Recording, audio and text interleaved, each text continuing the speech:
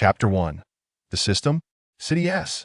In an old, dilapidated neighborhood, a security guard, with bleary eyes, gazes at the comings and goings of the residents from his post. The trash bins within the community have long been overflowing, and excess garbage lies piled beside them, while flies buzz incessantly. Chinbai peers through his window, observing the squalor, chaos, and disarray of the neighborhood. Sigh. The electricity, water, and gas bills at home are nearly depleted. And in just a few days, the credit card payment is due. Staring at the mere 2 yuan balance on his phone, Chinbai anxiously rakes his fingers through his hair. Had it been in the past, I would never have imagined that one day I would be troubled by such matters, Chinbai self-deprecatingly muses.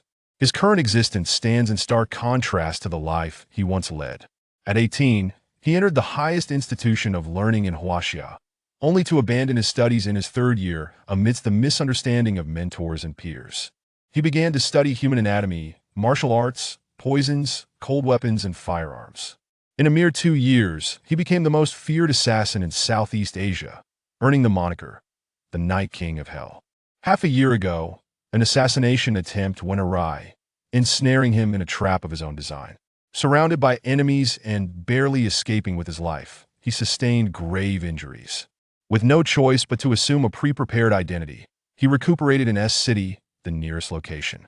Severely injured, yet unable to seek medical attention due to the risk of exposure, Chinbai utilized the knowledge he had acquired over the past 6 months to heal himself.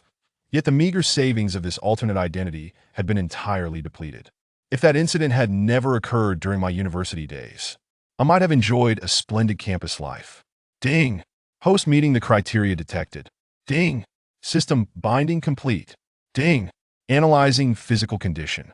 Who is speaking? The sudden voice within the room startled Chinbai. Ding! Host, you have bound to the strongest system across all realms. Ding! Activating system functionalities. A system? Is it the kind that allows one to grow stronger while lying down like in novels? All functionalities have been activated. Given that this is the host's first binding, there is one opportunity for a free answer. Ding! Host lacks sufficient authority to receive an answer. Then, let me rephrase my question. What benefits does binding you offer? Ding! The opportunity for a free answer has been exhausted. What a frustrating situation. Do not casually defame the system, there will be consequences. This is your first warning. Ding! Initiating first task. Host is being forcibly transported. Hey, wait! Chinbai's vision darkened, and he lost consciousness. Arriving at the destination, the host is being forcibly awakened. As Chinbai regains consciousness, he finds himself floating 2 meters above the ground. Bang! Ah! Dust plumes as Chinbai clambers to his feet, covered in dirt. Damn, where is this place? Before him lies a scene of woods, fallen leaves, grass, venomous insects, and wild beasts. Information has been sent to the host. Please read it carefully. Crimson text materializes before Chinbai's eyes. Half an hour later, having perused the information, Chinbai gains a rough understanding of his predicament. This is the Falling Star Mountain Range, a legendary site of celestial meteorite impacts, located 200 kilometers from the nearest city, Qingyang City. Removing his clothing, Chinbai notices a system imprint on his chest, a palm-sized, blood-red tattoo resembling a small sword. Concentrating his thoughts on the imprint, 5 options materialize in his mind. 1. Task. 2. Personal information. 3. Storage space. 4. Cultivation method. 5. Equipment. He opens the task panel. Main task. Reach Qingyang City within 2 days. Task reward. 1.5 attribute points. Failure incurs a deduction of 3 points. Closing the task panel, he opens the personal information section. Personal information. Name, Chinbai. Cultivation level. First stage 0.510. Strength 0.5. Speed 0.5. Stamina 0.5. Attack power 0.5. Defense power 0.5. Fortune 0.5. Beneath the fortune section, various values are listed, all uniformly at 0.5. The acquired attribute points can only be added to the cultivation level, causing all other attributes to rise to match it. Chinbai harbors a flicker of doubt should he fail the task and lose 3 points? Would his attributes not plummet into the negatives? Contemplating the unknown outcome, he decides to focus on completing the task. In this unfamiliar terrain, descending into negative attributes would surely lead to an unfavorable situation. Having read numerous system novels, wherein the intricacies of attribute allocation often left him perplexed, he finds his current system refreshingly straightforward. Simply add to the cultivation level. Closing the information panel, he clicks on the remaining 3 options: storage space, cultivation method, and equipment, all utterly vacant. With no further complaints, he adjusts his mindset and sets off in the direction indicated by the system. A day later, as Qinbai emerges from the falling star mountain range, his clothes are tattered from the thorns and vegetation within. Ah, finally out. He glances back at the mountains, releasing a long sigh of relief. Boss, someone has emerged from inside. Hey, you there, come over. 2 burly men dressed in black call out to Qinbai. Gazing at the glimmering blades in their hands, he steels himself and approaches. Kid, hand over anything valuable, and we might leave you with a whole corpse. Don't try any clever tricks, or you'll find yourself wishing for death. The black-clad man licks his lips, his callous demeanor sending a chill down Qinbai's spine. Gentlemen, I assure you, I possess nothing of value, Qinbai explains. Kid, those who come out of the Falling Star Mountain range typically say the same. My brother and I lack the skills to venture into the mountains, so we've resorted to this life of robbery and murder. Big brother, why waste words with this brat? Let's just kill him and take whatever he has. The speaking man steps forward, raising his sharp blade to strike. Ding! A temporary task has been issued. Temporary task. Survive for 10 minutes while being pursued by the 2. Task reward. 1 attribute point failure incurs a deduction of 2 points. Damn! Qinbai mutters under his breath upon seeing the temporary task. As the blade swings toward his neck, he rolls to the side just in time to evade the lethal strike. Grabbing a handful of dirt, he hurls it into the face of the assailant. Kid, you're asking for death. Qinbai scrambles to his feet and dashes back into the depths of the Falling Star Mountain range. Second brother, after him. Damn brat, if I catch you, we'll make sure you suffer 1,000 cuts. 5 minutes into his frantic escape, Qinbai finds himself gasping for breath. The 2 pursuers relentlessly close in capture would mean certain death. Relying on the route ingrained in his memory, he manages to maintain a slight edge in speed. Even with years of training, fatigue inevitably sets in, and the gap between them narrows. Sweat quickly drenches his clothes as he runs. Ha! Ha! Breathless, Qinbai recalls the glinting blade, his will to survive reaching its zenith. Damn! How can this kid run so fast? Huh! I'm dying here. Once I catch him, they'll make him suffer before letting him die. Casting aside all distractions, Qinbai's singular focus is on enduring for 10 minutes. Though uncertain of the significance of a single attribute point, he can only place his hope in the task reward provided by the system. His legs feel heavier with each step, and the world around him quiets as the 2 men close in. Just as they are about to overtake him, the system's prompt finally chimes in. Ding! 10 minutes completed, task accomplished. Ding! Task rewards have been distributed. Ding! Triggering temporary task 2. The host's resolute will to survive has granted an opportunity for escape. Please eliminate the 2 pursuers. Ding! Temporary task 2 reward. 1 growth type weapon and the activation of the Eye of Insight. Failure incurs a deduction of 2 points. As the task concludes, Qinbai quickly opens his personal information panel and allocates the reward attribute point. Name, Qinbai. Cultivation level, first stage 1.510. Strength, 1.5. Speed, 1.5. Stamina, 1.5. Attack power, 1.5. Defense power, 1.5. Fortune, 1.5. After allocating the points, a surge of strength floods his body, and his nearly depleted stamina is fully restored. Qinbai turns around to face the 2 men pursuing him, now armed with blades. Boss, why has this kid stopped? He's not running anymore? He must be exhausted. Let's finish him off. Something feels different about this kid compared to earlier. As a top-notch assassin, Qinbai's physical attributes were already exceptional. After this enhancement, his stats have effectively doubled. As the distance closes, The two men wielding long knives approach. One strikes toward his head, while the other aims for his legs. The swift blade of the knife appeared to slow down in the eyes of Qinbai. The speed that was once indistinct to my eyes now seems to move at a languid pace. This feeling of enhancement is truly exhilarating. His body, taut like a fully drawn bow, propelled his fist towards the chests of the two adversaries with all his might. Boom! The attack arrived before its origin, sending the two men sprawling as if they were mere ragdolls. Clang! The long swords, released from their grasp after the assault, spun through the air. Qinbai advanced, casually seizing one of the swords. Swish! Swish! The sound of the blade slicing through the air resonated, and blood splattered across Qinbai's face. The two burly men, even in death, could not comprehend why Qinbai, who had seemed like a lamb to the slaughter moments earlier, had suddenly transformed into a lion capable of tearing men apart. Ding! Temporary Task 2 completed. Task rewards have been issued. The Eye of Insight has been activated. Chapter 2. Murder in the Streets. In the brief span of time it took to slay two men, Qinbai felt no discomfort whatsoever. In his 2-year career as an assassin, he had witnessed scenes far more brutal than this. Glancing at the description of the Eye of Insight, he quickly grasped its function.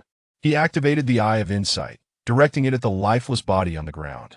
Name: Black Whirlwind. Cultivation level: First stage 0.610. Strength: 0.7. Speed: 0.4. Stamina: 0.5. Attack power: 0.8. Defense power: 0.6. Fortune: 0.1. With the Eye of Insight, one could attain a state of knowing both oneself and one's adversaries. Even the most skilled disguises could be unveiled. Furthermore, the Eye of Insight was not limited to human subjects. It could also discern the true nature of rare treasures. This function is simply extraordinary, Qinbai exclaimed. He retrieved a square box from his equipment inventory. Qinbai gazed at the box in confusion. Is this the growth-type weapon? Just a box? At the box's seal, a strip of tape secured it tightly shut. Must I open it? Upon tearing away the tape, the lid of the box sprang open automatically. A beam of light emanated from within, revealing an array of diverse weapons. Swords, blades, long spears, meteor hammers, tridents. Without hesitation, Qinbai chose a long blade. He reached into the light and grasped the blade, extracting it from its luminous confines. Killing blade: First stage 1.510. Attack power: 1.5. Description: a blade forged for slaughter. Once, countless beings trembled before this lethal weapon. To unlock its full secrets, one must possess greater strength. Ding! The system has forcibly bound the killing blade to the host. Ding! This binding cannot be undone. Ding! The attributes of the killing blade are now shared with the host's cultivation level. Force binding? Irrevocable? What does this mean? Perhaps all growth-type weapons operate this way. Unable to fathom it further, Qinbai decided to set aside his thoughts.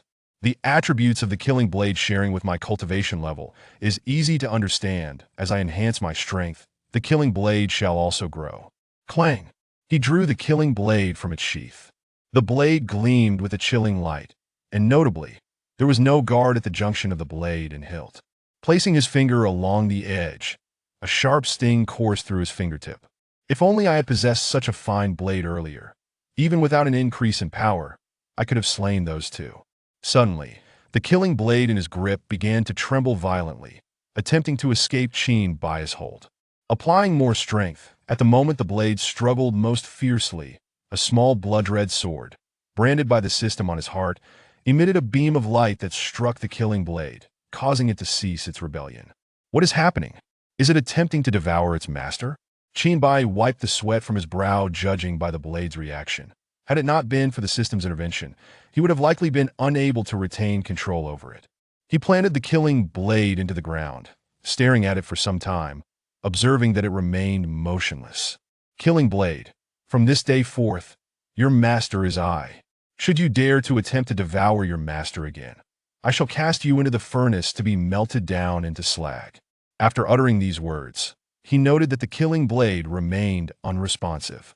He withdrew it from the ground and set off towards Xinjiang City. Half a day later, Qingyang City, a metropolis with a population of millions. As he gazed upon the sprawling, ancient city, Qin Bai was overwhelmed with awe. All around him, the earth was a dark red hue, and the bricks of the city had become mottled with the passage of time. Upon closer inspection, one could faintly discern various marks on the city walls, remnants of weapon strikes. Kneeling down, he dug into the surface with his bare hands, unearthing over 3 feet of soil. The dirt was dark red, deepening to a blackish red as he excavated further. How many lives must have been lost, how much blood spilled, for this land to be transformed in such a manner? From the sights outside the city, it was evident that this locale was anything but secure. Rather, it could be exceedingly perilous. Ding! Main quest completed. Task rewards have been issued. Upon entering the city gate, the system's notification chimed. He opened his personal information panel and allocated the 1.5 attribute points from the task rewards to his cultivation level. Name, Qinbai. Cultivation level, first stage 310. Strength 3. Speed 3. Stamina 3. Attack power 3. Defense power 3. Fortune 3. Killing blade first stage 310. Attack power 3. With all aspects of his physical attributes doubled. While Qin Bai was experiencing the transformation within his body, 2 voices reached his ears. Boss, this is the brat who killed Black Whirlwind and his men. Hey, you there, kid? Come over here. Upon hearing the mention of Black Whirlwind and this familiar opening line, Qin Bai instantly understood the situation. He was no longer the unarmed lamb at the mercy of predators, as he had been upon his exit from the Falling Star Mountains. He halted his steps, turning towards the source of the voices. 2 figures approached, led by a youth with a hawk-like nose and sunken eyes. Are you the one who killed my men from the Jilong gang? The speaker was a boy standing next to the hawk-nosed youth, who, when addressing his companion, adopted a subservient demeanor, but assumed a condescending attitude towards Qin Bai. Ding! Main Quest 2. Annihilate the Jilong gang. Task rewards. Second stage killing blade technique, 5 attribute points. Failure results in a deduction of 1 attribute point. Ding! Side quest. Eliminate all hall masters of the Jilong Gang 07. Task rewards. 1 attribute point for each hall master killed, with an additional bonus of 3 attribute points for complete extermination.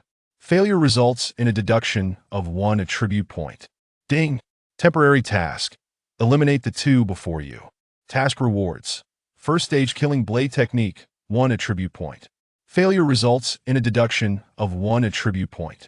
There were 3 tasks in total. Failure in any would result in the loss of an attribute point. Qin Bai was resolute in ensuring that the tasks would not fail. He understood well what failure would entail in this scenario. Hey, I'm talking to you. Did you hear me? Now kneel down and admit your mistakes. Then bind your hands and feet and come with us. Seeing that Qin Bai remained unresponsive, the boy felt his face grow hot with embarrassment. He stepped forward, brandishing a dagger towards Qin Bai's eyes. Watch out! The hawk-nosed youth shouted. Are you finished? If not, then go to hell, Qin Bai said, a bloodthirsty smile curling at the corners of his mouth. Clang! The killing blade was drawn. Swish! Sizzle! Before the boy could react, the killing blade sliced diagonally across his torso, cleaving him in 2. Ah! A wail of agony escaped the boy's lips. You are seeking death. The hawk-nosed youth drew a flexible sword from his waist, the weapon darting towards Qin Bai like a serpent. Qin Bai sidestepped the attack, delivering a powerful kick to the hawk-nosed youth's abdomen, sending him flying more than 2 meters away. Cough! Cough! With a foundation cultivation level, I wondered how you dared to kill my men from the Jilong gang. The hawk-nosed youth gasped as he struggled to rise. Without wasting a moment, Qin Bai charged at the hawk-nosed youth, wielding the killing blade. Clang! Clang! Clang! The killing blade and the flexible sword clashed dozens of times, as the hawk-nosed youth fought desperately to parry. Crack! The first fissure appeared in the flexible sword. Impossible! This is a foundation-level weapon. It cannot break. The hawk-nosed youth cried out in astonishment. Crack! Crack! Bang! The flexible sword was severed by the killing blade. Swish! Devoid of any means to defend himself, the sharp blade plunged into the hawk-nosed youth's heart, and with a flick of his wrist, Qin Bai shattered the heart within. Without a second glance at the lifeless forms on the ground, Qin Bai continued his journey deeper into the city. Ding! Temporary task completed. Task rewards have been issued. Ding! The side quest to eliminate all Hall Masters has achieved 17 kills. Task rewards have been issued. As Qin Bai departed, individuals swiftly removed the two corpses from the ground. The residents of the city were long accustomed to the daily occurrence of life and death battles, merely observing the spectacle before returning to their own affairs. Reflecting upon the hawk-nosed Yu's mention of Foundation, Qin Bai inquired of the system. System, is Foundation the term used in this world to refer to the first stage? Affirmative. Ding. To facilitate the host's understanding of the local power structure in various worlds, the system has activated cultivation annotations. Please check your personal information panel. Opening his personal information panel, he allocated the 2 attribute points from the task rewards to his cultivation level. Name, Qin Bai Cultivation. First stage mid-foundation 510. Strength 5. Speed 5. Stamina 5. Attack power 5. Defense power 5. Fortune 5. Killing Blade first stage 510. Attack power 5. Chapter 3. The Pursuit opening the martial arts panel. The Killing Blade technique first level 510. Attack power 5. Description. This formidable technique, once renowned across the realms, was forged in unison with the Killing Edge. Specifically designed for slaughter. When your cultivation reaches a sufficient height, someone will share its backstory with you. Ding. The attributes of the Killing Blade technique have been shared with the host's cultivation, having taken lives. Qin Bai appeared to wander aimlessly within Qingyang City, yet he remained acutely aware of the tail that trailed behind him. Passive waiting was not a prudent choice at this juncture. Qin Bai resolved to take the initiative. In an alleyway, a slender young man with beady rat-like eyes was currently being forcefully pressed against the wall by Qin Bai. Tell me everything about the 9 Dragons gang. Cough. Stop, I will tell you. The youth, his face smeared with blood and fear, pleaded. Qin Bai, keeping the young man's words in mind, pressed his head harder against the wall. Bang! This time, Qin Bai's strength was significantly greater, and the youth let out a shriek before losing consciousness. Upon reviving the youth, Qin Bai coldly regarded him and commanded, "Repeat what you just said." After several iterations, he finally extracted precise and complete intelligence from the youth. The 9 Dragons gang, a second-rate faction in Qingyang City. The gang leader broke through to the Foundation establishment stage 6 months ago and currently possesses early Golden Core cultivation. There are 7 Hall Masters under him, the Grand Hall Master being the strongest with late Foundation establishment cultivation. The deceased with the hooked nose was the weakest, only at early Foundation establishment, while the remaining Hall Masters are all at mid-Foundation establishment. By the time Qin Bai departed, the youth was left gasping for breath. At the 9 Dragons gang's stronghold, crash! A teacup shattered on the ground as the gang leader remarked darkly, "Old 7 was killed on the street. This is a provocation against the 9 Dragons gang. Spread the word. Anyone who kills this person will be rewarded with 500 low-grade spirit stones." Yes, gang leader. In a courtyard within Qingyang City, Qin Bai approached the tightly shut gate and kicked it open. With a resounding bang, the gate flew wide. Inside, a young man with an exposed torso was receiving a report from his subordinates. Upon seeing Qin Bai enter, the young man's pupils constricted. "It's you. It is I. Are you the 6th Hall Master of the 9 Dragons gang? Indeed, that it seems fortune has led you to my doorstep. I didn't expect you to dare come here. Let's see." The 6th Hall Master spoke with a hint of excitement. Clang! Qin Bai swiftly closed the distance, drawing the Killing Edge. Swish! The razor-sharp blade sliced through the 6th Hall Master's neck before he even had time to react. Blood sprayed forth as his head flew into the air. Too much chatter, Qin Bai assessed inwardly. Ding! The side quest to eliminate all Hall Masters has been completed. 27. Task rewards have been distributed. Attribute points have been added to cultivation as Qin Bai turned to leave the courtyard. At the entrance of a brothel, Qin Bai strode inside. "Hey, handsome, care to have some fun? Choose me, and you won't regret it." A bold courtesan tossed flirtatious glances at him, while others deliberately pressed close. "Get lost," Qin Bai replied, his tone laced with menace. Clang! He unsheathed the Killing Edge and headed straight for the 3rd floor, which was not open to the public. Swish! Swish! He cleaved through the locked door, revealing a man and woman entwined. Unclothed, a scream erupted from the woman, echoing from the 3rd floor to the 1st. "Who are you?" Do we have a grudge? The man asked calmly. The fourth hall master of the Nine Dragons gang? That would be me. May I ask who you are? The one here to kill you. For more questions, seek answers in hell. Qin Bai's voice was icy. Clang, clang. The room became a flurry of blades and shadows. After several exchanges, both combatants lay dead within the chamber. Ding. The side quest to eliminate all hall masters has been completed. 37 task rewards have been distributed. As Qin Bai descended the stairs, the usual hired muscle of the brothel surrounded him. Do you think your ragtag group can stand in my way? Qin Bai stepped forward, the blade slicing through the nearest thug. Blood gushed from the thug's throat like a fountain. Swish. The blade pierced another thug's heart. The wrist flicking as the heart was instantly pulverized. Qin Bai moved through them like a tiger among sheep, dispatching them with effortless ease. Within minutes, every thug present lay slain. The Qingyang City Casino. Qin Bai, drenched in blood and wielding his blade, entered, instantly drawing the attention of the patrons. Who is this guy? He walks in all bloodied. Is he here to cause trouble? Such questions circulated among the onlookers. Before long, a cadre of thugs emerged, their expressions menacing as they surrounded Qin Bai. Qin Bai addressed the thugs. If you disperse now, you may live. If not, you will all die here today. The thugs exchanged glances.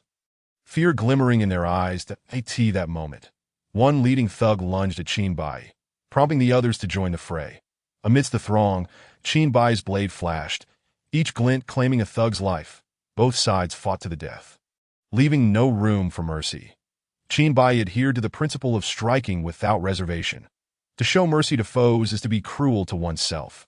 As an assassin, he understood this truth all too well. At the Nine Dragons gang's stronghold, report. The sixth hall master has been slain. Report. The fourth hall master has been slain. Report. The second hall master has been slain.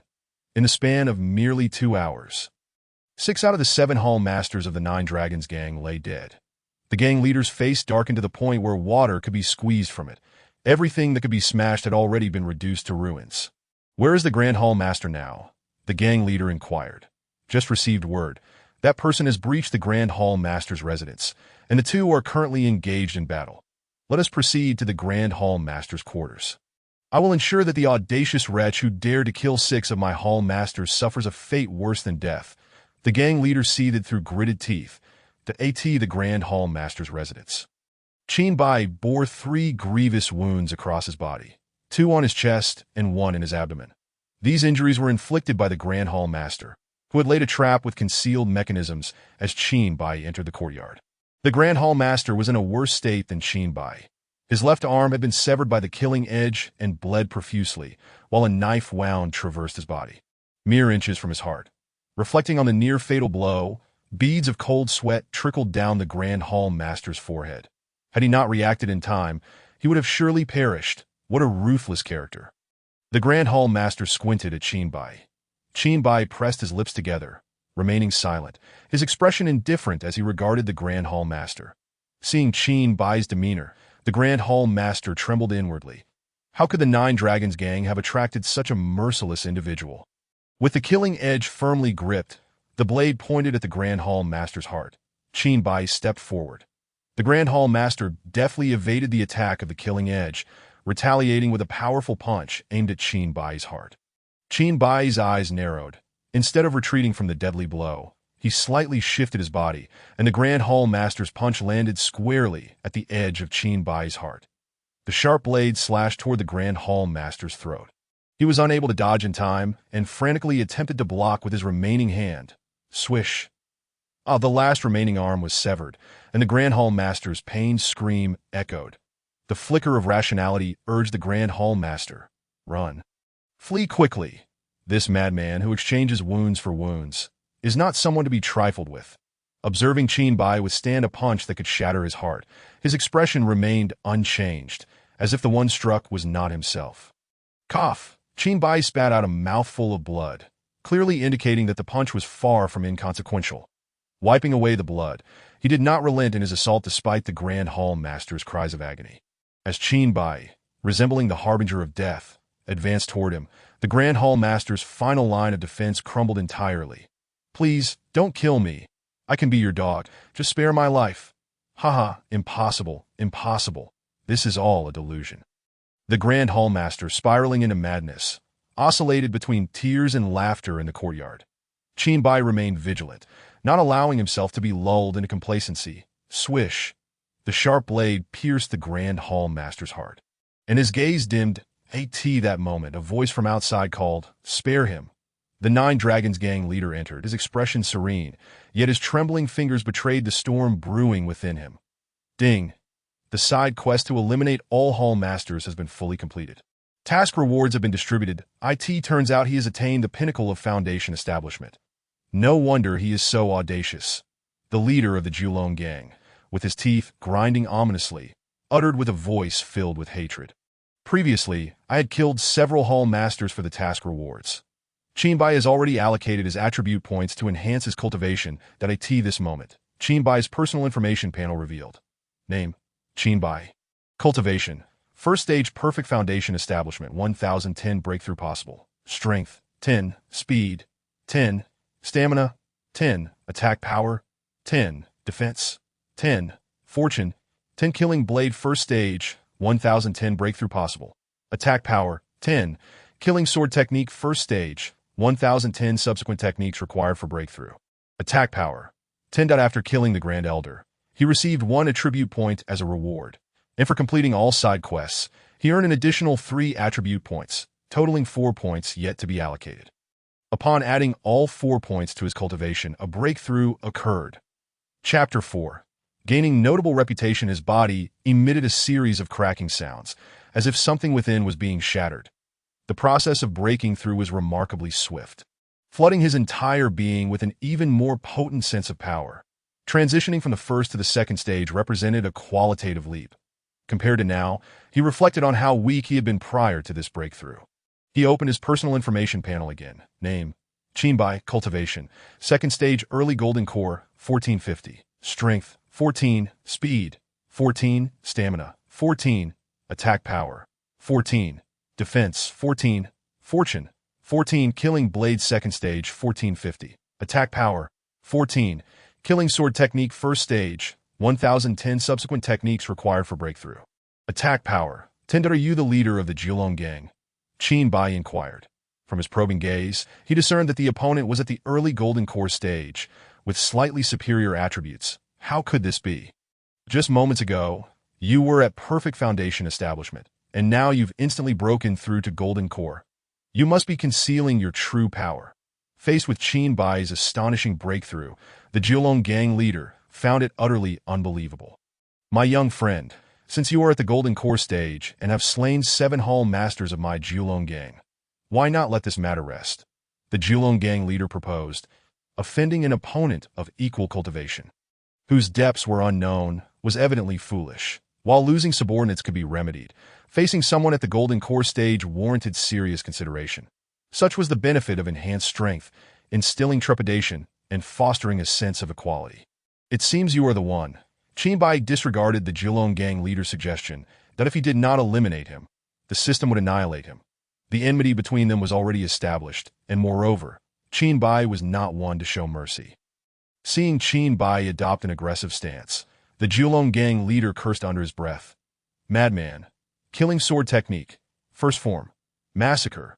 Qinbai wielded the killing blade, which vibrated at high speed, emanating a chilling light as it quivered, revealing an aura of malevolence and bloodlust. This was Qinbai's inaugural execution of the killing sword technique. Previously, the Hall Masters of the Julong gang had appeared too weak, so weak that he could easily slay them without employing the technique. The Julong gang leader's pupils constricted. This blade, this technique, dangerous, unmatchable. At that moment, an overwhelming sense of peril radiated from Qinbai. The Julong gang leader sensed that should he confront this strike head-on, he would surely suffer grave injury or even death. Without hesitation, he turned to flee. His escape was swift, but Qinbai's pursuit was even swifter. After his breakthrough, Qinbai's speed had drastically increased, and in the blink of an eye, he was upon the Julong gang leader. What kind of monster is this? How can he be so fast? Realizing escape was futile, the Julong gang leader conjured a long sword out of thin air and turned to face him. Steeling himself for battle, Qin Bai brought his long blade down in a powerful strike, while the Julong gang leader raised his sword in defense, bracing for impact. Clang. The clash of blade and sword resonated violently. The immense force transmitted through the sword rendered the Julong gang leader's entire arm numb in an instant. What tremendous strength! He gritted his teeth, struggling to withstand the onslaught. Crack, crack! The cobblestone ground beneath the Julong gang leader's feet began to fracture. Little by little, boom! The tremendous force emanating from him caused the cobblestones to shatter, scattering debris throughout the courtyard. Slash! Qin Bai shouted, intensifying the force of his strike by another third. Da-da! Beads of sweat formed densely on the Julong gang leader's forehead. What kind of monster is this? Fast, strong, and even possesses tremendous endurance. What the Julong gang leader failed to realize was that under the system's enhancement, Qin Bai's attributes were remarkably balanced. He was a creature devoid of weaknesses, capable of reaching the pinnacle in attack power, defense, speed, and endurance. Snap! The sound of the sword breaking echoed, sending a shiver down the Julong gang leader's spine. That I end such a life-and-death moment. The shattering of his weapon was akin to a death sentence. How can my weapon be so inferior? I concede. I concede. I will give you all my wealth. Spare my life. The Julong gang leader pleaded. Qin Bai remained silent, exerting no less pressure in his grip. If you kill me, the Tang family of Qingyang City will not let you go, the Julong gang leader urged in desperation. The sword held by the Julong gang leader continued to splinter under the strain. Crack, crack, bang! The blade shattered completely. Swoosh! The sound of the killing blade slicing through flesh resonated as the Julong gang leader was cleaved in two with a long exhale. Qin Bai released a breath of relief. Ding!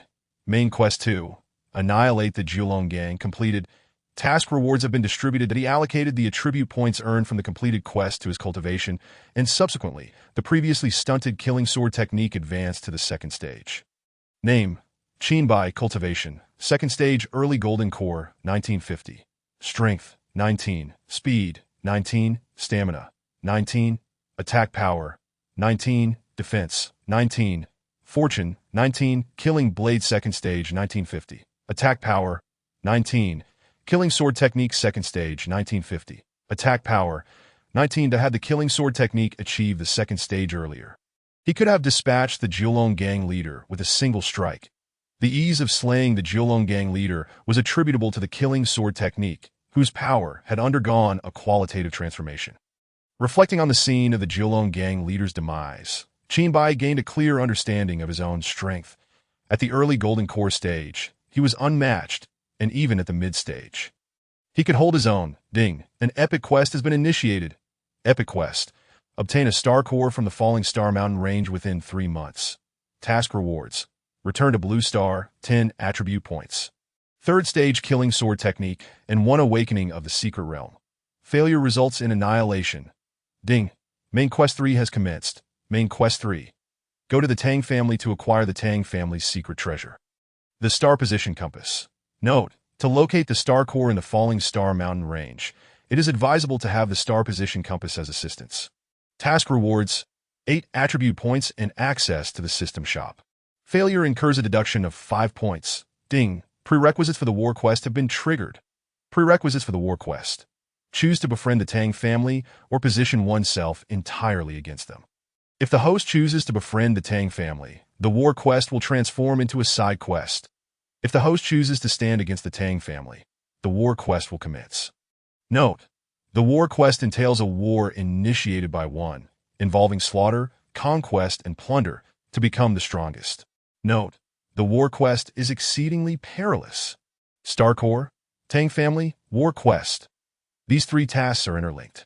To obtain the Star Core, one must first acquire the Tang family's Star Position Compass.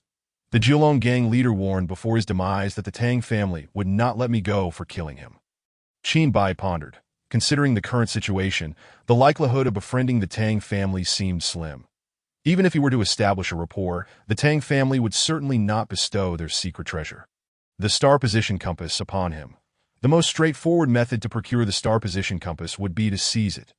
Thus, forming an alliance with the Tang family would be a futile endeavor. What remained uncertain was the degree of danger that would arise from opposing the Tang family once the war quest commenced. Coming to a resolution, Qinbai removed a ring from the right hand's ring finger of the Julong gang leader. The weapon that had materialized earlier was stored within this spatial ring. After his breakthrough to the second stage, his thoughts coalesced into divine intent that he probed into the spatial ring, discovering an interior space of approximately 1 cubic meter. He extracted all the items within, various trinkets, a cache of spirit stones, and a token. Disposing of the trinkets, he found over 2,000 low-grade spirit stones, which he transferred into the system's storage space. The token bore a prominent character, Tang, suggesting it was likely a symbol of the strength cultivated in secret by the Tang family. Clang! The blade sliced through, cleaving the token inscribed with the character Tang into 2 halves, signifying a definitive stance of enmity. Qinbai employed this manner to convey his attitude towards the Tang family. Within the bustling tavern, Qinbai occupied a table on the second floor, near the window, laden with an array of dishes. Ever since his arrival at the Falling Star Mountain Range, he had yet to indulge in a proper meal. Whispers of the destruction of the Julong gang spread like wildfire, making it the predominant topic among the patrons. Have you heard? The Julong gang provoked someone they shouldn't have. From the leader to the 7 hall masters, none escaped. All were slain within a day. Is it that insignificant Julong gang? I heard their leader recently broke through to the Golden Core stage. How could he possibly be killed, since the Julong gang leader achieved the Golden Core stage? His subordinates have become increasingly arrogant. They've clearly run into a formidable opponent this time that in my view, the one who took action is no ordinary person. The Julong gang is finished that I just passed by the Julong gang's headquarters, and their members were preparing to flee with whatever valuables they could carry that in the Tang family's internal meeting in Qingyang City. The family patriarch, Tang Jintian, was rumored to have surpassed the nascent soul stage 300 years ago when their ancestor discovered the celestial compass and learned of a star core hidden within the Falling Star Mountain Range. Harnessing the power of this star core could elevate the Tang family to the pinnacle of the aristocracy. With only 3 months remaining before the emergence of the star core, the stakes had never been higher. Any potential threats to their century-long ambitions must be eradicated. After delivering his address, Tang Jintian paused and inquired of the second elder, responsible for family intelligence. Do we have any recent updates? The second elder responded. Reporting to the patriarch, no significant events have transpired, save for the annihilation of a minor gang we were secretly nurturing, with their leadership wiped out in a single day. Tang Jintian did not even flinch. Such trivial matters were beneath his concern that he replied dismissively. Have we identified the culprit? An outsider whose cultivation appears to be at the early Golden Core stage, the second elder elucidated. Then eliminate him. He is merely an insignificant foreigner, Tang Jintian ordered indifferently. Understood. Chapter 5. The war begins. As Qinbai dined at the tavern, he listened to the surrounding patrons' conversations. Suddenly, a group ascended the staircase to the second floor. They scanned the room before making their way directly to him. With a resounding crash, a smooth, bisected token marked with Tang was forcefully slammed onto the table. You did this, didn't you? The young leader declared, towering over him. Qinbai set down his chopsticks and looked up at the 5 men. Before he could speak, one of the sycophants behind the young man interjected, 6th young master, such scum should be captured and taken back to the family for punishment. The 6th young master nodded, raising his hand, and the 4 subordinates surrounded Qinbai. The curious patrons whispered amongst themselves, speculating about the identity of the unfortunate soul entangled with the infamous scion of the Tang family. Who is he, to provoke the most notorious rake of the Tang family? I recall the last time the 6th young master publicly harassed the Wang family's prize jewel, after which the Tang patriarch personally apologized to the Wang family. I heard he was confined for that incident. He must have just been released to cause trouble again. Assessing the 4 men encircling him, Qinbai noted 2 at the Foundation establishment stage and 2 at the early Golden Core stage, while the 6th young master himself had reached the mid-Golden Core stage. You Tang family arrived sooner than I anticipated. I've been waiting for you, Qinbai remarked slowly. Boy, surrender and come with us to avoid unnecessary suffering. If you resist, then before he could finish, a glinting blade was drawn, its edge slicing through the throats of the 4 assailants in a swift motion. Clang! 2 early Golden Core members managed to react in time, drawing their weapons to parry Qinbai's assault. However, the 2 at the Foundation establishment stage were not so fortunate, blood gushing from their severed necks like a fountain. How dare you kill in front of me? The sixth young master exclaimed, astonished and enraged, calm as still water. Qin Bai fixed his gaze upon the young man. Thud, thud. The sixth young master felt an inexplicable chill as Qin Bai's stare pierced through him. Reminded of his own ascension to mid-golden core thanks to his father's elixirs, he forced himself to maintain a fierce demeanor, declaring, "Today marks your end."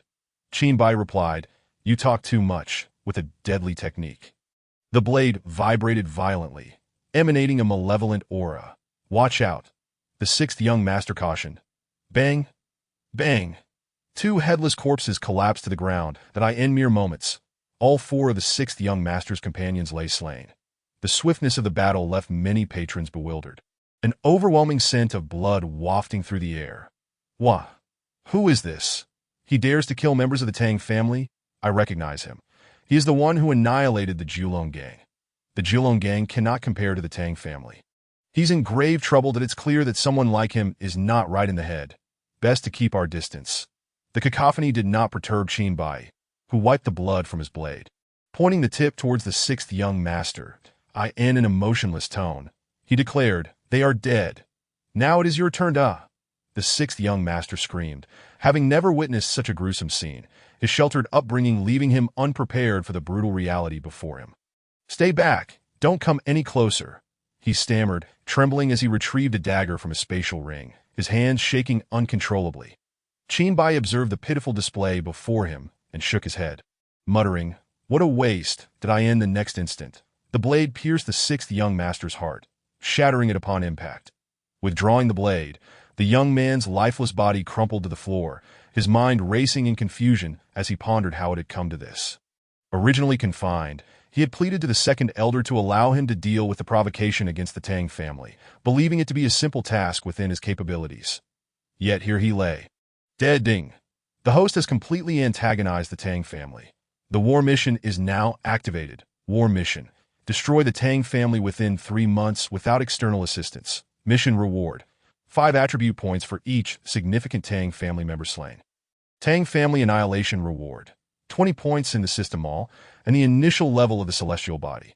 Note, a war waged by one against many. Instill fear in your enemies. Qin Bai surveyed the room. The patrons averted their gazes, and he departed without further comment. The waiter, head downcast, appeared visibly uncomfortable as he glanced at the floor. "How much for the meal?" Qin Bai approached. "W?" The waiter stammered, startled by Qin Bai's approach. "How much for this meal?" "F5 low-grade spirit stones," the waiter mumbled. Fortunately, after Qin Bai's ascension in power, his hearing had also improved. Otherwise, he might have missed the response, extracting 5 spirit stones from his storage space. He handed them to the waiter and exited the tavern. Phew. Once Qin Bai left, all the patrons exhaled a collective sigh of relief. They were well aware that this man was no ordinary foe. The events that had unfolded on the second floor were fresh in their minds, and none wished to provoke the one who dared to slay the 6th young master of the Tang family. This madman actually killed the 6th young master. I bet he won't survive till morning. Tomorrow, I doubt he'll last even an hour. The waiter stuttered to the tavern owner. "What do we do about the incident upstairs?" The owner appeared overwhelmed, grappling with the gravity of the situation. Tang 6 was dead, and they had no means to apprehend the murderer. Slap.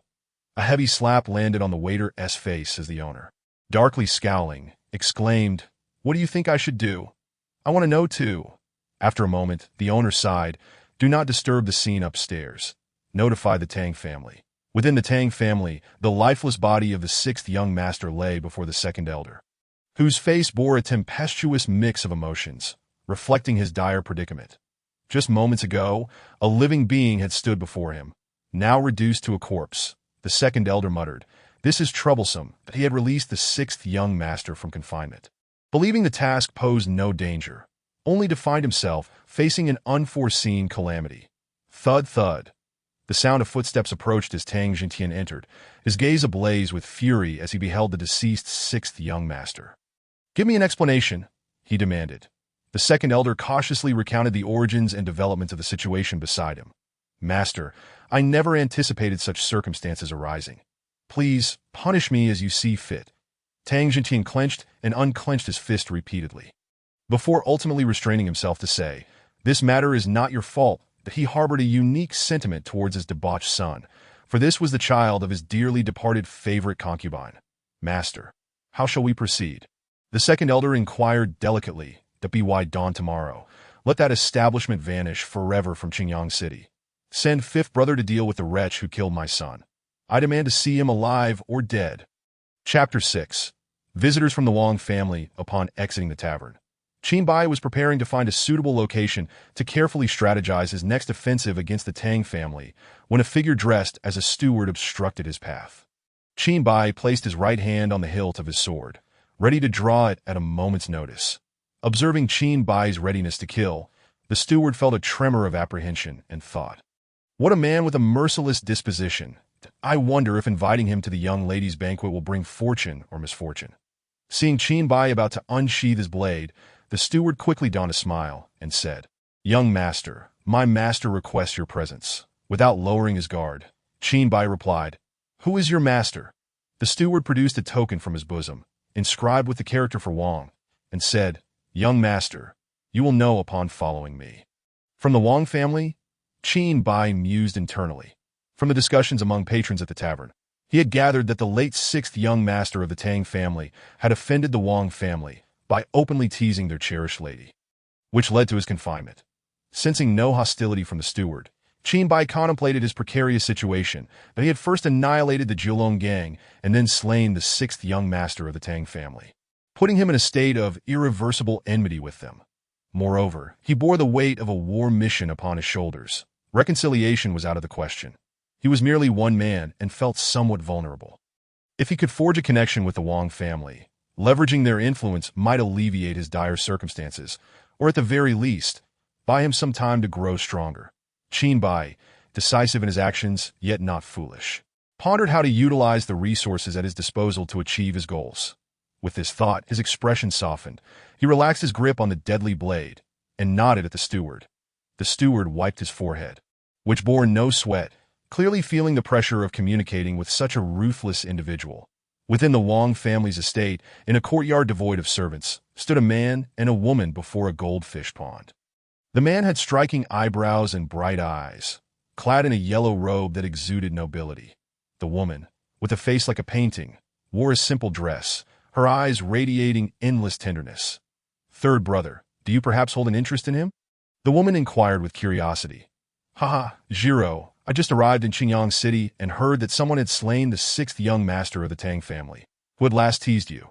Naturally, I must see what manner of person has such audacity to offend the Tang family." The man replied with a smile. That as they conversed, the steward entered from outside. "Miss, the guest has arrived and is waiting outside," he said respectfully. Upon hearing this, Wang Jiro reproached the steward lightly. "Then why do you not invite him in? If word gets out that the Wang family treats guests this way, we will be the subject of ridicule." "Miss, I shall do so at once." That moment, Qin Bai was wandering within the Wang family residence. A sprawling estate that showcased opulence and grandeur. He mused that if this were Blue Star, it would undoubtedly rank among the top aristocratic families. Apologies for keeping you waiting. Young master, please do not take offense," the steward said, hurrying over, slightly out of breath. "Not at all," Qin Bai replied nonchalantly. Each noble family possesses its own set of hospitality customs, and one must naturally respect the rules of another's territory. Following the steward, Qin Bai arrived at the courtyard where Wang Jiro awaited. Upon seeing him, Wang Jiro smiled and said, "I am Wang Jiro, and this is our first meeting, so I beg your pardon for any neglect. May I inquire your name?"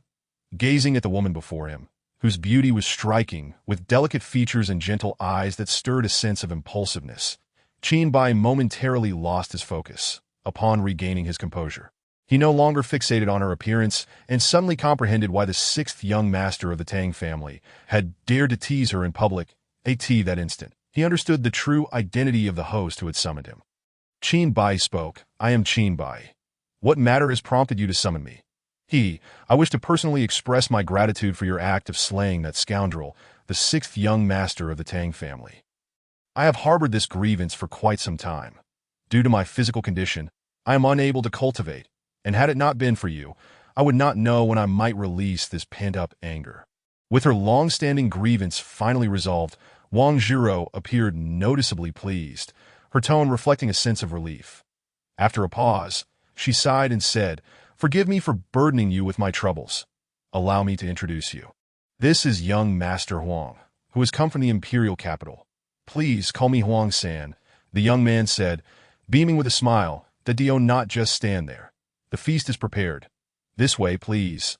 The trio proceeded to a pavilion adorned with a variety of delicacies. As they took their seats, Huang-san spoke first. "Young Master Qin, you have certainly provoked the ire of the Tang family. What are your plans moving forward?" Qin Bai responded with calm composure. "When soldiers arrive, we shall engage them. When water comes, we shall bury it." "Ha ha, such bravado. I raise my cup to you, Brother Qin." Huang-san lifted his cup and downed it in one gulp. "Let us not linger in conversation. Let us eat. This is a rare delicacy from the Falling Star Mountains outside Qingyang City." Wang Zhiro said that as the meal progressed, the atmosphere was lively, with Huang-san and Wang Zhiro doing most of the talking. While Qin Bai, a newcomer, gleaned much useful information from their discourse that in Qingyang City, three major forces were intricately intertwined in their control. The foremost was the city lord's authority, wielding absolute influence in Qingyang City. Next was the Wang family, who had resided in Qingyang City for generations and seemed to maintain close ties with the imperial capital. Even the city lord had to approach them with caution. Lastly was the Tang family, which had abruptly migrated from the imperial capital 300 years prior, seemingly in search of something. After their meal, Huang-san and Wang Zhiro personally escorted Qin Bai to the entrance of the Wang residence. Wang Zhiro produced a small box from her garments and handed it to Qin Bai, saying, "I possess little of value, but here are 500 mid-grade spirit stones. Please accept them, young master. You must be wary of the Tang family's retribution." Qin Bai hesitated before accepting the box, glancing at Wang Zhiro. Seeing her unwavering stance, he finally took it and said, "Thank you." At that moment, Huang-san produced a jade token shaped like a dragon and handed it to Qin Bai, saying, "If one day you find yourself in a life-or-death situation, this token may save your life." Qin Bai looked at the jade token, puzzled, and asked, "Why do you wish to assist me?" Huang-san chuckled. "Who knows, perhaps one day I may also require your help, Brother Qin."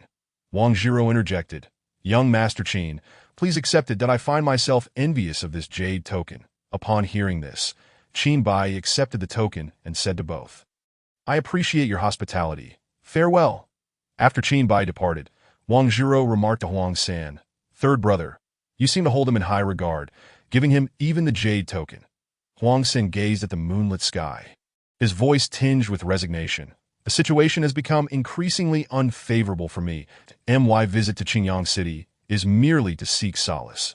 Remaining at the center of that vortex for too long would drive one mad. Should he prove to be of assistance to me in the future, what is a mere jade token? My judgment of character is sound. If he survives, Qingyang City cannot contain him. What I said earlier is of little consequence. The most significant reason for my support is that he avenged Zhiro. This is why I choose to aid him." Upon finishing, Huang-san turned to Wang Zhiro and said gently, "It is cold outside. Let us return." "Fifth Master, he has come out." Has he emerged?" A middle-aged man with bleary eyes wiped the drool from his mouth, appearing still half asleep. Stretching his limbs, the burly man said, "This brat has kept me waiting for a long time. From afternoon until evening. Daring to kill a member of the Tang family, he should prepare to face his demise." "Fifth Master, this fellow only just left the Wang residence. It is possible that the Wang family is behind this incident." "The Wang family? What of them?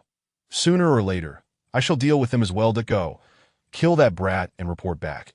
After leaving the Wang residence, Qin Bai remained vigilant. He did not trust that the Tang family would let him go easily. And sure enough, just 2 streets later, he found himself surrounded. "Brat, prepare to die." Fifth Master Tang brandished a mountain-splitting axe, launching his assault from an elevated position. Chapter 7. Bloodshed in the Rainy Night Clang. In an instant, Qin Bai drew his blade, positioning it defensively in front of him. Clang! A tremendous force surged through the blade, causing Qin Bai to stagger back 2 steps, dissipating most of the impact. Activating his eye of investigation, he discerned that all 8 adversaries were at the golden core stage. 4 in the early phase, 3 in the mid-phase, and 1 in the late phase. The Tang family had evidently dispatched such a formidable lineup with the intent to annihilate him in one decisive strike. "Hey kid, You seem quite resilient, Tang Wuya declared with confidence that a mere early-stage golden core. Let's see how you manage to escape our encirclement. Escape? Why would I flee? A bloodthirsty smile flickered across Qin Bai's lips as he regarded Tang Wuya. Boom! Suddenly, thunder rumbled overhead, and raindrops began to fall, swiftly transforming into a torrential downpour. Second style of the killing blade technique, annihilation. The second style of the killing blade technique was a group attack. And since it had advanced to the second tier, Qin Bai had yet to find an opportune moment to wield it. The blade shimmered with a cold light in the rain-soaked night, slicing through the air like a waning moon towards Qin Bai. This technique enveloped all 8 opponents within the shadow of the crescent blade. Clang, clang, clang. The sound of weapons clashing echoed through the darkness. Crack! First, Qin Bai announced, an early-stage golden core's weapon was brutally severed, the blade mercilessly slicing through its bearer's head. Swoosh! Another mid-stage golden core, caught off guard, had his arm holding the weapon cleanly severed in a panic. Cold sweat instantly drenched him, and his agonized screams sent shivers down the spine of any who heard it. No swoosh. Yet another early-stage golden core fell victim to Qin Bai's relentless assault, the killing blade piercing through his defenses and plunging into his heart. The blade vibrating violently as it shattered the organ. Second, Qin Bai spoke with an emotionless tone. Clang, deflecting the weapon of an early-stage golden core before him, the killing blade sliced diagonally downwards, cleaving the opponent's body in two. Third, clang, clang. After a single onslaught, 3 of the 8 golden core opponents lay dead, 1 severely wounded, and excluding Tang Wuya, the remaining 3 bore their own injuries. Kid, I will ensure your demise. Tang Wuya seethed, rage igniting within him as he beheld the 3 lifeless bodies. His mountain-cleaving axe descended heavily towards Qin Bai. This time, however, Qin Bai opted not to clash head-on, skillfully deflecting the axe before launching a second wave of assault against the 4 surviving foes. Kid, a true man faces his foes head-on. Don't run. Tang Wuya shouted in exasperation. Qin Bai coldly regarded Tang Wuya, uttering 2 words. Fool. You. Ah, kid, I swear not to be human if I don't kill you. Tang Wuya's furious voice echoed throughout the street. Killing blade technique. Slaughter. The killing blade vibrated at high speed, and Qin Bai's first target was the gravely wounded mid-stage golden core. Clang. The mid-stage golden core barely managed to block the attack. But upon witnessing Qin Bai, who resembled a demon, his mental defenses crumbled, and he cried out in terror, Wuya, save me, save. But before he could finish, his head fell to the ground. Qin Bai turned to Tang Wuya, mocking him. Fourth? Ah, despicable, despicable. Speed was not Tang Wuya's forte. On the contrary, it was his Achilles heel, leaving him powerless to stop Qin Bai as he mercilessly dispatched his foes. Killing blade technique. Annihilation. The crescent-like blade enveloped the 3 remaining adversaries before Qin Bai. I refuse to accept this. Swoosh. Fifth. The blade swept through, blood gushing forth from the throat like a fountain. But don't come any closer. Swoosh. Sixth. The killing blade pierced the heart of its target, the blade trembling as it obliterated the organ within. Wuya, save me. Don't kill me. Swoosh. Seventh. With the last of his foes vanquished, Qin Bai flicked the blood from his blade and turned to point the tip directly at Tang Wuya.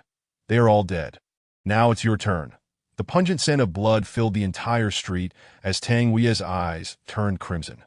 Kid, I will make you suffer until death. Clang.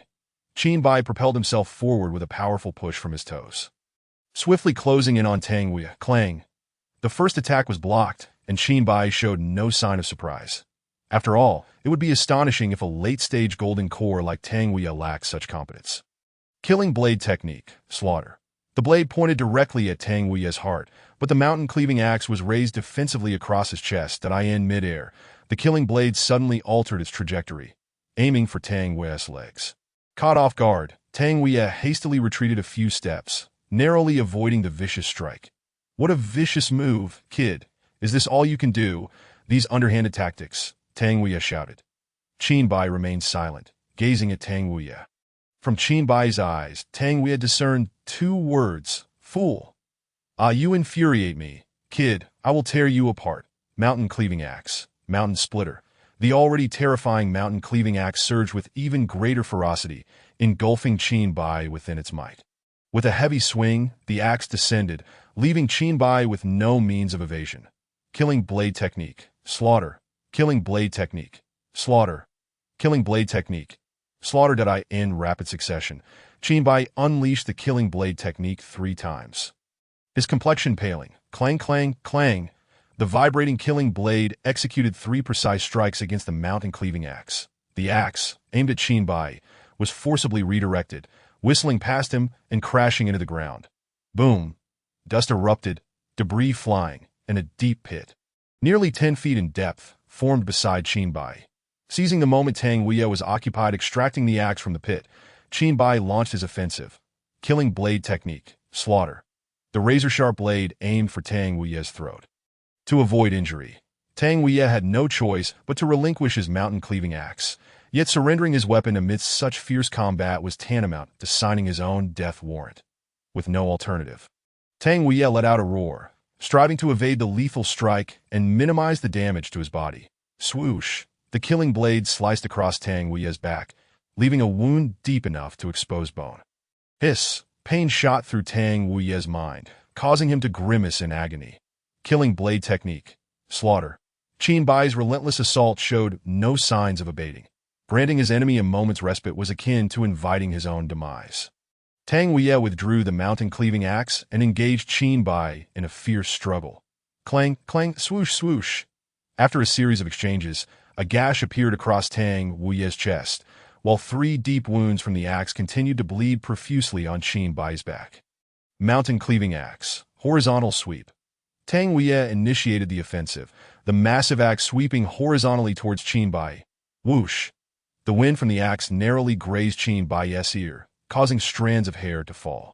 Yet, Qinbai's expression remained unchanged as Tang Weya pressed on with his assault. Qinbai closed in, wielding the killing blade. Swoosh! The blade pierced Tang Weya's shoulder, in the midst of the furious battle. Teetering on the brink of death, any lapse in focus could result in fatality. This sensation heightened Qinbai's senses. Boom! Thunder rumbled ominously overhead, and lightning danced across the sky like silver dragons. Unbeknownst to anyone, a streak of dark crimson had manifested at the center of the white killing blade, slowly expanding outward. Deep within Qinbai's pupils, a similar hue of dark crimson emerged, accompanied by a bloodthirsty and frenzied smile. At this moment, a singular thought consumed his mind. The imperative to eliminate his opponent. Killing blade technique, slaughter. Clang! Once the mountain-cleaving axe deflected the attack, Qinbai launched into a frenzied offensive. Killing blade technique, slaughter. Slaughter, slaughter, slaughter. Clang, clang, clang. Tang Weya, now weary from defense, inwardly cursed, damn it, has this kid gone insane? Where does he draw such stamina? Clang, clang, clang. Qinbai's relentless attacks bore down with immense force and rapid frequency. Tang Weya's arms became numb from the impact. Clang, clang. His numbed arms could no longer maintain their grip on the mountain-cleaving axe, which was sent flying by the tremendous force of the killing blade. Swoosh! In the next instant, the blade sliced across Tang Weya's throat. Boom! His lifeless body crumpled to the ground, blood mingling with the rainwater that pooled beneath him. With Tang Weya's demise, Qinbai gradually emerged from his bloodthirsty frenzy, exhaling a long breath. The portion of the killing blade that had turned dark crimson reverted to its original form as Qinbai regained his composure. His own pupils also returning to normalcy. Chapter 8. A grand display of power. Ding! You have slain one of the Tang family's key figures, Tang Weya. 5 attribute points have been awarded. Qinbai meticulously added the 5 attributes he acquired to his cultivation, subsequently opening his personal information panel. Name: Qinbai Cultivation. Second stage mid-golden core, 2450, strength, 24 speed, 24 stamina, 24 attack power, 24 defense power, 24 fortune, 24. Killing blades second stage, 2450, attack power, 24 killing sword technique second stage, 2450, attack power, 24 after collecting the 8 golden core realm spatial rings and Tang Weya's mountain opening axe from the lifeless bodies on the ground. Qinbai departed from the scene. Once he left, a figure materialized at the center of the street. Had Qinbai been present, he would have immediately recognized Huang San, who had just dined with him. Clapping his hands, Huang San exclaimed, "What an exquisite performance!" But what was that last bit? Even I felt a hint of murderous intent. It appears that Brother Qin harbors many secrets, with a knowing smile. Huang Xin gazed in the direction Qin Bai had vanished. Within the Tang family estate, the second elder listened to his subordinate's report, his gaze fixed on the 8 corpses, each displaying a distinct manner of death. Bang! The fury within him could no longer be contained as he seized a nearby vase and smashed it to the floor. Useless. All of you are utterly useless. You couldn't even kill a mere early-stage golden core. The second elder exclaimed in exasperation. Tang Jintian entered with a grim expression, surveying the lifeless bodies on the ground. His tone devoid of emotion. He inquired, "Even Lao Wu is dead." The second elder, sensing Tang Jintian's demeanor, instinctively trembled. "Family head, he is dead?" "Oh, I see," Tang Jintian replied, his face betraying no change as he turned to leave. "This is going to be a significant problem." The second elder's hatred for Qin Bai intensified. Knowing that the deaths of Tang Lu and Tang Huiye would likely result in Tang Jintian's wrath being directed towards him. After leaving the Tang estate, Tang Jintian slowly ascended into the air, gaining speed. Flight is a significant characteristic of those who have reached the nascent soul stage, granting them preliminary flying abilities. Soaring into the sky, Tang Jintian headed directly towards Qin Bai. As he approached within half the distance to Qin Bai, a refined voice echoed in his ear. "Tang family head, what a pleasant surprise to see you out at such a late hour. Why not sit down for a cup of tea?" Tang Jintian glared at the figure hovering ahead and retorted. "Wang Zong, are you certain you wish to impede me? As far as I know, that lad has no connections to your Wang family." Wang Zong responded evenly, "I have no desire to involve myself in this matter. But my little daughter has implored me," expressing her wish for that young man not to perish. Upon hearing this, Tang Jintian burst into laughter. "Wang Zong, you old fox, you would intervene for such a reason? Do you take me for a child of 3? Wang Zong sighed. "I knew I couldn't deceive you, to be frank. There are those who do not wish for him to die." With that, Wang Zong raised 3 fingers in a gesture. Tang Jintian, recognizing the significance of Wang Zong's gesture, inquired, "He has come?" Wang Zong nodded. "If I'm not mistaken, return home. Angering him will mark the anniversary of your demise come next year." Without uttering another word, Tang Jintian turned and departed. Wang Zong, remaining behind, muttered, "Another person offended. Just wonderful the city lord's mansion." Tang Jintian did not return to the Tang estate, but instead visited the city lord, Nan Tianlong. "City lord, this is the situation, that my son has been murdered, and my clansman, Tang Huiye, has also fallen at the hands of this man, that I beseech you to send someone to eliminate him." Nan Tianlong stroked his long beard and replied, "This matter is something you should resolve yourself. There is no need to involve me."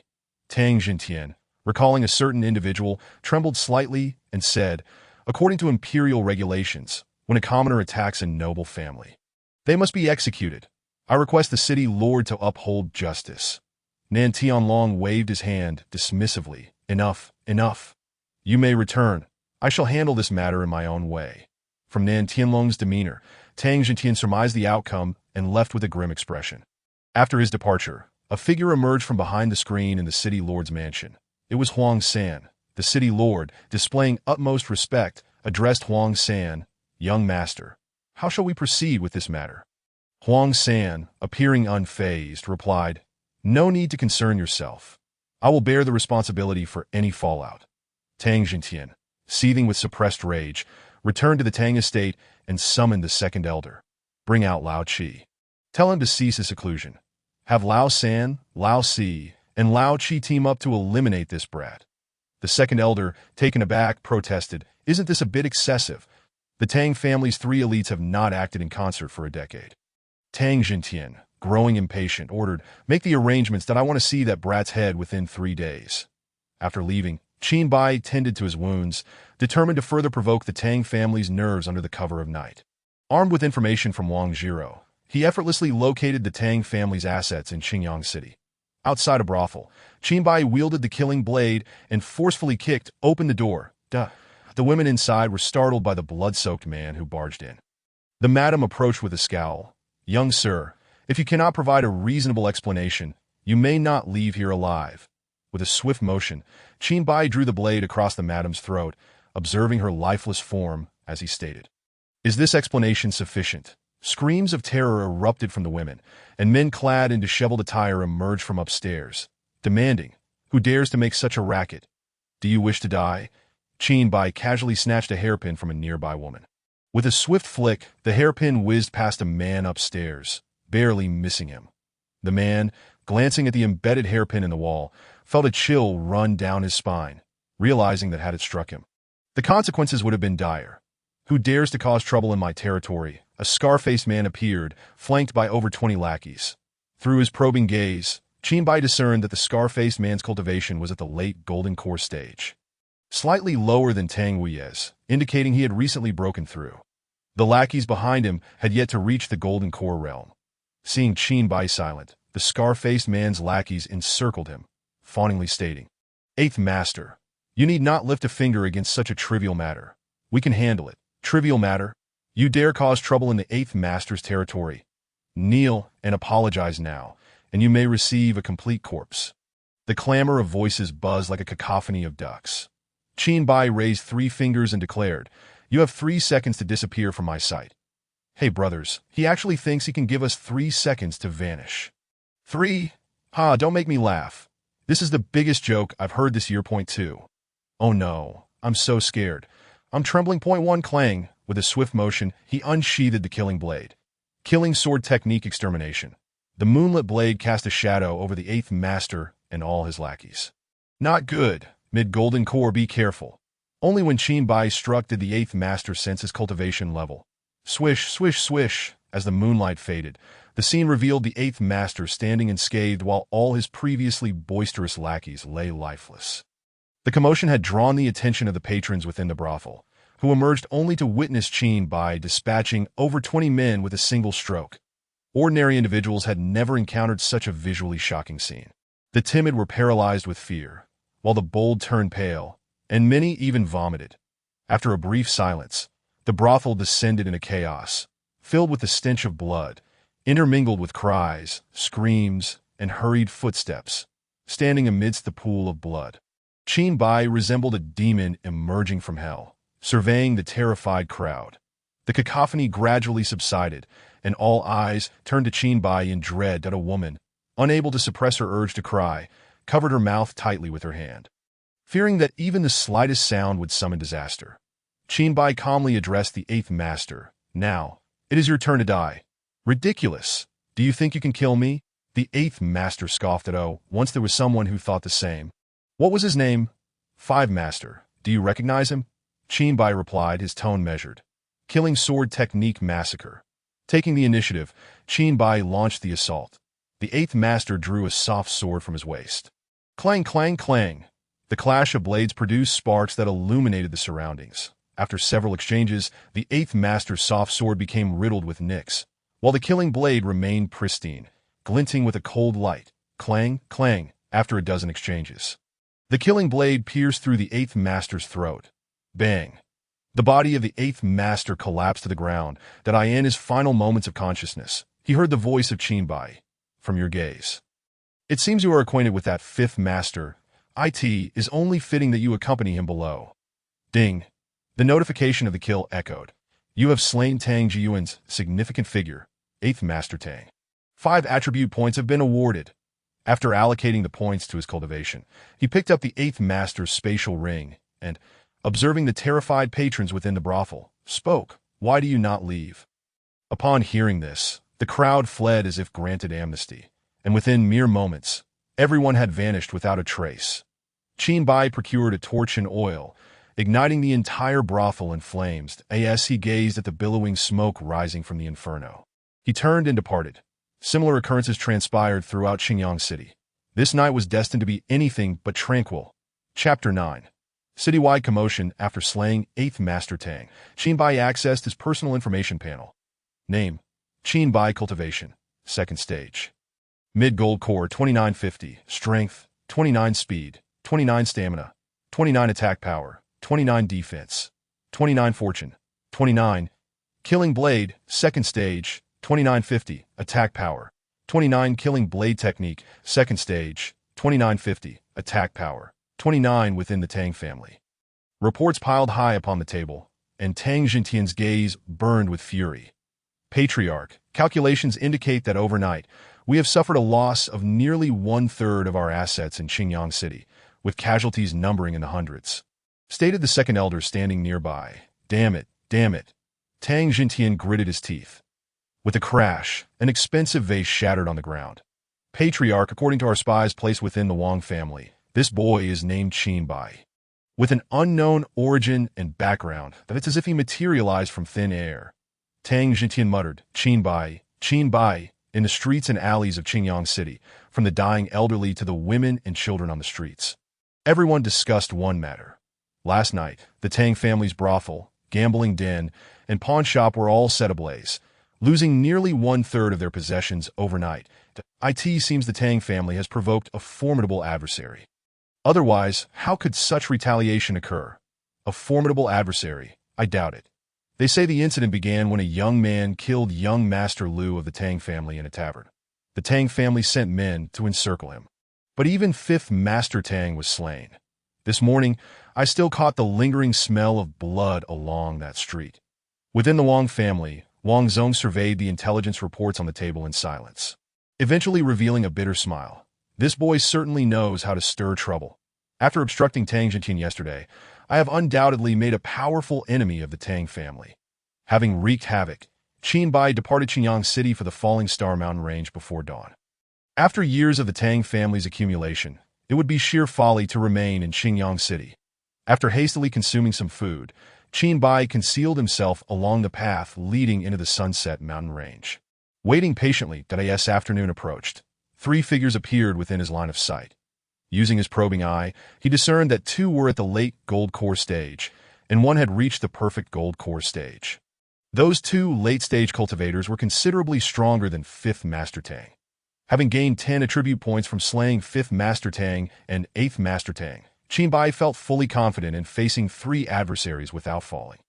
However, dispatching them would prove challenging. That a battle plan gradually formed in his mind. Qin Bai held his breath, gripping the killing blade, quietly awaiting the approach of the 3 men. Third brother, according to our scouts.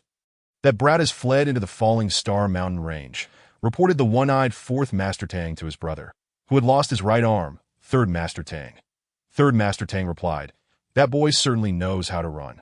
It is a pity for us 3 brothers to have to make this trek. Walking at the rear, 7th Master Tang, his eyes half closed, cautioned, be cautious. That boy possesses strange abilities that I have examined 5th brother's corpse. Moreover, the traces of battle suggest his weapon is extraordinary. His strength, speed, and stamina are all exceptional. Such an enemy can easily turn the tables if we are not careful. 4th Master Tang scoffed, 7th brother. It's not as severe as you claim. That a mere early gold core cultivator cannot turn the tides, indeed. Indeed, 3rd Master Tang echoed in agreement.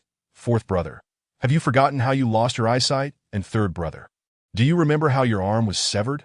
7th Master Tang expressed his dissatisfaction with their nonchalant attitudes. That 3rd Master Tang and 4th Master Tang recalled past events, though their expressions grew somber. Their internal attitudes remained unchanged. 7th Master Tang shook his head and ceased further discussion.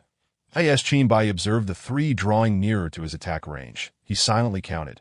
3.2.1. Clang. 4th, be careful. 4th brother. Be careful. Both 3rd Master Tang and 7th Master Tang shouted in unison. Killing blade technique. Massacre. The blade of the killing blade shimmered with a hint of green under the sunlight, slicing swiftly towards the weakest among the 3. 4th Master Tang, in a panic. 4th Master Tang had no time to draw his weapon, that he executed a roll to evade a fatal strike, but the blade's edge struck his back. Sizzle. A deep gash appeared on his back, revealing bone. After landing the blow, Qin Bai turned and dashed into the Falling Star Mountain Range. Little brat, stop. 3rd Master Tang roared in fury. 4th brother, how are you? 7th Master Tang asked. Haha, no worries, it's merely a scratch. How serious can a mosquito bite be? 4th Master Tang replied, cold sweat dripping down his forehead, feigning calmness. This damned little brat, once I catch him, I will tear him to pieces. 3rd Master Tang gritted his teeth in anger. After hastily bandaging his wound, 4th Master Tang declared, pursue him. Once I catch that little rascal, I will slice him piece by piece. Perch high in a tree, Qin Bai observed the approaching trio, mockingly stating, fools, perish in despair, and pain. As night fell, Qin Bai moved like a specter, consistently catching the 3 off guard, but he never engaged in prolonged combat. After each ambush, he would flee, infuriating the three members of the Tang family. How could that little brat be so treacherous? Third Master Tang couldn't help but curse. Every water source we passed has been poisoned, Seventh Master Tang remarked, retrieving a silver needle, half of which gleamed brilliantly while the other half was engulfed in darkness. By dawn the next day, the three Tang brothers were starved, exhausted, thirsty, and weary. They not only had to guard against various poisonous insects and beasts in the Falling Star Mountain range, but, more critically, against the unseen Qin Bai, who could strike at any moment. The trio dared not let their guard down, their spirits taut with tension. Third brother, do you have any water left in your spatial ring? Fourth Master Tang inquired, his face pale. None left. I thought this task would be a breeze and came unprepared. Third Master Tang replied, his expression tinged with regret, that I have a bit of food and water. Just enough to last until tonight. Seventh Master Tang's voice came from ahead. Qin Bai observed the three from the shadows, internally counting down the time. It should be about time, asked Fourth Master Tang. Walking at the back of the group, suddenly spat out a mouthful of blood. The crimson liquid mingled with green. Fourth brother, what is wrong? Third Master Tang asked, his tone anxious. Cough, cough. I might be poisoned. Fourth Master Tang's voice was weak. Poisoned? When did this happen? Could it be? Seventh Master Tang hurried to Fourth Master Tang's side, tearing open the bandage on his back, revealing the greenish hue around the wound inflicted by the killing blade. What a clever ploy. Truly a remarkable tactic, that we have stumbled into a trap. Fourth Master Tang coughed, his voice a mixture of emotions. The three focused their attention on Fourth Master Tang. Qin Bai seized the opportunity to launch his attack.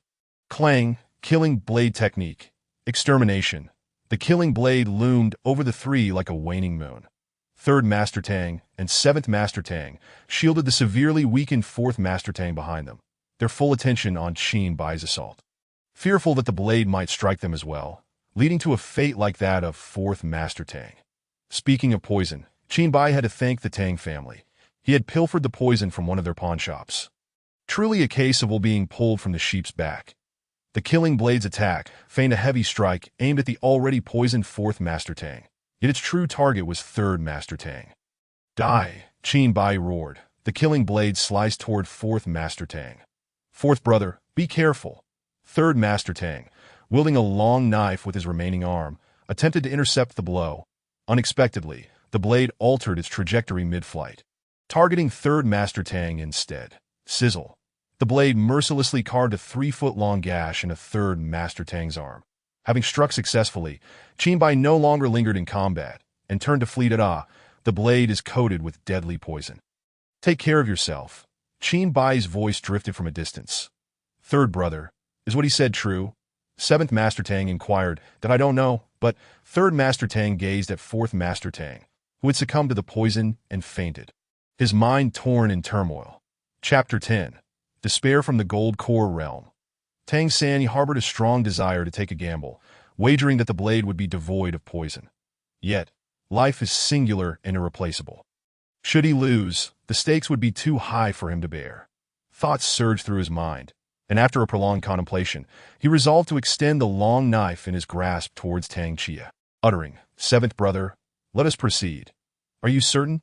Tang Chia hesitated, his voice laced with uncertainty.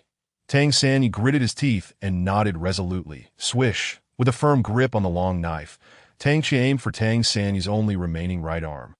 Hiss! The severed limb fell to the ground, and an excruciating pain enveloped Tang San, causing a cold sweat to break out across his body.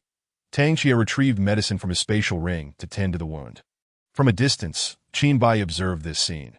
Even though they were adversaries, he couldn't help but feel an overwhelming respect for their decisiveness. Yet an enemy is an enemy. Showing mercy to an adversary equates to cruelty towards oneself. Qin Bai aimed to dismantle their resolve from within, that a voice filled with surprise echoed in the ears of the three from the Tang family. Ah, I was merely deceiving you earlier. The blade is not poisoned. You little bastard, should I catch you, I will make you wish for death. Tang San glared in the direction of Qin Bai, that if glares could kill, he would have perished 1,000 times under such a gaze. Retreat. After a moment of contemplation, Tang Chia spoke in a hoarse voice. Due to their underestimation, they had fallen into Qin Bai's trap from the very beginning, led around by the nose. The trio, now in a state of disarray, was left with one poisoned and unconscious, and another gravely injured, their strength severely diminished. After a night of pursuit, Qinbai had led them deep into the falling star mountains. Watching the retreating figures of the three, Qinbai mused, "Leave? Can you truly escape?" In their prime, they had been ambushed by Qinbai, leaving them mentally and physically exhausted. Now, one was burdened with two deadweights. Their situation was indeed dire. Killing blade technique, extermination. Clang, clang, killing blade technique, massacre. Clang, clang. The incessant and unforeseen attacks along the way had left them exasperated. Tang Xie, who had maintained his composure throughout, could no longer contain himself and bellowed, "Qinbai, if you have the guts, confront us directly. What kind of skill is it to resort to such cowardly tactics?" From his hidden vantage, Qinbai's voice dripped with mockery. "Is this the best the Tang family can send forth? Two in the late Golden Core stage, and one at full Golden Core. Think that's impressive." Tang Xie found himself at a loss for words, ultimately choosing silence as he remained on high alert against Qinbai. As night descended, the three from the Tang family had barely traversed a quarter of the journey. Tang Xie observed the greenish tinge spreading across his wounds, while Tang Sisi gasped for breath. His lips pale, and Tang Sani displayed signs of mental fatigue. The injuries were sustained while protecting Tang Sisi and Tang Sani. During their journey, Qinbai had numerous opportunities to eliminate them, but refrained. For their survival kept Tang Xie's attention divided. Should they perish, Tang Xie would be unencumbered and flee without restraint, a risk Qinbai was not willing to take. "Qinbai, let us strike a deal. We shall relinquish all our valuables to you, and upon our return, we will persuade the clan leader to call off the hunt for you. Will you spare my brothers?" Tang Xie implored, attempting to infuse sincerity into his tone. Qinbai remained unresponsive, as silence only served to intensify the pressure on the crumbling spirits of the Tang trio. "Qinbai, do not push your luck." After a prolonged silence, Tang Xie's voice turned stern. "Must you truly eradicate us all?" At dawn, 2 days and nights had passed since the Tang family had pursued Qinbai, but he appeared as vibrant as ever, in stark contrast to the Tang trio, whose gazes were unfocused, hair disheveled, and eyes bloodshot. "It is time to send them to meet the king of hell," Qinbai murmured, stroking the killing blade softly. Clang, killing blade technique, extermination. Another round. Tang Xie mustered his strength, resolved to handle it as he had before and continue onward.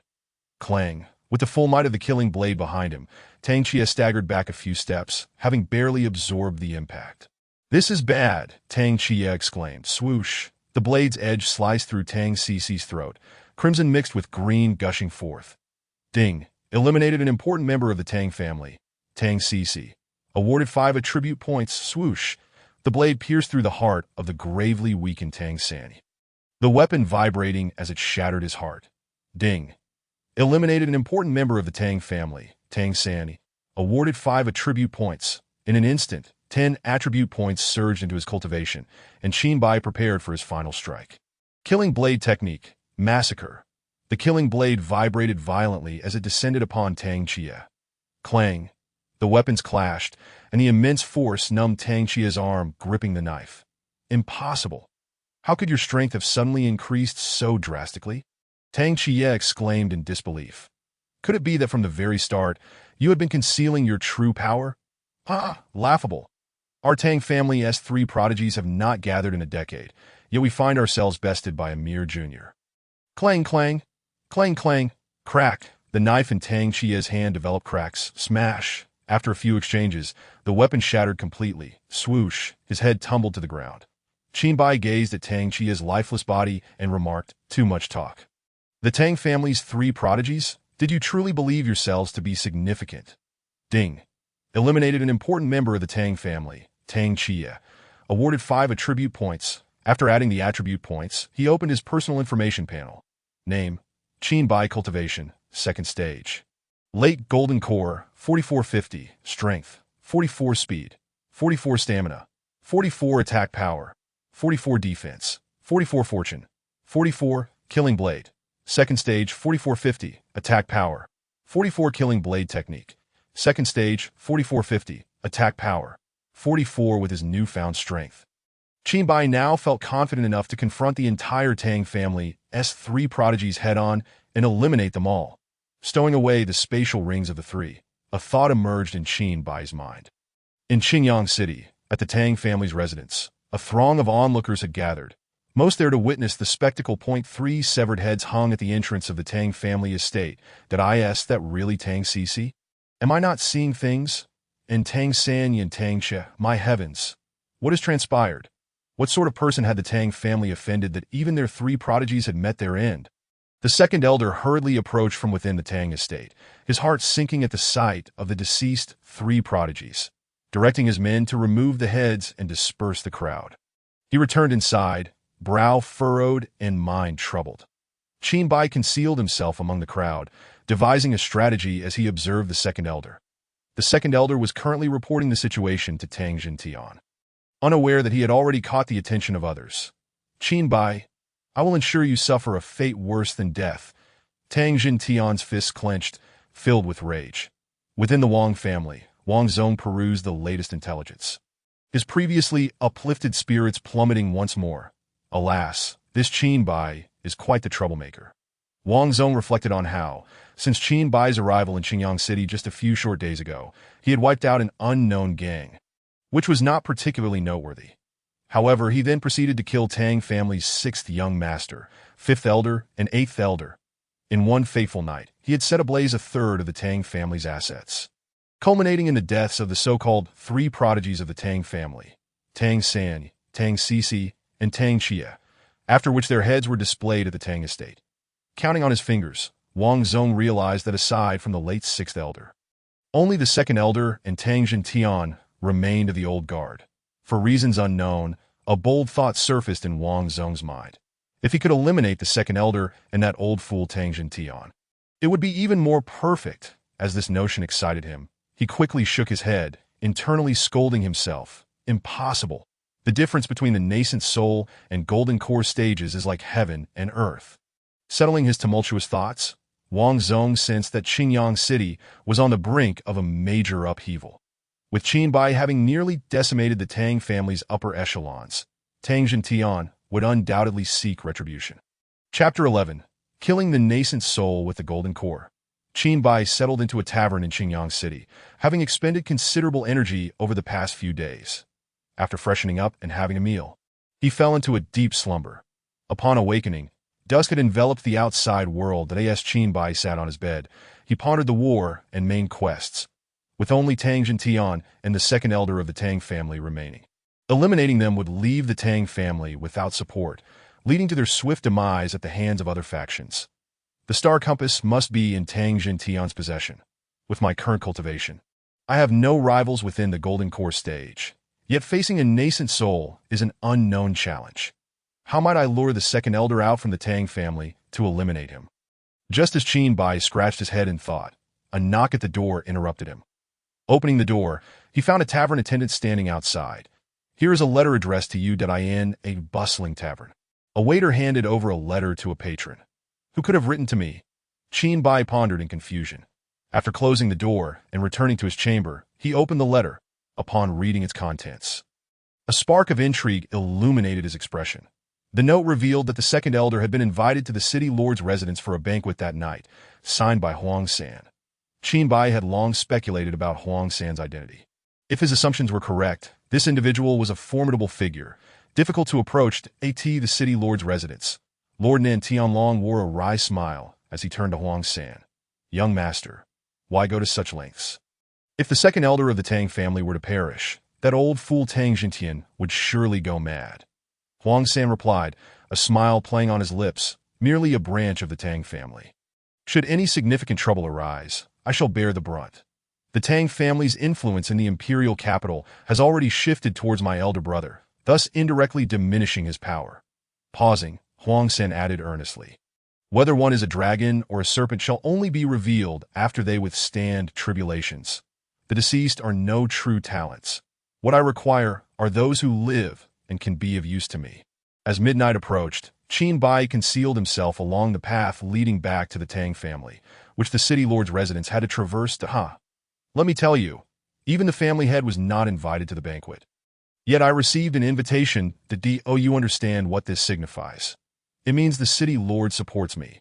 With such backing, I shall undoubtedly become the head of the Tang family in due time. The second elder, slurring his words from drink, reveled in his aspirations, speaking to his trusted confidant. Emerging from the shadows, Qin Bai brandished his killing blade, its gleam exuding a menacing aura under the moonlight. Who dares to obstruct my path? The second elder, bleary-eyed, squinted into the darkness. Upon recognizing Qin Bai's figure, the effects of the alcohol evaporated, and he was jolted into clarity. "You," he exclaimed in astonishment. Qin Bai responded coolly. "Indeed, it is I. Are you prepared to meet your demise?" "Ah," the second elder shrieked, turning to flee. Killing blade technique. Extermination. The killing blade manifested a crescent moon, enveloping the second elder and his companions. Swoosh, swoosh, swoosh, in the aftermath of the assault. All, including the second elder, lay dead. Ding. You have slain one of the Tang family's important figures. Tang Erie .5 attribute points have been awarded. Opening the information panel. Name. Qin Bai Cultivation. Second stage late golden core. 4950 strength. 49 speed. 49 stamina. 49 attack power. 49 defense. 49 fortune. 49. Killing blade second stage. 4950 attack power. 49 killing blade technique second stage. 4950 attack power. 49 just a little more in attributes, and I shall reach the pinnacle of the golden core realm. Currently, every task that can yield attribute points inevitably involves Tang Jintian. Previously, Qin Bai had mused that although the war tasks had their complications, they would not escalate to extreme danger. It now appeared that the ultimate goal of the war tasks was for him to slay a nascent soul cultivator with his golden core prowess. Killing a nascent soul with a golden core? Qin Bai murmured. Within the Tang family, Tang Jintian arrived at the second elder's quarters only to find him absent. Addressing his subordinate, he inquired, "Where is the second elder?" Reporting to the family head, the second elder was invited to a banquet at the city lord's residence tonight. The subordinate replied, "This fool." Tang Jintian cursed. Meanwhile, outside the Tang family residence, Qin Bai shattered the gate with a powerful kick. The killing blade resting on his shoulder as he strode into the Tang family grounds. Who dares to intrude upon the Tang family? Seize him. The Tang family's guards encircled Qin Bai. Killing blade technique. Extermination. After the crescent moon passed, the guards' bodies lay strewn across the ground, blood pooling around them. Inside the city lord's residence, a messenger hurriedly reported, "My lord, Qin Bai has single-handedly stormed the Tang family." "What?" Nan Tianlong questioned, suspecting he had misheard. "Qin Bai has shattered the Tang family's gate and assaulted their residence." The messenger reiterated, "Is he out of his mind? Tang Jintian is a nascent soul cultivator, and he dares to provoke him as a mere golden core?" Nan Tianlong stood frozen, finally managing to utter this phrase. Upon hearing the news, Huang San wore a mischievous smile. "Come, let us see in my estimation. He is not a fool." With that, Huang San and Nan Tianlong leapt from the window, heading towards the Tang family's stronghold. The Wang family. Wang Zong listened to his subordinate's report, equally stunned. After a long pause, he incredulously remarked, "He must be intoxicated with victory, believing that slaying a few golden core cultivators makes him invincible. To challenge a nascent soul is sheer folly." That aside, Wang Zhiro said, "Father, shall we go and take a look?" Wang Zong gazed at his beloved daughter with affection.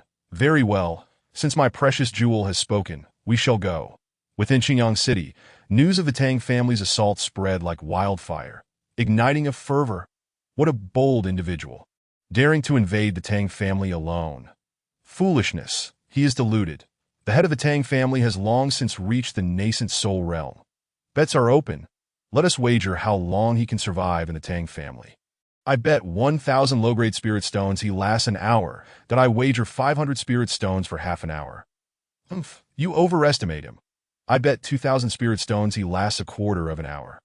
Such voices echoed throughout Xinjiang City, as more people flocked to the Tang family to witness the audacious individual who had recently stirred turmoil within the household. Inside the Tang family, as Qin Bai dispatched the second wave of guards, Tang Jintian arrived.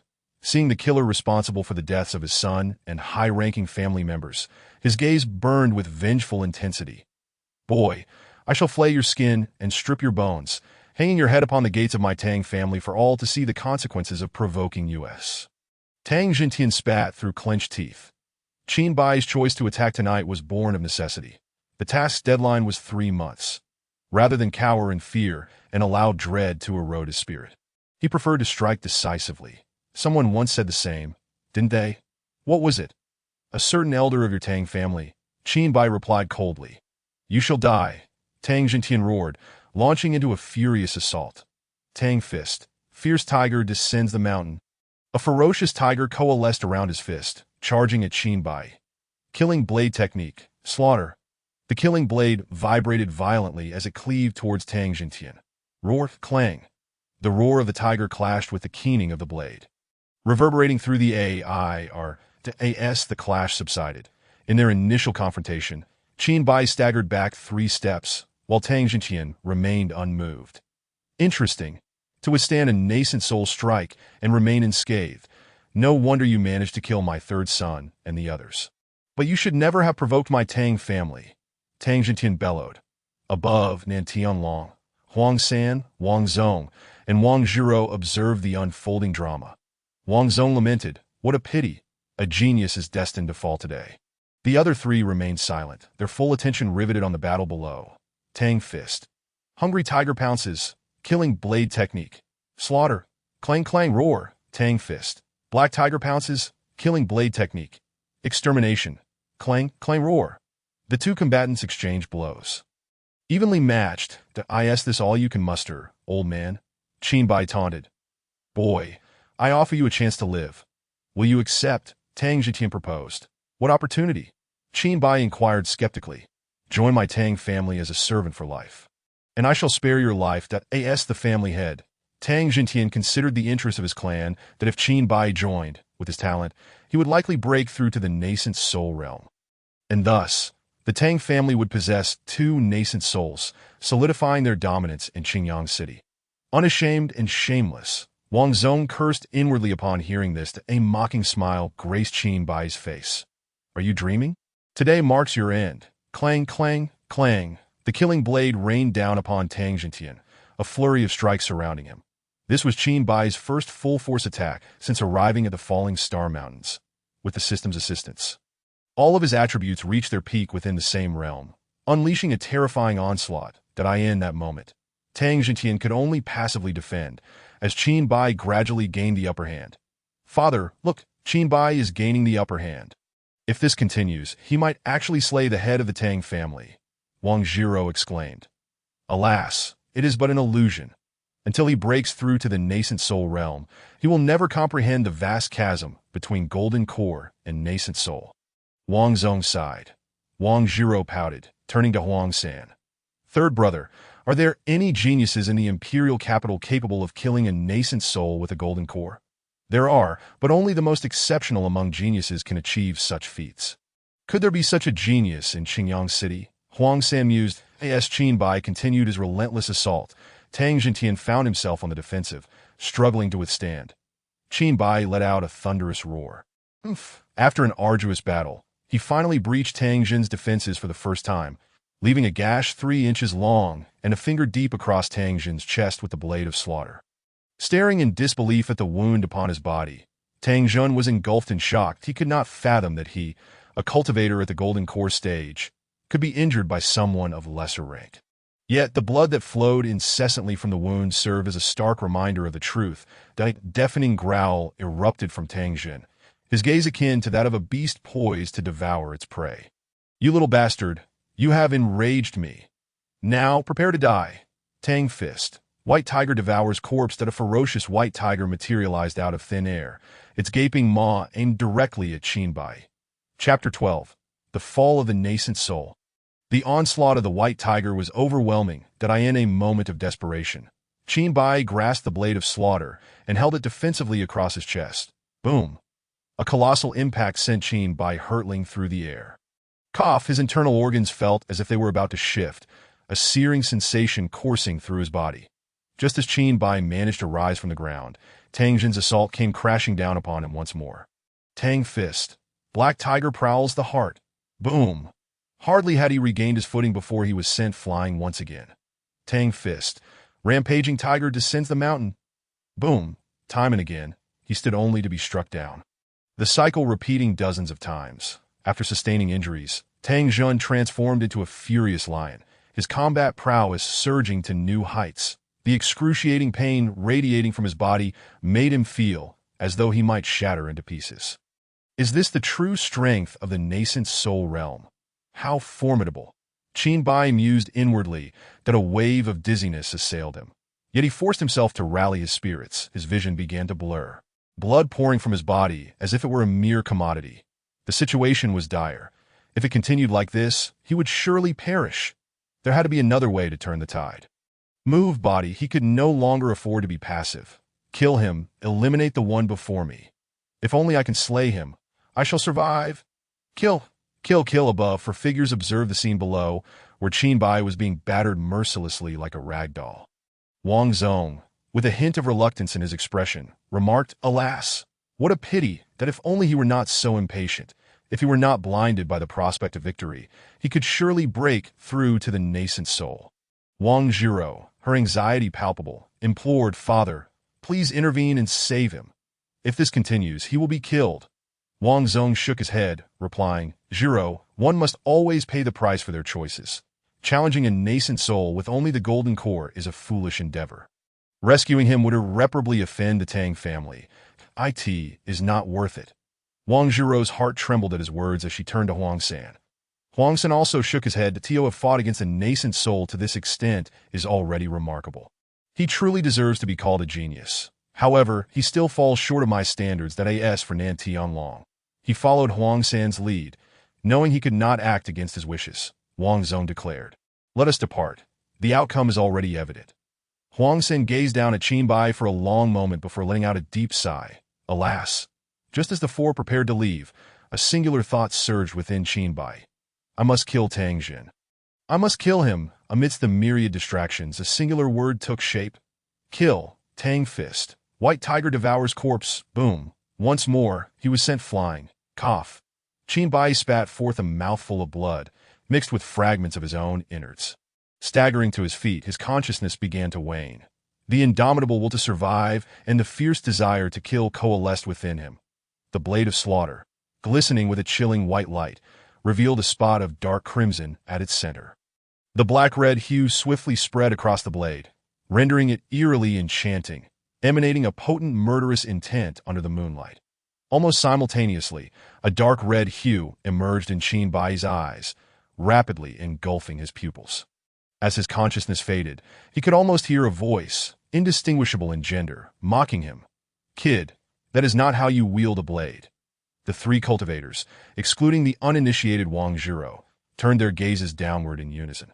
"Wait, there seems to be a turning point," Huang San stated. Wang Zong's expression turned grave as he observed the scene below, exclaiming, "What an intense, murderous intent! Even from this distance, I can almost smell the blood." Nan Tianlong's demeanor grew solemn as he remarked, "This murderous intent is laced with coldness, madness, and bloodthirst. How many must die to cultivate such a terrifying aura?" For the first time, Huang San's expression lost its usual nonchalance. His eyes fixed intently on the unfolding drama. "This is the very murderous intent that instills fear in me, yet it seems even more perilous than the last time we met. Qin, what secrets do you hide?" As Tang Jun's assault continued to hang in the air, the gravely injured Qin Bai suddenly reached out and grasped Tang Jun's attacking arm, his voice icy as he proclaimed, "Now it is my turn." Tang Jun struggled to free himself, but Qin Bai's grip was as unyielding as a vice. How could this be? Tang Jun's face was a portrait of shock. That moment, Qin Bai's eyes, filled with a black-red hue, radiated a murderous intent so potent that even he felt a tremor in his core. From this nearly tangible aura of death, Tang Jun envisioned mountains of corpses and seas of blood. Who are you?" Tang Jun stammered, his voice trembling. The face remained the same, yet this version of Qin Bai filled Tang Jun with an overwhelming instinct to flee, as if a great terror loomed in their midst. Seemingly unperturbed, Qin Bai raised the fist gripping Tang Jun's arm and lightly struck him. Boom, boom, boom. Tang Jun's body was as if struck by a speeding train, soaring over 100 meters before crashing into the ground. Bang! The ground beneath Tang Jun cracked like a spider's web, radiating outward for over 20 meters. Above the Tang family estate, Wang Zong's eyes nearly bulged from their sockets in disbelief. How is this possible? Even I cannot strike Tang Jin this far. Huang San and Nan Tianlong remained silent, their gazes fixed on the scene below, lost in their thoughts. Cough. Tang Jun expelled a mouthful of blood, his garments tattered and in shambles, resembling that of a beggar. Well, what kind of monster is this? Tang Jin's heart quaked with terror. Just moments ago, when Qin Bai had unleashed his fury, the bloodthirsty murderous intent had felt akin to a descent into hell. Swish! With a light leap, Qin Bai closed the distance, appearing before Tang Jun in an instant. Well, what kind of speed is this? I could never achieve such swiftness. Tang Jun's mind unraveled in confusion. He could not comprehend how the seemingly dying Qin Bai had transformed into such a formidable force. Clearly, his cultivation still resided in the Golden Core realm, yet why was he unable to contend with a nascent soul?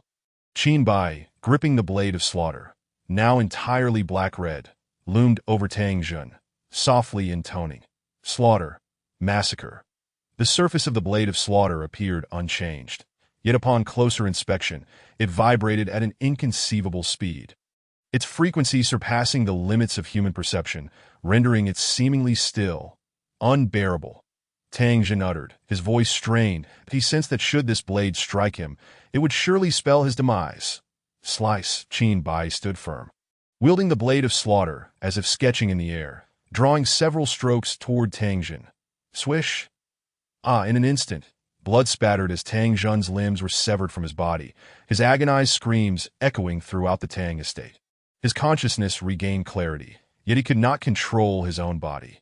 Qin Bai, hearing the voice once more, indistinguishable in gender, instructed, "Kid, now watch closely."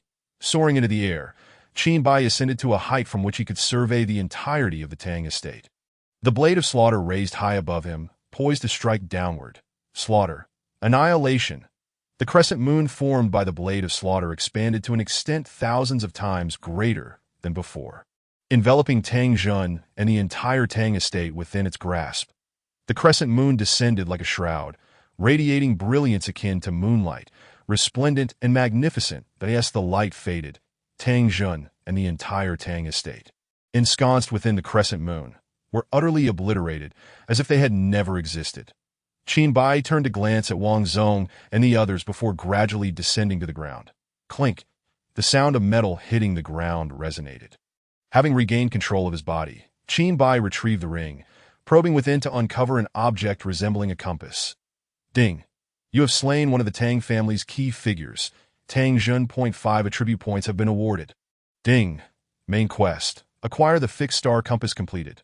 Quest reward has been issued. Ding! War quest. Annihilate the Tang family completed. Quest reward has been issued. Upon hearing the system notifications, Qin Bai exhaled deeply, his body feeling as if countless small blades were slicing through his flesh. Enduring the excruciating pain, with an unchanging expression, he stepped out of the ruins that were once the Tang estate, but he emerged, looking incredibly formidable.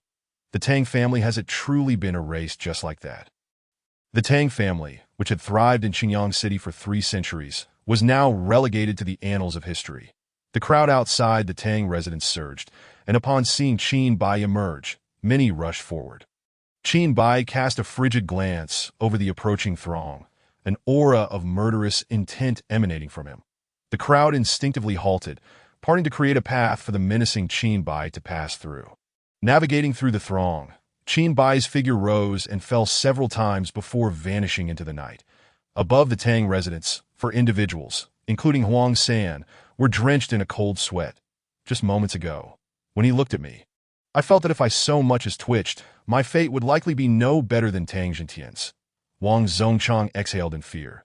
Did the Tang family just vanish? Nan Tianlong gazed at the desolate site of the former Tang residence, devoid of any trace. The obliteration of the Tang family, with a final blow, exceeded the power of several realms beyond the nascent soul stage. It is truly terrifying, Huang San remarked, his tone laden with complexity. Young master, this spells trouble. If it were merely the deaths of Tang Jintian and a few high-ranking members, it would be manageable. However, with Qin Bai's strike, the entire Tang family branch has been eradicated. The Tang family in the imperial capital will not let this go unpunished. Nan Tianlong furrowed his brows. Qin Bai has stirred up a significant dilemma. Should the Tang family pursue him, his life will be in jeopardy. If the young master intends to win him over, preparations must be made without delay. Previously, Huang San had vowed to shoulder the consequences himself, yet now he wore a troubled expression, as if having reached a decision. He spoke through gritted teeth. I will handle matters with the imperial capital. What is paramount now is how to bring Qin Bai under my command. Huang San gazed in the direction where Qin Bai had departed. Unaware of the specific changes that had just transpired, but he could only surmise that Qin Bai's recent display of power was not entirely his own. But such details were no longer of consequence. The situation was increasingly unfavorable, and his side was in desperate need of formidable strength. Regardless of its nature, this individual was indispensable. Chapter 13, Breakthrough. The Celestial Body. Falling Star Mountains after leaving the Tang family. Qin Bai made his way directly to the Falling Star Mountains. Given the considerable stir he had caused, he felt it safer to interact with the beasts of the mountains than to attract attention in Qingyang City. The thought of utterly annihilating the Tang family, along with their stronghold, into ruins made even Qin Bai's stoic demeanor twitch involuntarily. Recalling the earlier confrontation at the Tang residence, it felt as if he had been watching a film. After losing control over his body, he had unleashed strength that transcended his current realm. With a single punch, he had sent Tang Jintian flying over 100 meters, and with the same lethal technique. The first move had effortlessly severed Tang Jintian's limbs. The second move, Eradication, transformed into a massive crescent, erasing the entire Tang family and their structures from Qingyang City.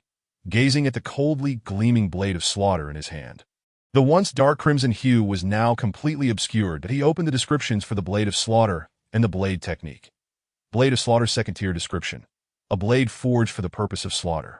An instrument that has made countless beings tremble. To unravel its full secrets, one must possess greater strength. Blade technique second-tier description. This technique, once renowned across the heavens, was created alongside the Blade of Slaughter, specifically for the art of killing. When your cultivation reaches sufficient heights, someone will narrate its underlying story to you. With this newfound understanding, Qin Bai held the Blade of Slaughter before him and softly murmured, "Thank you for tonight." A gust of night wind swept past, yet the Blade of Slaughter remained unresponsive. Qin Bai had anticipated this state. The blade's behavior of devouring its master was still fresh in his memory. Now, for reasons unknown, it had aided him, but he likely held little recognition in the blade's eyes. Ultimately, it boiled down to his inadequate strength, his cultivation still too weak. With sufficient attribute points amassed, it was time for a breakthrough. Qin Bai murmured to himself. Completing the main quest awarded him 8 attribute points, and killing Tang Jintian granted him 5, totaling 13 points. Qin Bai first allocated 1 point to his cultivation name. Qin Bai Cultivation. Second tier perfect golden core, 50-50 breakthrough possible. Breakthrough. His already injured body felt as though countless small knives were incessantly slicing into him. And as he initiated the breakthrough, the pain intensified instantaneously. It felt as if the knives had transformed into saws. Not only cutting flesh, but also sawing through bone, twisting him like a pretzel, enduring relentless torment from both left and right. The excruciating pain pushed Qin Bai to grit his teeth, beads of sweat the size of soybeans trickling down his forehead. Time passed without his awareness. A sudden crack resounded from within, followed by a wave of coolness sweeping over him. The wounds sustained during the battle at the Tang family rapidly healed under this refreshing sensation. Now healed, Qin Bai opened his personal information panel. Name. Qin Bai Cultivation. Third tier Early Nascent Soul. 62100. Strength. 62 Speed. 62 Stamina. 62 Attack Power. 62 Defense. 62 Fortune. 62. Blade of Slaughter Third tier 62100. Attack Power. 62 Blade Technique Second tier. 50-50 lacking continuation for breakthrough. Attack Power. 50 upon reaching the Nascent Soul stage. Qin Bai drew the Blade of Slaughter and wielded it in practice. Feeling the surge of third-tier power. No wonder it is said that the divide between the Golden Core and Nascent Soul stages is like an insurmountable chasm. Should I face Tang Jintian now, I would surely be able to dispatch him with just a few strikes, Qin Bai remarked while gripping the blade. There is also the System Shop and the initial Celestial Body. Ding. Activating the System Shop for the first time.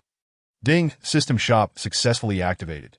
Ding. Activating initial Celestial Body for the first time. Ding. Ding. Initial celestial body successfully activated.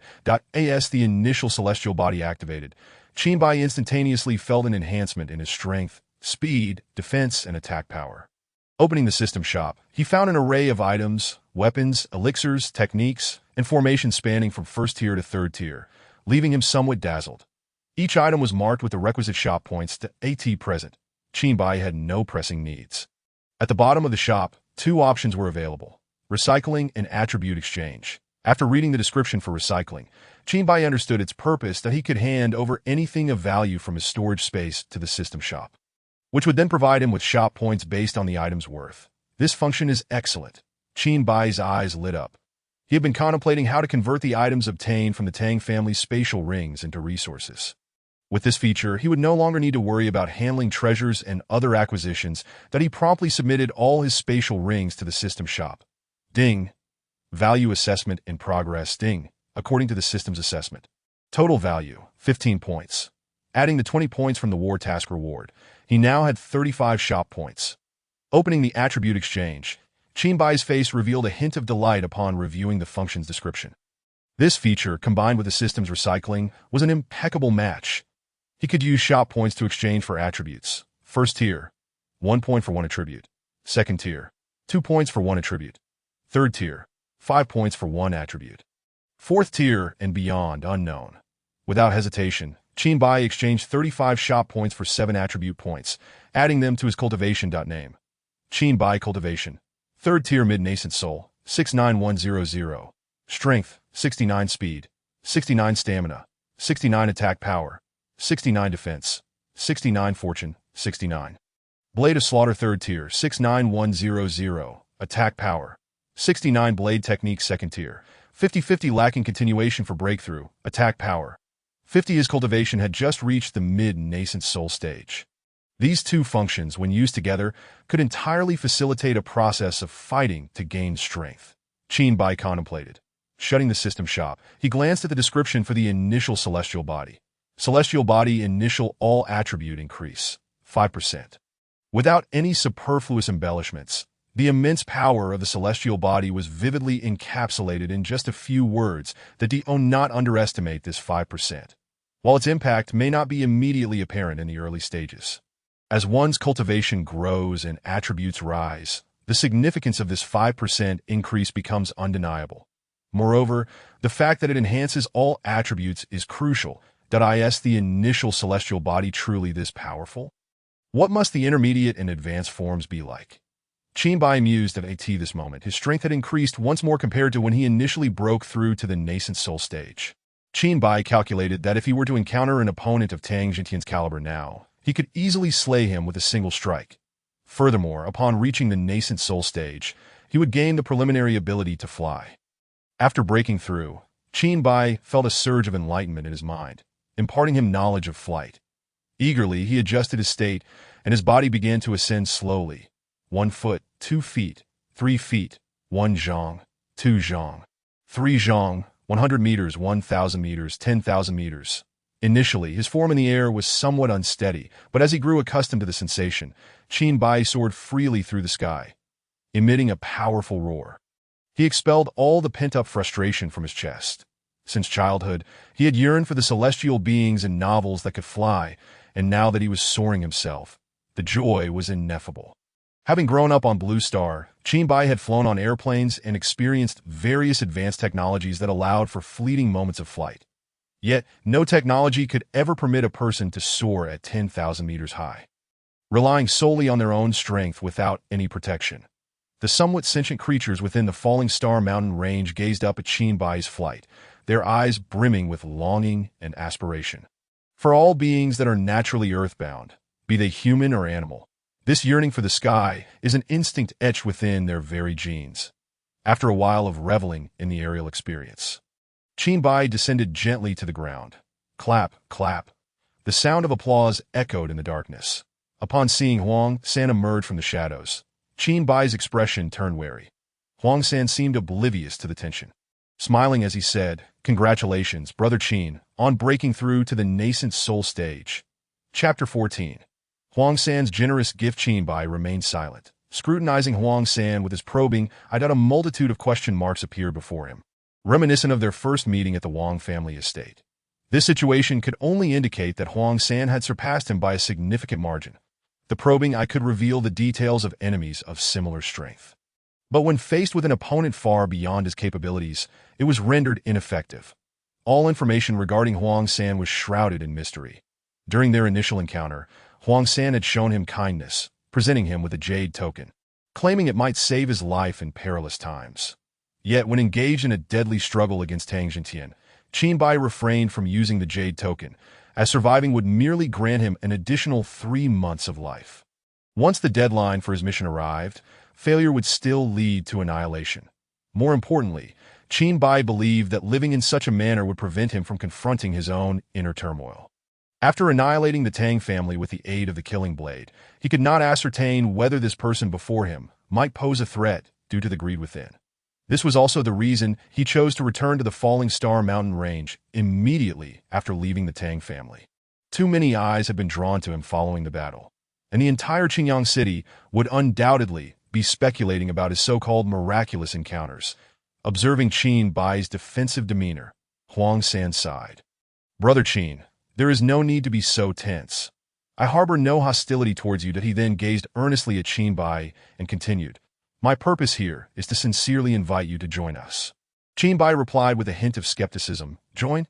The entire Qingyang city is certainly abuzz with talk of the Golden Core practitioners' obliteration of the Tang family, all vying for your miraculous encounter.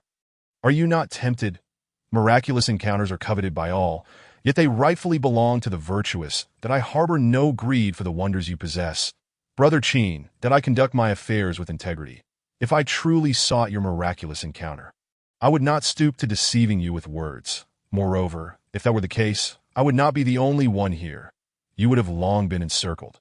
Huang San replied, pausing momentarily as if hinting at something, his tone revealing a hint of pride. "Furthermore, what may be treasures or miraculous encounters to some may be utterly mundane in my eyes, unworthy of my attention." That as he finished speaking, Huang San seemed to compulsively correct himself. "To clarify, I am now at the nascent soul stage, specifically in the mid-nascent soul phase. That it would not be remarkable for someone at the mid-nascent soul to eliminate a mere early nascent soul like the Tang family. Such an act would save us much trouble." Qin Bai remarked, "It appears I have underestimated your magnanimity, Brother Huang. Since that is the case, let us be candid with one another regarding your identity and intentions." "Haha, with your intellect, Brother Qin, have you not already deduced my identity? There is no need for further inquiry." Huang San chuckled, "I am the third prince of the Daming dynasty, hence the name Huang San. My true name is Ji. That I sincerely invite you to join me, to assist me." Seeing the clarity in Ji's eyes and the sincerity in his words, Qin Bai remained silent for a long while before responding. "I will soon embark on a journey for training and may not be able to assist you if far?" Ji asked, his tone devoid of doubt. Qin Bai nodded, uncertainly stating, "Very far, exceedingly far. I may never return." Upon hearing this, a flicker of disappointment crossed Ji's eyes, but he quickly masked it, saying, "What assistance do you require? How may I help you? I appreciate your kind offer, but I must decline." Qin Bai replied politely. After a moment of contemplation, Ji removed a spatial ring from his finger and placed it in Qin Bai's hand, smiling. "When traveling, one always needs resources. The goods within this ring may aid you in your time of need." Qin Bai, recognizing that his cultivation was inferior to Ji's, felt conflicted as he gazed at the ring and asked, "Why do you wish to help me?" "Haha, because I feel a kinship with you. Brother Qin.as friends, is it not natural to assist one another? Take care, and should you encounter difficulties, there is a means within the ring to contact me." As soon as he finished speaking, Ji's figure vanished from Qin Bai's sight. "Friends?" Qin Bai murmured to himself. Since becoming an assassin, that term had felt distant from him. Ji had shown no suspicion regarding Qin Bai's mention of his journey for training, nor did he doubt his unwillingness to join. Upon opening the spatial ring left by Ji, Qin Bai was astounded by the wealth contained within. Boxes of low-grade spirit stones were neatly arranged within the ring, each box containing 10,000 stones, 100 boxes in total. On top of the low-grade spirit stones, There were also 10 boxes of mid-grade spirit stones and 1 box of high-grade spirit stones. 1 mid-grade spirit stone could be exchanged for 10 low-grade spirit stones, while 1 high-grade spirit stone could be exchanged for 10 mid-grade spirit stones. That if all were converted to low-grade spirit stones, that would amount to a staggering 3 million low-grade spirit stones. This extravagant gift was far too valuable. In addition to the spirit stones, the ring also contained a letter and an object resembling a jade talisman, which Qinbai assumed was the means to contact Ingji. He retrieved the letter, which detailed the usage of the talisman, that a transmission talisman. He took out the talisman and, probing it with his consciousness, sent out a message, only to receive no response, as if it had vanished into the void. As Qinbai flew back to Qingyang City, he spotted the city lord, Nan Tianlong, and Wang Zong waiting for him in the sky. That in such a short time, you've reached the mid-nascent soul stage? Wang Zong exclaimed, his expression exaggerated as he gazed at Qinbai. Nan Tianlong, slightly stronger than Wang Zong, revealed his inner turmoil through the tremors of his concealed hand. He addressed Qinbai, "Young Master Qin, my young master has already departed Qingyang City. Before leaving, he instructed that if you come seeking him, you need not bother. There is no need for formality among friends." Wang Zong chimed in, "The third prince is just like that. You'll get used to it." Qinbai wished to inquire further, but seeing the tight-lipped expressions of the two, he knew they would not divulge any more information. He offered them a respectful bow and turned to leave. As he journeyed back to the Falling Star mountain range, Qinbai felt a heaviness in his heart.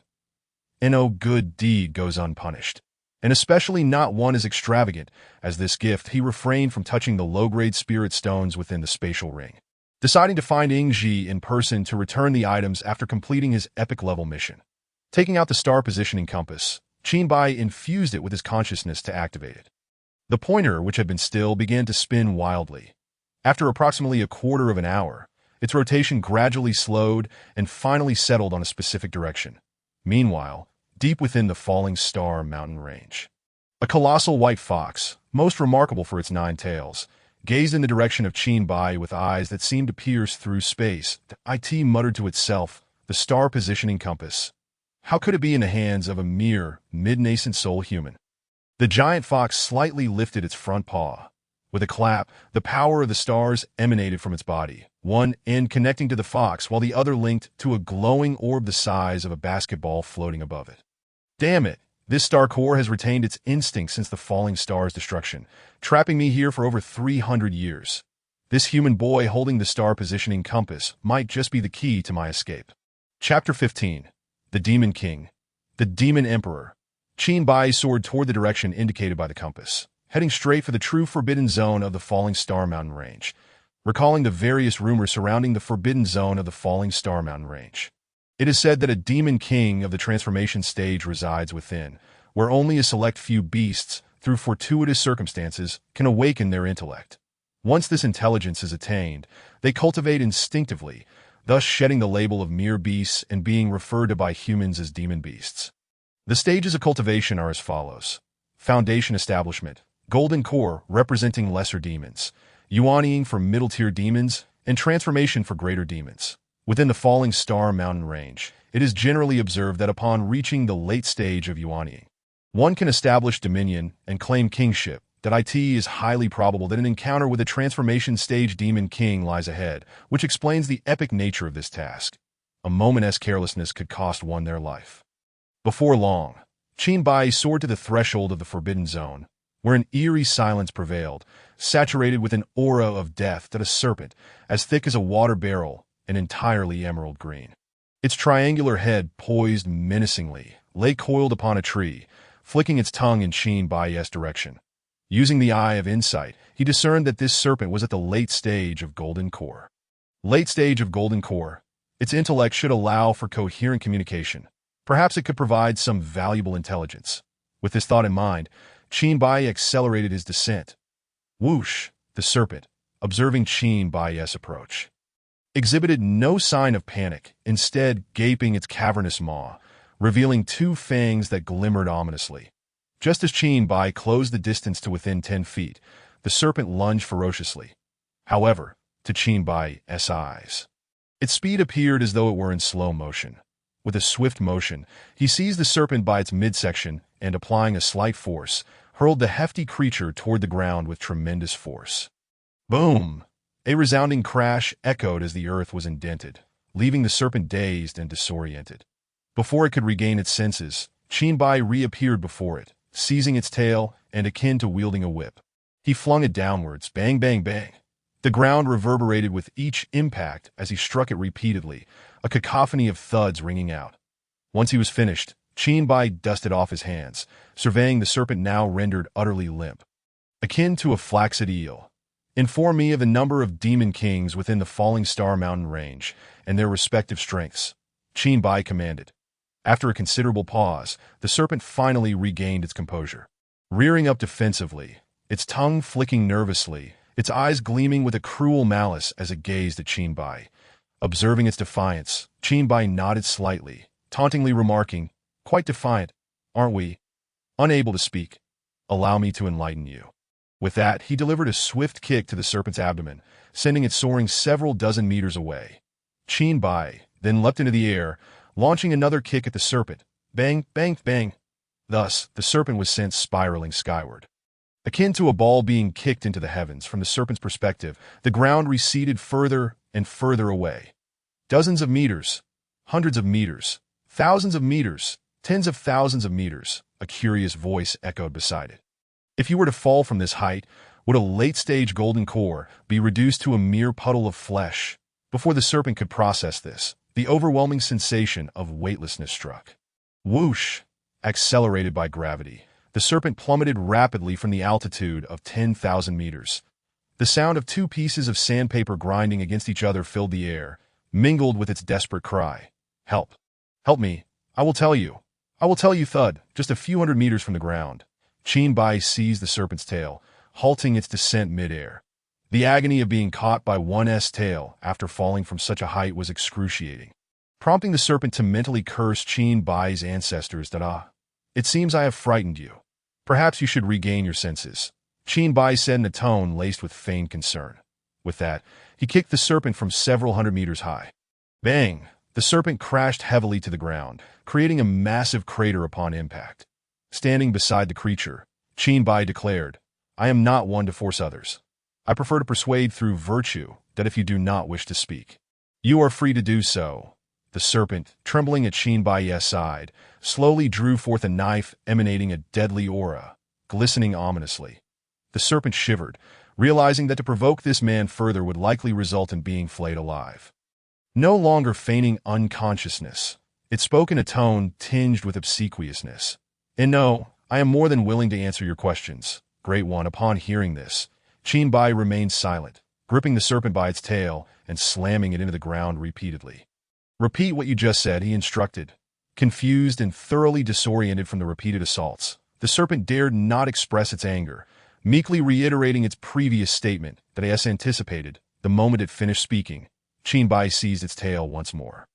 Bang, bang, bang. After enduring the same punishment once more and repeating its statement yet again, the serpent found itself trapped in an endless cycle of beatings and responses. Eventually, Qinbai's demeanor shifted to one of satisfaction, revealing a smile as he regarded the lethal blade in his hand. The serpent, nearly brought to tears by the unprecedented torment, wondered if it was indeed to be slain. Qinbai, observing the trembling serpent before him, inquired, "Why do you remain? Do you wish to stay for a meal?" Upon hearing this, the serpent felt as though it had been granted a reprieve, hastily attempting to escape. Before fleeing, it thought to itself, "A meal? Absolutely not. Why would I stay to become your dinner? I, the illustrious Lu Qingde, the serpent.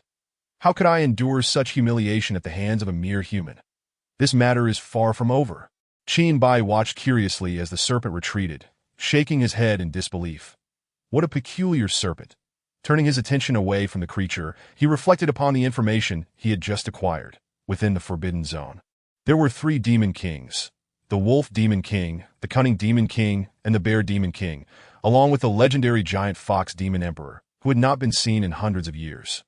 The weakest among them was the Cunning Demon King, at the late stage of Yuanying, followed by the Wolf Demon King, who had reached full Yuanying.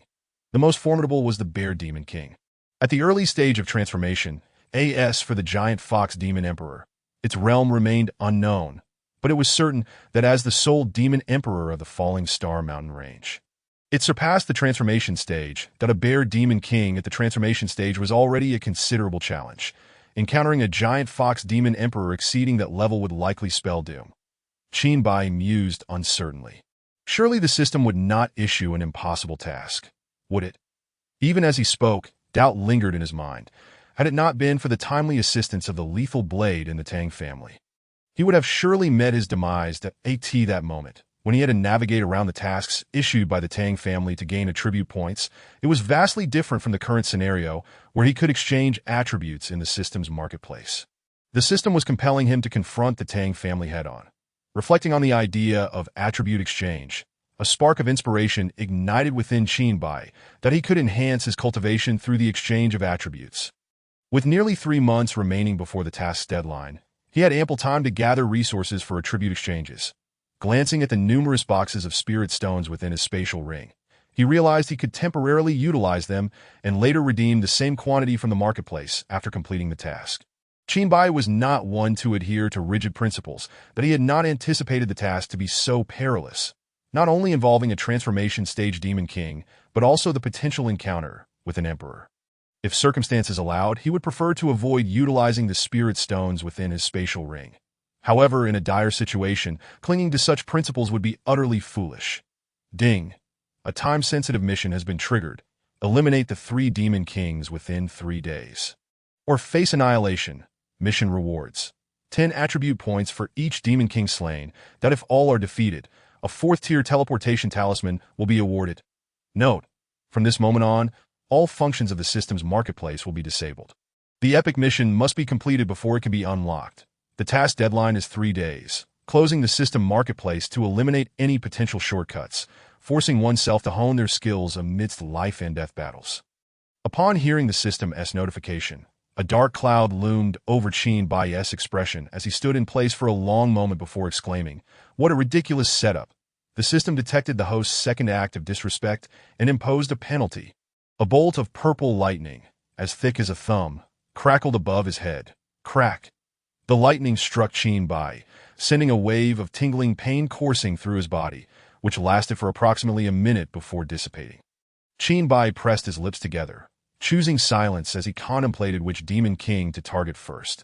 Since the situation could not be altered, rather than sulking in complaints, it was far more prudent to focus on devising a strategy to break through. Chapter 16. The Wolf's Hasty Retreat. Based on the intelligence gathered, the cunning demon king was the closest to him and simultaneously the weakest among the 3 demon kings. Recalling the Emerald Serpent's earlier words, he remembered that the cunning demon king was typically inseparable from the wolf demon king. However, for reasons unknown, it had recently distanced itself from the wolf pack, choosing to reside alone. This would suffice. With a decision made, Qin Bai soared toward the lair of the cunning demon king. After traversing a marshy expanse, he arrived at the entrance of the lair. What was referred to as a lair was, in truth, a grand cave embellished according to the aesthetics of the demon race. Several large openings had been carved into the cave's ceiling to allow for natural light. Inside, the floor was adorned with a layer of animal hides, complemented by decorative remains of other demon beasts. Thus, a lair deemed luxurious by demon standards was established. Qin Bai gazed at the cave, reminiscent of the Stone Age, shaking his head in disapproval of demon aesthetics. With a lethal blade in hand, he stepped inside, finding the cavern exceedingly spacious, roughly the size of 2 to 3 football fields. Who goes there? A human. A sinister sound echoed into Qin Bai's ears as, in the heart of the cavern, a creature resembling a wolf, short in front and long in the back, its limbs the only feature distinguishing it, fixed its blood-red gaze upon him. This beast, known as the Bay, was a cunning and cruel variant of the wolf, unable to survive independently in its youth due to its stunted forelimbs, thus relying on wolf packs for sustenance. With no more words wasted, Qin Bai unsheathed his blade of slaughter, its razor edge aimed directly at the Bay King's throat. The audacity of a mere mid-stage human cultivator to seek him out was tantamount to courting death. Bay technique. Enchanting voice. The Bay King emitted a series of alluring tones, each imbued with seduction that provoked vivid fantasies. Did I ask that so? Qinbai realized that the Bei King was female, and, out of curiosity, studied her further. Perhaps if the Bei King had possessed the exquisite beauty of a captivating woman, he might have felt something. However, faced with a beast covered in fur, he felt nothing at all. Furrowing his brows, he intensified the force of his blade. Slicing through the air, the sharp edge pierced the Bei King's neck, leaving a gash deep enough to expose bone that you actually feel no effect. The Bei King gazed at Qinbai in shock. Ignoring her astonishment, he wielded his blade once more against her. The Bei King hastily retreated, the blood gushing from her wound reminding her that this human was a formidable foe, one whose slightest misstep could cost her life. Innately unsuited for combat, Bei creatures often served as strategists within wolf packs, even after advancing to the mid-stage of the Yuaning realm. Their combat techniques primarily involve seduction and manipulation, ensnaring their foes in illusions before delivering the fatal blow. Now, faced with an opponent immune to her favorite tactics, she contemplated her escape. Slaughter technique. Massacre. Qinbai propelled himself off the ground, the vibrating blade of slaughter aimed at the Bei King. This human is incredibly fast. Despite the Bei King's desperate attempts to evade, she could not match Qinbai's speed, managing only to avoid a lethal strike. The blade struck her forepaw instead, with a sickening sound. The blade severed both of her front paws, and her agonized screams reverberated throughout the cavern. Having no desire to linger in battle, the Bei King cast a venomous glare at Qinbai, as if to etch his image into her memory, before fleeing towards the cave's exit. Qinbai pursued closely. Just as he exited the cave, a dark shadow lunged towards him at high speed. Clang, he raised his blade to block, the tremendous force pushing him back several steps as he regained his footing. Before him stood a colossal wolf, towering at 3 meters and 5 meters in length. Its murderous intent fixed on Qinbai. Human, how dare you injure my beloved Bei so grievously? I shall tear you apart. Beside the wolf stood the Bei King, seething with resentment. My lord, it is this human. If I do not flay him alive, my heart shall never know peace. Gazing at the pair of wolf and Bei Kings, Qinbai's voice turned icy, laced with murderous intent. This is quite fortuitous. I need not make another trip. I shall send you both to your doom. The Wolf King bellowed, Arrogant fool! Today shall mark your demise. Many had uttered such words before him, yet they all lay dead. This was the first time he had heard a beast utter them. How long do you think you can survive? A quarter of an hour, perhaps? Without hesitation, Qinbai launched the first strike, aiming his blade at the Bei King's eyes. How dare you? The Wolf King roared, baring its fangs as it lunged at Qinbai. Should you wish for death so fervently, I shall grant it to you and send your beloved Bei along as well. Qinbai retorted, Slaughter technique. Massacre. The blade vibrated violently, appearing to come to a standstill in Qinbai's grasp. This was a technique he had observed while witnessing the blade's execution during a display at the Tang family estate. By significantly increasing the blade's vibration frequency beyond the visible spectrum, he achieved an optical illusion of stasis. Danger.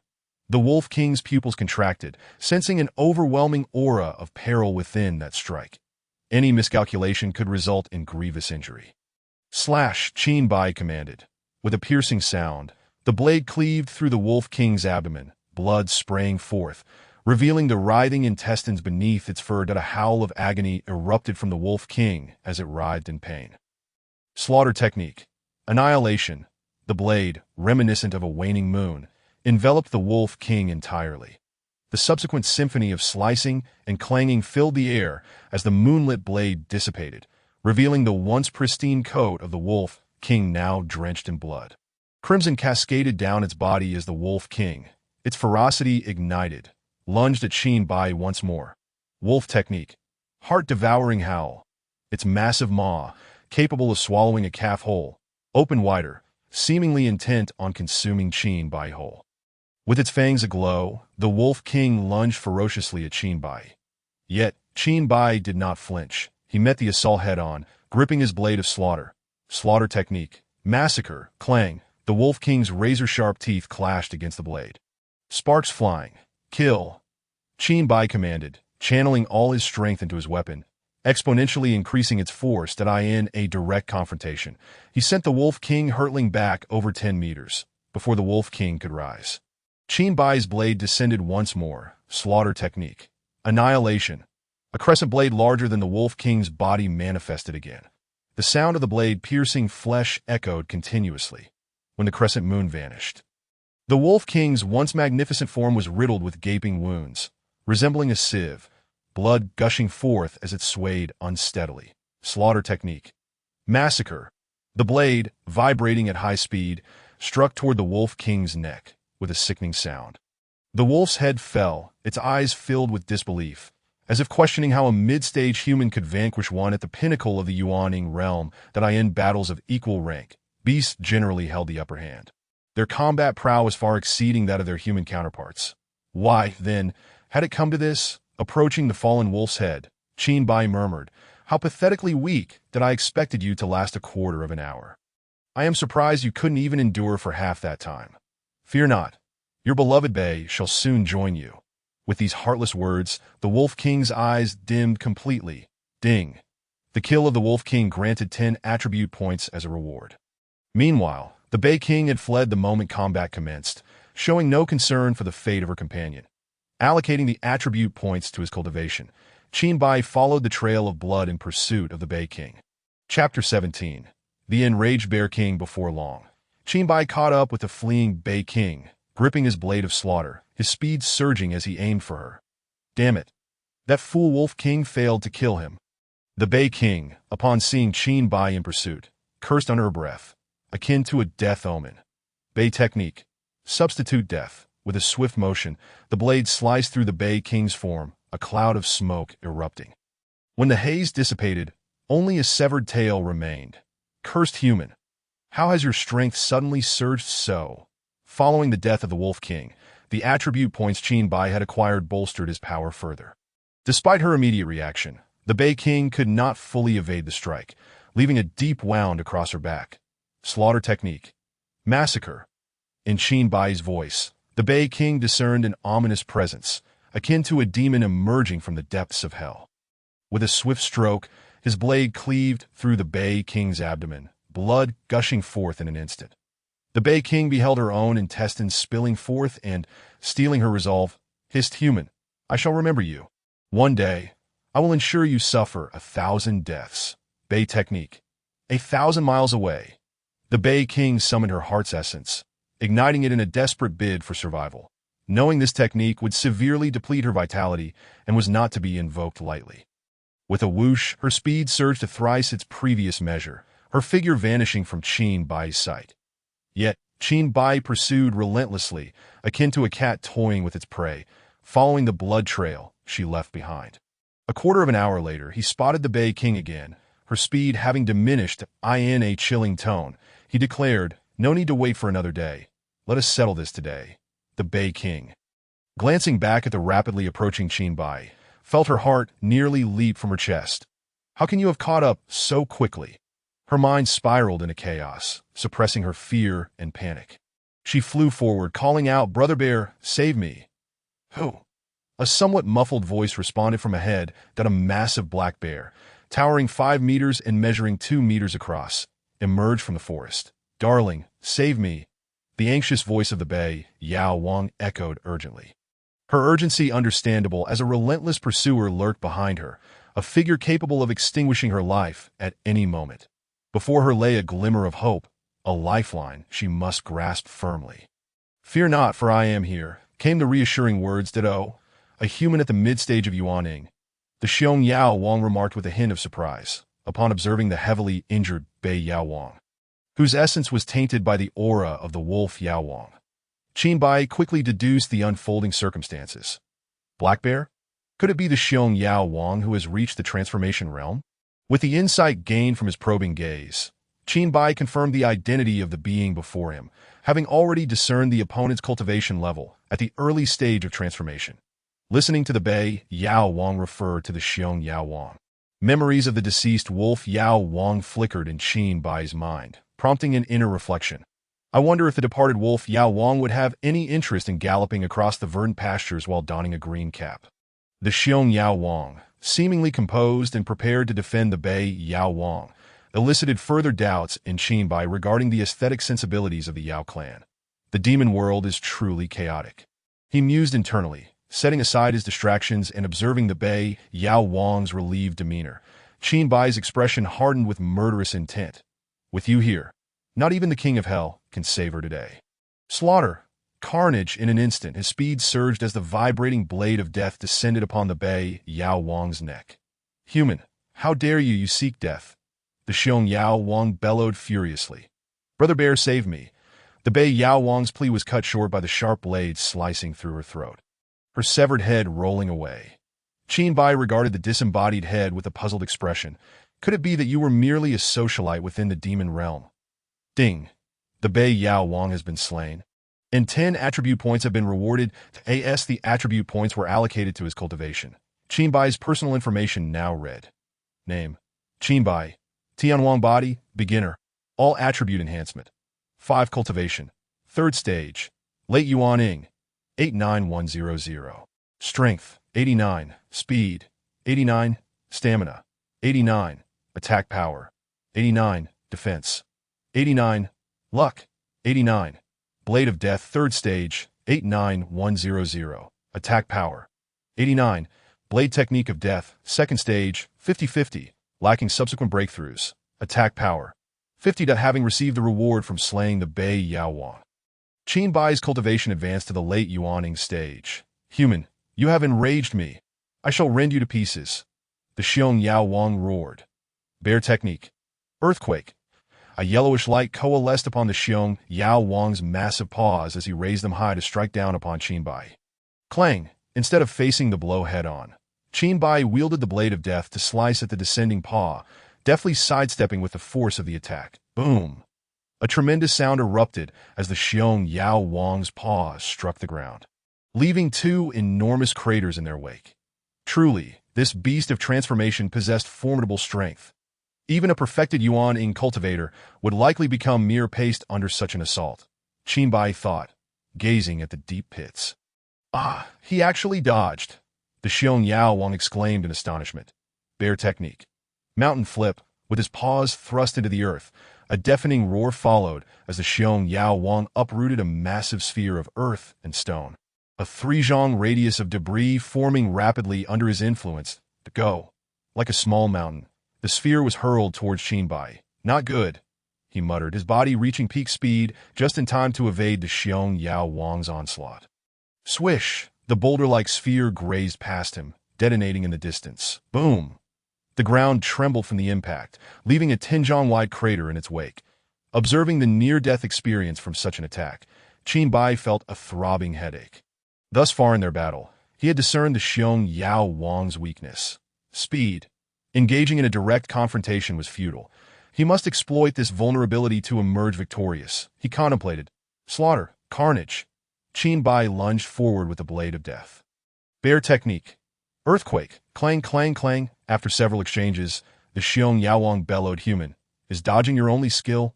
Qin Bai regarded him with a look of incredulity, retorting, Fool, you are courting death.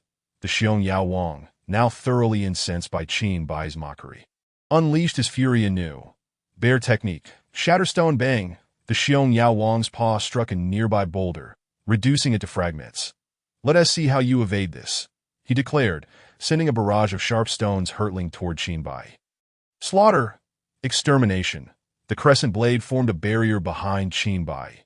Clang, clang, clang, sizzle. As the crescent dissipated, blood began to trickle down Qin Bai's body.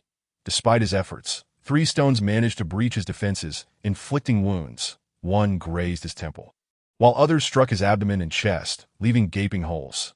Yet, Qin Bai's expression remained stoic, as if the pain did not belong to him. Human, continue to dodge, will you? Ha ha! The Xiong Yao Wang taunted, relishing in Qin Bai's apparent suffering. Bear Technique. Shatterstone. Observing the Xiong Yao Wang's repetitive tactics, Qin Bai chose not to resist this time, but instead retreated into the depths of the forest. Swish, swish, swish. The swiftly launched stones missed their target, embedding themselves in the trees and ground, creating deep craters. Human, if you have the ability, don't flee. When I capture you, I shall flay your skin and pull your tendons. The Xiong Yao Wang roared as he pursued Qin Bai. His massive form appeared somewhat unwieldy, and after a short chase, he could only watch helplessly as Qin Bai vanished from view. "Cursed human, do not let me encounter you again," the Xiong Yao Wang shouted furiously, directed at the direction where Qin Bai had fled. After a while, the Xiong Yao Wang turned back toward his territory. During his journey, slaughter, carnage, a blade radiating chilling light and brimming with lethal intent silently appeared behind the Xiong Yao Wang. A sense of crisis gripped him. He had never anticipated that Qin Bai would dare to strike back. Caught off guard, the Xiong Yao Wang had relaxed his guard. Sizzle. The blade carved a deep gash into his back, exposing the bone beneath that I in pain. The Xiong Yao Wang bellowed, "You seek death." Yet upon turning, he found no trace of Qin Bai. After a moment of furious roaring, the Xiong Yao Wang cautiously resumed his flight back to his territory. Slaughter.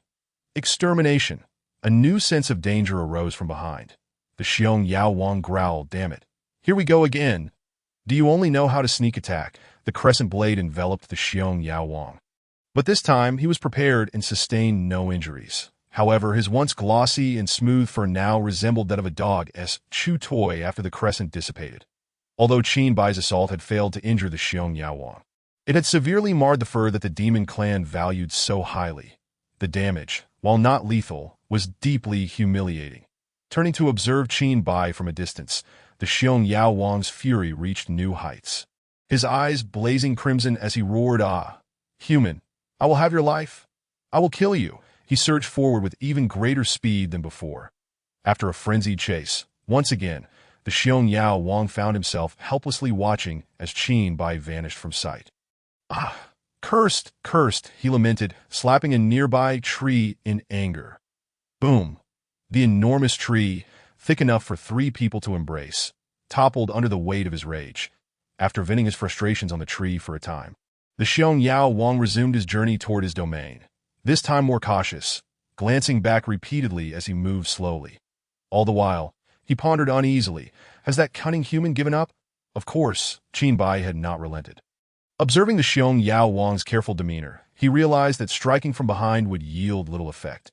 Thus, he preempted the Xiong Yao Wang, digging a pit large enough to conceal himself along the path leading to the Xiong Yao Wang's territory. Camouflaging it effectively, lowering his presence to the bare minimum, he awaited his moment. As the Xiong Yao Wang came into view, drawing ever closer to his range of attack, Qin Bai silently counted down 3, 2, 1. The Xiong Yao Wang, still on edge like a startled bird, glanced back nervously, completely unprepared for Qin Bai's underground ambush. Slaughter, carnage. With a powerful push from the ground, Qin Bai launched himself toward the Xiong Yao Wang like an arrow released from a bow, channeling all his strength into the blade of death, slicing upward toward the Xiong Yao Wang. Sizzle, Chapter 18. Decapitation of the Transformation Realm. The Bear Demon King had never anticipated that Qin Bai would launch an assault from beneath the ground. Qin Bai's strike was swift and ferocious, leaving the Bear Demon King no time to prepare any form of defense. The blade pierced through the Bear Demon King's abdomen, and with all his might, Qin Bai thrust the killing blade upward. With a ripping sound, akin to fabric being torn asunder, the Bear Demon King's entire abdomen was cleaved open.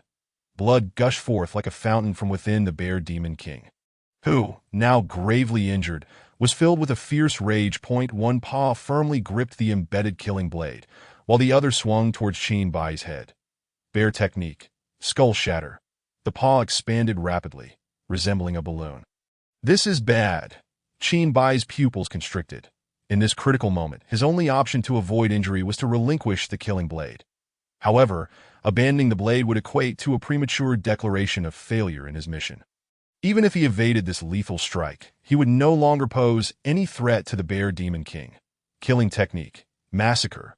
Qin Bai's gaze was filled with murderous intent as he frantically glared at the Bear Demon King and declared, "Let us see who meets their demise first." With all his strength, he attempted to wrest the killing blade free from the Bear Demon King's paw. Swoosh! The blade sliced through, severing half of the Bear Demon King's paw, which fell to the ground. The Bear Demon King howled in pain, and its assault on Qin Bai quickened in response. Killing technique, extermination. A remnant moon formed within the Bear Demon King, encasing its organs. Witnessing the imminent strike from the Bear Demon King, Qin Bai gritted his teeth and shouted, slash swoosh, swoosh, swoosh. The remnant moon churned like a meat grinder, reducing the Bear Demon King's internal organs to a pulp. Roar! In the final moments, the Bear Demon King's attack landed squarely on Qin Bai's chest. Bang! Qin Bai had no time to block and bore the full brunt of this fatal blow. Boom! The immense force sent Qin Bai flying several dozen meters, crashing into a tree before finally coming to a halt. Cough. Leaning on the killing blade, he staggered to his feet, expelling a mouthful of blood mixed with chunks of internal organs. His chest was completely caved in, and the pain of dislocated organs surged through him. Qin Bai gazed towards the distant, motionless Bear Demon King lying on the ground. Remaining vigilant, he had not received any system notification, indicating that the Bear Demon King was still alive.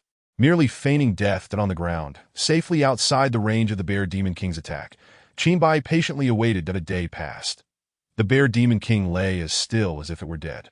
Qin Bai tended to his injuries but did not approach point. 2 days passed. With less than 24 hours remaining until the task's deadline, Qin Bai remained calm and continued to wait as the final hour approached.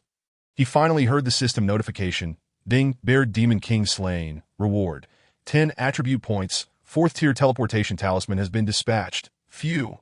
Qin Bai exhaled deeply, allocating the attribute points to his cultivation. He approached and with both hands forcefully turned the Bear Demon King's corpse over. The Bear Demon King's body was hollow. Its organs had long been reduced to shreds by Qin Bai's assault. Swoosh. The killing blade cleaved through the Bear Demon King's skull. And within, Qin Bai discovered a gleaming orb. This was the Demon Core, a crystallization only achievable by beasts at the divine transformation stage. The reason the Bear Demon King had survived for 2 days after its organs were destroyed was inextricably linked to this core. Placing the Demon Core into the system storage space, he took out the star compass and rose, following its direction. During the journey, Qin Bai opened his personal information panel. Name: Qin Bai, Body of Celestial Desolation. Beginner, all attributes increase. 5 cultivation. 3rd stage. Late Yuanying, 99-100 strength, 99 speed, 99 stamina, 99 attack power, 99 defense power, 99 fortune, 99. Killing blade. 3rd stage, 99-100 attack power, 99 killing blade technique. 2nd stage, 50-50, unable to break through without subsequent advancements, attack power. 50 gazing at the threshold of a breakthrough to the 4th stage. An uneasy premonition emerged within Qin Bai. Based on his knowledge of the system, whenever he was on the brink of a breakthrough or had just achieved one, surprises were invariably in store for him. However, Qin Bai did not dwell on it. At this moment, bolstered by the enhancement of the Body of Celestial Desolation, all his attributes had firmly entered the divine transformation realm. The injuries sustained during his battle with the Bear Demon King were gradually healing. As long as he did not encounter the giant fox demon emperor, whose realm surpassed that of divine transformation, Qin Bai believed he would face no significant issues within the Falling Star mountain range. He reasoned that the giant fox demon emperor had not appeared for several centuries, thus his luck should not be that dire. Reflecting on the reward for completing the epic level task, which included a return to Blue Star, Qin Bai felt a surge of excitement rising within him. Having faced numerous life-and-death crises since arriving in this foreign world, he recalled that he had once been an ordinary person, and now he was on the verge of breaking through to the 4th stage. Moreover, he still had matters to attend to upon returning to Blue Star. Contemplating this, a glint of murderous intent flickered in Qin Bai's eyes. Is this the place? Observing the cavern before him, which was roughly 10 feet wide and unfathomably deep, Qin Bai murmured to himself. Following the direction indicated by the star compass, Qin Bai flew for about a quarter of an hour until the needle came to a halt. Retracting the star compass, Qin Bai gripped the killing blade tightly and cautiously descended into the cavern. The interior of the cavern was shrouded in darkness, yet this posed no hindrance to Qin Bai. Having advanced to the golden core stage, he could see faintly in the dark, and now, at the Yuanying stage, it was even less of an issue. The cavern narrowed upwards and widened below, gradually expanding as he descended. After about 15 minutes, he finally reached the cavern's depths. Qin Bai looked up at the cavern ceiling, calculating the distance he had traversed from above such a height, aside from those capable of preliminary flight at the Yuanying stage. A golden core cultivator would likely be rendered to mush if they fell. The cavern's floor was exceedingly spacious, roughly the size of 6 or 7 football fields. Where Qinbai landed was beside an underground river, where he could see strange fish glowing with a blue luminescence. The surface of the seemingly tranquil underground river concealed turbulent currents beneath. Upon glancing at this subterranean wonder, Qinbai quickly shifted his focus and began searching the depths. Before long, he spotted a glowing orb, about the size of a basketball, floating in midair to the north. Through his investigative eye, he discerned that this was the star core he sought. As Qinbai approached the star core, a beguiling female voice echoed in his ear. "Young hero, please save me." Looking down, he saw a strikingly beautiful woman gazing up at him with a pitiful expression. Her garments were in disarray, exposing her flawless bosom, rounded hips, and long legs, with delicate feet akin to white jade. "I accidentally fell into this cavern, and it is so dark here. I am terrified. Can you take me home, young hero?" Her fiery red lips parted slightly, her face adorned with a seductive allure as she spoke to Qinbai. Clang! The killing blade emitted a resounding chime. Startled back to reality, Qinbai was drenched in cold sweat. In the pitch-black depths of the cavern, a woman of captivating grace stood before him.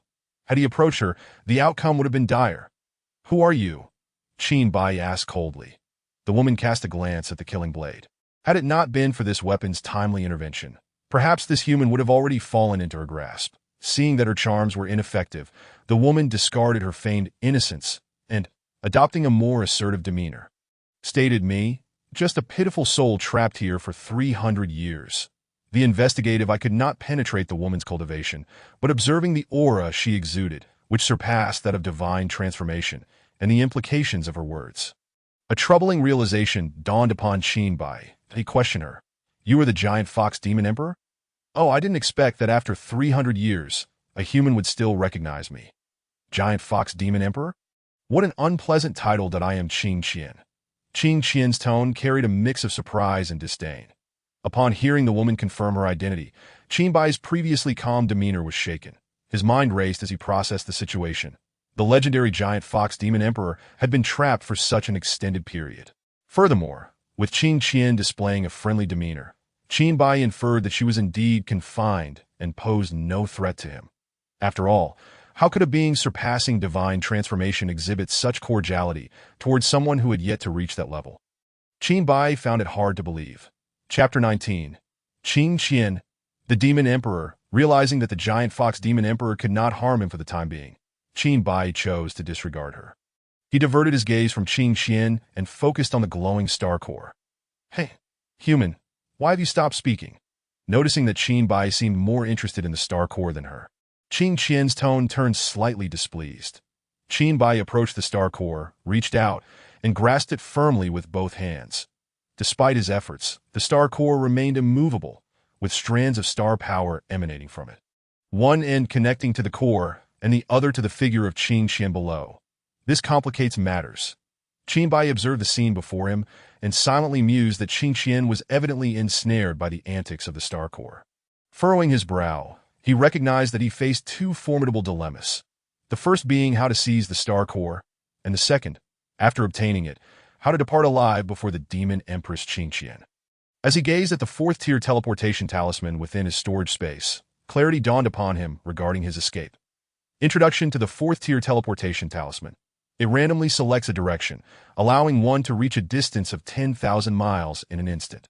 Qing Qian, noticing the frown on Qinbai's face, giggled softly, covering her mouth. "Human, if such methods were effective, I would not have been trapped by this accursed thing for 300 years. However, after 3 centuries of research, I have discovered that it is not impossible to remove it. Yet this method requires your assistance," she stated. Qinbai, perplexed, queried, "You possess powers that far exceed mine. Why would you require my aid?" Qing Qian gazed at the star core above. Her tone calm, yet tinged with resignation. "This method can only be executed externally. As you can see, I'm confined here and utterly immobile.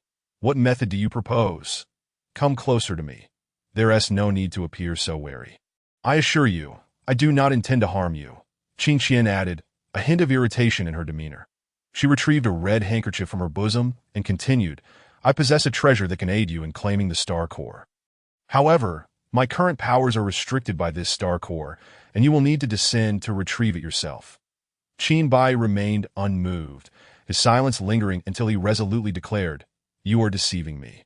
Confronted with Qin Bai's accusation, Qin Qian displayed no trace of embarrassment, instead chuckling. How did you figure that out? As a dignified demon empress, even if my powers are restrained, I would not be reduced to a state where I cannot manipulate objects.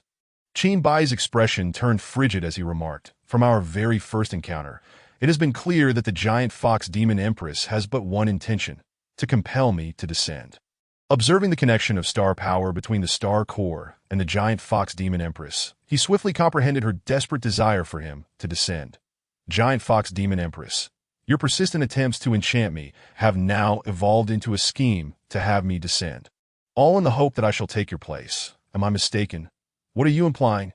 I fail to comprehend, Qin Qian replied, her eyes flickering momentarily, yet her expression remained unchanged. Truly, you do not understand, if my assumptions are correct. This star core is likely drawing upon your essence as sustenance, incessantly siphoning your energy. Your desire for me to descend is rather straightforward. You wish for me to replace you as the source of nourishment for the star core, allowing you to seize the opportunity to escape. That a clever ploy indeed. That Qin Qian's demeanor shifted as Qin Bai articulated her innermost thoughts with uncanny accuracy. You are quite the astute human. I had indeed contemplated this. Let us make a deal. I possess numerous treasures and spirit stones. Should you descend, all of these shall belong to you. Moreover, if you desire, I could also be yours, and I assure you, you would face no peril to your life. Qin Qian enticed. Qin Bai remained immobile. Descend? Preposterous. Even those surpassing the transformation realm have been drained by the star core. Should he descend, it would be but moments before he was utterly consumed. Seeing Qin Bai's steadfastness, Qin Qian cast aside her facade of friendliness, her eyes gleaming with malice as she coldly declared, "Human, do not mistake my kindness for weakness that I have already inscribed your aura. One day, when I escape this place, I shall flay your skin and extract your bones.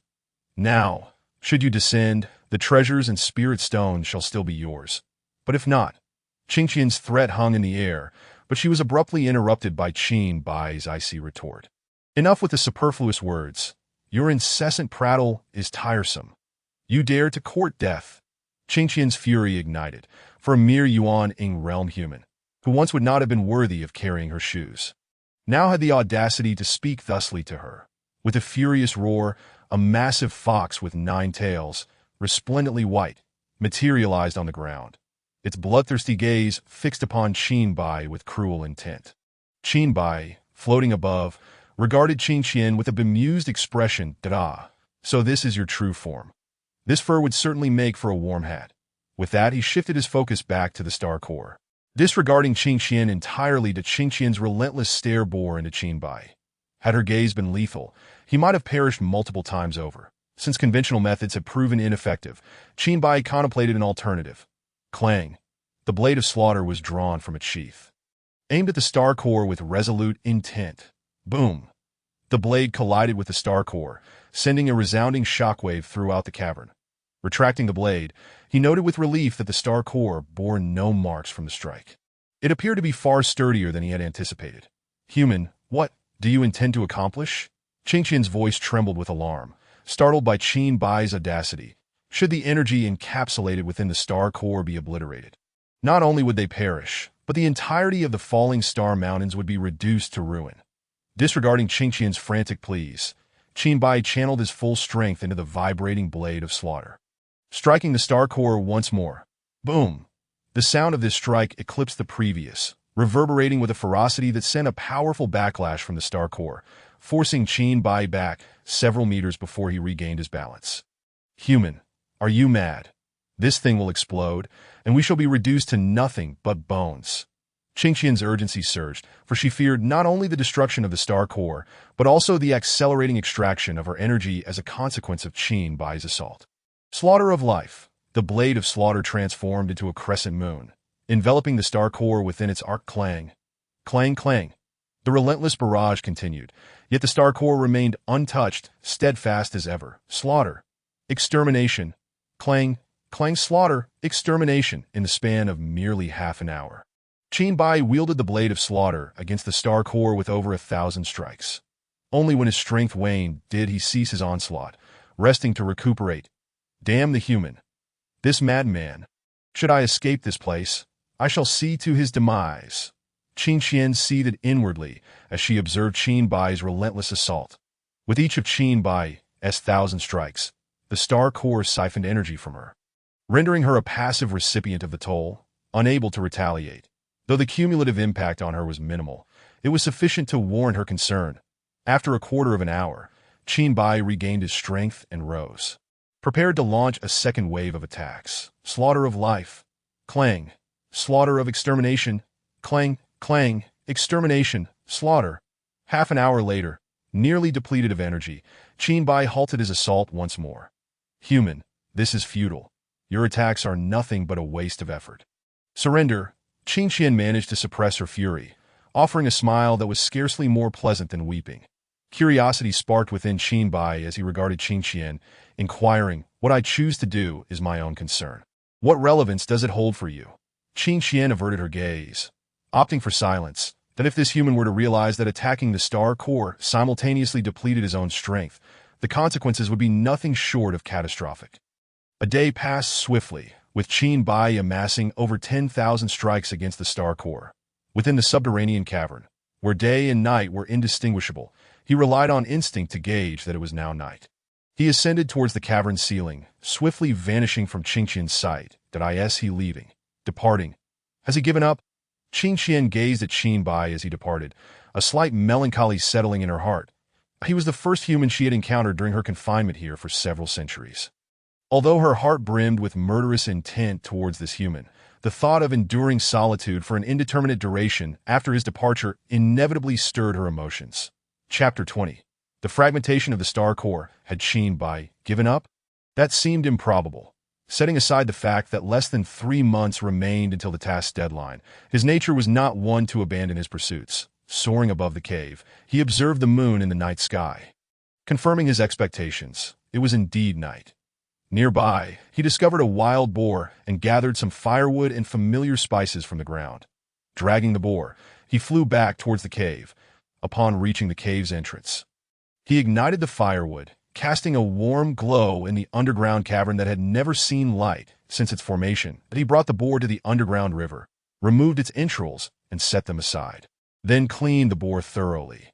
After preparing it, Qin Bai impaled the clean boar on a long, sturdy branch, roasting it over the flames while periodically turning it. He then returned to the riverbank, discarding the entrails into the water.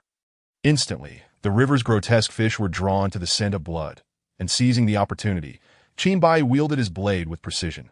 Slicing deftly, he pulled out 2 grotesque fish, each nearly a meter long. He scaled and gutted them, skewering them on a branch to roast them over the fire.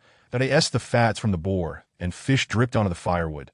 Flames leapt up, and the aroma of roasted meat filled the air. Qin Bai sprinkled the wild spices he had gathered from the falling star mountains, causing the fragrance to intensify, enveloping the entire subterranean cave in a mouth-watering scent. Having reached the nascent soul stage, he could survive without food, relying solely on the spiritual essence of the world. Yet Qin Bai found it challenging to abandon his 2-decade-long habit of eating. The enticing aroma wafted to Qin Qian's nostrils, causing her mouth to water as she longingly gazed at the roasted boar and fish. Since her entrapment here, she had not tasted food for a full 300 years. Now, the scent of meat stirred the insatiable cravings within her. Akin to a parched wanderer in the desert spotting a life-giving oasis that a quarter of an hour later, the meat was ready. Qin Bai tore off a hind leg of the boar. Preparing to take a bite, he heard Qin Qian's tentative voice. "Human, look, there is so much food that you cannot possibly finish it all. Could you spare me a little?" Hearing this, Qin Bai regarded Qin Qian with bemusement, extending his right hand. "What do you mean?" Qin Qian inquired, confused. "Payment that if you lack currency, we can barter," Qin Bai replied nonchalantly. "Do you even comprehend the concept of cherishing beauty?" Qin Qian retorted, her eyes reddening, as if on the brink of tears. Unmoved, Qin Bai replied coldly, "I harbor no illusions of pity towards someone who would flay me alive." With that, he sank his teeth into the boar's leg, deliberately feigning rapture in the flavors. observing Qin Bai's unwavering demeanor. Qin Qian clenched her teeth, once again brandishing her crimson handkerchief, attempting to offer it to him. Casting a glance at the handkerchief, Qin Bai stated, "I do not want that. I desire the pendant around your neck." "Impossible!" Qin Qian vehemently rejected. "Then continue watching as I indulge," Qin Bai asserted. The rationale for his refusal was simple. The pendant's quality and appearance far surpassed the handkerchief she offered, and anything easily bartered was likely of the least value.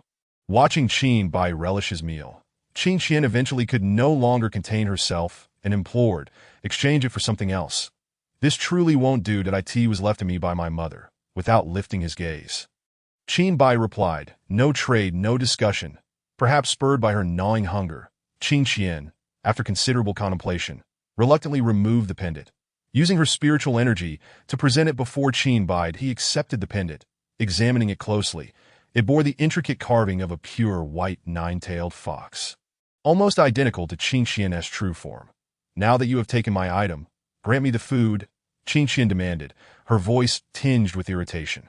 Without hesitation, Qin Bai swiftly placed the majority of the half-roasted wild boar and one grotesque fish onto her spiritual energy. Qin Qian reclaimed them, disregarding her decorum, and took a hearty bite of the roasted boar. Munching, she mumbled, "Not bad, human. What is your name?" Qin Bai remained silent, extending his hand once more. "Surely you jest. Do you require payment for this as well? Are you truly that obsessed with money?" Qin Qian exclaimed incredulously. Perhaps sensing her discontent, Qin Bai finally uttered 3 words. "Qin Bai." "Ha, Qin Bai. What a peculiar name. Bai. Is it difficult for you?" Qin Qian laughed heartily, not missing the chance to mock him.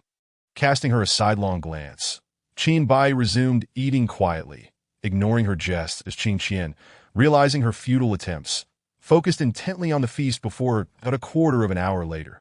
Qin Bai, having satisfied his hunger, cleaned the remnants from the ground, wielded his blade once more, and ascended towards the star core to strike.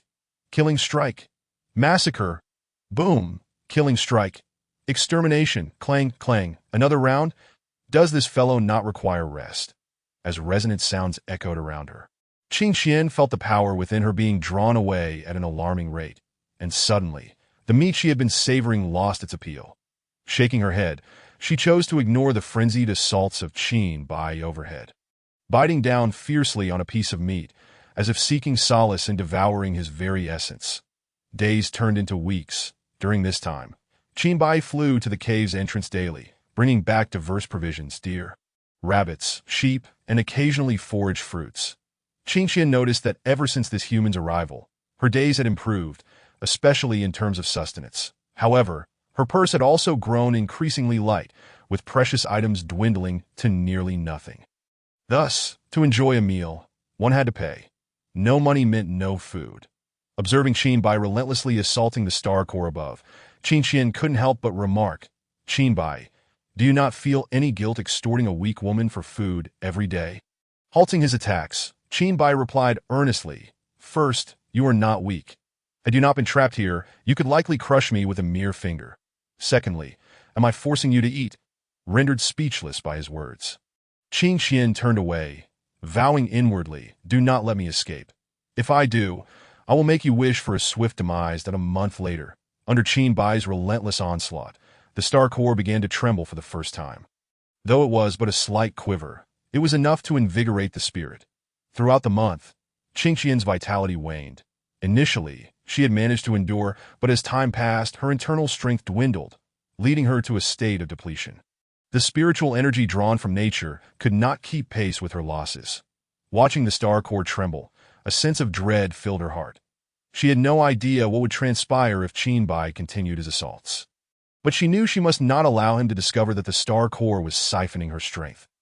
Based on her observations, should he learn of this, his attacks would surely intensify. 2 months later, under Qin Bai's straightforward and brutal assaults, the star core began to show signs of distress for the first time. Crack! A fissure appeared on the surface of the star core. Upon hearing the cracking sound, Qin Bai halted his assault, gazing at the star core. "Stop.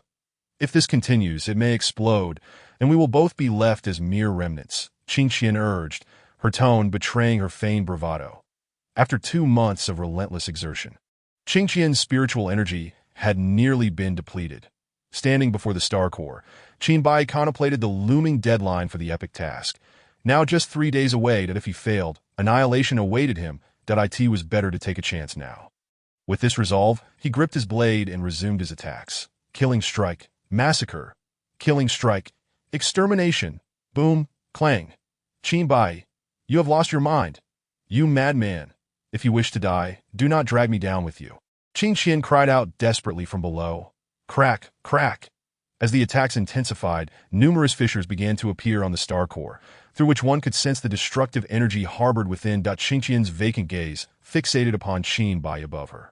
At this moment, she had relinquished any hope of survival, resigning herself to the fate of dying together when this madman finally detonated the Star Core. Slaughter, annihilation, strike. Qin Bai bellowed, crack, boom. After more than 2 months of remaining stationary, the Star Core finally began to shift aside just as it was on the verge of shattering, and simultaneously, the stellar energy tethered to Qin Qian vanished without a trace. Both Qin Bai and Qin Qian turned their eyes towards the Star Core, and Qin Qian's dazed expression instantly regained focus. Before Qin Qian could fully comprehend the situation, Qin Bai seized the Star Core and stored it within his spatial pouch, using a 4th-tier teleportation talisman to depart. Bang! Almost in the next breath after Qin Bai's departure, Qin Qian unleashed her attack, causing the entire underground cavern to collapse with a thunderous roar. Whoosh! Moments later, Qin Qian materialized within the falling Star Mountain range.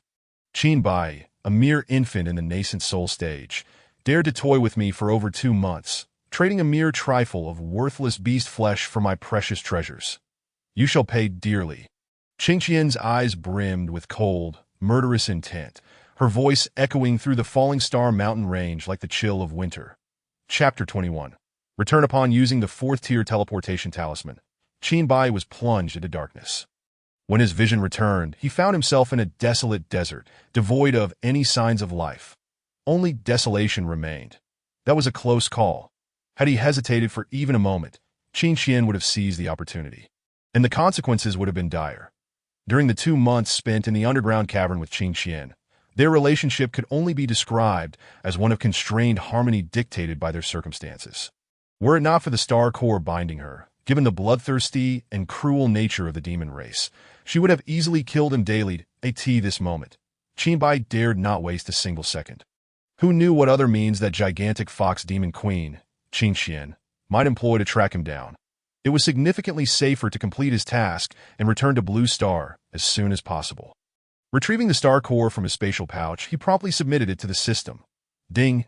Epic quest. Acquire Star Core completed. Beep. Quest reward. Return to Blue Star, 10 attribute points, 3rd-tier slaughter blade technique.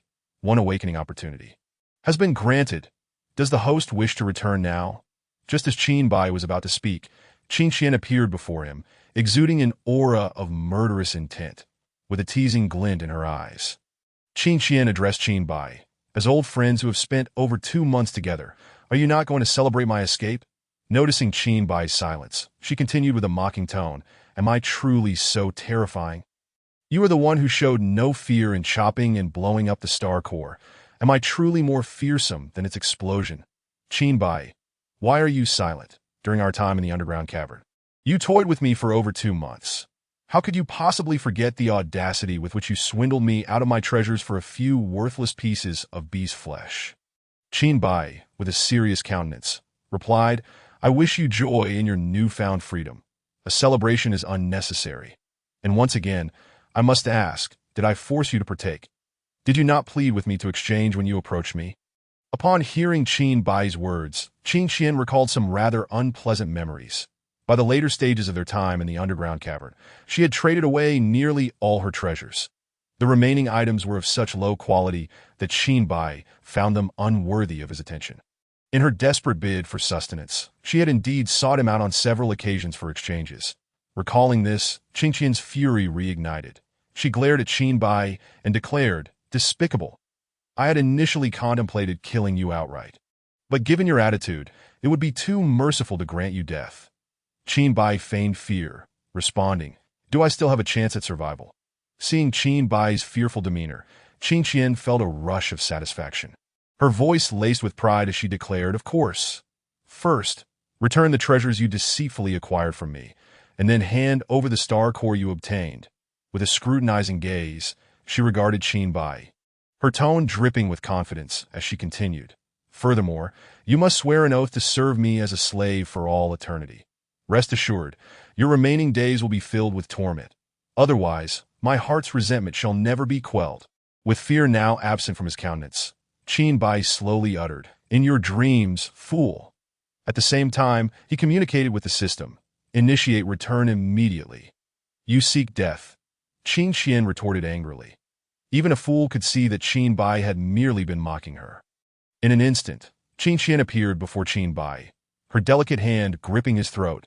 But to her astonishment, Qin Bai's figure began to fade, her hand passing through his ethereal form. Just before Qin Bai completely vanished, she caught a glimpse of a half-smile on his face, as if he had uttered unspoken words that conveyed everything. "Da! Cursed human, you cannot escape to the ends of the earth. I shall capture you and torment you in 1,001 ways." Qin Xian roared, her voice reverberating throughout the desolate expanse. Boom! After being toyed with by Qin Bai time and again, Qin Xian could no longer contain herself, unleashing her fury upon the barren desert. Boom! Boom! Each strike was imbued with destructive force. Once Qin Xian had vented her rage, the entire desert resembled a battlefield ravaged by artillery, with massive craters dotting the landscape. After a moment, Qin Xian, still in disbelief, murmured that human's aura has completely vanished from the entire Tianhuang realm. How is this possible? Reflecting on Qin Bai's inexplicable appearance in the underground cavern and his mysterious disappearance in the desert, she pondered, who exactly is he? Falling Star Mountain Range Wangzong and the city lord Nan Tianlong cautiously advanced. "City lord, this is the place." Wangzong indicated toward the ruins of the underground cavern that had been utterly devastated by Qin Xian's strike, that it bears its scent. "It hasn't appeared in 300 years. And I had thought it had left the Falling Star Mountain Range," Nan Tianlong remarked. "Could it be that one?" Wangzong speculated. "You guessed correctly. It is indeed that one, the saintess of the Nine-Tailed Fox clan, who mysteriously arrived at the Falling Star Mountain Range 500 years ago and vanished abruptly 300 years ago," Nan Tianlong explained. "Alas, it seems we must depart. The capital is in turmoil. And even this Qingyang city has experienced successive upheavals that it is uncertain whether this is a blessing or a curse." Nan Tianlong called to Wangzong that on their way back, the two stumbled upon the shattered remains of the transformation stage Bear Demon King, the decapitated head of the Wolf Demon King, and the slain body of the Boar Demon King. "These are the three great demon kings of the Falling Star Mountain Range?" Wangzong exclaimed, astonished. Nan Tianlong nodded. And Wangzong continued, "I barely escaped when encountering the weakest of them, the Boar Demon King. Who could have done this? From the injuries and the estimated time of death, it should be him." Nan Tianlong spoke uncertainly. "Qin Bai? Impossible. Over 2 months ago, he required external assistance to slay that old ghost Tang Jintian," Wangzong said, unable to fathom that Qin Bai could be responsible. That he then recalled that shortly after Qin Bai had killed Tang Jintian, he had swiftly advanced to the mid-nascent soul stage, his tone growing complex as he mused, "What kind of monster is this? His rate of advancement is astonishing. I remember he had just reached the foundation establishment stage upon arriving in Qingyang City. Yet in a matter of days, he progressed to Golden Core and then Nascent Soul. Now he has even slain a transformation stage Demon King. Who on earth is he?" Nan Tianlong remained silent for a long while before suggesting, "Perhaps he is a reincarnated powerhouse, though the possibility of him being possessed by another is not to be dismissed." With that, he retrieved the communication jade talisman from his robe and sent out a message. Daming Imperial Capital, the Third Prince, Ing Ji, paced back and forth with a furrowed brow, muttering, "The Tang family is truly a formidable foe.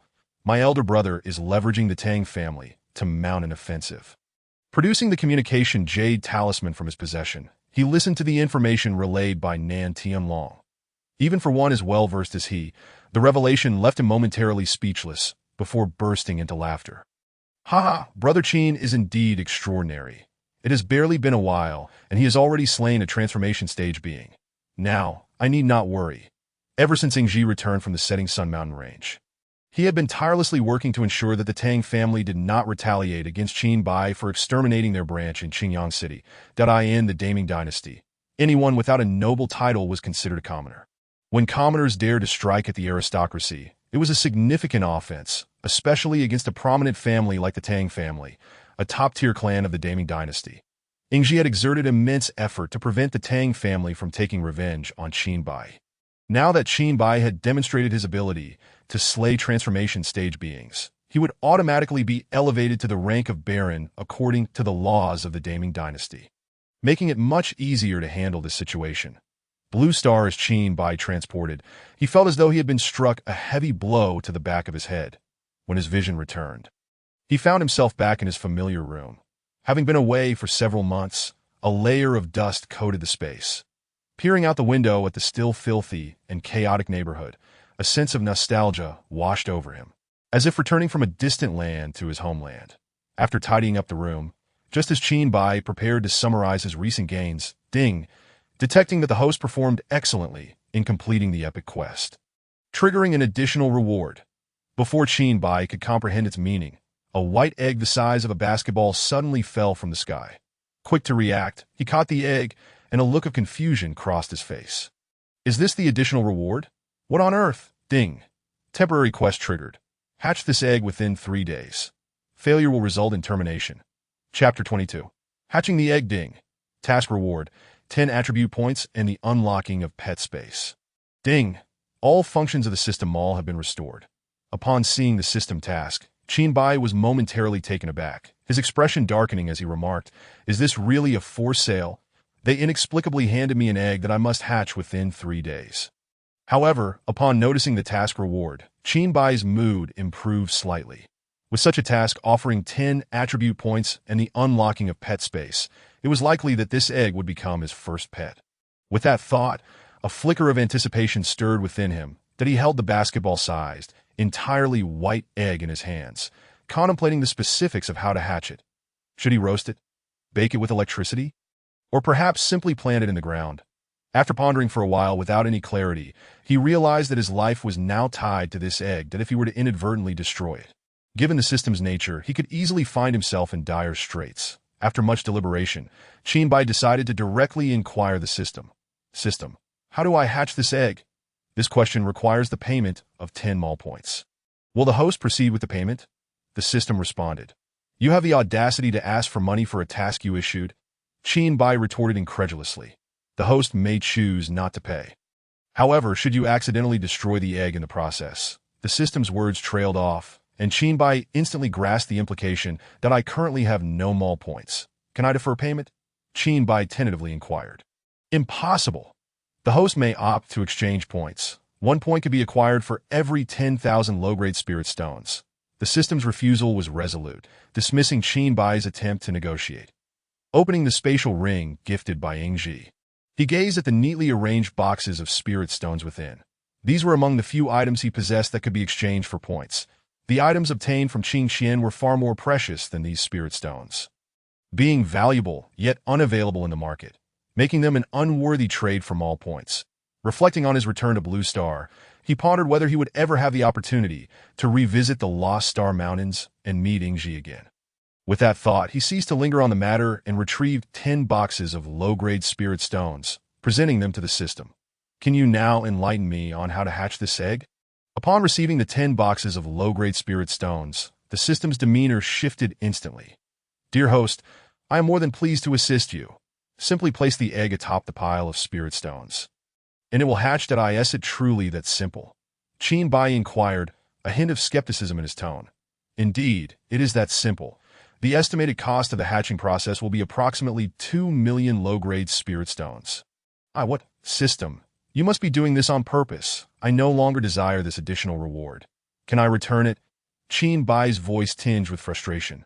Not possible. Moreover, this egg has a certain connection to the host, the system asserted. How can that be? Qin Bai replied, incredulous. This egg was extracted from within the star core and has sustained itself by absorbing external spiritual energy. Had the host not forcibly interrupted its hatching process, it would have naturally hatched after several decades. The system added, a friendly reminder, host, hatching this egg is undoubtedly worth the investment. Do not be concerned about a mere few million spirit stones. The system concluded its statement in a tone akin to that of a wealthy patron, then fell silent. With no alternatives, Qin Bai resolved to act without hesitation. Emptying the contents of his spatial ring, 90 boxes of low-grade spirit stones, 10 boxes of mid-grade spirit stones, and 1 box of high-grade spirit stones. If all were converted to low-grade spirit stones, the total would amount to 2 million low-grade spirit stones. Soon, the spirit stones accumulated into a small mountain within the room, saturating the air with a dense spiritual aura, potent enough to extend the lifespan of any mortal who inhaled it. Qin Bai placed the egg atop the mound.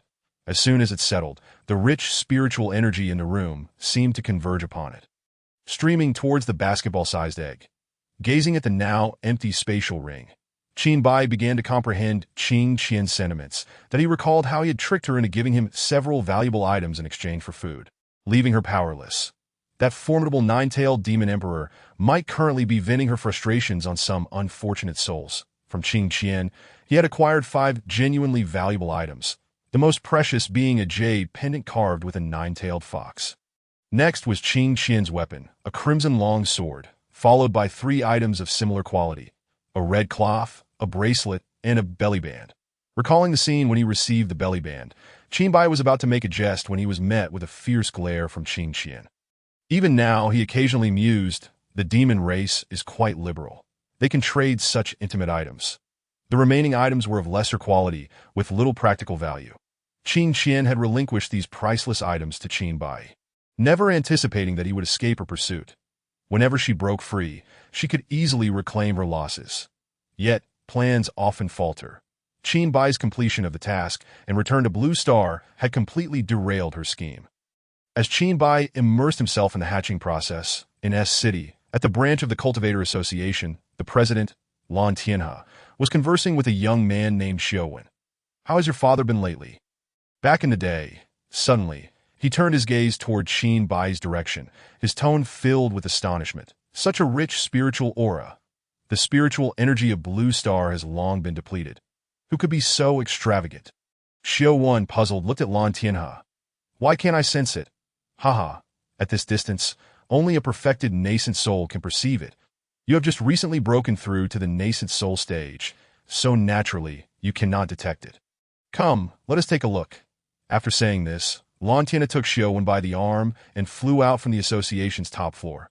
About a minute later, Lan Tianhe pointed down at a rundown neighborhood where flies buzzed around garbage bins. Here we are. Uncle Lan, with such a dense spiritual aura, there must be at least 1 million low-grade spirit stones here. Xiaowen's eyes gleamed with greed. Conservatively speaking, it should be at least 1 million. However, the way the other party utilizes the spirit stones is rather crude, that if they had set up a gathering spirit array to assist in the usage, they could have maximized the utilization of every ounce of spiritual energy, rather than allowing some to overflow as it is now. Lan Tianhe explained, while Xiaowen mused internally, if I could claim all these spirit stones for myself, I could surely break through my cultivation once more in no time. Then, I could have my father propose to the Lan family. Perhaps, no, the Lan family would surely agree that a vision of a graceful figure, the most powerful of the younger generation from the Lan family, Lan Linglong, flashed in Xiaowen's mind. The thought that she had never even glanced at him ignited a surge of anger within him. Humph. Once I acquire these spirit stones and break through my cultivation, I will have my father propose to the Lan family. Even if you look down upon me, you will still have to comply with my wishes, lost in his fantasies of the future. Xiaowen's greed swelled as he swiftly made his way towards Qin Bai's location. As he approached the room, he gathered all his strength and launched an attack. Boom! With a deafening crash, the window shattered into pieces. And Xiaowen barreled through. Oh no!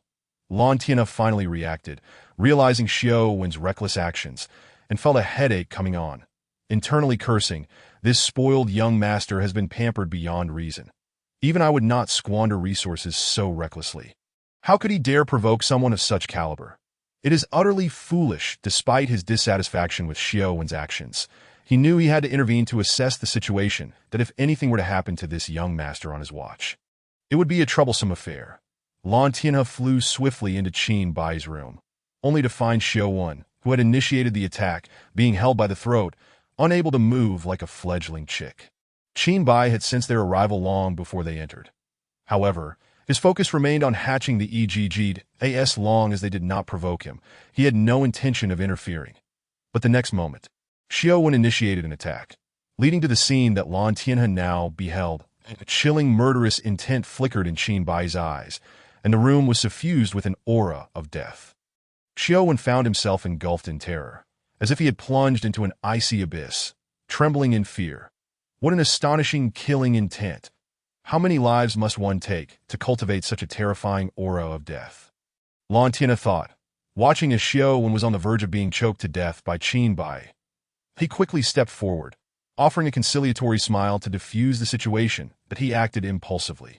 I kindly ask this noble sir to spare his life. Qin Bai did not release his grip, casting a cold glance at Lan Tianhe, and applied more pressure.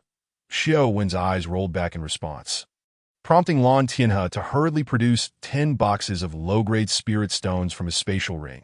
Esteemed sir, this is 100,000 low-grade spirit stones. I implore you to spare his life. Seeing Lan Tianhe's continual subservience and the offer of the spirit stones, Qin Bai assessed that the egg was still absorbing spiritual energy and that he had not suffered any loss. He accepted the spirit stones and finally released his grip on Xiao throat. Cough, cough. Xiao, who had just been set aside, coughed violently for a while before regaining his composure. He hid behind Lan Tianhe. His eyes filled with fear as he gazed at Qin Bai. Moments ago, he had felt a slight shift in the atmosphere, and he knew that if he provoked the situation further, the outcome would surely be his own demise. Looking at Lan Tianhe in front of him, he found a semblance of security, and his fear gradually dissipated, with a hint of threat in his voice. He addressed Qin Bai. You know who my father is, slap. Before he could finish his sentence, Lan Tianhe struck Xiao across the face, exclaiming, silence. Observing Xiao's defiance as he seemed about to speak again, Lan Tianhe shot him a fierce glare and turned to Qin Bai, apologizing. I beg your pardon. Esteemed sir, we shall take our leave at once. With that, he seized Xiao and leaped out of the window. Before departing, he cast a glance at the white egg atop the pile of spirit stones, which was continuously absorbing spiritual energy, that a surge of warmth flooded his heart, and various thoughts crossed his mind. But he swiftly quelled his greedy impulses. Although he was unaware of Qin Bai's exact origins, the opponent's cultivation level, and the murderous aura he exuded indicated that he was not someone to be trifled with. Chapter 23. All right, I understand. Just after leaving Qin Bai's residence, Xiao, with his neck held high, questioned Lan Tianhe. Uncle Lan, why did you stop me from continuing? Fool. Lan Tianhe reprimanded inwardly, yet wore a gentle smile as he replied. Xiao, that person is not to be trifled with. Should a fight ensue, the outcome would be uncertain. Xiao scoffed, unimpressed. Uncle Lan, you are at the perfected nascent soul stage and on the verge of breaking through to the transformation stage. Is that person truly stronger than you? Sighing, Lan Tianhe replied, Xiao, individuals like him are perilous. If possible, avoid provoking them. Though he said this, his thoughts lingered on the fact that not only was that person stronger, but when the latter looked at him, a wave of bloodlust washed over him, reminiscent of a beast that devours all in sight. That in a true battle, it would undoubtedly be he who perished. Upon hearing Lan Tianhe's words, Xiao dismissed them with disdain, thinking to himself, dangerous? It's merely because you, old man, are frightened. His mind wandered back to the egg atop the pile of spirit stones in Qin Bai's room, and his greed clawed at his heart like 100 nails. That he turned to Lan Tianhe and said, Uncle Lan, did you see that egg in that person's room? A pet hatched from over 1,000,000 spirit stones must be extraordinary. Having just suppressed his own greed, Lan Tianhe, he couldn't help but express envy at Xiao when mention of the egg. If only I could hatch such an egg as a pet. I would wake up smiling in my sleep. Remembering how Qin Bai had gripped his throat, Xiao declared fiercely, I will call my father and have him send someone to kill that man, torturing him to death and scattering his ashes. In terms of family background and future prospects, that man cannot compare to me. Why should he possess such a remarkable pet? Do not speak recklessly. Lan Tianhe was drenched in cold sweat from Xiao's reckless words, attempting to intervene. Let me tell you why. Qin Bai's icy voice emerged from in front of them. Clang. He drew his killing blade and advanced step by step toward the two. Ever since letting them leave, Qinbu had been keeping a watchful eye on them, that if they had left safely, it would have been one thing, but it was intolerable that they dared to speak of killing him. When faced with potential danger, Qinbu preferred to eliminate threats in their infancy. Seeing Qinbu's appearance, Lan Tian he felt no surprise. Rather, it would have been shocking had Qinbu not shown up. Fool! It is already unprecedented for someone like him to let you go, and you dare speak of killing him. The distance and tone of the voice left no room for concealment. With his cultivation level, it was as if he were whispering in his ear. Does he truly think that one's cultivation is merely for show? Lan Tian, he cursed inwardly, feeling utterly helpless toward Xiaowen, who was proving to be a true liability. As Qinbu drew nearer, radiating an aura of death, Xiaowen felt his heart race and quickly looked to Lan Tian for reassurance. Lan Tian shielded Xiaowen behind him. Attempting to mediate, the young are often brash and unwise. Esteemed sir, please do not hold it against him.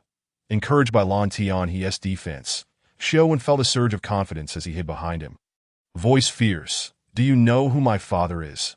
If I sustain even a scratch, you will not see the dawn of tomorrow, that if you are wise, you will step aside.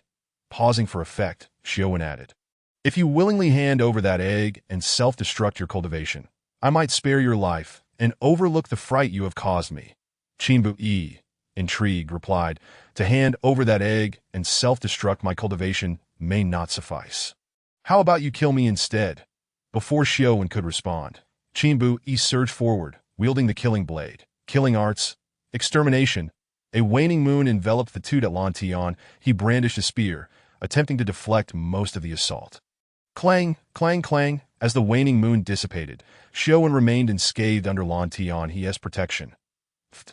Lan Tian's complexion turned ashen, devoid of color, and he spat out a mouthful of fresh blood, since returning from the falling star mountains. Qinbu had yet to break through his cultivation, but under the enhancement of the Tian Huang body, all aspects of his abilities had already reached the transformation stage. Even Lan Tian at the perfected nascent soul stage, suffered severe internal injuries from enduring Qinbu's strike. That blow had not been delivered with full force, as Qinbu sought to test the capabilities of the cultivators in this realm. Now it seemed there was still a considerable gap compared to the otherworldly beings from the falling star mountains. Seeing Qinbu prepare to attack again, Lan Tian cast a deep glance at him and asked, "Must you kill him, esteemed sir?" Qinbu was taken aback by Lan Tian's question. He remained silent, yet the gradually raised killing blade signified his intentions. Turning his gaze to Xiaowen, Lan Tian sighed and refrained from speaking further. In a sudden flash, he moved beyond Qinbu's attack range and stated, "Everything is his own doing. Esteemed sir, do as you wish."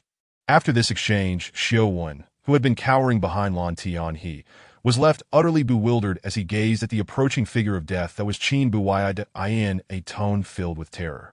Xiaowen cried out, "Uncle Lan, save me. You cannot abandon me. You and my father are good friends. You cannot watch me die." Lan Tian, standing nearby, adopted a posture of indifference, his ears closed to the pleas. Hearing Xiaowen's words, he couldn't help but think, "Good friends? Nonsense. You foolish boy, do you not realize it is too late to be afraid? For a fool like you, I would not risk my life." In combat with Qinbu, the overwhelming power that surpassed the nascent soul stage lingered vividly in his memory. Watching Lan Tian, he remained unmoved.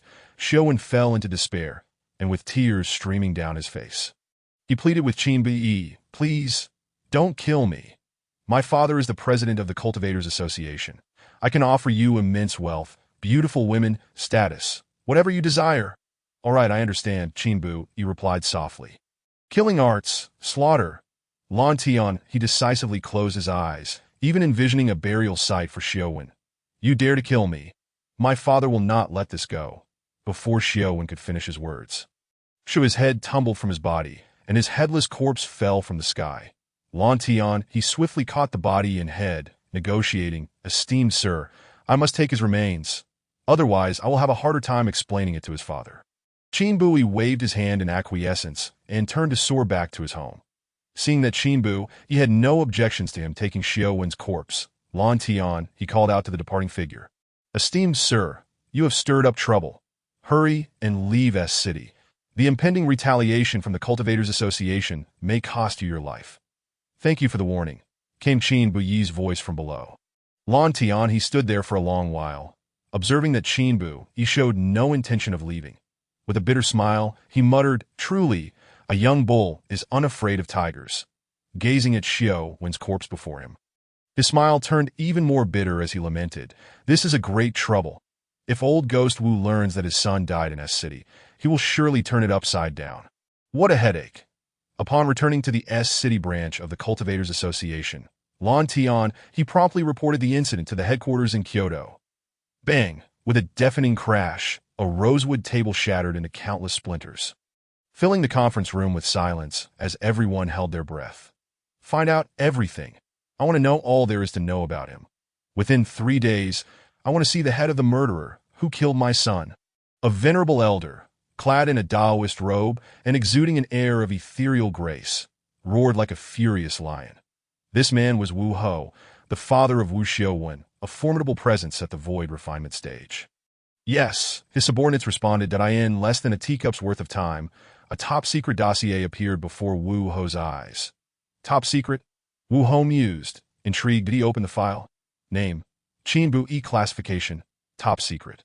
The document meticulously detailed Qin Bu-yi's family background and all his accomplishments from childhood to the present. At 18, he entered the highest institution of learning in Huaxia, only to drop out in his 3rd year to study human anatomy. Poisons and firearms. In just 2 years, he became the most dangerous assassin in Southeast Asia, known by the moniker Night King of Hell. Wu Ho finished reading the dossier, murmuring to himself, "I never imagined he would be connected to that incident from years ago." Moreover, just 3 months ago, he was merely an ordinary person devoid of any cultivation. Yet astonishingly, he has now transcended to the Yuaning stage within such a brief period that this thought crossed his mind. A glimmer of realization sparked in Wu Ho's eyes, and a wave of insatiable greed took root in his heart. That a fortuitous encounter, an extraordinary stroke of luck, that if such an opportunity could elevate an ordinary individual to the Yuaning realm in a mere 3 months. Then if it were to fall into my hands, what might ensue? As he contemplated this, Wu Ho's breathing grew increasingly rapid. After a moment, he commanded, "Let it be known. Instruct Wu Zai to journey to S City and capture that boy who killed Xiaowen alive. Bring him back." "Yes," replied Wu Kai, who was deeply trusted by Wu Ho and responsible for managing his daily affairs. "That MY's son perished in S City. Lannian cannot escape responsibility. Inform Wu Zai that if possible, he should also bring back Lannian's head." Wu Ho spoke with a tone filled with resentment. "President, that is unwise," Wu Kai interjected. Wu Ho narrowed his eyes, scrutinizing Wu Kai. That a cold sweat broke out on Wu Kai's brow as he stood firm, saying, "If Lantian were to die, the Lan family would undoubtedly wage war against our Wu family. It would be a loss that outweighs any gain." After a moment of contemplation, Wu Ho replied, "Then we shall heed your counsel and spare Lannian's life for the time being. 3 days is still too long. Have Wu Zai set off immediately for S City. I want to see that boy before the sun rises tomorrow." Chapter 24. Qing Long. Divine Sense across 1,000 miles. When Qin Bai returned to his chamber, he discovered that 2/3 of the spiritual stones in the pile had been drained of their luster. The absorption of spiritual energy occurring at such an astonishing rate. While patiently waiting nearby, Qin Bai focused his attention on the basketball-sized, entirely white egg atop the pile of spiritual stones. That a quarter of an hour later, all the spiritual energy contained within the stones had been completely absorbed. The egg floated in midair, and gradually, a series of white halos began to manifest on its surface, pulsating rhythmically as if in harmony with a breath. Thump, thump. The sound of a robust heartbeat resonated from within the egg. Crack, the first fissure appeared on the eggshell. Crack, crack, more cracks emerged, and a small head broke through the shell, its large eyes curiously observing its surroundings. Upon noticing Qin Bai, the little creature sensed a warm familiarity emanating from this human. With remarkable speed, the little one darted on a Qin Bai's shoulder before he could react. That a Qin Long? Upon discerning the creature's appearance, Qin Bai was taken aback. The little one possessed rabbit-like eyes, antlers akin to a deer, a serpentine body adorned with fish scales, claws beneath its belly, and was entirely a shade of green. Ding. Temporary mission completed. Rewards have been distributed. Ding. Pet space activated for the first time. Ding. Pet space has been successfully activated. Ding. The Qinglong has been forcibly bound to the host, sharing the host cultivation. Following the system's binding, Qinbai distinctly felt the bond between himself and the little Qinglong grow closer. The Qinglong on his shoulder extended its tongue and licked Qinbai's cheek. The wet sensation traveled across Qinbai's face as he lifted the little creature closer for a better examination. The Qinglong did not resist, its large eyes gazing at Qinbai with pure innocence. Embodying the legendary dragon of myth right before him. Filled with curiosity, Qinbai examined the little Qinglong from various angles, occasionally reaching out to pat its dragon horns. That'd be why mere appearance alone, it was worth 290,000 low-grade spiritual stones. As a native of Blue Star, there was an innate sense of affinity for the dragon, a totem of Huaxia. While Qinbai marveled at the little Qinglong, a soft sound of slumber reached his ears. Following the source, he noticed the Qinglong he held was now emitting gentle snores. Has it fallen asleep? Qinbai whispered, but he carefully placed the sleeping Qinglong back into the remnants of the broken eggshell atop the pile of spiritual stones. After adjusting his state, Qinbai prepared to initiate his own breakthrough. The first order of business was to advance the slaughter blade technique, which had been stagnating at the second stage due to a lack of subsequent techniques. Ding! The slaughter blade technique has been upgraded to the third stage. Upon reaching the third stage, the third form of the slaughter blade technique, named Domain of Death, allows for both area attacks and single-target strikes. Once the slaughter blade technique was successfully upgraded, Qinbai focused on enhancing his cultivation. Having completed an epic-level task, he received 10 attribute points, and hatching the Qinglong granted him an additional 10. Totaling 20 attribute points, he allocated 1 point to his cultivation, striving to reach the perfect Yuan Ing stage. Name. Qinbai Tianwang Body, initial level, all attributes increase 5% cultivation. Third stage, perfect Yuan Ing, 100 can break through, strength, 100 speed, 100 stamina, 100 attack power, 100 defense power, 100 fortune. 100. Slaughter Blade third stage, 100 can break through, attack power, 100 Slaughter Blade technique third stage, 100 lack successor technique for breakthrough, attack power, 100 Qinglong third stage, 100 can breakthrough. Qinbai exclaimed. Familiar agonizing pain surged through his body once more. Beads of sweat the size of soybeans cascaded down to the ground as Qinbai gritted his teeth in silence. The pain intensified, his entire vital energy rushing towards his crown. Boom! A thunderous sound erupted in his ears, akin to a clap of thunder, in his mind, which had been shrouded in chaos and darkness. The first glimmer of light emerged after the deafening noise. As the first light flickered into existence, it illuminated the endless darkness like a torch igniting a flame. Clang, clang, clang. The resounding echoes in his mind felt as though a hammer was ruthlessly pounding against his spirit. With each strike, the light within his mind expanded, occupying more space. The dual agony of body and spirit assailed Qinbai, nearly rendering him unconscious. After a quarter of an hour, the pain began to dissipate, replaced by refreshing coolness that spread through his mind and body. Qinbai exhaled deeply, he allocated the remaining attribute points to his cultivation and opened his personal information panel. Name. Qinbai Tianwang Body, initial level, all attributes increase 5% cultivation. 4th stage early transformation, 119 200 strength, 119 speed, 119 stamina, 119 attack power, 119 defense power, 119 fortune, 119.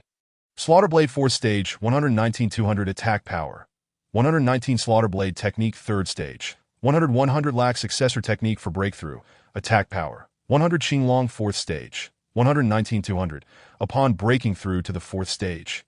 The most significant change was the emergence of Divine Sense within his mind.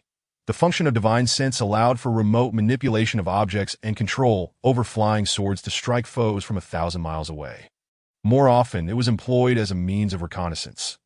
Typically, the Divine Sense of an early transformation cultivator could extend roughly 100 miles. Qinbai released his Divine Sense, extending it into the distance. 1 mile, 10 miles, 50 miles, 100 miles, 500 miles, 1,000 miles. His Divine Sense spanned a full 1,000 miles before coming to a halt, rendering everything within that range vividly discernible. 1,000 miles. Qinbai was somewhat surprised, but upon reflection, It seemed entirely reasonable. With the system's assistance, all his attribute values were positioned at the pinnacle of his realm, making it no exaggeration to claim he was invincible within the same tier. Retracting his divine sense, Qinbai glanced at the slaughter blade technique, which had just reached the third stage yet remained stagnant, and couldn't help but feel a bit exasperated. System, what are the requirements for acquiring the fourth stage of the slaughter blade technique? Host, the fourth stage of the slaughter blade technique will be imparted to you within the awakening secret realm, provided you can survive, the system replied. Ding, awakening task triggered. Open the awakening secret realm within a month. Survive and pass the trial. Task reward: 10 attribute points and a fragment of a shattered blade. Awakening secret realm. Survive. A fragment of a shattered blade. The awakening secret realm is one of the rewards for epic level tasks. And according to the system, this secret realm seems exceedingly perilous. In the past, task failures resulted in annihilation, but this time it did not, indicating that the system believes if one cannot pass the secret realm trial, the chance of survival would be non-existent. Regarding the fragment of a shattered blade mentioned in the task rewards, Qinbai pondered but found no leads, so he decided to put it aside for now. Meanwhile, at the branch of the S-City Cultivator Association, Lannian was currently examining Qinbai's dossier. As a member of the Lan family, accessing even the most classified files was not a difficult task. Entering the highest institution of learning in Huaxia at 18, and that girl Ling Long also graduated from the same esteemed academy.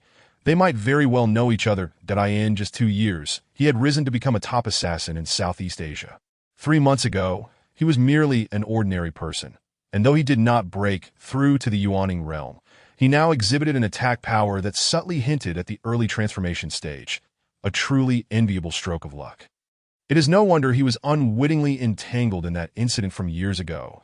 No wonder the dossier's classification was marked as top secret. The more Lannian reviewed Qinbai's dossier, the more astonished he became. At that moment, the newly advanced Qinbai's divine sense brushed past him. Who is it? This powerful divine sense can only be emitted by a cultivator at the void refinement stage. Who could it be? Could it be that the old ghost of Wuho has come in person? I have sensed the divine aura of Wuho before, yet this particular presence feels utterly unfamiliar.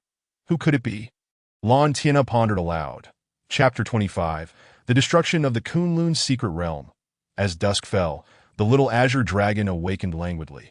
The first thing it did upon waking was to devour its eggshell completely. After finishing its meal, the little azure dragon gazed at Qinbai, its expression seemingly conveying its lingering hunger. Qinbai swiftly scooped up the little azure dragon and took flight, leaving the abode that had served as his refuge. This house had been purchased under a false identity, initially used to evade pursuers and recuperate.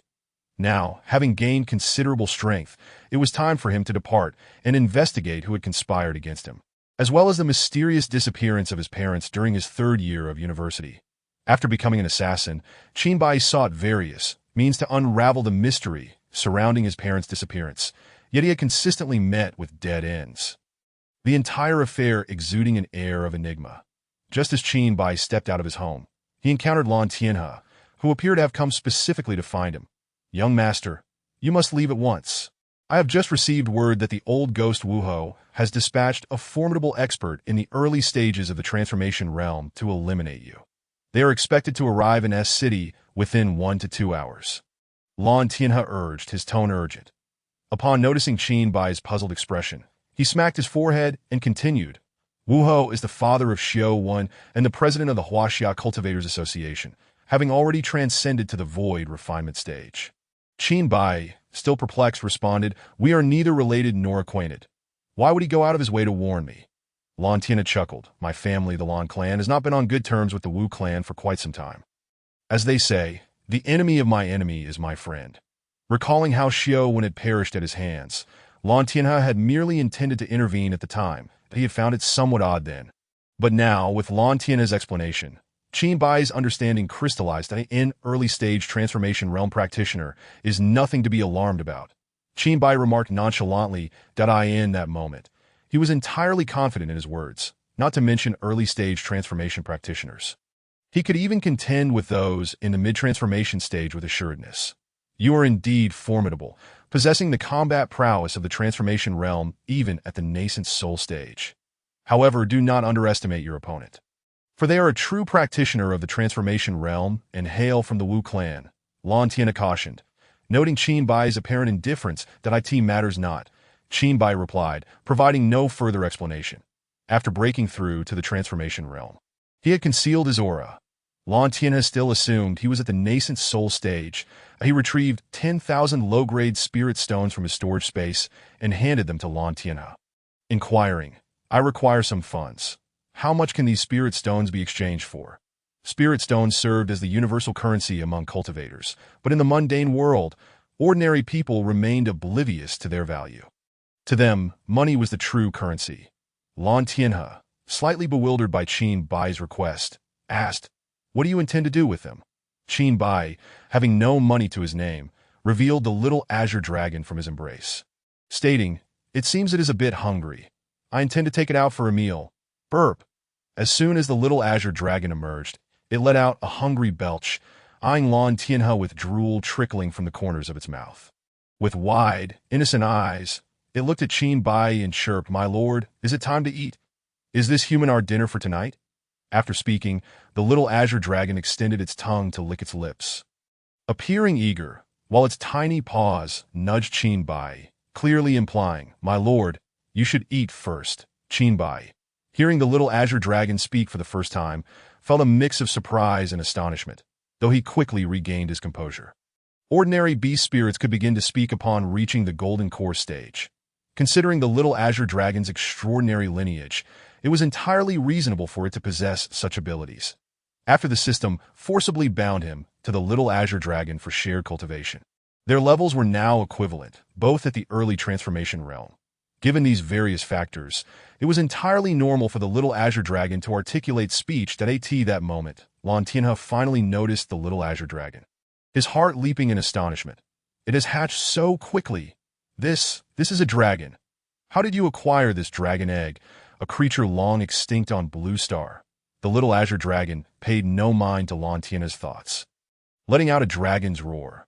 Its palm-sized body wobbled as it flew towards Lan Tianhe, its adorable appearance eliciting a laugh from onlookers. However, Lan Tianhe could not find humor in the moment. Upon hearing the dragon's roar, he felt as if he had been frozen in place, his mind racing. He found himself unable to even twitch a finger, helplessly watching as the little azure dragon drew closer. Roar! The little azure dragon opened its mouth, ready to bite down. Slap! Just as the little azure dragon was about to pounce, Qin Bai swiftly caught it by the nape of its neck, lifting it into the air. The little azure dragon looked at Qin Bai in confusion, prompting Qin Bai to explain, It is not food. Upon hearing this, the little azure dragon let out a disgruntled sound, retreating into Qin Bai's embrace as soon as the little azure dragon nestled in Qin Bai's arms. The oppressive presence that had gripped Lan Tianhe vanished. He exhaled deeply. Having been thoroughly startled moments before as the little azure dragon opened its mouth, he had envisioned a colossal dragon, coiled in the sky, with its eyes as cold and piercing as lanterns, gazing down upon him. Qin Bai had intended to gauge the little azure dragon's combat capabilities, and upon witnessing Lan Tianhe's reaction, he nodded and said, The little azure has just hatched and is still quite Navi. I apologize for startling you. Seeing Qin Bai's sincere apology, Lan Tianhe waved his hand dismissively, saying, No harm done. This has truly opened my eyes. Ha ha! After sharing a laugh, Lan Tianhe grew serious, stating, Young Master Qin, dragons have long been extinct on Blue Star. Even in the Kunlun's secret realm, one of the current sanctuaries of the cultivation world, only a single Jiao exists. This Jiao brings countless benefits to the Kunlun's secret realm each year. Its blood can be used for alchemy, and its scales can be utilized for crafting. Should the outside world learn of your possession of a dragon, the consequences before Lan Tianhe could finish, Qin Bai comprehended his implication and replied, Thank you for the kind warning that I am curious how you came to possess this dragon egg, especially one from the azure dragon lineage, which holds significant importance among the dragon race. Qin Bai did not interrupt Lan Tianhe's exposition. He listened intently, as he was not well versed in dragon lore. The four sacred beasts are the azure dragon, white tiger, vermilion bird, and black tortoise. The azure dragon, also known as the Songlong, is innately adept at warfare, holding a status only second to the ancestral dragon among the dragon race. The lowest tier dragons are the fish-like dragons, followed by the Jiao dragons. The Jiao in the Kunlun secret realm is cultivated for thousands of years and is rumored to be at the stage of transformation. As for what lies beyond that, I am not entirely certain. In any case, you must ensure that no one sees this azure dragon until your power is strong enough to look down upon the cultivation world. Lan Tianhe returned the spirit stones to Qin Bai and retrieved a black card from his storage ring, handing it to Qin Bai. The funds within should suffice for your needs. After a brief pause, he produced a confidential dossier and presented it to Qin Bai, remarking, "You will likely find the contents of this document particularly intriguing." Qin Bai opened the dossier and swiftly perused its contents, which detailed his life story from birth to the present day.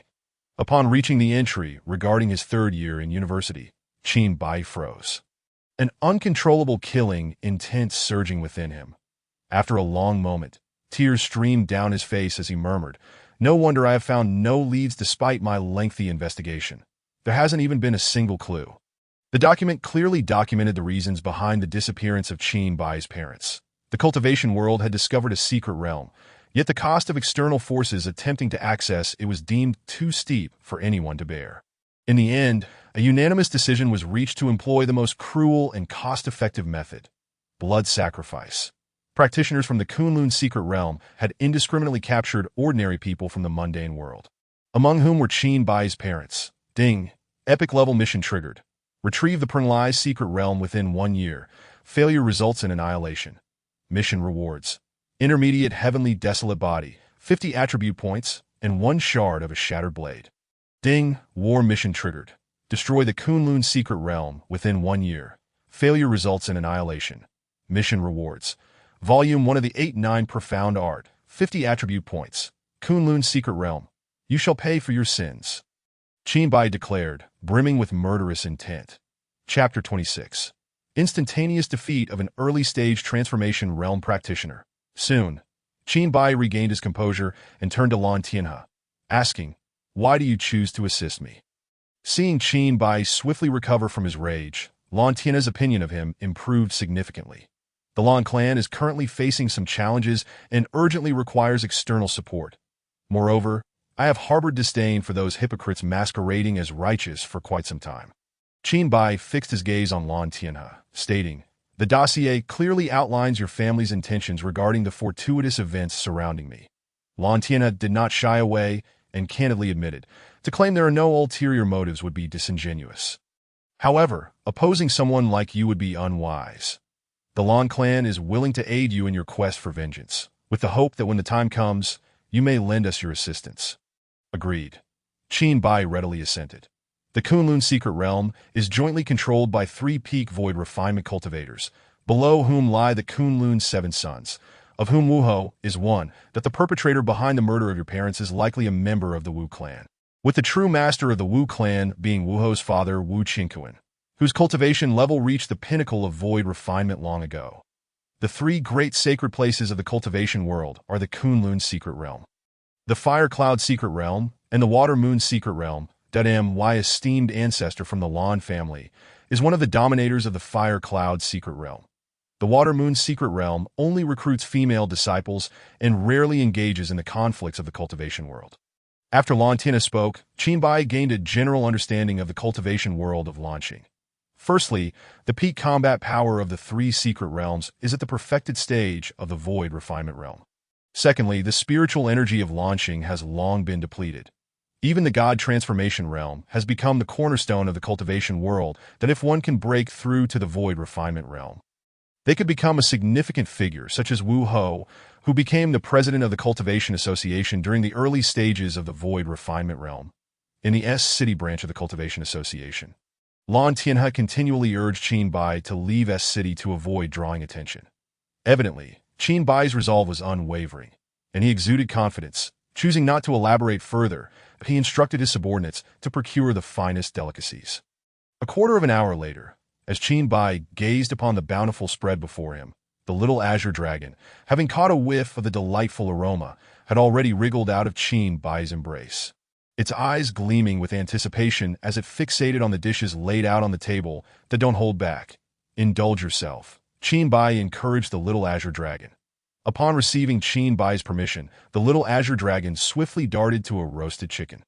opening its mouth wide to take a bite, consuming both meat and bone in one go. Within less than 10 seconds, the entire roasted chicken had vanished into the creature's belly. Picking up his chopsticks, Qin took a few bites, but soon set them down. After breaking through to the god transformation realm, ordinary food tasted like mere wax to him. This was not to say that exquisite cuisine held no allure for cultivators of high rank. Rather, as one's cultivation level increased, the impurities in ordinary food became overwhelming, and the spiritual energy content was negligible. Only those items brimming with spiritual essence could capture their attention, and these were invariably rare treasures of heaven and earth. Lan Tianhe, having taken a few bites himself, also set down his chopsticks. He retrieved a jar of wine from his spatial ring, breaking the clay seal, and the rich aroma wafted through the air. The crystalline liquid was poured into a bowl and handed to Qin. Qin, my younger brother, this wine is brewed by me, far superior to mundane beverages, I assure you. Please enjoy. Qin accepted the bowl and downed its contents in one go. The strong liquor burst forth with a rich, fruity fragrance. As it slid down his throat, a warm sensation gradually enveloped him. Once it settled in his stomach, it felt akin to being engulfed in flames. But soon the warmth subsided into tranquility. What a fine wine! Qin praised. My younger brother, this jar of wine has been fermenting for over 300 years. I seldom offer it to anyone. Lan Tianhe laughed heartily. After finishing his own bowl of wine, he produced another jar from his spatial ring and presented it to Qin, saying, if a bowl isn't enough, then drink from the jar. As the two savored the exquisite wine, the little azure dragon had already devoured most of the dishes on the table. With a contented burp, it returned to perch on Qin's shoulder, its eyes gleaming with desire as it gazed at the wine.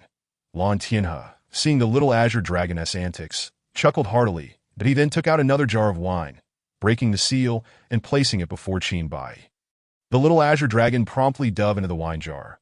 The sounds of slurping and gurgling soon followed, and shortly thereafter, a satiated little azure dragon emerged, diving back into Qin's embrace, fast asleep. Noticing the little azure dragon's voraciousness, Qin felt a touch of embarrassment and said, I apologize for the spectacle, and no need for apologies. This is my first time witnessing a Qinglong indulge in food. It is indeed quite extraordinary. Lan Tianhe responded with a smile. As the banquet concluded, both guests were thoroughly delighted. You should stay here with me, my brother. I can assist you in dealing with the Wu family, Lan Tianhe suggested. Thank you for your kind offer, but I would prefer not to trouble you. Qin politely declined. Just as Lan Tianhe was about to speak further, a loud crash erupted from outside the branch. Bang! A figure shattered through the window, landing before Qin and Lan Tianhe, fury evident in their voice as they shouted, Lan Tianhe, the death of Xiaowen is indeed linked to your Lan family. Upon seeing this person, Lan Tianhe's pupils constricted as he replied, Wu Zai, do not slander us. When did the death of Xiaowen involve my Lan family? Humph. That boy holding the knife down there is the murderer of Xiaowen. I see no tension between you two, Wu Zai retorted, his tone menacing. The evidence is irrefutable. Let us see how your Lan family explains this. Before Lan Tianhe could respond, Qin raised a hand to stop him. With a clang, he unsheathed the killing blade, gazing at Wu Zai in midair, and asked, Is this explanation sufficient? A mere child of the nascent soul realm dares to challenge me. How foolish, Wu Zai bellowed. Qin regarded Wu Zai with an expression akin to that reserved for the deceased, murmuring, Killing domain. A shadowy light flickered at the blade's tip, swiftly coalescing into a slender dark beam. Slash with Qin's command. The dark beam hurtled toward Wu Zai, but Wu Zai's heart raced at the astonishing speed of the attack. Yet he defiantly retorted, such trivial skills are hardly worthy of attention. With that, he conjured a yellowish shield before him, shielding his entire body. Below, Lan Tianhe noted the appearance of the shield and thought to himself, the Wu family secret, the Xian Huang shield. I didn't expect Wu Ho to pass this down to him. This battle could be challenging. The dark beam, born of silence, pierced through the yellow shield without resistance, as if it were made of paper. Sizzle. The slender dark beam penetrated Wu Zai's heart, leaving behind a gaping wound the size of a bowl. Wu Zai could scarcely believe the outcome. He hadn't even managed to counter a single strike that in his final moments. He gasped in disbelief. How? Is this possible? With his life extinguished, Wu Zai's body plummeted to the ground. Bang! Lan Tianhe stared at Wu Zai's lifeless form, as if in a dream, and slapped his face. One strike to kill a god transformation early-stage cultivator. What terrifying power he recalled that not long ago. Qin Bai had still been at the nascent soul realm. How could such a monumental shift in strength occur in less than a day? Now he understood the source of Qin Bai's confidence. Had he possessed such power, he too could have slain a god transformation early-stage cultivator in one blow and would not have feared the Wu family's pursuit. Chapter 27. Plundering the Kunlun sect after slaying Wu Zai. Qin Bai bid farewell to Lan Tianhe. Before departing, Lan Tianhe handed Qin Bai a communication jade talisman and a detailed scroll containing intelligence on the Kunlun secret realm, stating, "This scroll contains information my Lan family has gathered over the centuries regarding the Kunlun secret realm. This jade talisman allows you to contact me directly." Qin Bai accepted it and placed it into his storage space, saying, "Thank you for your assistance. Take care." Lan Tianhe advised, "Your strength is still too weak for the Kunlun secret realm. Remember not to rush. Should you require assistance from the Lan family, do not hesitate to contact me." Understood. After watching Qin Bai depart, Lan Tianhe lingered for a moment before exclaiming with a smirk, "Now it seems the Wu family will have their share of headaches." Once Qin Bai left, he perused the intelligence provided by Lan Tianhe, focusing intently on a specific location. This is the place. After an hour of flight, Qin Bai gradually descended upon the endless mountain range below. Kunlun Mountain, the entrance to the Kunlun secret realm. Within Kunlun Mountain lies a sect named Kunlun Sect, which is one of the direct powers of the Kunlun secret realm. The sect leader is none other than Wu Ho, the current president of the Cultivation Association. Wu Ho is presently in the capital, while the deputy sect leader, Wu Ba, who is at the mid-stage of the god transformation realm, oversees the Kunlun sect. Qin Bai's purpose for coming here is to collect some interest in advance. Following the clues in the intelligence, Qin Bai swiftly located the Kunlun sect. Approaching the imposing mountain gate, he noted two disciples stationed on either side, each wielding a treasured sword. One of them bellowed, "Who goes there?" With a flash, Qin Bai drew the killing blade, and in an instant, he was at the side of the two disciples. The blade's back pressed against their necks, causing them to faint immediately. Often, bloodshed can provide a simple and direct solution to problems. However, in the face of those with no direct enmity, Qin Bai refrained from lethal force. Stealthily entering the mountain gate, he maneuvered past patrolling disciples and seized a man whose attire markedly differed from the others. With a clang, the razor-sharp edge of the killing blade rested at the man's throat. And Qin Bai's voice turned icy as he demanded, "What is your status within the Kunlun sect?" The man, visibly trembling at the sight of Qin Bai's murderous intent, stammered, Please, don't kill me. I am a true disciple of the Kunlun sect." "A true disciple?" Qin Bai inquired, a hint of skepticism in his tone. "The Kunlun sect is divided into outer disciples, inner disciples, and true disciples. I am a true disciple. Having secured my position through substantial bribes of spirit stones from my family," the man explained. "Lead me to your Kunlun sect's treasure vault," Qin Bai commanded, feeling the cold blade against his throat. The man did not hesitate. "I will take you there." The man guided the way, with Qin Bai following closely behind, weaving through the Kunlun sect for approximately a quarter of an hour. Pointing to a two-story pavilion ahead, the man announced, "We have arrived." Bang! The blade struck the man's neck, causing him to roll his eyes and faint instantly. Qin Bai employed his probing eye to survey the loft, where an elder of the perfected nascent soul stage stood guard. Concealing his aura entirely, Qin Bai stealthily opened the treasure vault's grand door and slipped inside. Within the treasure vault, the elder Wu Bao was seated in meditation, completely oblivious to Qin Bai's infiltration. Upon entering, the first floor was filled with weapons and elixirs suitable for foundation establishment and golden core cultivators. Without the slightest hesitation, he gathered everything into his storage space. After scouring the first floor, he ascended to the second, where he beheld the seated elder Wu Bao. Qin Bai unsheathed his killing blade and approached. "Who goes there?" Wu Bao bellowed, his eyes snapping open in fury. "The one who shall take your life." Qin Bai replied coolly. Clang! The killing blade pierced Wu Bao's heart, and with a slight tremor of his wrist, he shattered the organ into dust. Qin Bai had no intention of sparing any of the Wu family's direct descendants. They were implicated in the blood ritual presided over by the Wu family in the Kunlun secret realm, which had led to the demise of his parents. The entire second floor lay barren, devoid of any valuables. Removing the spatial ring from Wu Bao's corpse, he probed within. Inside the ring were chests of spirit stones, hundreds of weapons for nascent soul cultivators, and numerous vials of nascent soul elixirs. It seemed all the valuable items were contained within this ring, the nascent soul stage. Both the weapons and elixirs were of far greater worth than those of the golden core stage, making it unsurprising that they were carried on one's person. Additionally, within the ring, Qinbai discovered something that caught his eye, a complete map of the Kunlun sect. Exiting the treasure vault, Qinbai followed the map to the artifact refining hall. All weapons of the Kunlun sect originated from this hall, and after being forged, they would be sent to the treasure vault.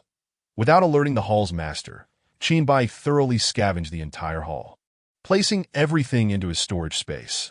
Aside from the already completed weapons, there were various ores for refining and several semi-finished products. Continuing his methodical search, Qinbai also looted the alchemy hall of the Kunlun sect. Upon reaching the beast-taming hall, he gazed at the living beasts before him, feeling a twinge of concern. The system's storage space could not accommodate living creatures. Just then, the little azure dragon wriggled out from Qinbai's embrace. Eyeing the beasts, it drooled eagerly. "Are you hungry?" Qinbai asked the little azure dragon. With a pat on its belly, the little azure dragon responded in a tiny, innocent voice, "Hungry." Qinbai had always found the little azure dragon's appetite perplexing. During his time in City S, a feast prepared by Lan Tianhe could easily satisfy 10 adults. Yet the little azure dragon had devoured nearly all of it despite its diminutive size. Since he could not take the beasts with him, Qinbai encouraged, "Feast to your heart's content. Eat as much as you wish." With Qinbai's permission, the little azure dragon opened its mouth and unleashed a mighty roar. Roar! After the roar, the little azure dragon pretended to swallow, letting out a satisfied belch. Burp! Looking back at the once lively beasts in the beast-taming hall, they had all vanished into thin air after the little azure dragon's roar. Qinbai exclaimed in astonishment, "Where have these beasts gone?" The little azure dragon pointed at its own belly and replied, "Master, they are here." Seeing the little azure dragon's display, Qinbai suddenly recalled the system's description of absolute value for money. After the azure dragon had its fill, it did not return to Qinbai's arms but perched itself on his shoulder. The beast-taming hall was the final location for looting the Kunlun sect. And with the beasts consumed, there was little point in lingering. Qinbai soared into the skies above the Kunlun sect, drawing forth the killing blade and striking down towards the main hall. Killing technique, domain of death.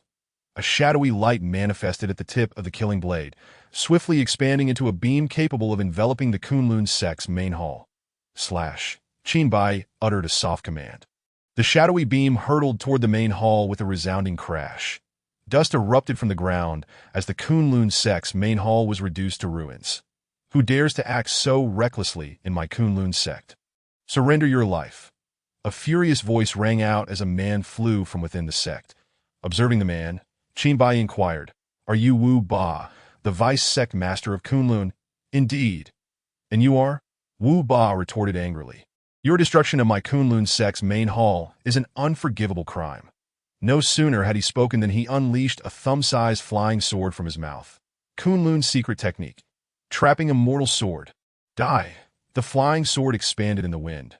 1 inch, 2 inches, until it grew to over 10 feet, hurtling towards Qinbai. Clang. The killing blade met the flying sword, sending sparks flying. The immense force transmitted through the blade caused Qinbai to stagger back 3 steps before he regained his footing. "Let us see how many swords you can endure." Die. Kunlun's secret technique. Exterminating immortal sword. Another sword erupted from his mouth, rapidly growing to 10 feet as it charged at Qinbai. The two swords moved in perfect harmony. And Qinbai felt a surge of pressure. Killing technique. Massacre. Gripping the killing blade, Qinbai shouted. The killing blade vibrated violently as it sliced at the two swords. Clang, clang, the clash of metal rang out sharply. Boom, boom. Under Qinbai's full might, the killing blade sent both swords flying. Wu Ba's previously flushed face now paled, and he hastily stabilized the swords that had been knocked away. A metallic taste filled his mouth. As his connection to the swords faltered, he suffered internal injuries. Kunlun's secret technique. Slaughtering immortal sword. Kunlun's secret technique. Absolute immortal sword. Two more swords flew from his mouth, charging at Qinbai. Die, Wu Ba bellowed. Clang, clang, clang, clang. Under the onslaught of four swords, Qinbai felt the pressure mount significantly. Killing technique, massacre. The killing blade vibrated rapidly as he aimed for the absolute immortal sword. Clang. The strike connected, and the absolute immortal sword merely trembled slightly. Killing technique, exterminate. The waning crescent enveloped the four swords. Clang, clang, clang. As the crescent dissipated, the four swords remained intact. After unleashing the four swords, Wu Ba's power surged dramatically. With two consecutive failed attacks, Qinbai's gaze sharpened. Concentrating all of his strength, Qinbai roared, killing technique. Domain of death. The shadowy light gathered at the tip of the killing blade, quickly condensing into a beam the size of a finger. Compress. After a violent tremor, the beam shrank to the thickness of a hair. Wu Ba sensed an overwhelming danger emanating from the slender beam. Flee. The thought struck Wu Ba's mind, impossible to erase, as his consciousness directed the four swords to continue their assault on Qinbai.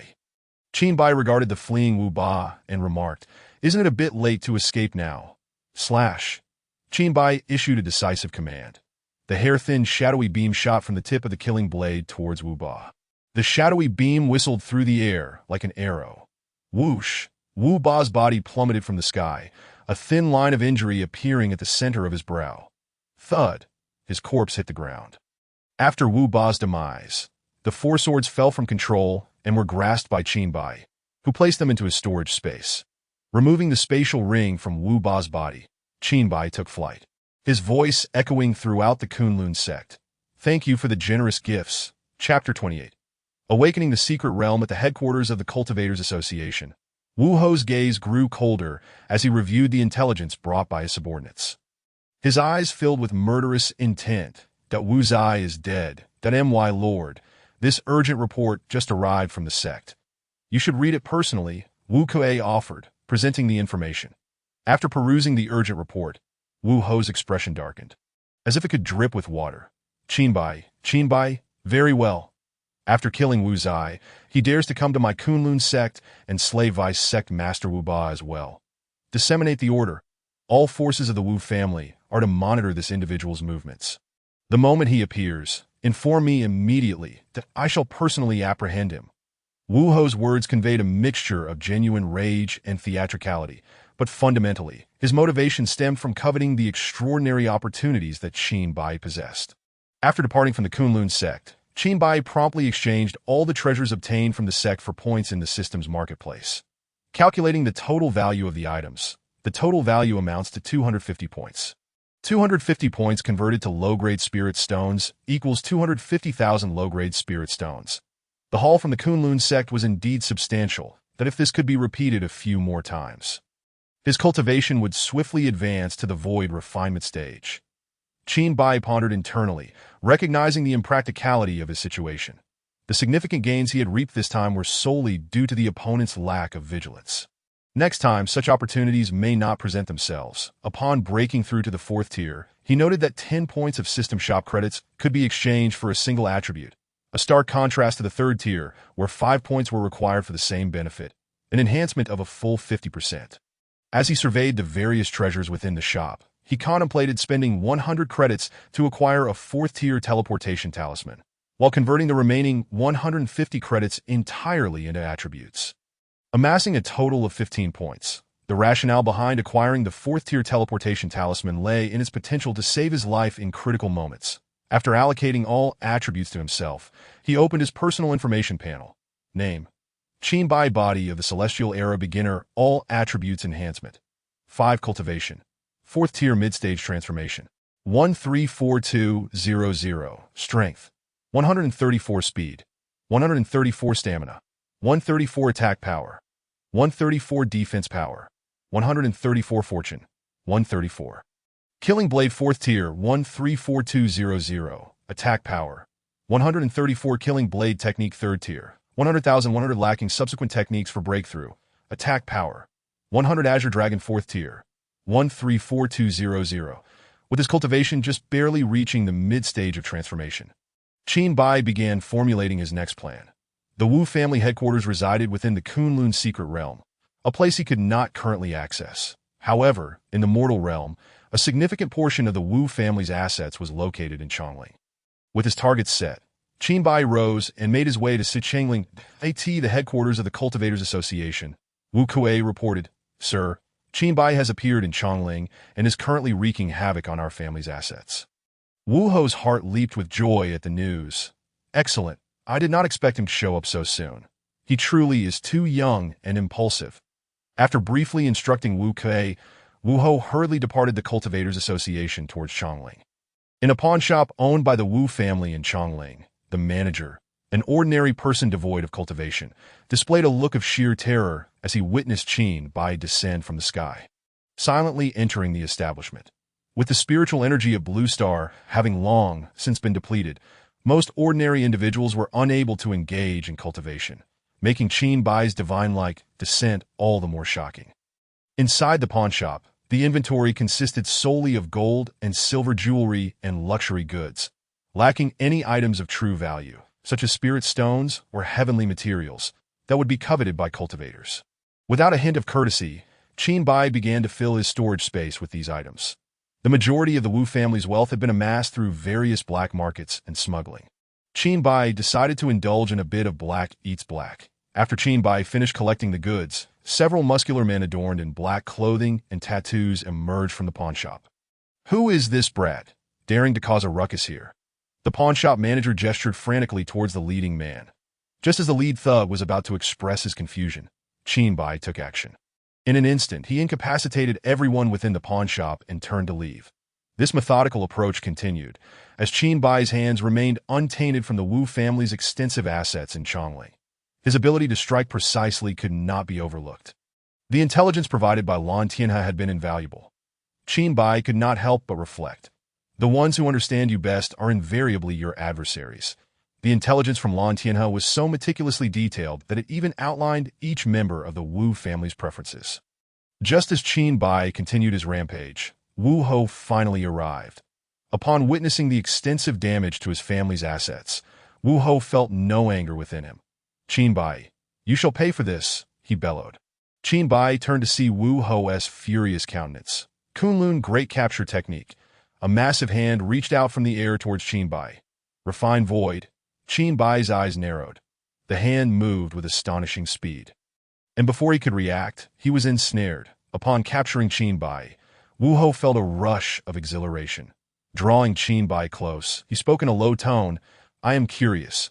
What kind of astonishing fortune allowed an ordinary person to ascend to mid-stage transformation in just 3 months?"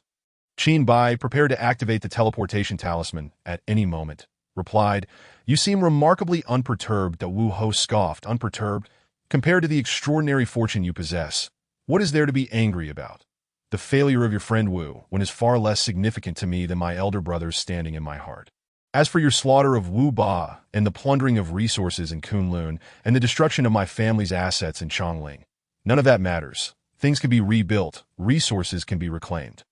Yet compared to an ordinary person achieving mid-stage transformation in 3 months, what do these losses amount to?" After hearing Wu Ho's remarks, Qin Bai smirked and retorted, "I see now. When I killed your son Wu Wen, I thought such pampered youths were all the same. It appears that the apple does not fall far from the tree. With a greedy and cold-hearted father, it is no surprise the son is equally so. You sharp-tongued brat, you're merely boasting now. Once I obtain the fortune you possess, you will find yourself in a predicament where you cannot live nor die," Wu Ho threatened ominously. Qin Bai regarded Wu Ho with derision, saying, "Are you dreaming? Fortune is something you think you deserve." With that, he activated the 4th-tier teleportation talisman, leaving only the echo of his voice behind. "The next time we meet, it shall be your downfall." As Wu Ho watched Qin Bai vanish before his eyes, he felt a sense of loss akin to a cooked duck flying away. "Damn it! What kind of treasure is this?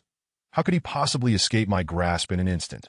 Wu Ho gritted his teeth in frustration. After activating the teleportation talisman, Qin Bai was enveloped in darkness, and when he regained his vision, he found himself adrift upon an endless sea. gazing at the vast expanse of water. He lacked any desire for admiration. With only one teleportation talisman, he wondered whether Wu Ho possessed tracking abilities akin to the Qing Qian Demon Emperor. Qing Bai Result System. Activate the Awakening Secret Realm. Chapter 29. The Primordial, the Heavens activating the Awakening Secret Realm. Please prepare. Host. Countdown. 3, 2, 1. A jarring sensation of weightlessness engulfed him as he felt normalcy return after approximately a quarter of an hour. Before him stood a cluster of dilapidated palaces, and Qin Bai had materialized at the entrance steps of one such palace. The remnants of grandeur from a bygone era were evident, with the air still thick with the scent of blood. A sense of crisis loomed from all directions. While Qin Bai's cultivation could be deemed formidable on Blue Star here, he felt as insignificant as an ant that he cautiously ascended the steps, and with each level he climbed, a palpable weight bore down upon him. The staircase comprised 108 steps, and upon reaching the 36th step, the scene before him abruptly transformed. The crumbling palaces now stood restored to their former glory. Resplendent and awe-inspiring, powerful celestial beings strode past, oblivious to Qin Bai's presence. Jin Yuanzi, long time no see, a young celestial resplendent in fine attire and with a smile at the corner of his mouth spoke from the staircase's apex. East King, why are you not inside but out here? Jin Yuanzi inquired. It is the Emperor's first grand peach banquet. I was specifically instructed to welcome you, the East King replied with a smile. As the scene faded, Qin Bai returned to reality, the palaces once again mere remnants of their former selves, as if the previous visions had been mere illusions. Yet he understood that these were not illusions. Any celestial he could select from the earlier vision possessed the power to annihilate worlds. Continuing his ascent, he reached the 72nd step when the vision shifted once more to a young man, seated high above the heavens.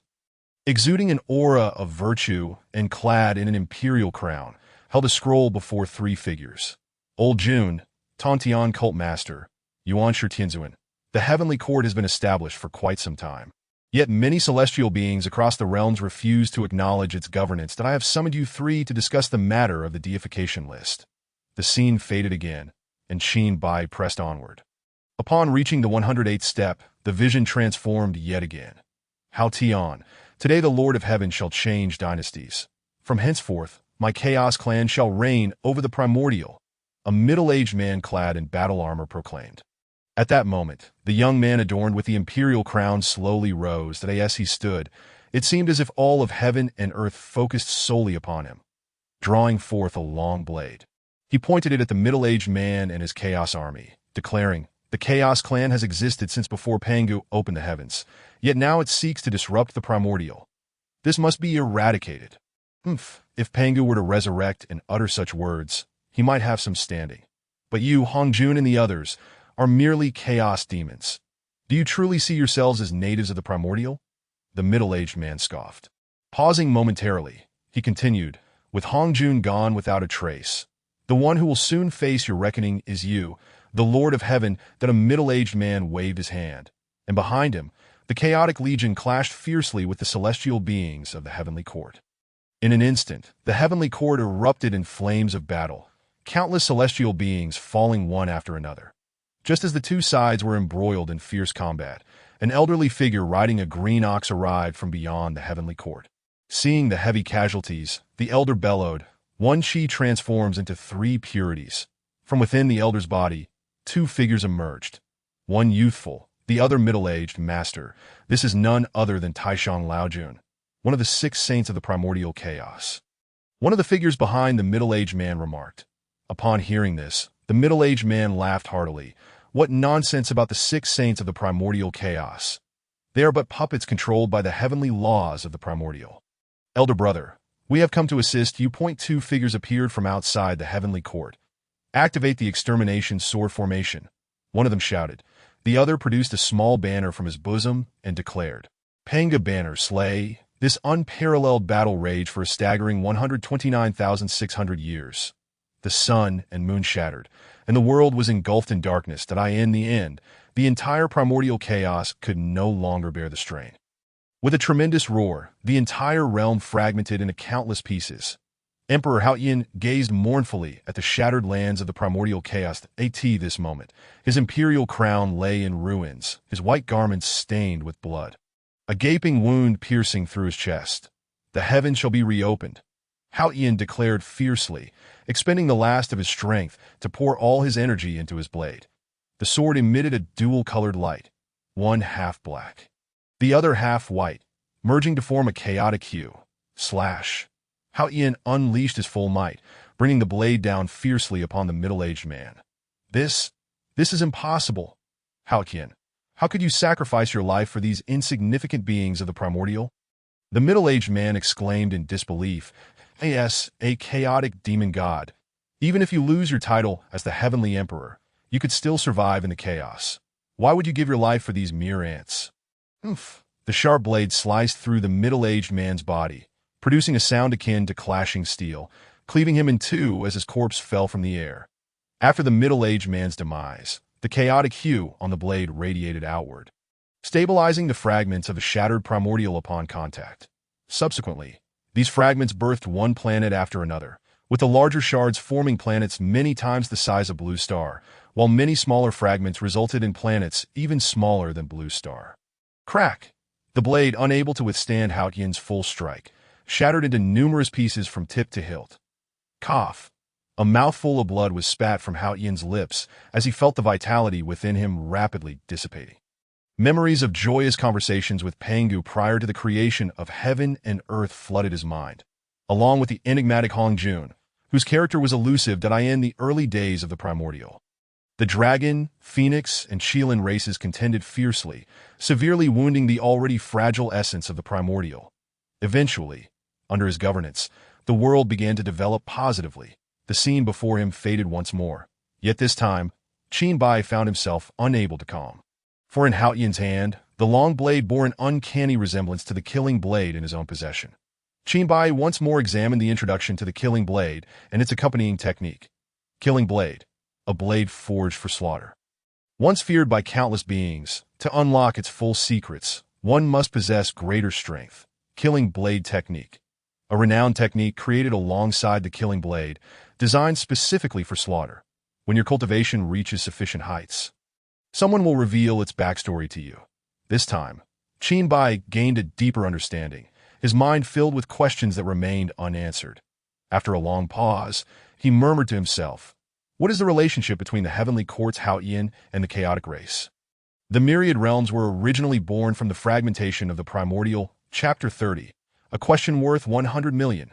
Qin Bai stepped onto the platform flanked by two colossal stone pillars, each adorned with several golden dragons coiling around their surfaces. At the pinnacle of the twin pillars rested a plaque, battered by combat and the ravages of time, barely revealing the three characters.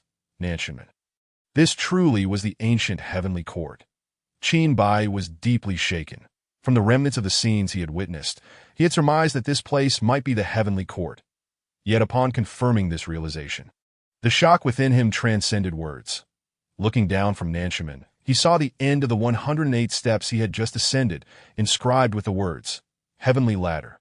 The Heavenly Ladder, also known as the Ascension Ladder, was said to grant any mortal who could traverse these 108 steps the instant elevation to immortality, joining the ranks of the celestial beings. As Qin Bai ascended, the pressure increased with each step, making it impossible for an unrefined mortal to traverse all 108 steps to fully ascend. One would at least need to possess the cultivation of the transformation stage. Reflecting upon it, during the era of the ancient primordial, beings born after the innate spirits were at least human immortals, while the innate beings born alongside treasured artifacts were often of the Daluo golden immortal level. It was only after Nuwa created humanity that, due to the inadequacies of innate humans, the cultivation levels below human immortals began to be refined. Perhaps in that period, those who had not attained immortality were all considered mortals. Qin Bai pondered uncertainly. Standing atop Nanshanmen, he gazed at the once resplendent and magnificent palaces, now reduced to ruins, many of which had been utterly destroyed in battle, leaving behind desolation. Even the steps of the heavenly ladder beneath his feet were covered with the scars of various weapons. Many steps remained only half intact, the other halves obliterated in combat. At that moment, An immensely pure stream of spiritual energy converged above Qin Bai's head, and the next instant, it flowed into his body. Qin Bai did not resist. The purity of this spiritual energy was so high that comparing it to high-grade spirit stones was like comparing treasures to refuse. As the spiritual energy entered his body, Qin Bai felt as if he had taken a refreshing bath on a summer day. Ding! Detecting external spiritual energy entering the host's body. Approximately 15 minutes later, the first wave of spiritual energy dissipated, and a second wave began to coalesce above Qin Bai's head. This second wave was even more refined than the first. Yet just as it reached halfway, it suddenly faltered. Spiritual energy continuously gathered above Nanshiman. Yet it could not merge into the second wave. After several repetitions, the spiritual energy from Nanshiman finally dissipated, and the incompletely formed second wave of spiritual energy flowed into Qin Bai's body. Ding! Detecting the source of external spiritual energy. Ding! System intervention in progress. The spiritual energy from Nanshiman, now entirely dissipated, gathered rapidly above Qin Bai's head, as if controlled by a great hand. Soon, a whirlwind of spiritual energy began to swirl above him. The color of the energy intertwined with threads of blood red. The crimson hue was infused with a chilling, killing intent, madness, and bloodlust that in no time, a blood-colored spiritual energy storm enveloped the area above Nanshiman. The blood color now wholly dominant. The entire storm radiated a frenzied, killing intent, and as time passed, the energy gradually liquefied. Qin Bai reached out toward the slowly liquefying spiritual energy, a drop resembling blood materializing in his palm. Under the system's coercive intervention, the heavenly ladder emitted creaking sounds. With a colossal crash, the already damaged steps finally succumbed to the burden, exploding from the first step to the 108th, shattering into fragments. When the heavenly ladder detonated, the connected Nanshiman trembled slightly. The blood-colored spiritual energy, completely transformed into a liquid, it surged toward Qin Bai's body. The sensation was anything but comfortable. As he felt as though he were submerged in a pool of blood, the scent of iron filling his nostrils. His body felt as if it had rusted, his joints becoming sluggish. A wild, killing, intense surfaced within him, as if a voice whispered incessantly in his ear to annihilate everything before him. Qin Bai closed his eyes, battling against this burgeoning, killing intent within him, yet as the blood-colored spiritual energy continued to flood into his body, this intent grew ever stronger, threatening to spiral out of control. Should he lose control, he would instantly devolve into a mere tool of slaughter, driven solely by bloodlust. After a quarter of an hour, the blood-red energy finally filled Qin Bai's body, and he slowly opened his eyes. His gaze had transformed into a blood-red hue, filled with a thirst for slaughter, as he struggled against the killing intent within. Ding! Converting the spiritual energy within the host's body into attribute points. Conversion in progress. Beep! Conversion complete. Total, 200 attribute points. Warning, warning! Excessive residual killing intent within the host's body. Risk of loss of control at any moment. Would you like to temporarily suppress it? Suppress. Qin Bai did not inquire about the conditions for suppression. The killing intent was relentlessly assaulting his mind. Given his understanding of the system, he knew that whatever the conditions were, they would undoubtedly be something he could afford. Beep. Consuming attribute points for suppression. Half an hour later, the blood-red hue in his eyes gradually cleared, and Qin Bai sighed in relief. Phew, without the system's assistance. This time could have been perilous. Ding. This suppression has consumed a total of 170 attribute points, which have now been deducted. The system's voice echoed, leaving Qin Bai momentarily stunned as he murmured, 170 attribute points. At the fourth tier, it takes 10 points to exchange for 1 attribute point, meaning 170 attribute points equate to 1,700 points, which translates to 1,700,000 low-grade spirit stones. Qin Bai immediately felt a pang of anguish in his heart, taking a while to regain his composure and reassure himself. It's all right. Without the system's assistance, I would never have acquired such a wealth of attribute points. Yet, despite his attempts at reassurance, he could not fully quell the turmoil within him. The system infused crimson spiritual energy into his body, helping to momentarily suppress this murderous intent. However, in this back and forth, not only did he gain nothing beneficial, but he also left behind a potential danger that could erupt at any moment. Reflecting on this, Qin Bai felt a mix of helplessness and bitterness as he lamented. System, you've betrayed me once more. Taking into account the host's current feelings, the system declared that this act of disrespect would forego the martial punishment, deducting 10 attribute points instead. The emotionless voice of the system reached Qin Bai's ears. Upon hearing this, his heart ached even more. 1,000,000 low-grade spirit stones had just flown away from him in a weary attempt to negotiate. Qin Bai pleaded, "Just strike me with lightning and return my attribute points." The system fell into silence, offering no response. Opening his personal information panel, Qin Bai allocated the remaining 20 attribute points to himself. Name: Qin Bai Heavenly Desolation Body Beginner Overall Attribute, increase 5% cultivation. 4th tier mid-stage transformation, 154200, strength, 154 speed, 154 stamina, 154 attack power, 154 defense power, 154 fortune, 154.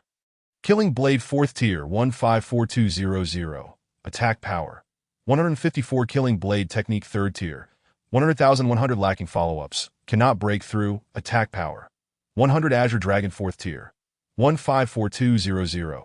The surge of power within him uplifted Qin Bai's spirits considerably. He still could not comprehend his cultivation system. Although he was at the mid-stage of transformation, there was not a trace of spiritual power within him. Each breakthrough in realm would comprehensively enhance attributes such as strength and stamina. Yet there was an absence of spiritual power attributes. Qin Bai had previously inquired with the system about this, only to be told that answering this question would require 100 million mall points. Setting aside the exorbitant cost which he currently lacked, even if he had them, he would not squander them on a question that provided no tangible assistance.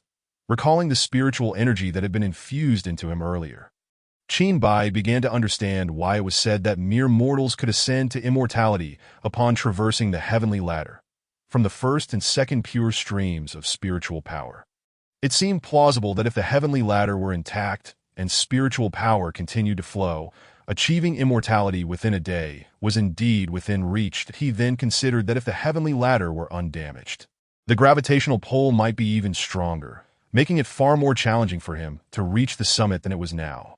Not lingering excessively at the southern heavenly gate, although the system had temporarily suppressed his murderous intent, it did not guarantee how long this would last. He was now solely focused on swiftly completing the awakening task, which was inherently perilous that if compounded by the interference of murderous intent, the situation would escalate from difficult to hellish.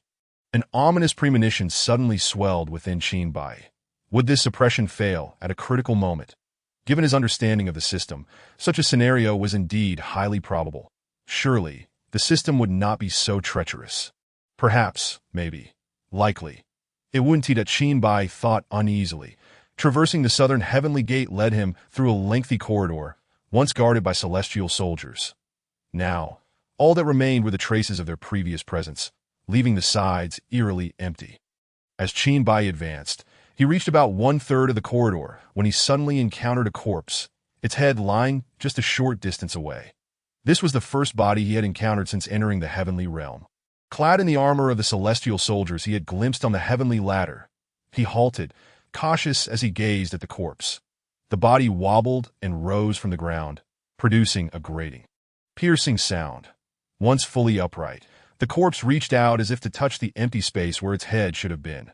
Perhaps sensing the absence, Qin Bai could distinctly feel the wrath emanating from the corpse. The body bent down, groping around its vicinity, swiftly locating the severed head. Cradling the head and placing it back atop its neck, the connection between the body and head rapidly healed, leaving no trace of injury. The celestial soldier's eyes snapped open, fixing their gaze upon Qin Bai. Witnessing this bizarre scene, Qin Bai felt no fear. Instead, he drew his killing blade, ready for battle. Activating his probing eye, he discerned that the celestial soldier was merely at the perfected golden core stage. Just then, an invisible force surged through the corridor, penetrating Qin Bai's body, causing his cultivation to plummet from mid-stage transformation to the same level as the celestial soldier, perfected golden core. The celestial soldier flashed an inscrutable smile at Qin Bai, brandishing a long blade as it charged at him, its voice raspy from long disuse as it shouted, "Killing Blade Massacre." Chapter 31. System, you've betrayed me once more. Qin Bai beheld the celestial soldier's long blade vibrating violently as it swung toward him. his pupils narrowing. Killing blade technique. Qin Bai gasped in realization that he recalled the system's prior words, indicating that someone would teach him the fourth form of the killing blade technique within the Awakening's secret realm. Killing blade massacre. Qin Bai bellowed. Clang. As the killing blade met the celestial soldier's long blade. A fierce clash ensued, sparks flying as the force from the killing blade surged through Qin Bai's arm and into his body. Stumbling back 3 steps, Qin Bai finally managed to dissipate the force, while the celestial soldier remained firmly planted. Regaining his stance, he pushed off the ground and swiftly lunged at the celestial soldier once more. Killing blade massacre. The celestial soldier mirrored his move, attacking with the same technique. Clang. This time, the collision sent Qin Bai reeling back over 20 meters. The celestial soldier's attributes vastly outmatched his own, and despite wielding the same technique, Qin Bai found himself at a distinct disadvantage. The celestial soldier's attacks seemed to exceed the limits of the Golden Core stage, even when its attributes fell short. Qin Bai shouted, "Killing blade massacre." The celestial soldier rasped in reply, "Killing blade massacre." Clang, clang, clang. After dozens of exchanges, Qin Bai found himself increasingly outmatched, the gap between them widening as the celestial soldier's movements grew more agile and its attacks more relentless. Boom! The killing blade collided with the celestial soldier's long blade, sending Qin Bai hurtling hundreds of meters away, the violent force coursing through his body. Desperately striving for control, Qin Bai could not avoid crashing heavily to the ground. Bang! Pushing himself up with one hand, he quickly rose, only to find the celestial soldier already at his side. Clang! In a frantic moment, Qin Bai raised his blade to block. Swoosh! The celestial soldier's long blade cut mercilessly across Qin Bai's chest, leaving a wound deep enough to see bone. How could this be? Qin Bai's mind reeled in shock. Before he could fully process the blow, the celestial soldier lunged again, its long blade poised to strike after inflicting the grievous wound.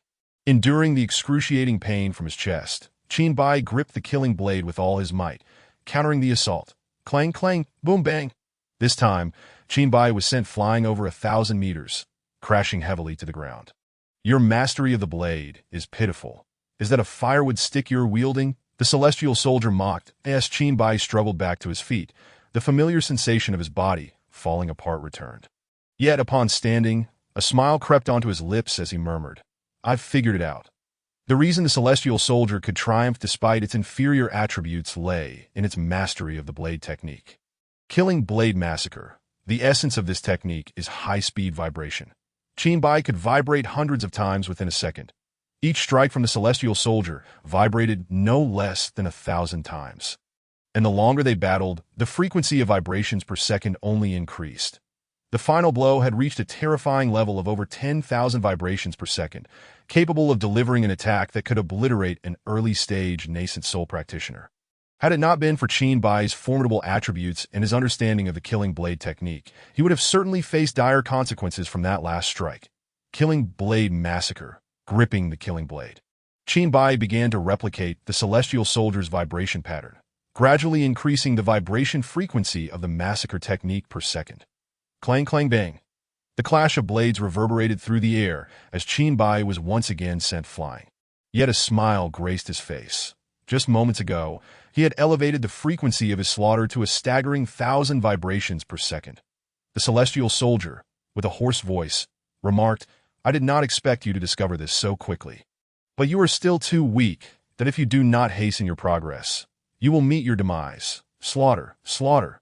Qin Bai bellowed, gripping the long blade that vibrated at an astounding 10,000 times per second as he charged towards the celestial soldier.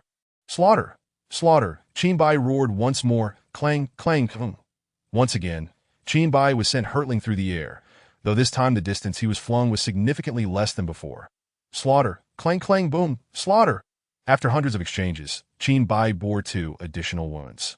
One to his abdomen and the other to his throat, perilously close to severing his windpipe. With a faint hint of crimson in his eyes, Qin Bai glared at the celestial soldier and shouted. Slaughter, clutching the slaughter blade, he unleashed a ferocious strike towards the celestial soldier before him. Clang. The clash of weapons echoed once more, a piercing sound of metal on metal. Staggering back 2 steps, Bai regained his footing while the celestial soldier retreated a half-step. At this juncture, Bai had managed to execute the slaughter technique at nearly 10,000 vibrations per second. Yet, the leap from nearly 10,000 to a full 10,000 seemed an insurmountable chasm. Slaughter Bai, with renewed vigor, launched himself into a frenzied assault. Clang, clang, clang, half an hour slipped by, during which Bai unleashed the slaughter technique thousands of times. Despite the immense toll on his stamina, he could sense that he was but a hair's breadth away from achieving 10,000 vibrations per second. Currently, he could execute the slaughter technique at a staggering 9,999 vibrations per second. Bai's heart raced as he concentrated all his remaining strength, his eyes glowing a fierce red as he looked at the celestial soldier. Filled with murderous intent, slaughter, he declared, executing a decisive strike. With a resounding shout from Bai, the previously insurmountable chasm vanished in an instant. The vibrations reached 10,000 per second, rendering the slaughter technique akin to a tranquil lake surface, concealing turbulent waves of lethal peril beneath. Clang, clang. The slaughter blade met the celestial soldier's long blade in a violent clash. Strike! Bai commanded. Crack! The celestial soldier's long blade splintered, emitting a jarring shriek. Crack! Unable to withstand the force. The long blade shattered into countless fragments that erupted outward. With no mercy, the slaughter blade cleaved through the celestial soldier's neck after shattering the long blade. Thud! The celestial soldier fell to the ground. A headless corpse once more. After executing the slaughter technique at 10,000 vibrations per second, Bai felt as if all strength had been siphoned from his body, gasping for breath. The potential for further enhancing the slaughter technique was now clear. Though fraught with danger, he could distinctly feel his power surging. What more could follow after such an exhilarating beginning? Bai pondered with a hint of curiosity. During the previous battle, he had noticed that the murderous intent, which had once been suppressed by the system at 170 attribute points, was gradually loosening. Furthermore, as the battle progressed, the rate of this loosening accelerated, confirming his earlier ominous premonitions were indeed manifesting into reality. What lay ahead in the awakening secret realm remained uncertain, but based on the first trial, the challenges ahead would undoubtedly be formidable. That as the murderous intent began to dissipate, this also meant he would have to exert more mental fortitude to combat it, lest he lose his sanity and become a mere tool of slaughter. Now, beset by both internal and external strife, Bai was certain that he had been ensnared by the system's machinations. Since their initial encounter, he had faced various convoluted manipulations, from being forced to confront the Tang clan's early nascent soul while still in the Golden Core stage to the enigmatic ordeal at Nantan Gate, which had yielded 20 attribute points and an invisible bomb. Bai found himself growing accustomed to the system's treachery. Yet familiarity did not diminish his inner resolve as he loudly proclaimed in his mind, "System, you have deceived me once again." Chapter 32. The true form of extermination. In response to Bai's disrespectful outburst, the system seemed to sense its own culpability and remained silent. Noting the system's lack of response, Bai refrained from further comments. For him, it was natural to vent a measure of emotion, yet incessant complaining would only breed despair. Complaining was the most valueless endeavor in existence, leading only to growing pessimism and hopelessness. After hastily bandaging his wounds and adjusting his mindset, Bai continued onward, gripping the slaughter blade. Upon reaching 2/3 of the way, he encountered a celestial soldier sprawled on the ground, identical to the one he had just faced, with a neck wound that mirrored the one he had inflicted with the slaughter blade. Rubbing his eyes, Bai retrieved the small azure dragon from his bosom, pinching its plump belly. The small dragon winced, baring its teeth in pain, and cast a puzzled glance at Bai. Seeing the small dragon's reaction, Bai murmured in confusion, "It seems this is not an illusion," after placing the bewildered small azure dragon back into his embrace. Bai turned to look behind him. The celestial soldier's corpse that should have been lying there had vanished without a trace. The headless celestial soldier rose once more, this time reaching directly for its severed head, reattaching it seamlessly to its neck. The celestial soldier shook its neck and regarded Bai with a familiar, inscrutable smile. "Did I s at you?" Bai inquired of the celestial soldier. "That it is still I." The celestial soldier nodded, speaking in a raspy voice. Intrigued by this peculiar phenomenon, Bai pondered, could this be a form of resurrection? The celestial soldier seemed to read Qin Bai's thoughts, responding, "This is neither true resurrection nor mere death." Listening to the celestial soldier's enigmatic words, Qin Bai replied earnestly, "Your words are indeed more enlightening than 1,000 lectures." The earlier force re-emerged, surging into both Qin Bai and the celestial soldier, instantly elevating their previously suppressed golden core cultivation to the full nascent soul stage. The long blade that Qin Bai had shattered earlier reappeared in the celestial soldier's grasp, drawing the long blade. The celestial soldier swung it towards Qin Bai, proclaiming, "Slaughter, extermination." The celestial soldier's blade traced a crescent moon in the air, enveloping Qin Bai within its arc with determination. Qin Bai shouted, "Slaughter, extermination." The crescent moon materialized, coalescing at the tip of the slaughter blade, aimed at the celestial soldier's crescent. Clang, clang, ding. The long blade and the slaughter blade clashed violently, their rapid exchanges producing a symphony of metallic sounds throughout the passage. As the crescent moon dissipated, the celestial soldier remained unscathed while Qin Bai's already injured body bore several new wounds. Blood oozed from the fresh punctures, yet Qin Bai's expression remained unchanged, as though the pain did not belong to him. Concentrating all his strength into the slaughter blade, Qin Bai initiated his assault. Slaughter, extermination. The crescent moon enveloped the celestial soldier. Ding, ding, clang. As the crescent moon faded, the celestial soldier gazed at Qin Bai with a hint of disappointment, remarking, "Is this all you are capable of? Allow me to demonstrate the true essence of slaughter. Extermination." The celestial soldier declared. Swiftly, the long blade surged with the crescent moon, which continued to coalesce, soon transforming into a full moon. The celestial soldier ascended to a height of over 1,000 meters, the moon on the long blade expanding rapidly. Before Qin Bai's eyes, a full moon with a diameter of 1,000 meters appeared, enveloping him entirely. From above, the celestial soldier's voice echoed, "Extermination, as the name suggests, annihilates all and obliterates everything. This is the true slaughter. Extermination." Within the confines of the moon, everything was bathed in a silvery light. And suddenly, 10 spectral long blades emerged, descending upon Qin Bai. Clang, clang, ding. Qin Bai grasped the slaughter blade and effortlessly parried the onslaught of the 10 spectral blades, only for hundreds of spectral long blades to materialize within the moon.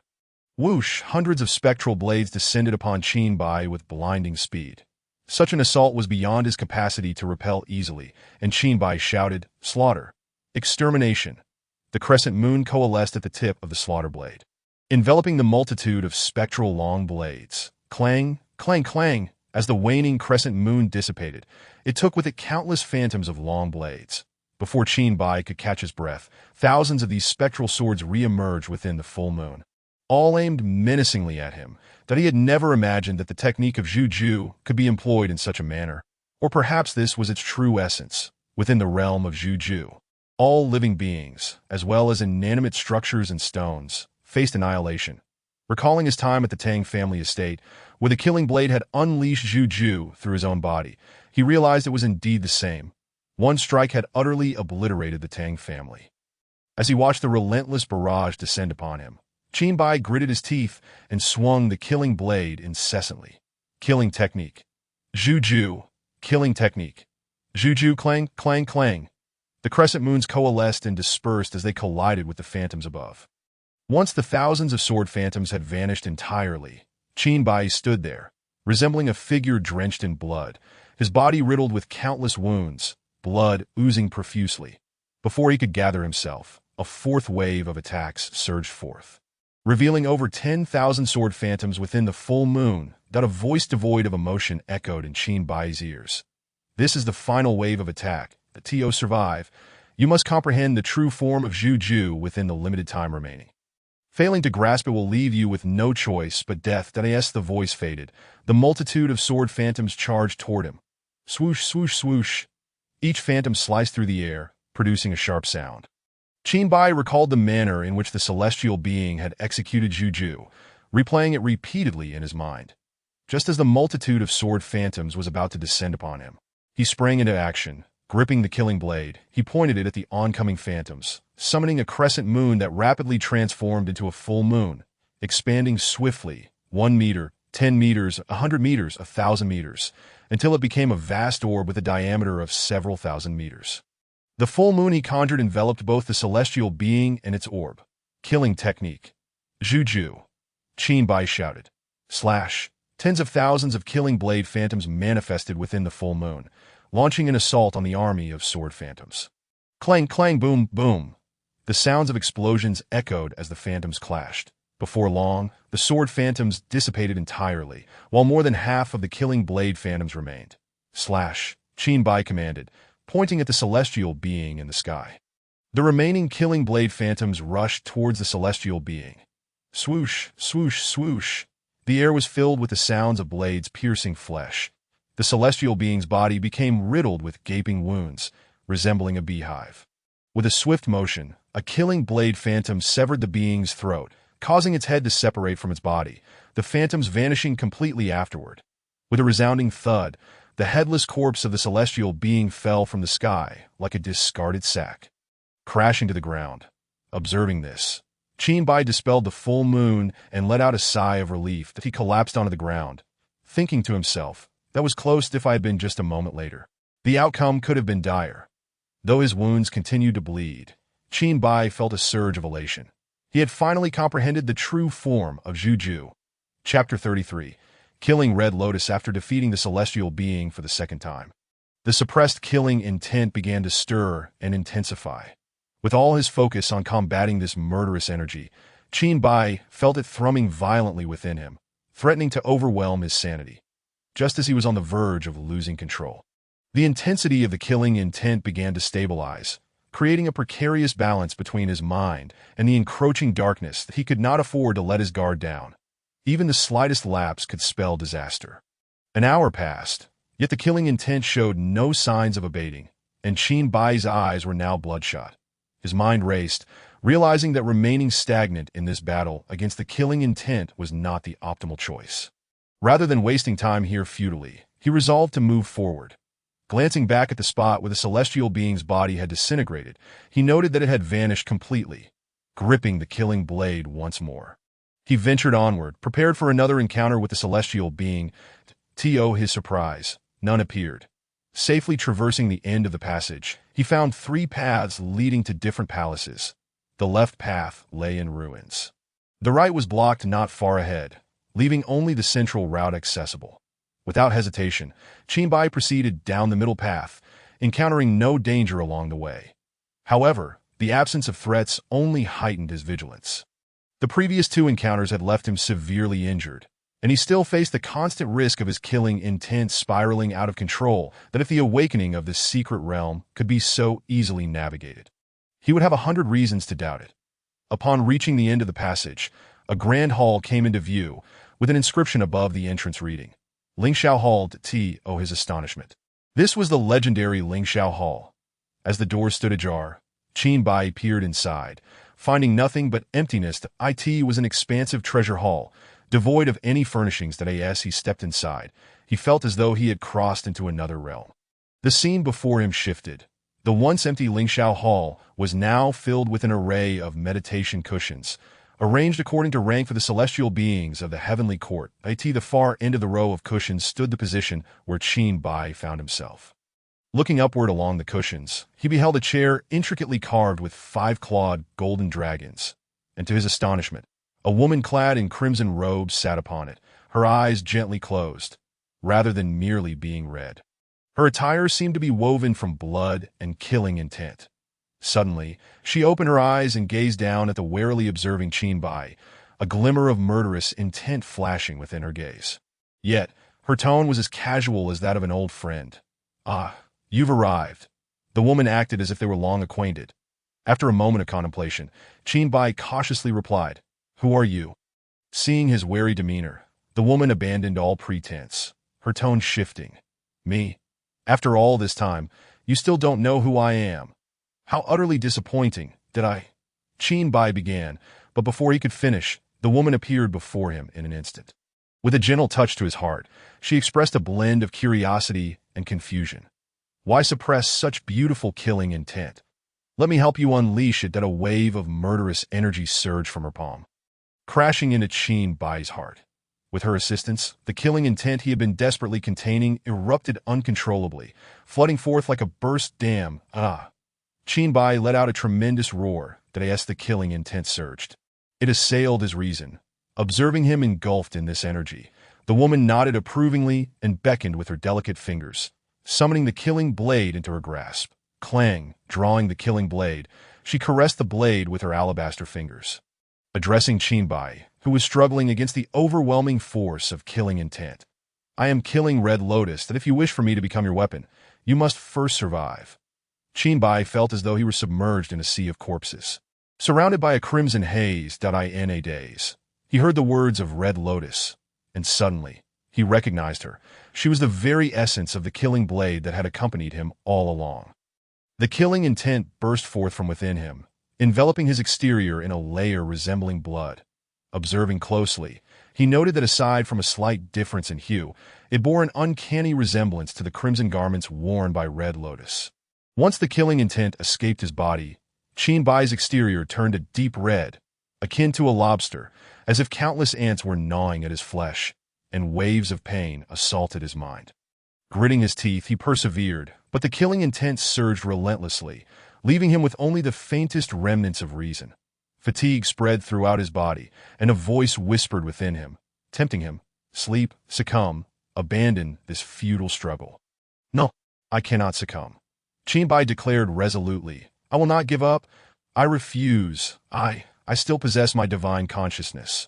Unless absolutely necessary, Qinbai is reluctant to employ his divine thought, once tainted by murderous intent. The consequences are unpredictable. However, given the current situation, if he refrains from using his divine thought to suppress it and instead relies solely on his own mental fortitude to resist, it is only a matter of time before he succumbs to the encroaching murderous intent. Within his mind, divine thought cascades like a waterfall, clashing against the murderous intent, engaged in a fierce tug-of-war. The intense pain within his body escalates once more, causing Qinbai to grit his teeth and gasp for breath. As time passes, his divine thought gradually gains the upper hand, forcing the murderous intent into a corner. Just as Qinbai prepares to expel the murderous intent from his body entirely, Hong Lian returns to his side. A surge of even more potent murderous intent coursing from her palm into his being. Qinbai opens his blood-red eyes to gaze at Hong Lian, who, filled with coldness and malice, whispers in his ear, I will not become a weapon in your hands, for the reason is simple. I look down upon you, that ha-ha. Qinbai laughs heartily. What are you laughing at? Are you pleased to know that you are about to die? Hong Lian gazes at him in confusion. Qinbai remains silent. The situation within him is now in stark contrast to before, as the murderous intent has cornered his divine thought, since he has no other choice. He decides to take a gamble that he releases his divine thought's defenses and fully absorbs the murderous intent before him. That at its core, murderous intent is a form of thought, and one method to enhance divine thought is through the absorption of such thoughts. However, murderous intent is a particularly perilous kind of thought. Throughout history, those who have attempted this have either perished or gone mad. Hence, no one dares to undertake such a risk, seeing Qinbai absorb the murderous intent. Hong Lian scoffs. Even in death, you seek shortcuts. Do you wish to hasten your demise? Silence, you irritant. Qinbai retorts at Hong Lian. Upon hearing this, Hong Lian narrows her eyes, her expression as frigid as an iceberg, and addresses Qinbai, boy, were it not for this damned rule, you would already be dead for those words. Qinbai mocks her. From the very beginning, you never intended for me to live, that if you could strike me down. Why waste your breath? Seeking death. Hong Lian wields the killing blade, aiming a strike at Qinbai's head. Just as the blade makes contact, a slender purple lightning bolt appears in the sky. Crack! The purple lightning strikes Hong Lian. She is thrown to the ground, her breath immediately becoming erratic. After a long moment, she rises, her eyes filled with murderous intent as she looks skyward and bellows, There are only a few who can wield the purple cloud's divine lightning. From your aura, you are not one of them. Dare you show yourself? After a lengthy silence, the sky remains unresponsive. With a disdainful expression, Hong Lian continues, Cowardly creatures, too afraid to reveal themselves. Thunder rumbles. A bolt of purple lightning, as thick as a finger, strikes down towards Hong Lian once more, Crack. After being struck down, she lies motionless for a long time. Qinbai observes the initial slender purple lightning now transformed into a much thicker bolt and cannot help but revel in his misfortune. Thinking, the system truly wields a cruel hand. Just as he wonders if Hong Lian has been killed, she shakily rises to her feet. This time, she has learned her lesson and promptly falls silent. No longer looking skyward. Seeing this, Qinbai taunts, "Come and kill me. Make your move. It seems you are merely a bully to the weak." Humph. Hong Lian scoffs, turning her head away to ignore him. That it is not that she fears him, but rather, in the face of her inability to kill him, she does not wish to be struck repeatedly by the purple cloud's divine lightning for the sake of mere verbal sparring. At this moment, Qinbai's divine thought has absorbed the majority of the murderous intent, transforming from a golden hue to one tinged with blood red. Once he fully absorbs the murderous intent, his divine thought will be split evenly between gold and red. Frantic, bloodthirsty, cold, and murderous thoughts flood Qinbai's mind, that if previously he was in conflict with the murderous intent, after its complete absorption, he is now at war with himself. The murderous intent has seeped into his subconscious, becoming an instinct he cannot perceive, an accepted reality that it is akin to a person who has never taken a life suddenly coming to believe that killing is a natural part of existence, thus transforming into a butcher. Qinbai sits cross-legged on the ground, striving to recall his memories to combat this instinctual urge for slaughter. That a month passes. Throughout this month, Qinbai resembles a man possessed, alternating between clarity and a blood-red frenzy, exuding an aura of terror. Kill.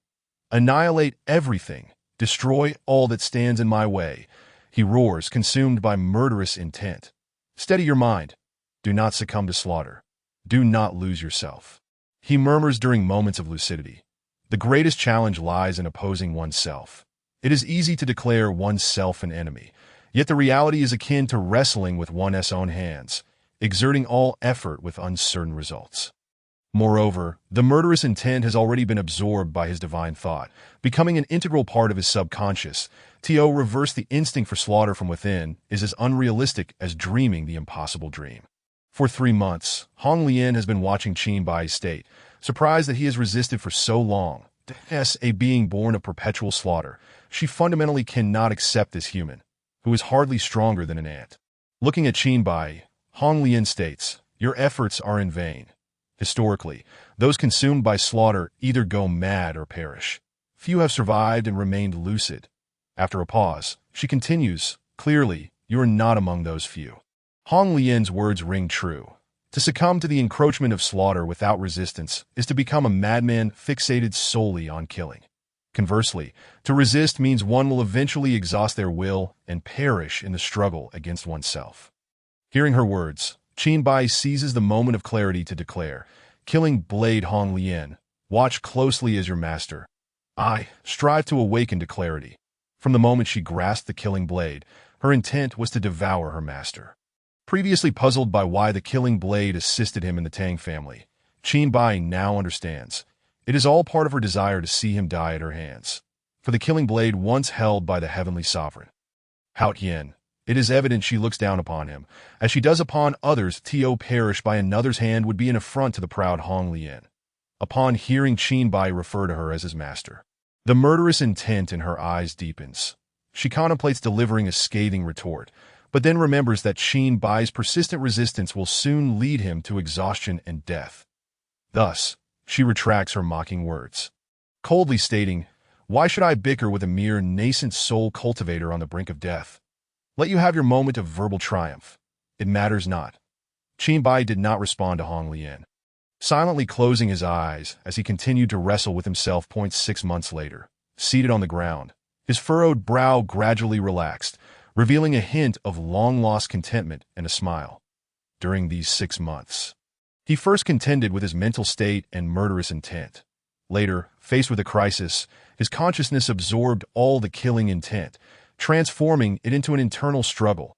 Each moment felt like an eternity, and while he endured great torment, Qinbai refrained from calling upon the system for assistance, instead seeking to unravel his predicament through his own efforts.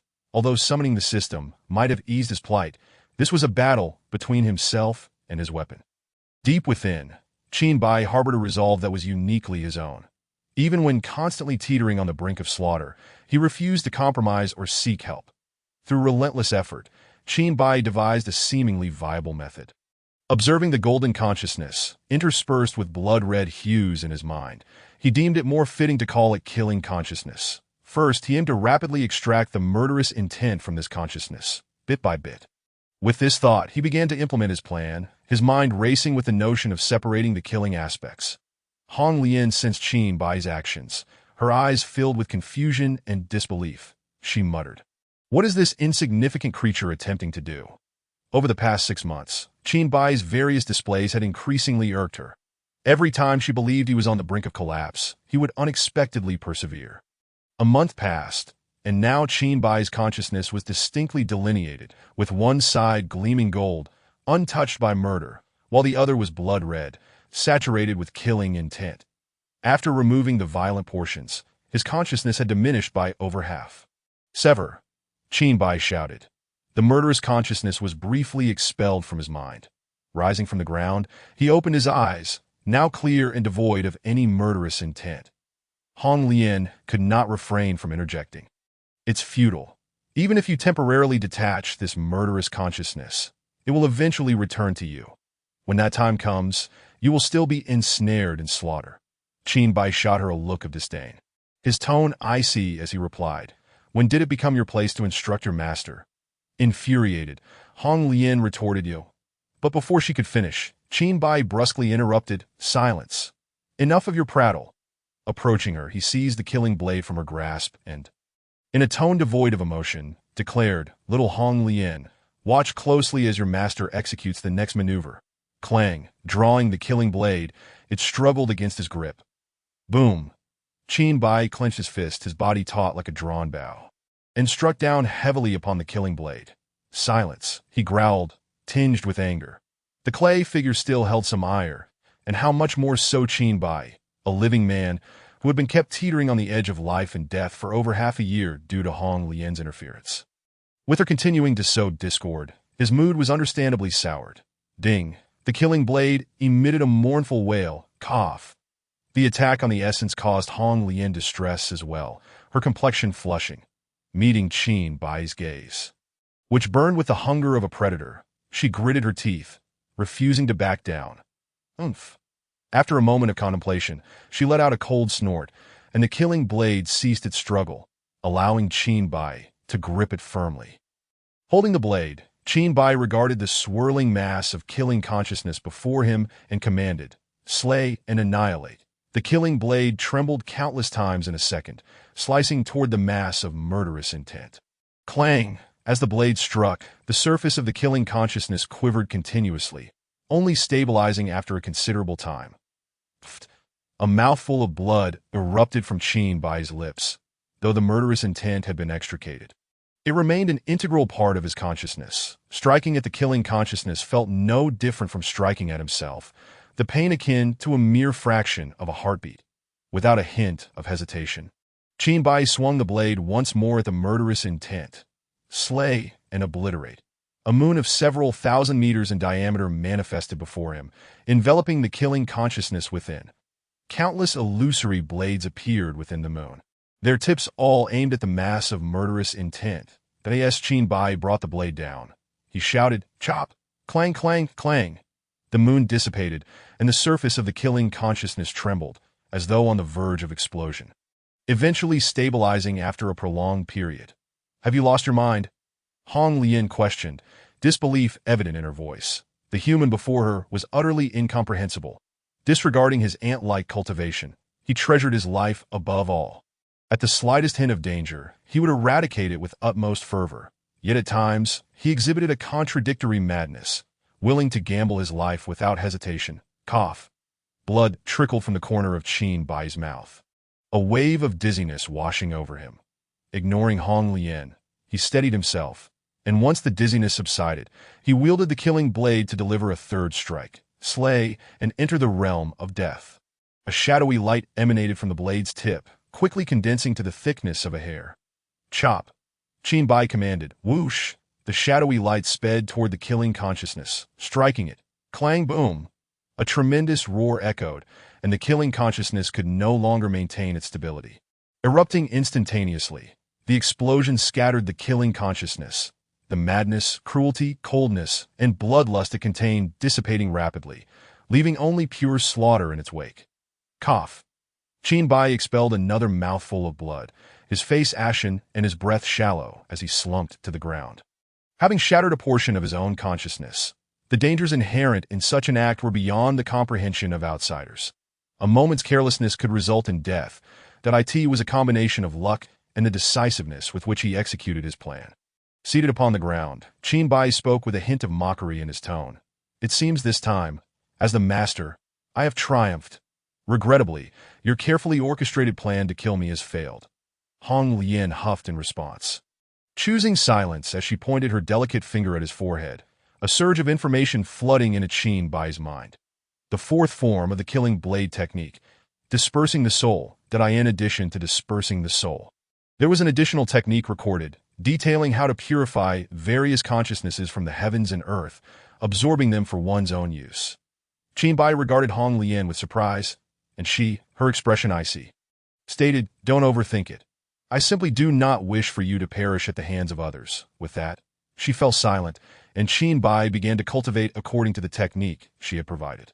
Soon, he gathered the scattered killing consciousness from the explosion before him. Following the instructions, he began to purify this pure killing intent. Half an hour later, the killing consciousness was devoid of any trace of murder. Returning to its golden radiance, his consciousness extended to absorb the now normalized mass of intent before him. In less than a quarter of an hour, he had absorbed it all. Once completed, Qin Bai's complexion regained its color, and the weakness within him vanished entirely. Chapter 35, The Shattered Blade. Ding. The awakening task is complete. Rewards have been granted. Beep. The host has 3 hours of residual time during which a return can be chosen at any moment. After 3 hours, a forced return will occur. Upon hearing the system prompt indicating the completion of the awakening task, Qin Bai felt the tension that had occupied his mind for over 6 months gradually ease. As his vision cleared once more, he found himself outside the Lingxiao Hall, still in the same posture he had assumed when entering the hall half a year prior. The grand doors of the Lingxiao Hall stood firmly shut, seemingly never to have opened, and the dilapidated exterior bore the scars of past battles. Everything that had transpired over the past 6 months felt like a fleeting dream. However, Qin Bai was acutely aware that this was far from mere fantasy. He marveled at the system's formidable capabilities and reflected on the bountiful rewards garnered from this awakening secret realm, that he had thoroughly mastered the essence of the first and second forms of the slaughter blade technique, alongside the subsequent path of advancement. Furthermore, he had acquired the fourth form of the slaughter blade technique, scattering the soul. This technique, a mental assault, significantly enhanced the survival capabilities of practitioners as their cultivation deepened. At this stage, the annihilation of the physical body would not suffice to ensure the complete demise of a powerful practitioner. As long as their consciousness could evade capture, they could seize a mortal's body and be reborn. The only drawback was that the new physical cultivation would require a fresh start. Yet for practitioners at this level, possessing ample resources would merely be a matter of time. The scattering the soul technique was designed to utterly obliterate a practitioner's consciousness, leading to their true demise from the inside out. Upon reading the introduction to Scattering the Soul, a glimmer of delight flickered in Qin Bai's eyes. The introduction of this technique would dramatically enhance his combat prowess. His consciousness had already surpassed the realm of transformation, reaching the level of refinement. The combination of a refinement-level consciousness with Scattering the Soul was akin to adding wings to a tiger. Though the awakening secret realm was fraught with peril, the benefits were undeniably apparent. In high spirits, Qin Bai could not help but recall the system's convoluted tricks, reminiscent of a crafty gambler's ploys. Prompting him to call out to the system. System, come forth, he declared loudly. Here I am, host, it is a pleasure to serve you. The system responded, its tone laced with a hint of flattery. Hearing the system's words, Qin Bai felt irritation bubbling within him, and with a touch of dissatisfaction, he retorted, shouldn't you provide me with an explanation? Host, which aspect would you like clarification on? The system inquired, feigning ignorance, seeing through the system's pretense. Qin Bai candidly pointed out 170 attribute points equate to 17 million low-grade spirit stones, that is this the outcome of suppressing a murderous intent. You must understand, suppressing murderous intent is a highly energy-consuming endeavor. This price is quite reasonable, that if you think it's cheap, shall I add more? The system replied, adopting a cheeky attitude, even implying a subtle threat. Qin Bai was certain that if he pressed further, the system would undoubtedly raise its prices, rendering the whole affair a questionable bargain. After mentally berating the system, he decisively chose to remain silent and ignored it. Noticing his silence, the system attempted to reassure him. Host, since you've performed admirably this time, I'll grant you a free answer to one question. With a plethora of inquiries swirling in his mind, Qin Bai seized the opportunity to ask, is Hao Yin still alive after the final battle in the heavenly court? This was the answer he most yearned to know. If Hao Yin were alive and he possessed his weapon, it would only be a matter of time before he was sought out. Who could predict Hao Yin's temperament? If he happened to be in a foul mood, Qin Bai could face a dire fate that host permissions are insufficient for me to disclose that information. The system replied, did you not say you would provide a free answer to one question? Why is it that you cannot divulge? Qin Bai retorted, feeling somewhat exasperated that a free answer is akin to a free lunch. How many truly satisfying free lunches exist in this world? Please ask another question. The system replied with unapologetic confidence. Qin Bai silently admired the system's audacity and continued, what transpired in ancient times? Host permissions are severely lacking, and I cannot divulge that either. Host, please refrain from asking. Let me provide you with a random explanation, the system interjected. Qin Bai stood there in stunned silence for a long moment before exclaiming, is that even allowed? I can't even ask questions now. The crux of the matter was that the answers to his two questions were either known to the system itself or would only hasten his demise if he were informed. Let me begin with a random explanation. I shall elucidate the function of luck within attributes that the term suggests. Luck enhances your fortunes, increasing the likelihood of obtaining treasures and opportunities that in the later stages. One might even find that picking up a random stone could yield a divine treasure. That concludes my explanation. Don't call for me unless it's truly necessary, the system stated before promptly falling silent. At that moment, Qin Bai could no longer suppress his sarcasm. That sounds very reasonable. Listening to your words feels like gaining 10 years of wisdom. Once I attain greater power, and if I fail to find treasures, you shall compensate me. Despite his banter, Qin Bai genuinely felt grateful to luck for enabling his survival. Few would dare to attempt what he had done, dividing his consciousness in half and shattering it. Such an act would likely spell death for anyone else. His survival was, in part, due to sheer luck, but also owed to his extraordinarily well-rounded attributes, each reaching their peak without any weaknesses. Rather than dwell on the system's lackluster and uninformative explanation, Qin Bai contemplated the potential insights it might have inadvertently revealed. What did it mean that one of the answers to my earlier questions lies within myself? He mused internally. After pondering for quite some time without reaching a conclusion, he decided to set the matter aside for now. The awakening task had ultimately rewarded him with 10 attribute points and a fragment of a shattered blade. Qin Bai retrieved the broken blade fragment from his storage space that in the final moments on the heavenly ladder. He had witnessed the slaughter blade shatter into several segments from tip to hilt. The piece before him, by its appearance, was indeed the tip of the slaughter blade, with a hint of curiosity. Qin Bai regarded the intact slaughter blade in his hand alongside the additional fragment, unable to decipher the situation. System, come forth and clarify this matter, he internally called out. Well, it's quite simple. However, answering this question will require a fee of 10 attribute points. The system replied with its typical cheekiness that do you even have the audacity to demand payment? Did you not just say you would answer one question for free? Qin Bai restrained his growing agitation. But that was after I had answered. The system replied nonchalantly. Seriously? You call that an answer? How shameless can you be? Qin Bai retorted angrily. Ahem, host, please remain calm. You do have a point, so I will grant you this question for free. The system conceded, its tone now more patient. What you currently hold, the slaughter blade, although I have expended considerable effort to coalesce it, lacks the true power of its complete form. Simply place the fragment in its corresponding position, and I shall handle the rest of the fusion, free of charge. The system emphasized the free once more, perhaps sensing its prior shortcomings and wishing to alleviate Qin Bai's displeasure.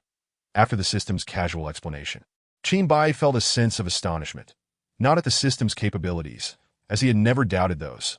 What shocked him was the realization that the slaughter blade, despite being of top-tier level, was not in its complete form. With a heart full of anticipation, he placed the broken blade tip against the slaughter blade's tip. The two pieces melded seamlessly, as if merging like water and milk. Once the tip fully integrated into the slaughter blade, the entire blade trembled and emitted a resonant cry, clang. As Qin Bai felt the slaughter blade in his hand, he noticed a marked difference. The murderous intent emanating from it had intensified. Upon examining the information panel of the slaughter blade, he discovered that it now boasted a 10% increase in attack power. To achieve such a significant boost from a single fragment was indeed a formidable feat, especially as the magnitude of this enhancement would become increasingly apparent with higher cultivation levels. At that moment, Qin Bai found himself envisioning the potential amplification effect if he were to gather all the fragments of the slaughter blade together. Subsequently, he resolved to advance the slaughter blade technique to the 4th tier, adding the 10 attribute points to his own attributes and opened his personal information panel. Name: Qin Bai Heavenly Body. Beginner attribute increase. 5 cultivation. 4th tier, mid-stage transformation. 164200 strength. 164 speed. 164 stamina. 164 attack power. 164 defense. 164 luck. 164. Slaughter blade, 4th tier, 164200, fragmented blade. 19 attack increase. 10 attack power. 164 slaughter blade technique. 4th tier, 164200, attack power. 164 Azure Dragon. 4th tier, 164200, chapter 36. Kunlun Secret Arts. Extermination Sword Array, return. After thoroughly assimilating the spoils acquired from the Awakening's secret realm, Qin Bai chose not to linger amidst the ruins of the heavenly realm, but rather opted to return that a sudden sensation of weightlessness enveloped him once more. And after a brief interval of 15 minutes, his vision restored. The location to which Qin Bai returned was precisely where he had departed, observing the war and epic quests on his task list. He noted that there remained nearly 5 months until the completion deadline. This recent Awakening secret realm had consumed over 7 months of his time. Contemplating the approaching deadline, Qin Bai could not help but muse inwardly. Thankfully, the Awakening task is initiated within a month rather than completed within that time frame. Had it been set with a completion deadline, the perilous nature of this endeavor would likely have escalated significantly. Simultaneously, as Qin Bai's presence re-emerged in the Blue Star, at the headquarters of the Cultivators Association in the capital, Wu Ho furrowed his brow. Suddenly, his gaze seemed to pierce through the barriers of time and space, directed towards the location of Qin Bai. The frown that had been etched on his face unfurled, revealing a look of delight. 7 months prior, Qin Bai had escaped from his grasp, leaving Wu Ho with the sensation of having encountered a treasure mountain, yet returning empty-handed. Following Qin Bai's escape, his aura vanished from the Blue Star, prompting Wu Ho to mobilize all his resources in search of him. Yet, after 7 months, Qin Bai appeared to have evaporated from existence. Not only had the search teams found no trace, but even Wu Ho himself frequently ventured out to investigate Qin Bai's whereabouts. Yet no matter how diligently he sought, it was as if he had vanished without a trace.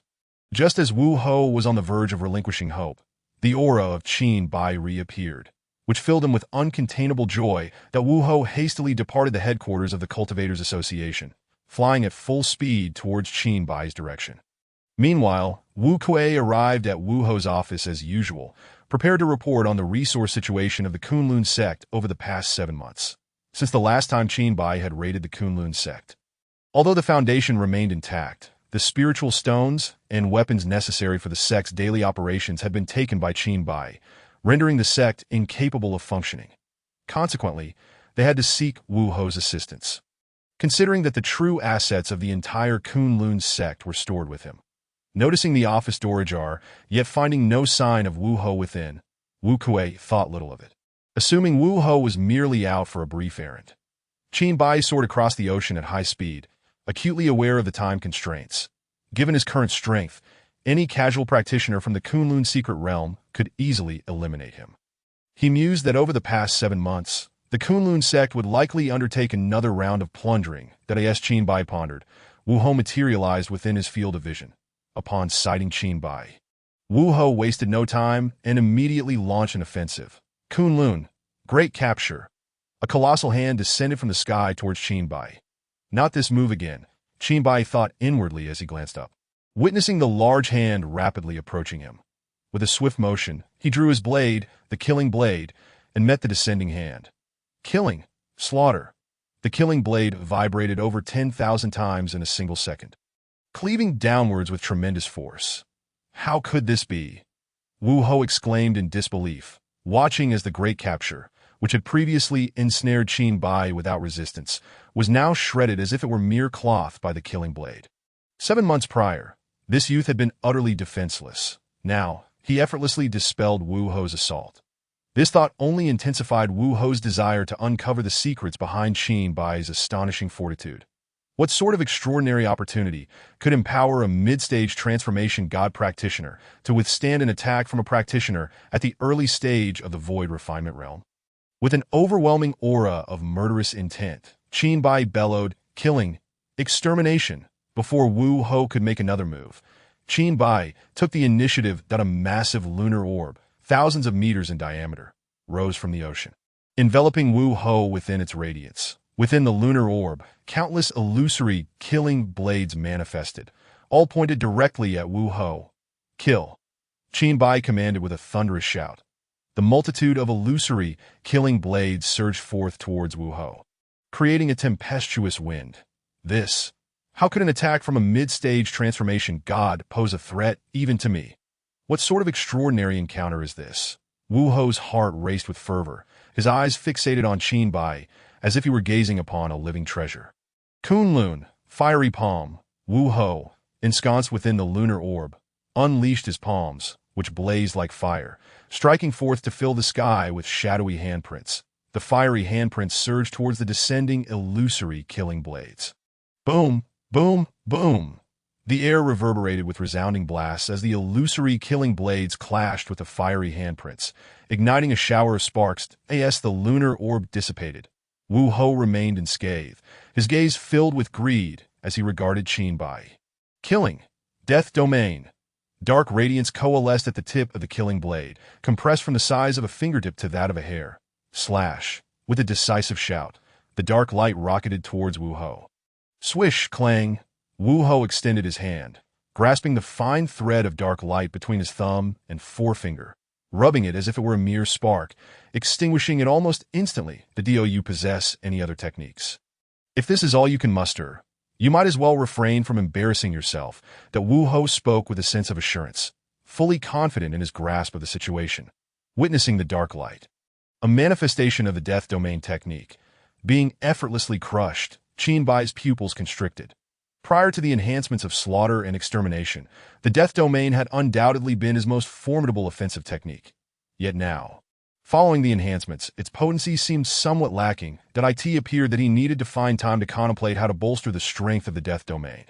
The clash between Qin Bai and Wu Ho created significant commotion, echoing far and wide. This moment, Wu Ho sensed other practitioners of the void refinement realm converging towards their location. I've had my fun. If you do not surrender, you may lose limbs, Wu Ho threatened menacingly. Fully aware that a swift resolution was imperative, should other practitioners of the void refinement realm witness Qin Bai's combat prowess, even a fool would recognize that Qin Bai bore extraordinary opportunities. At that point, dividing the spoils would be the least of his concerns. It was entirely possible that a cooked duck could be snatched from his grasp, taking the Kunlun secret realm as an example. There were 3 other practitioners of the void refinement realm stronger than Wu Hou. As a practitioner at the early stage of void refinement, he had no chance of competing against those 3. Especially with the fire cloud and water moon secret realms also in play. Kunlun's secret technique. Extermination sword. Kunlun's secret technique. Slaughtering sword. Kunlun's secret technique. Absolute sword. Kunlun's secret technique. Trapping sword. 4 small swords were expelled from Wu Ho's mouth, expanding rapidly into 1 Zhonglong flying swords. With the other practitioners of the void refinement realm drawing nearer, Wu Ho's expression grew impatient as he bellowed, Kunlun's secret technique. Extermination sword array. As Wu Ho's voice resonated, the 4 flying swords positioned themselves around Qin Bai. Go, Wu Ho commanded, pointing towards Qin Bai. Swish, swish, swish, swish. The four flying swords, accompanied by the sound of rupturing air, surged towards Qinbai. Chapter 37. Heavily wounded void refinement. Come at me, Qinbai shouted, invoking killing. Slaughter. The killing blade vibrated over 10,000 times per second, targeting the nearest extermination sword. Clang, clang. The clash between the killing blade and the extermination sword sparked a shower of flames. Open. Qinbai poured all his strength into the killing blade as he shouted bang. The extermination sword trembled violently, narrowly grazing past Qinbai's ear. Killing. Extermination.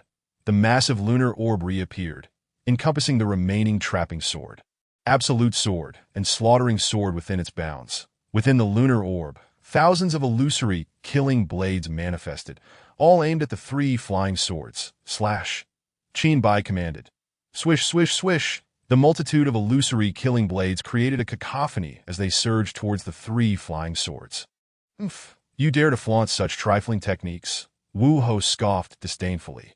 Controlling the extermination sword that had been deflected by Qinbai's attack, Wu Ho's spirit grew anxious. Today, let me show you the true extermination sword array. Wu Ho's demeanor reflected urgency, aware that other practitioners of the Void Refinement realm were closing in rapidly. Determined to execute this strike with full force, he resolved to secure Qinbai's capture. The extermination sword rapidly converged with the trapping sword, absolute sword, and slaughtering sword. Extermination sword array. Kill. The four flying swords swiftly melded into one, transforming into a singular, formidable flying sword.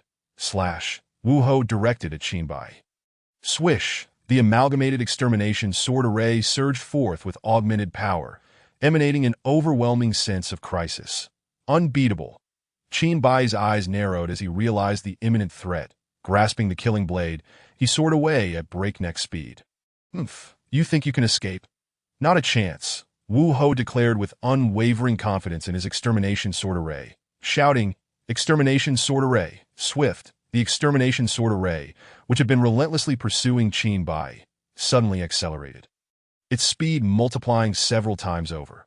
Realizing he was locked onto by the extermination sword array, Qinbai halted his rapid flight. Wu Ho, this is your own doing, he stated coldly. How dare a mere mid-stage transformation god speak so boldly? Truly, you are courting death. Wu Ho derided. Zhu Xian sword formation. Zhu Xian.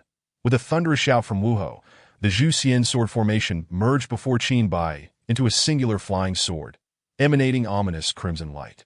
Whoosh! The Zhu Xian sword formation surged towards Qinbai at an astonishing speed, unleashing the deadly technique, kill, scatter soul.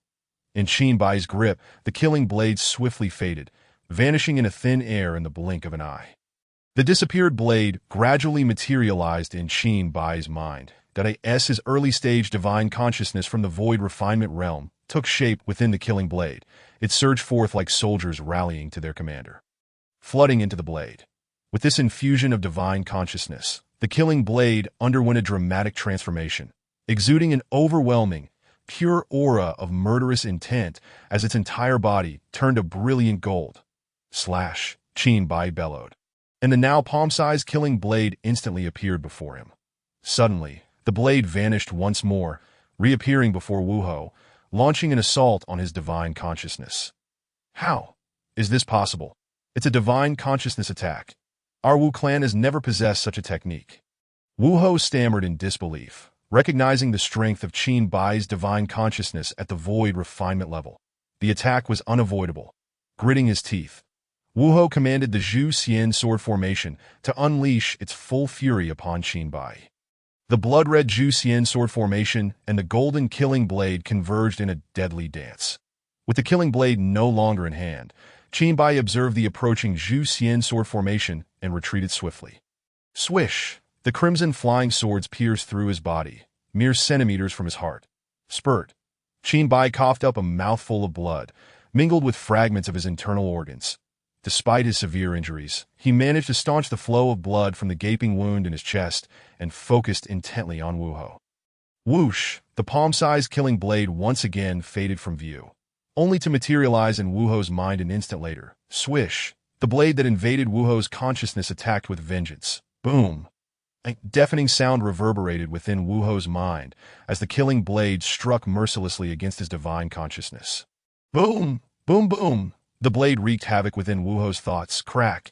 After an unknown number of strikes, Wu Ho's divine consciousness shattered with a sound reminiscent of an egg cracking. Crack! Crack! The sound of breaking eggshells echoed incessantly within Wu Ho's mind. Bang! After enduring the relentless assault of the killing blade, Wu Ho's consciousness could bear no more, erupting in a series of explosive sounds within his mind. Ugh. With his divine consciousness severely damaged, Wu Ho's agonized scream echoed for hundreds of miles. The three void refinement experts flying towards Wu Ho, alerted by the cry, increased their speed, racing towards Qin Bai and Wu Ho. That scream, it must be Wu Ho from the Kunlun secret realm, a strikingly beautiful woman. Her demeanor tinged with distant aloofness, remarked, "Inu, this Wu Ho has become increasingly arrogant in recent years. He even offended you previously that it would be better for him to perish," a young man said, his tone ingratiating. Before Inu could respond, a cold snort interrupted from beside the young man. "Humph. Lan Wenhao, don't gloat so openly." Lan Wenhao turned to the man who had spoken, his tone unfriendly. "Zhang Yuan, I was conversing with a friend from the Shueiyue secret realm. When did it become your place to interject?" Zhang Yuan retorted pointedly, "I see your words are disingenuous. You covet what you cannot possess. Have you considered your own worth? Even if I am a toad wishing to eat swan meat, it is still preferable to your hypocritical demeanor. Everyone knows the Kunlun secret realm is filled with sanctimonious individuals, which is truly repulsive," Lan Wenhao sneered. "You." Zhang Yuan's eyes glinted with malice as he glared at Lan Wenhao. "What? Not satisfied? Shall we settle this here? If you happen to perish, do not blame me," Lan Wenhao taunted. "Enough. Whoever managed to injure Wu Ho is undoubtedly formidable. Instead of bickering, we should consider who our opponent is." Inu interjected icily, having just emerged from the Shueiyue secret realm, only to find herself confronted by Lan Wenhao and Zhang Yuan, who clung to her like a stubborn adhesive. "Humph. Humph." Lan Wenhao and Zhang Yuan exchanged glances, each emitting a cold snort. "This aura is utterly unfamiliar, as if it materialized from thin air," Lan Wenhao remarked. "From the aura, we can ascertain that the opponent's cultivation is at the transformation god level. Yet their divine consciousness possesses the strength of the void refinement realm." Zhang Yuan replied calmly. "Could it be a complete void refinement expert undergoing a recultivation?" Inu speculated uncertainly, "that we shall know soon enough," Lan Wenhao stated. The trio soared through the air, quickly arriving at the site where Qin Bai and Wu Ho stood. Strangely, while Lan Wenhao and Inu led the way, Zhang Yuan trailed behind leisurely. As if on a casual stroll, "You see, I told you, the people of the Kunlun secret realm are all hypocrites. They don't even care when their own suffer," Lan Wenhao said disdainfully, addressing Zhang Yuan. "You Lan Wenhao, mark my words. I will tear you apart when the opportunity arises," Zhang Yuan retorted, his tone laced with anger. The Kunlun secret realm's three representatives of the void refinement realm represented three significant factions. The Wu clan had been flourishing in recent years, that if Zhang Yuan could weaken the Wu clan with external assistance, he would gladly welcome it, relishing the thought of Wu Ho's demise as a substantial blow to the clan.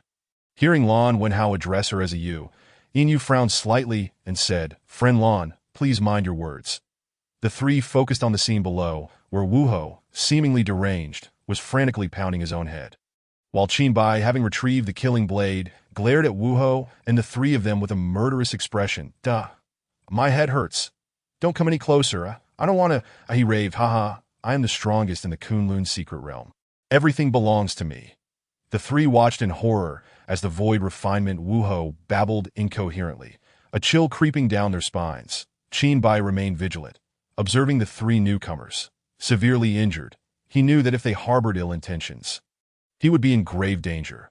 Upon seeing Qin Bai's appearance, Lan Wenhao's eyes widened in shock, recalling the recent intelligence passed down by the family from Lan Tianhe.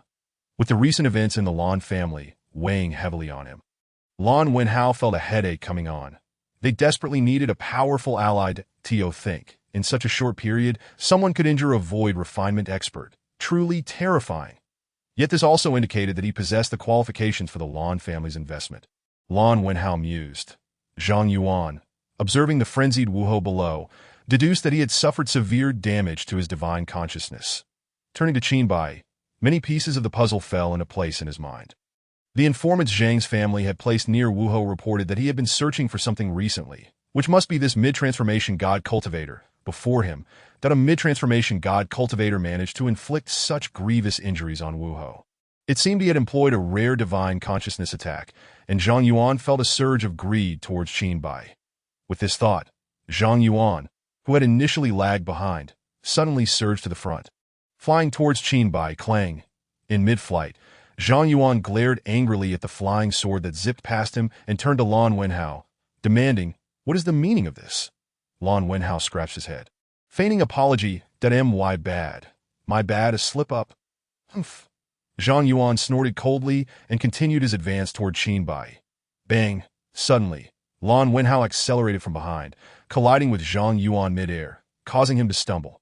Before Zhang Yuan could react, Lan Wenhao spoke mockingly, "Sorry, I don't know what's wrong today. I can't control my internal energy.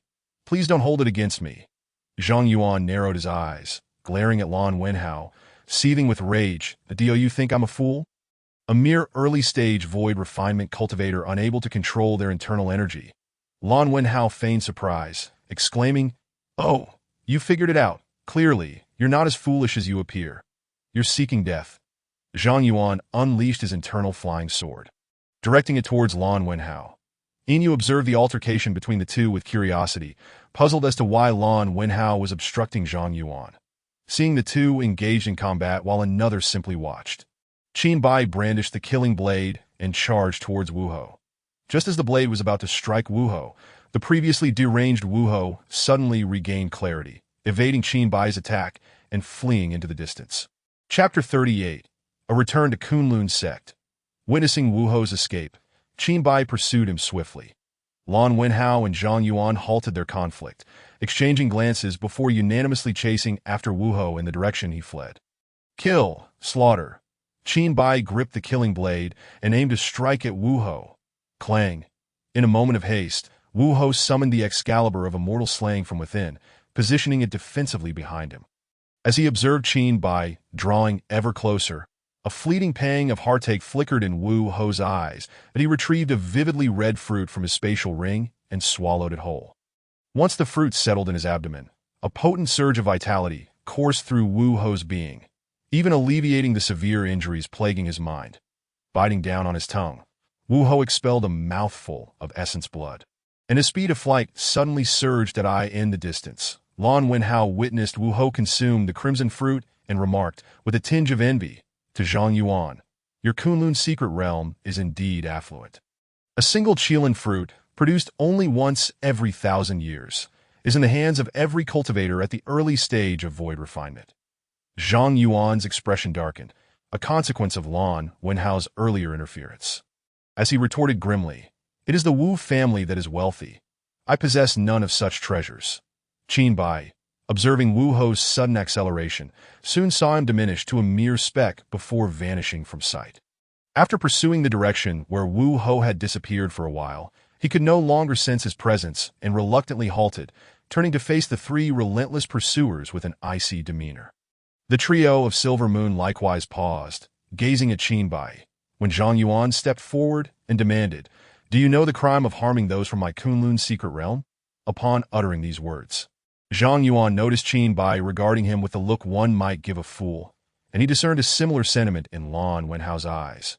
Most disconcerting was the subtle hint of disdain he perceived in the expression of the goddess he admired. "Silver Moon." Lan Wenhao couldn't help but mock quietly, "You appear quite foolish. If he can make Wuho, a practitioner at the early stage of void refinement, flee in disarray, what significance do you hold?" Despite the anger boiling within him, Zhang Yuan chose to disregard Lan Wenhao's taunts, as Qinbai, visibly wounded after his fierce battle with Wuho, took precedence. Qinbai slowly uttered two words directed at Zhang Yuan: "Simpleton." With the slaughter blade poised before him, he braced himself for battle. "You seek death," Zhang Yuan retorted, infused with a hint of fury, as he unleashed four small swords that swiftly grew to a substantial size. Kunlun's secret art. Excalibur of immortal slaying. Kunlun's secret art. Blade of immortal destruction. Kunlun's secret art. Excalibur of absolute immortality. Kunlun's secret art. Trap of immortals. Kunlun's secret art. Array of immortal slaying. The four flying swords surged toward Qin Bai with alarming speed. Clang, clang, clang, clang. Just as the swords were halfway to their target, a folding fan swept in from the side, deftly deflecting the four swords back toward Zhang Yuan. Lan Wenhao, you! Zhang Yuan glared at the elegantly poised Lan Wenhao, who held the fan with a grin that do not be angry. Anger shortens one's lifespan. You know that kind of snap and it's over, Lan Wenhao replied, beaming, observing Zhang Yuan's face, which resembled a pig's liver. Silver Moon silently criticized, with a statement like that, even a sixth grader wouldn't understand. Qin Bai, watching the renewed conflict unfold between the two, heard Lan Wenhao's whisper, I will hold him off. Qin, you should leave first and find a place to recover your injuries. Lan Tianhe is my seventh brother. I am Lan Wenhao of the Lan family. The mention of the Lan family stirred Qin Bai's thoughts. When he previously conversed with Lan Tianhe, he had not given much weight to his claims of the Lan family's assistance. Aside from the detailed intelligence, the rest of the items, like the black card and communication jade talisman, proved less than useful. Afterward, Lan Tianhe had not reached out to him again, leading him to believe the matter had concluded. However, witnessing Lan Wenhao intervene on his behalf against the Kunlun secret realm, Qin Bai realized Lan Tianhe's words were not mere idle talk. From Lan Wenhao's actions, he discerned the Lan family's stance toward him, and silently accepted this favor in his heart, conveying his gratitude through thought. Thank you. As Qin Bai hurriedly departed, Zhang Yuan's fury escalated. Pointing an accusatory finger at Lan Wenhao, he declared, Does your Lan family wish to stand against my Kunlun secret realm? Lan Wenhao replied nonchalantly, Do not overinflate his worth. My Lan family bears no intention of opposing you, and even if we did, it would merely be a matter between the Fire Cloud secret realm and the Kunlun secret realm that as night fell. Having departed, Qin Bai swiftly traversed the skies, soon arriving at Kunlun Mountain. Using his memory to navigate through the Kunlun mountain range, he quickly located Kunlun's sect. Hovering above the sect, a fierce intent glimmered in his eyes. The grievances between himself and Wu Ho were irreconcilable, and a fierce battle with the Kunlun secret realm loomed inevitable. The system had issued a task to destroy the Kunlun secret realm within a year, with failure resulting in obliteration. Now, over 7 months had elapsed, leaving less than half the time remaining. During this period, diminishing the overall strength of the Kunlun secret realm by any measure would significantly ease the forthcoming pressure. Qin Bai descended and sought out a disciple within the Kunlun sect who appeared to hold a modicum of status. Grasping the disciple, he pressed the sharp edge of the slaughter blade against the disciple's throat, demanding, Tell me, who currently presides over Kunlun's sect? The disciple gulped nervously, and upon recognizing Qin Bai's face, he paled as if confronted by a specter. This was the very individual who had captured him over 7 months prior and coerced him to guide him to the treasure pavilion. After leading him there, he had been knocked unconscious, and upon awakening, the entire Kunlun sect had been stripped bare. Even the deputy sect master had perished. In the following 7 months, the Kunlun sect had endured a tightening of belts. And this true disciple, who had gained his position through bribes of spirit stones, had nearly lost his status. Had he not expended a significant amount of spirit stones at a critical juncture, he would have likely been ousted. Just as supplies had recently arrived for the Kunlun sect, and the situation was beginning to improve, this harbinger of doom had returned. Realizing the deputy sect master had died at the hands of this individual, the true disciple, Lang Yi, rationally divulged every detail of the current state of Kunlun's sect to Qin Bai without reservation. Bang! Qin Bai's hand morphed into a blade, striking Lang Yi unconscious, just before succumbing to darkness. Lang Yi's final thought was, Not him again. Hopefully, when I awaken, Kunlun's sect will still be the same as before.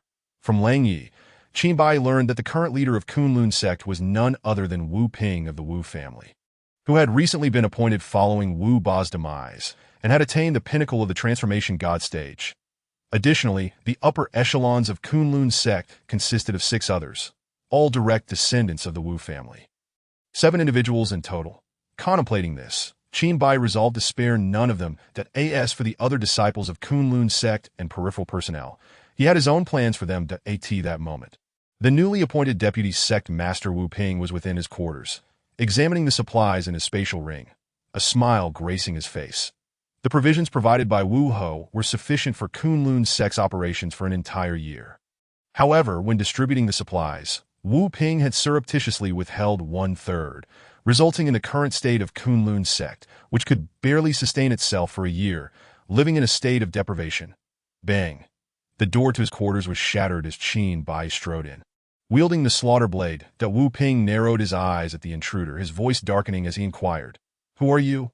"Your executioner," Qin Bai replied, drawing the slaughter blade and striking toward Wu Ping. How audacious! A mere mid-stage transformation god, utterly unaware of your own mortality. Wu Ping roared. Slaughter. Massacre.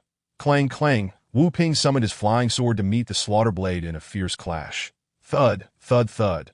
The collision of blade and sword unleashed a tremendous force, forcing Wu Ping to stagger back 3 steps to mitigate the impact. Slaughter. Soul dispersal. The slaughter blade swiftly diminished, vanishing in the blink of an eye. The blade reappeared in Qin Bai's mind. As his consciousness surged into the weapon, upon infusing his essence, the slaughter blade radiated a golden hue, emanating an overwhelming, pure intent to kill. Resizing to the palm of his hand, the golden slaughter blade manifested before Qin Bai once more. Slice, Qin Bai commanded. Whoosh, the slaughter blade lunged forward, piercing Wu Ping's mind's as the blade penetrated Wu Ping's consciousness. It began a relentless assault. Boom, boom, boom. With each strike, a resounding crash echoed within Wu Ping's mind. The destruction of his consciousness brought forth an excruciating pain, and Wu Ping's anguished cries reverberated as he knelt, pounding his head with his fists. Boom, boom. On the 9th strike of the slaughter blade, a shattering sound erupted within Wu Ping's consciousness. Crack. As the first crack resounded, a second and third quickly followed. Crack, crack, boom. Wu Ping's beleaguered consciousness could no longer withstand the pressure and shattered explosively. Bang! Wu Ping's eyes had lost their luster, and the breath of life within him was slowly fading. Qin Bai was not at all surprised by this outcome. The primary reason that Wu Ho had survived the soul-splitting attack was his cultivation at the refining void realm. Yet, even at this level, the aftermath of a soul-splitting assault could still shatter one's consciousness. He was likely hiding in some corner, nursing his wounds that it was only Wu Ping, who had attained the pinnacle of the transformation god realm. That facing such an intense mental assault would leave one astonished if he did not perish. Qin Bai stepped forward, retrieving Wu Ping's spatial ring and nonchalantly placing his flying sword into the system's storage space. After departing from Wu Ping's residence, Qin Bai set his sights on the next destination, the back mountain of Kunlun's sect. An elderly man displayed an expression of dread as he gazed at the young man brandishing a blade. His lifeless body gradually collapsing to the ground, in the Kunlun sect's treasure hall. A newly appointed elder was immersed in meditation when, suddenly, he opened his eyes to witness the blade piercing through his heart. Struggling to turn his head to identify his assailant, he could only manage to turn halfway before his head drooped helplessly. Within the Kunlun sect's artifact hall, the hall master had been vigilantly guarding the premises day and night since the last theft.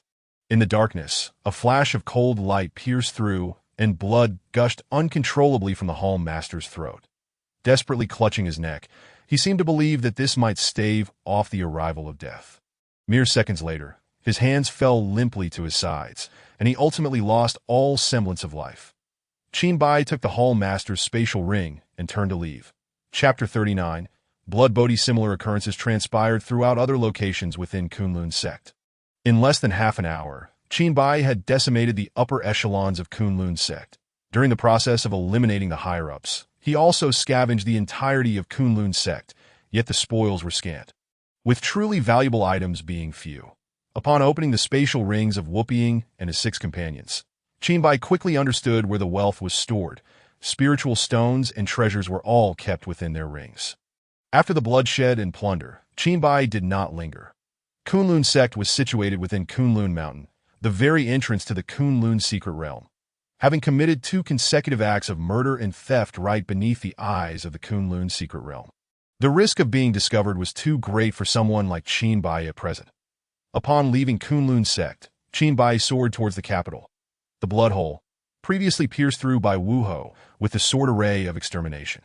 had yet to be addressed, he randomly selected a 5-star hotel in the capital, walking in without any pretense to disguise his injuries. Given his current cultivation level, he felt no need for such ruse. To the eyes and ears of ordinary people, everything they heard or saw was under the influence of Qinbai's formidable mental presence. Approaching the front desk, a young woman with an exquisite figure greeted him with a polite smile. "Good day, sir. How may I assist you?" Qinbai produced the black card bestowed upon him by Lannian from his system storage and handed it to the receptionist, stating 1 month in the presidential suite. The presidential suite cost 100,000 yuan per night, totaling 3 million for the month. Observing this seemingly ordinary young man, the receptionist displayed exceptional professionalism, refraining from any questions. She took the black card from Qinbai, swiped it on the computer, and soon the interface revealed the card's details. When she looked back up at Qinbai, her eyes were filled with shock and disbelief as she stammered, "Esteemed sir, please wait a moment." With that, she dashed off. Qinbai found a spot to sit, and shortly after, a middle-aged man in his 40s, somewhat portly and sweating profusely, hurried over behind the receptionist. "Sir, I apologize for the wait. I am the hotel manager, Wang Fugue." Wang Fugue approached Qinbai with a respectful demeanor. Qinbai nodded and inquired, "Can you take me to the presidential suite now?" "Of course," Wang Fugue replied, shooting a glare at the receptionist. She promptly understood and rushed to complete the necessary procedures, carefully returning the black card to Qinbai. Following Wang Fugue, Qinbai arrived at the presidential suite. Wang Fugue opened the door, bowing at a 30-degree angle, one hand on his chest and the other behind his back, waiting for Qinbai to enter. Once inside the suite, Qinbai glanced back at Wang Fugue, saying, "If there is nothing else, you may return to your duties." "Certainly, should you require anything, do not hesitate to call for me," Wang Fugue replied with an obsequious tone. Seeing Qinbai nod, Wang Fugue gently closed the door and returned to the front desk. Glancing at the computer where the black card information was stored, name, unknown, top secret, level, supreme. There were only 7 supreme-level cards in all of Blue Star, each belonging to a figure of immense significance. To think he had crossed paths with one today. If he could seize the opportunity to ingratiate himself, his later life would undoubtedly be filled with fortune and favor. Wang Fugue mused to himself while instructing the receptionist.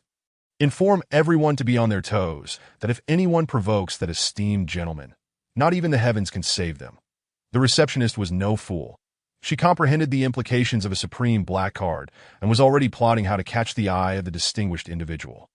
Even as a mere bedfellow, her later life would be one of luxury and ease. "Did I end the suite?" Qinbai retracted his mental presence. For someone of his cultivation, the thoughts and intentions of these ordinary individuals were transparent to him. He was keenly aware of everything. Ignoring their petty schemes, he released his mental presence primarily as a precaution against any potential informants alerting the Cultivator Association or the Kunlun secret realm. Now that he was in the capital, right beneath the watchful eyes of the Cultivator Association, caution was paramount. However, based on his observations over the past few days, it seemed that ordinary people rarely encountered cultivators. It was understandable. Even when he had been a feared assassin in Southeast Asia, he had been oblivious to the existence of cultivators. Since these individuals posed no threat, Qinbai had no desire to expend further energy on them. Sitting cross-legged on the bed, he activated the recycling function in the system's marketplace, dumping all the items he had acquired from Kunlun sect into it. Beep.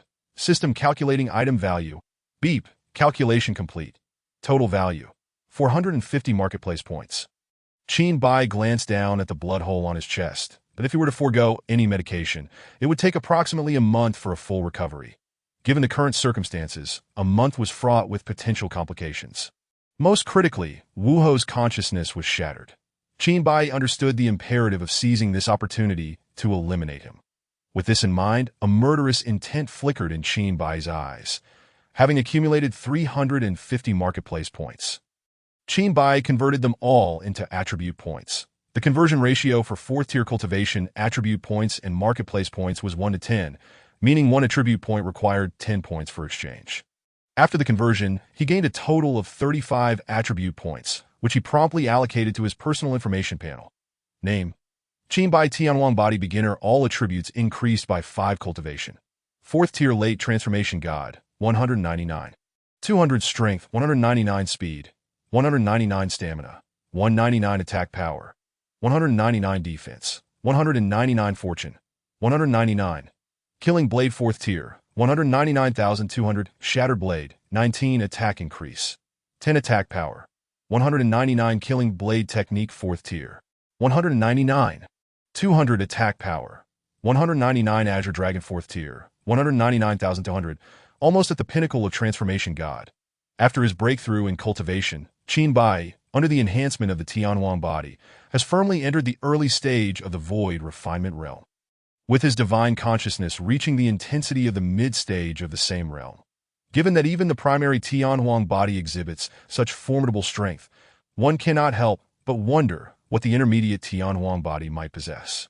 With a sense of yearning, Qin Bai pondered this as he removed his clothing and retrieved a new outfit from his storage space. As he glanced at his upper body, he noticed a vivid azure dragon tattoo, which seemed to swim around him, even emitting faint snoring sounds. "That I almost forgot about you," Qin Bai remarked, tapping his forehead. Since his encounter with the subconscious in the awakening secret realm, the bored little azure dragon, having no one to play with, had begun to slumber, transforming into a tattoo that adhered to Qin Bai's skin. Without disturbing the sleeping dragon, Qin Bai changed his clothes and prepared to leave the hotel for the Cultivator Association. As he passed the hotel reception, Wang Fugue rushed over and inquired, "Sir, may I assist you in any way?" Qin Bai waved his hand, and Wang Fugue, understanding the cue, took a step back and wished him, "I hope you have a pleasant outing." Upon exiting the hotel, Qin Bai's mid-stage divine consciousness swept across Kyoto, in a hotel within Kyoto. The seated Inu opened his eyes and remarked, "Mid-stage of void refinement? Who could it be?" Within the estate of the Lan family in Kyoto, Lan Wenhao, with his right arm bandaged, sensed this powerful divine consciousness and wondered aloud, "Brother Qin, could this strong divine consciousness belong to you? If it truly is, your speed of breakthrough is astonishing." At that moment, a sudden pain shot through his right arm, causing Lan Wenhao to grimace and curse. That little brat Zhang Yuan is truly ruthless. In the Cultivator Association of Kyoto, Zhang Yuan, with a bruised face, sat in what was originally Wu Ho's office. Upon sensing this divine consciousness, he scoffed, unaware of your own mortality, daring to recklessly unleash divine consciousness in Kyoto. Afterward, he touched his swollen face and muttered resentfully, "Lan Wenhao, you scoundrel, resorting to such despicable tactics. With Zhang Yuan's cultivation, any superficial injury would heal within half an hour." Yet he was baffled as to what method Lan Wenhao had employed to maintain his bruised state for nearly a day. What irked him further was that upon arriving at the headquarters of the Cultivator Association, the Wu family members exhibited neither fear nor respect towards him. After taking over Wu Ho's office, his interactions with the Wu family could be summarized as them treating him like air, avoiding any confrontation with him.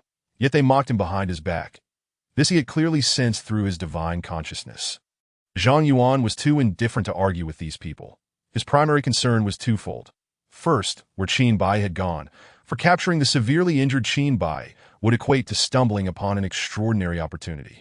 Second, where Wu Ho had fled to. Zhang Yuan would be delighted if Wu Ho were dead. But since Wu Ho was still alive, a significant reason for Zhang Yuan's visit to the Cultivator Association's headquarters was to ascertain Wu Ho's whereabouts. Intending to leak this information, knowing that those with grudges against Wu Ho and the Huoyuan and Shuewa secret realms would not miss the chance to strike when he was down, thereby diminishing the Wu family's influence in the Kunlun secret realm. The Kunlun secret realm, internal competition was fierce. Chapter 40. The Combined Realm. Qin Bai withdrew his divine consciousness and gazed toward the headquarters of the Cultivator Association, silently pondering. Has Wu Ho not returned? Although Wu Ho was absent, Qin Bai noticed through his divine consciousness that there remained a practitioner in the early stage of void refinement, the very individual who had attempted to attack him previously, only to be thwarted by Lan Wenhao. In no matter, since Wu Ho had not returned, he would take this one as a target. Just as Qin Bai prepared to fly towards the headquarters of the Cultivator Association, a streak of light approached from a distance. As the light dispersed, an elderly man clad in a Taoist robe, exuding an aura reminiscent of celestial beings, stood before Qin Bai. The old man, with a serious expression, looked at Qin Bai and, with a tone that was gentle yet stern, inquired, "Which sect do you belong to? At such a level of cultivation, Are you not aware of the regulations in Kyoto that forbid practitioners from recklessly unleashing their divine consciousness? Chinbai was momentarily taken aback. He truly was unaware of this regulation. Peering through his investigative eye, he found the old man's cultivation level to be unknown, causing a tremor in his heart as he thought. Could it be the Combined Realm? The Combined Realm is the name for the level following void refinement. Recalling what Lan Tianhe had once told him, he remembered that the masters of the three great sanctuaries of cultivation in Blue Star were all at the peak of void refinement. And there had been no mention of a combined realm existing. As Chinbai pondered this, the old man seemed to perceive his confusion and stroked his long beard, saying, I am from the Huaxia Dragon Guard, which is distinct from the Kunlun, Huiyun, and Shuei's secret realms. Were it not for the Huaxia Dragon Guard's ability to firmly suppress these three realms, would they remain so compliant? Upon hearing this, Chinbai's puzzlement vanished in an instant. He had previously wondered why the three great secret realms were content to remain in obscurity rather than utilizing their formidable cultivation to seize Kyoto. The reason became clear. Kyoto housed practitioners of the combined realm. Unless one were mentally unfit, the disparity in combat power would only widen as one reached higher stages of cultivation. Take the Kunlun secret realm, for instance. The three-peak void refinement practitioners, there would likely not be enough to contend with the old man before him. Old sir, I truly was unaware of this regulation in Kyoto. My apologies, Chinbai replied earnestly. Noticing Chinbai's sincere demeanor, the old man's expression softened considerably as he curiously scrutinized Chinbai, saying, Your attitude is commendable. But in my memory, no young person has achieved your level of cultivation. Where do you hail from, old sir? Chinbai began, but was interrupted by the old man, who said, referring to me as old sir feels too formal. You may call me Chi Lao. Chi Lao. I have just returned from overseas seclusion, so it is understandable that you do not recognize me, Chinbai explained. While speaking, he remained mentally prepared to retreat at any moment. Chinbai had never relied on the character of others, and should this old man exhibit any sign of danger, he would respond instantly. Chi Lao examined Chinbai closely and remarked meaningfully, Young man, you are deceiving me. This statement. Chinbai felt a chill run down his spine, and he warily regarded Chi Lao. Unexpectedly, Chi Lao burst into hearty laughter and waved his hand, saying, Do not be alarmed. Everyone has their own fortuitous encounters. Your ability to reach such a level of cultivation at a young age is a testament to your fortune. While practitioners must contend against heaven and fate, if in the process one loses oneself to desires, then moving forward becomes increasingly difficult. That I have imparted this lesson to many, yet they often do not heed it. The most typical examples are the current masters of the three great secret realms, each consumed by greed, resulting in their stagnation at the void refinement stage for many years. Chinbai countered, It seems one cannot entirely blame them. The spiritual energy of Blue Star has dwindled, and cultivation resources are extremely limited. If a once-in-a-lifetime opportunity presented itself before you, would you not be tempted? Chi Lao pondered for a considerable time, then gazed at Chinbai with clarity in his eyes, stating, As cultivators, we must tread steadily, step by step. If an opportunity is fated for me, I shall seize it, and if it is not, it shall have no bearing on me. Young friend, what is your name? From Chi Lao's demeanor, Chinbai detected no hint of falsehood. Rather, he exuded a sense of nonchalance. That I am Chinbai. He replied that, Qin Xiaoyu, should fate allow, we shall meet again. Remember, do not recklessly unleash divine consciousness, Chi Lao said before turning and vanishing from Chinbai's sight. Standing still, Chinbai reflected on Chi Lao's words. After a while, he took flight toward the headquarters of the Cultivator Association. The question he had posed to Chi Lao was one he had long sought an answer to. The system had catapulted him into a whirlwind of transformation within less than a year, and at times, Chinbai found it hard to believe, as if living a dream, that he even feared that one day he might awaken from this dream.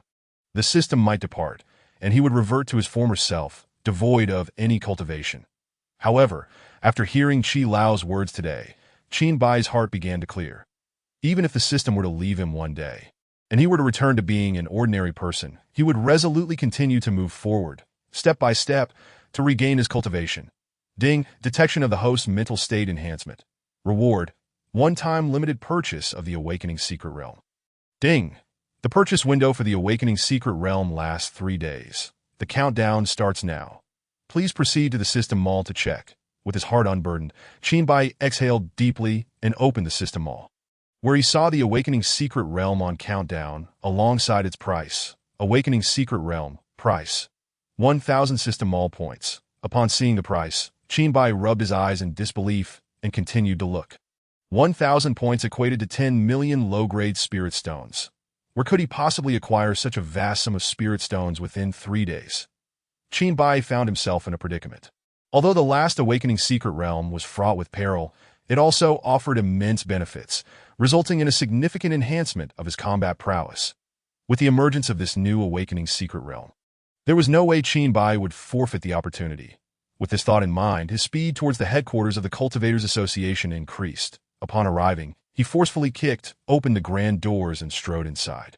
"Who goes there? Stop!" A group of burly men clad in black suddenly appeared before Qinbai, barking at him. Bang, bang, bang. In the face of these commoners devoid of cultivation, Qinbai refrained from taking lethal action. With a slight manipulation of his formidable divine consciousness at the mid-stage of the void refinement realm, the ordinary men collapsed one after another, losing consciousness that he traversed from the first floor to the top floor, where he encountered the direct descendants of the Wu family, as well as the individual who had attempted to attack him. Without uttering a word, Qinbai unsheathed the killing blade and declared in a low voice, "Killing technique, annihilation." A radiant full moon manifested atop the building, enveloping all within its glow. Within this lunar sphere, myriad phantoms of the killing blade emerged, their keen edges pointed downward. Slash! Qinbai swung his blade downward. In an instant, the multitude of blade phantoms descended upon the gathered crowd below. Swoosh, swoosh, swoosh! As the moonlight faded, all members of the Wu family were rendered lifeless, leaving Zhang Yuan as the sole survivor. Still standing amidst the carnage, in a state of disbelief, Zhang Yuan, bloodied and battered from the onslaught of the annihilation technique, gasped, "How can your injuries heal so swiftly? Why has your cultivation suddenly surged? This level of attack strength, could it truly reach the early stage of void refinement? This cannot be real. It cannot be." With an icy expression, Qinbai turned his gaze towards Zhang Yuan and replied coldly, "If you have any questions, seek the King of Hell. He shall provide the answers." Killing technique. Soul dispersal. Chapter 41.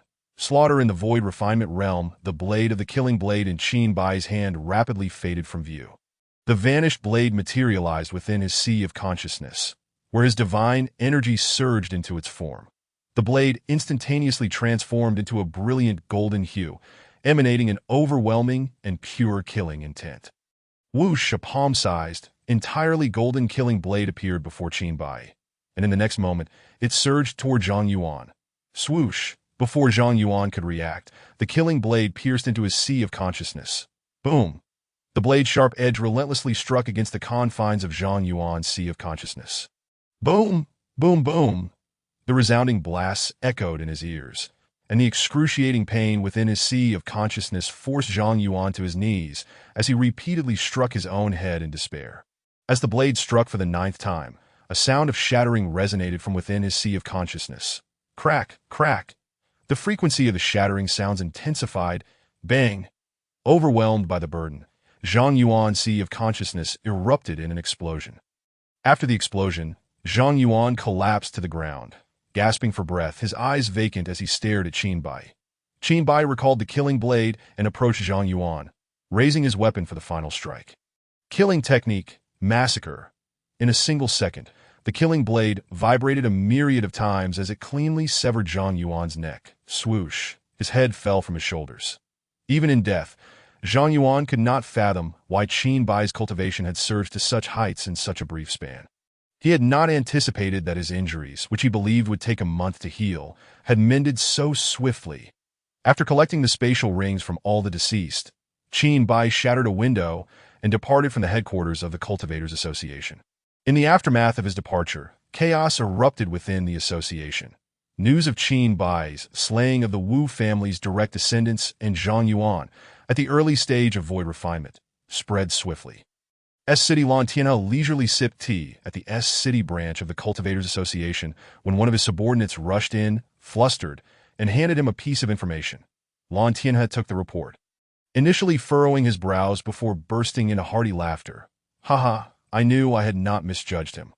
With Qin Bai's disruptive actions, the Wu family's apparent power in the secular world had been largely depleted. However, he had not anticipated the rapidity of Qin Bai's cultivation ascent. The headquarters of the Cultivators Association in Kyoto had now become essentially vacant, and he pondered how to maneuver his own clan members into that advantageous position. It was a rare opportunity indeed. Kyoto Inu gazed at the urgent report that had just been delivered, her expression frozen in surprise that he actually killed Zhang Yuan. How utterly astonishing, she exclaimed in disbelief. Simultaneously, Lan Wenhao received the same intelligence. He laughed heartily, his tone laced with a sense of vindication. You thought you could act so arrogantly in the Kunlun secret realm. Now you've encountered a formidable opponent, with the impending opening of the Prunlai secret realm, and Wu Ho gravely injured and untraceable.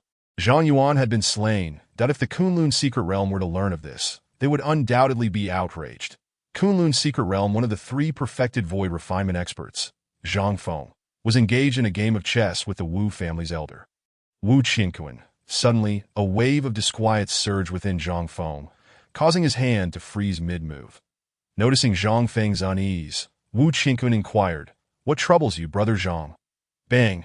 The piece Zhang Feng had been holding exploded into fragments.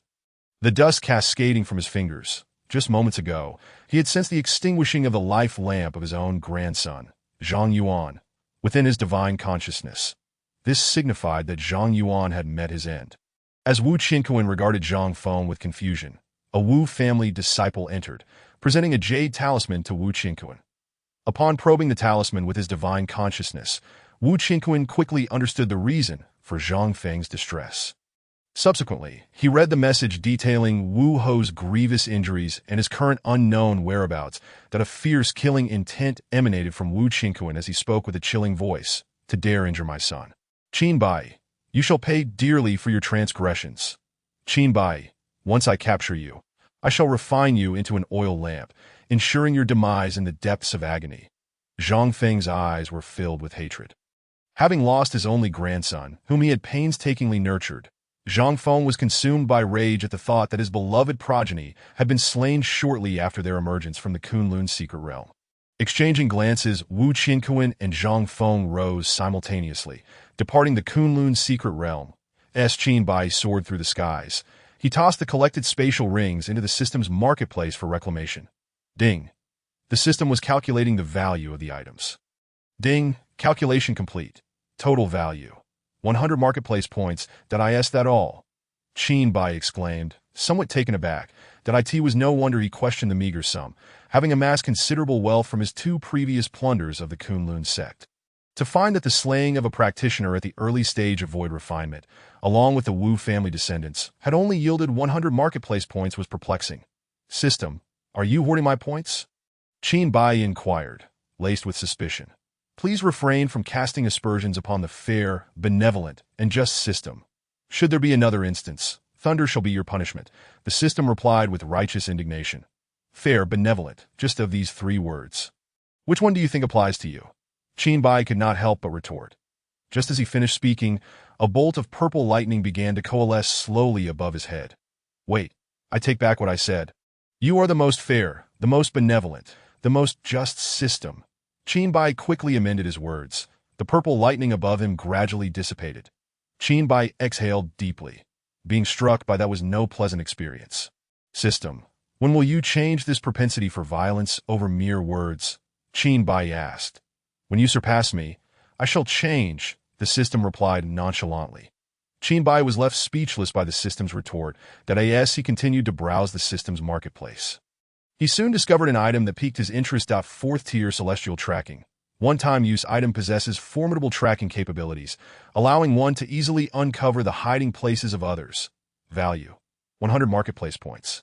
After a brief moment of contemplation, Qin Bai resolved not to elevate his cultivation at this juncture. While 100 marketplace points would grant him merely 10 attribute points, which could significantly enhance his power, he believed that using this 100 points to obtain celestial tracking and locate Wu Ho would undoubtedly yield far greater rewards than the mere 100 marketplace points. Resolutely, he exchanged for celestial tracking, which appeared as a compass with a red needle at its center. After carefully reading the usage instructions, Qin Bai took out the celestial tracking device and silently envisioned Wu Ho's appearance and aura. The needle at the center of the compass began to spin rapidly, and after several seconds, it came to a halt, pointing eastward. Following the direction indicated by the needle, Qin Bai took flight. Half an hour later, before an unknown mountain range, Qin Bai descended from the skies, gazing at Wu Ho, who was seated beside a pond, cultivating to heal his wounds. Upon sensing Qin Bai's presence, Wu Ho's eyes flew open in disbelief. "How could you possibly find me here?" Chapter 42. Slaying Wu Ho. Confrontation with a perfected void refinement expert. Qin Bai employed his eye of insight to observe Wu Ho, who was in a dire state. His cultivation had plummeted to the early stage of the nascent soul realm and was highly unstable, at risk of further decline at any moment. Seeing Qin Bai approach, Wu Ho no longer exuded his previous air of authority. Instead, he lamented, "I will give you all the resources I possess for cultivation. Will you spare my life?" Qin Bai shook his head, his voice icy as he replied, "That is not possible," from the condition of Qin Bai. The Martial Marquis instantly comprehended his own fate. Without uttering a word, he turned and fled. However, having fallen to the early stage of the nascent soul, the speed of his escape appeared to Qin Bai as if it were in slow motion. Kill! Slaughter! With a swift motion, he drew the blade of slaughter and aimed it at the Martial Marquis's throat. "How dare you, you insolent wretch!" At that moment, a resounding voice echoed from afar. Qin Bai turned to gaze into the distance, where he spotted two elderly figures, exuding a palpable aura of murderous intent, rapidly approaching .2 perfected void refiners. Upon discerning their cultivation levels with his probing eye, Qin Bai's heart jolted as he scrutinized their appearances more closely. He immediately recognized them. According to the intelligence provided by the Blue Sky River, they were indeed two of the three great masters of the Kunlun secret realm. Upon seeing these two figures, the Martial Marquis could not contain his joy and cried out, "Father, save me." Upon hearing this, Wu Qinquan sought to stabilize Qin Bai, declaring, "If you dare to harm my son, I shall ensure that you have no place to die." He continued, "If you spare my son's life, we shall remain at peace, and I will even bestow upon you 500,000 low-grade spirit stones as a token of gratitude." Just as the Wu family father and son believed that Qin Bai would cease his attack, an incongruous voice pierced the air, sizzle. The sound of the blade slicing through flesh rang out sharply, plunging the entire scene into an eerie silence. Qin Bai retracted the blade of slaughter, wiped the blood from its edge, and approached the headless corpse of the Martial Marquis. That he removed the spatial ring from his finger, not pausing to examine its contents, and swiftly transferred it to the system's marketplace for reclamation. Ding, calculating item value. Ding, calculation complete, total value. 1,350 points. Upon seeing these points, Qin Bai's eyes lit up as he mused, "Now this is the wealth one would expect from a perfected void refinement stage." If Zhang Yuan were to hear this, he might rise from his grave, indignantly exclaiming, "Who would carry their entire fortune while merely enjoying a sojourn in the Kunlun secret realm?" Without a hint of hesitation, Qin Bai retained 1,000 points and exchanged the remaining 350 for 35 attribute points. As he allocated the points to himself, he resolved breakthrough, crack. A crisp sound resonated within him. Following the first sound, a second and then a third echoed forth. Cells throughout his fascia, muscles, bones, and blood rapidly replaced themselves, with older cells perishing and stronger new ones emerging. In this rapid succession of transformation, excruciating pain surged, and beads of sweat instantly dotted Qin Bai's forehead. His blood surged through his body like a torrent, hastening towards his brain's sea of consciousness. Upon reaching the sea of consciousness, it seemed to collide with an invisible barrier. Boom! A deafening sound rang in Qin Bai's ears. Boom, boom, boom. As the blood relentlessly battered against the sea of consciousness, the cacophony continued. Crack! After numerous impacts within a short time, the blood finally broke through the barrier of the sea of consciousness. The blood that surged into the sea began to carve out new spaces within. After undergoing a transformation, the area of Qin Bai's sea of consciousness expanded to twice its original size, and his mental prowess surged to the late stage of void refinement. Once the sea of consciousness was renovated, tranquility returned to his body. Qin Bai opened his information panel. Name, Qin Bai Heavenly Desolation Body Beginner, all attributes increased by 5 cultivation. 5th stage Early Void Refinement, 234. 500 Mental Power, Late Void Refinement Strength, 234 Speed, 234 Stamina, 234 Attack Power, 234 Defense, 234 Fortune, 234 Blade of Slaughter 5th stage, 234,500 Shatter Blade, 19. Attack increase 10 Attack Power, 234 Slaughter Blade Technique 4th stage, 200. 200 lacking subsequent stages for breakthrough, Attack Power, 200 Azure Dragon 5th stage, 234,500. All of this transpired in the blink of an eye, upon witnessing Qin Bai's unhesitating execution of the martial marquee. Wu Qinquan's eyes turned blood red, filled with rage as he declared, "Brat, I shall have your life for my son." Beside him, Zhang Feng echoed his sentiments with equal fervor, "Brat, unless I grind your bones to dust, my heart shall know no peace." Qin Bai regarded the two with an indifferent expression and retorted, "How self-righteous. Do you think it permissible for them to kill me while I am not allowed to retaliate? You sharp-tongued wretch, my grandson's desire to kill you is an honor for you. Bring me his life." Zhang Feng bellowed. Qin Bai, amused by Zhang Feng's words, replied mockingly, "Old fool, have you lost your senses?" Zhang Feng spat out a small gourd, gripping it tightly in his hand, and shouted, "Kunlun's secret technique, Immortal Slayer Flying Blade." The gourd in Zhang Feng's hand swiftly returned to its normal size, its lid opening to reveal a swirling mist within. After a moment of turbulence, the mist coalesced into a head with wings and features. The head, crafted from mist, was nearly impossible to discern. Zhang Feng then commanded, "Turn around, my treasure." The head pivoted, emitting a strange cry as it lunged towards Qin Bai. In the next instant, it entered the sea of consciousness within Qin Bai's mind. Qin Bai's eyes narrowed. The Immortal Slayer Flying Blade was indeed a mental attack. Slaughter Soul Dispersal. The blade of slaughter in his hand rapidly faded and vanished. The disappearing blade reappeared within Qin Bai's sea of consciousness, pointing menacingly at the head formed from the Immortal Slayer Flying Blade that the blade of slaughter manifested in the sea of consciousness. His mental power surged into it like soldiers rallying to their general. The blade, entirely golden, radiated immense and pure killing intent, before the winged head could execute any actions within Qin Bai's sea of consciousness. The blade of slaughter struck with lethal precision. Sizzle, sizzle, sizzle. With his mental power having ascended to the late stage of void refinement, the lethality of the soul dispersal technique saw a tremendous enhancement. The blade of slaughter, wielding the advantage of its domain, launched relentless assaults, boom. After receiving several strikes from the blade of slaughter, the misty head formed from the Immortal Slayer Flying Blade could no longer maintain its cohesion and disbanded into a swirling cloud. Once more, a strange cry emanated from the mist, and the head retreated at a speed even swifter than before, as if pursued by a venomous serpent or wild beast. Upon returning to the gourd, the misty head hurriedly sealed the lid shut. Regardless of Zhang Feng's vociferous calls, it would not emerge again. Qin Bai turned his gaze towards Zhang Feng and proclaimed, "It would be remiss not to reciprocate. Let us see how you fare against my blade, Slaughter Soul Dispersal." The fully golden blade of slaughter shot forth from Qin Bai's sea of consciousness, racing towards Zhang Feng. Whoosh!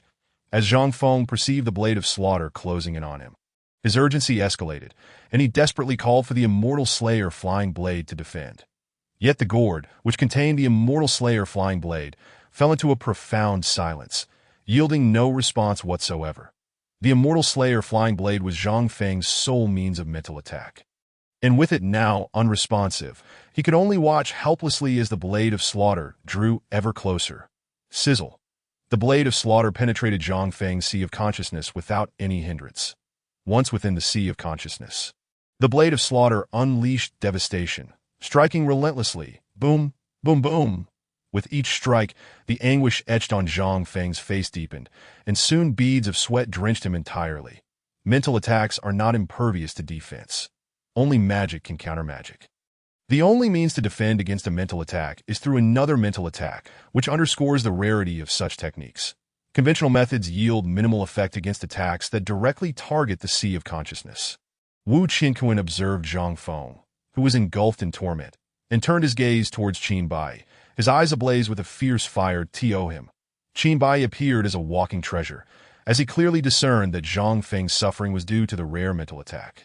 Having long yearned for such power, Wu Qingquan saw hope in Qin Bai and was instantly consumed by greed. "Brat, prepare to meet your doom." Wu Qingquan bellowed as Wu Qingquan charged towards him. Qin Bai remained unfazed, reaching into his robe as though searching for something. After a moment of rummaging, Qin Bai finally grasped the tail. "Found it. Old Ghost Wu, behold my treasure." Qin Bai bellowed at Wu Qingquan as Wu Qingquan soared to a midpoint distance from Qin Bai. He hesitated in midair, casting a wary glance at Qin Bai that he could not afford to be reckless. According to the intelligence, this young man across from him was exceedingly sinister, that in the span of a mere year. He had transformed from an ordinary person devoid of any cultivation into such a formidable presence. Now, even the pinnacle of the void refinement stage must be approached with caution. Who could fathom what other means he possessed? One must remain vigilant. Seeing Wu Qingquan suspended in the air, Qin Bai urged, "Old Wu, come over here." That Wu Qingquan remained motionless. After a cautious observation, Qin Bai refrained from any further action, inwardly deducing that Qin Bai might be attempting to deceive him to buy time. He could not help but think, "Cunning little rascal, once I obtain the extraordinary techniques you possess, I shall ensure you experience a myriad of tortures before meeting your end." With no further hesitation, he swiftly charged toward Qin Bai, exclaiming, "Kunlun, great capture technique." Above Qin Bai's head, a massive hand materialized, descending upon him. In response, Qin Bai shouted, "Behold my secret art, great azure dragon." With that, he grasped the tail he had retrieved from within his robe and forcefully flung it outward, summoning a small azure dragon the size of a palm, which emitted a faint snore as it soared towards Wu Qingquan. "Little Qing, awaken. Stop dozing and get to work," Qin Bai urged, channeling his consciousness into the small azure dragon. The dragon slowly opened its eyes, appearing still drowsy, and looked around in confusion. Below, the old master waved at it, while above loomed a figure radiating murderous intent. Caught in between, it seemed to be in mid-flight. As a divine beast, the azure dragon possessed extraordinary intelligence and quickly grasped the unfolding situation. A deafening roar erupted from its mouth. Chapter 43. A duel escaped following the dragon's roar, a colossal azure dragon, stretching hundreds of feet in length, coiled in mid-air. "Little Qing, attack him," shouted Qin Bai from below. Once transformed, the azure dragon's voice was no longer juvenile. It resonated with the unique authority of its kind as it declared, "Understood, master." The dragon's head pivoted, charging towards Wu Qingquan. Midway, it opened its massive jaws and swallowed the great capture technique unleashed by Wu Qingquan. Wu Qingquan stood in shock, dumbfounded, murmuring, "A dragon, an extinct dragon, no less, and a battle-hardened azure dragon at that." The spiritual energy of Blue Star had been depleted, and the cultivation environment was exceedingly harsh. Even the Kunlun secret realm housed but a single flood dragon, let alone a true dragon which he had never encountered. Now, witnessing a living azure dragon materializing before him, how could Wu Qingquan not be astonished? After the initial shock, his gaze turned fervent as he looked at the azure dragon, thinking, "If I could tame this azure dragon, the dragon's blood, scales, and essence would yield an immense fortune each year." That a single flood dragon had already filled the Kunlun secret realm's coffers. What more could be said of a true dragon? The azure dragon perceived the avarice in Wu Qingquan's eyes, a sentiment that displeased it greatly. Since ancient times, dragons had been revered by cultivators. Some powerful practitioners would even capture and slay true dragons to forge weapons or concoct elixirs. This sense of crisis and hatred was deeply ingrained in every true dragon's bloodline. The majesty of the dragon clan was not to be provoked. With an angry roar, the azure dragon lunged at Wu Qingquan, executing the celestial dragon combat technique, devouring heaven. The azure dragon's mouth opened wide, ready to consume the entire sky above where Wu Qingquan stood. Seeing the azure dragon charging, Wu Qingquan dared not relax for an instant. Dragons had long vanished from Blue Star, and it was said that such beings were immensely powerful, invincible among their peers, and capable of crossing realms with ease in battle. The Azure Dragon clan was particularly adept at combat. Who could ascertain the extent of its battle prowess? Before Wu Qinkuan could unleash his attack with the Kunlun's secret art, extermination, the Azure Dragon's jaws clamped down. Instantly, the sky above Wu Qinkuan was engulfed in darkness, devoid of any light.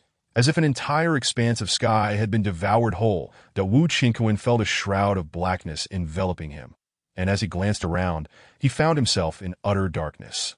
In this shadowy space, Wu Qinkuan sensed a repulsion from all sides, as if he had been severed from Blue Star itself. Kunlun's secret art, extermination sword. Kunlun's secret art, slaughtering immortal sword. Kunlun's secret art, absolute immortal sword. Kunlun's secret art, trapping immortal sword. Kunlun's secret art, extermination sword array. Wu Qinkuan conjured 4 small swords, which rapidly expanded to a size of several feet, positioning themselves around him to form a protective barrier. Just then, a commanding voice resonated throughout the darkened space. Celestial Dragon's secret art, Netherworld. The repulsive force that Wu Qinkuan felt surged exponentially, flooding toward him. This force swiftly morphed into an overwhelming pressure, as if he were a sponge being mercilessly squeezed, channeling his consciousness to maneuver the extermination sword array against the intensifying pressure. The burden on him dissipated that Wu Qinkuan released a sigh of relief, yet he felt his internal spiritual energy depleting rapidly in the struggle. Qin Bai, observing the battle in the sky, felt a twinge of helplessness at having unleashed the Azure Dragon. After relinquishing the slaughtering blade, his own battle prowess had significantly diminished. Without the slaughtering blade, facing Wu Qinkuan left him with little more than a futile stare. To his surprise, he found the Azure Dragon's formidable strength remarkable. Even a small Azure Dragon in the early stages of void refinement could take on Wu Qinkuan, who had reached the pinnacle of that stage, without any sign of fear, in fact, at the onset of the confrontation. Even Qin Bai had not fully comprehended the Azure Dragon's offensive capabilities, that he merely witnessed the Azure Dragon bite down, and Wu Qinkuan, along with the sky he occupied, seemingly vanished from sight, throwing the Azure Dragon an encouraging glance. Tinged with concern, he cautioned it to prioritize safety and to flee if the situation became dire. Qin Bai then flew toward Zhang Feng, who bore a pained expression, and summoned back the slaughtering blade, which had wreaked havoc within Zhang Feng's consciousness. Internally, Qin Bai resolved, I must seek out another combat technique. Otherwise, my methods are far too one-dimensional, leaving me at a disadvantage. In that moment, he recalled that upon completing the war mission and obliterating the Kunlun secret realm, the reward had seemingly included a combat technique that seemed to be needed to expedite the completion of that task. At this juncture, Zhang Feng's condition was dire. Although the slaughtering blade had not shattered his consciousness, it had brought him to a precarious state. After Qin Bai summoned back the slaughtering blade, Zhang Feng, gritting his teeth against the agony in his consciousness, chose not to continue the fight, but rather to turn and flee with all haste. Faced with such a formidable mental assault, his only defense had proven ineffective. Should Qin Bai land another strike, his consciousness would inevitably shatter, resulting in a plummet in cultivation to the nascent soul stage, or even the golden core stage. The thought of descending from the pinnacle of void refinement to the nascent soul stage was more unbearable than death itself. Moreover, a shattered consciousness would likely result in permanent, irreversible damage, at least within Zhang Feng's understanding. He had yet to hear of any case where a shattered consciousness had returned to its former state. In light of all this, Zhang Feng was utterly terrified of Qin Bai, even setting aside his vendetta against the man who had slain his beloved grandson. Seeing Zhang Feng turn to flee, Qin Bai could not let him escape so easily. Gripping the slaughtering blade, he shouted, slaughtering technique, massacre. Having broken through to the early stages of void refinement, the power of the massacre technique had seen a notable increase, escalating from 1,000 vibrations per second to an impressive 5,000. The rapidly vibrating slaughtering blade sliced toward Zhang Feng. Zhang Feng, witnessing the blade's approach with increasing speed, gritted his teeth and hurled the Xianyuan flying daggers gourd to intercept Qin Bai's attack. Clang! The slaughtering blade struck the gourd with a resounding impact. Crack! Crack! The surface of the gourd splintered under the blade's assault. Zhang Feng retracted the gourd, his eyes filled with anguish as he continued to flee with all his might. Slaughtering technique, massacre. When one attempt bore no fruit, Qin Bai shifted his grip to throw, launching the rapidly vibrating slaughtering blade straight at Zhang Feng's head. Whoosh! As the slaughtering blade hurtled through the air, It stirred the wind, creating a cacophony of sound waves. Zhang Feng, hearing the noise behind him, turned his head and nearly lost his soul in fright. The rapidly vibrating slaughtering blade approached him like the grim reaper come to claim his life. In a moment of desperation, Zhang Feng bit down and ignited his blood essence, instantly amplifying his speed several-fold. Though he possessed methods to counter Qin Bai's assault, he understood that doing so would likely lead to being ensnared by Qin Bai. If he found himself entangled in combat, another mental attack from Qin Bai would spell disaster. While the consumption of blood essence could be replenished, a shattered consciousness was irretrievable that A.S. Zhang Feng slipped beyond the reach of Qin Bai's attack. Gradually becoming a distant speck in his line of sight, Qin Bai recalled the slaughtering blade, feeling a pang of regret as he returned to the Azure Dragon's side. Indeed, it was not so easy to eliminate someone at the pinnacle of void refinement. Alas, had he succeeded this time, the difficulty of obliterating the Kunlun's secret realm would have diminished by a third. However, Qin Bai did not feel an overwhelming sense of loss to be Bai's estimation.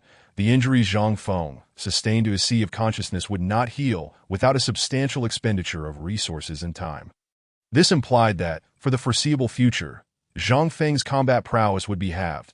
A toothless tiger was certainly no longer a cause for concern.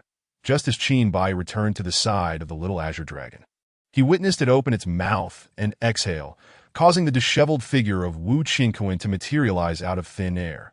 Upon his emergence, Wu Qinquan immediately fled without a backward glance.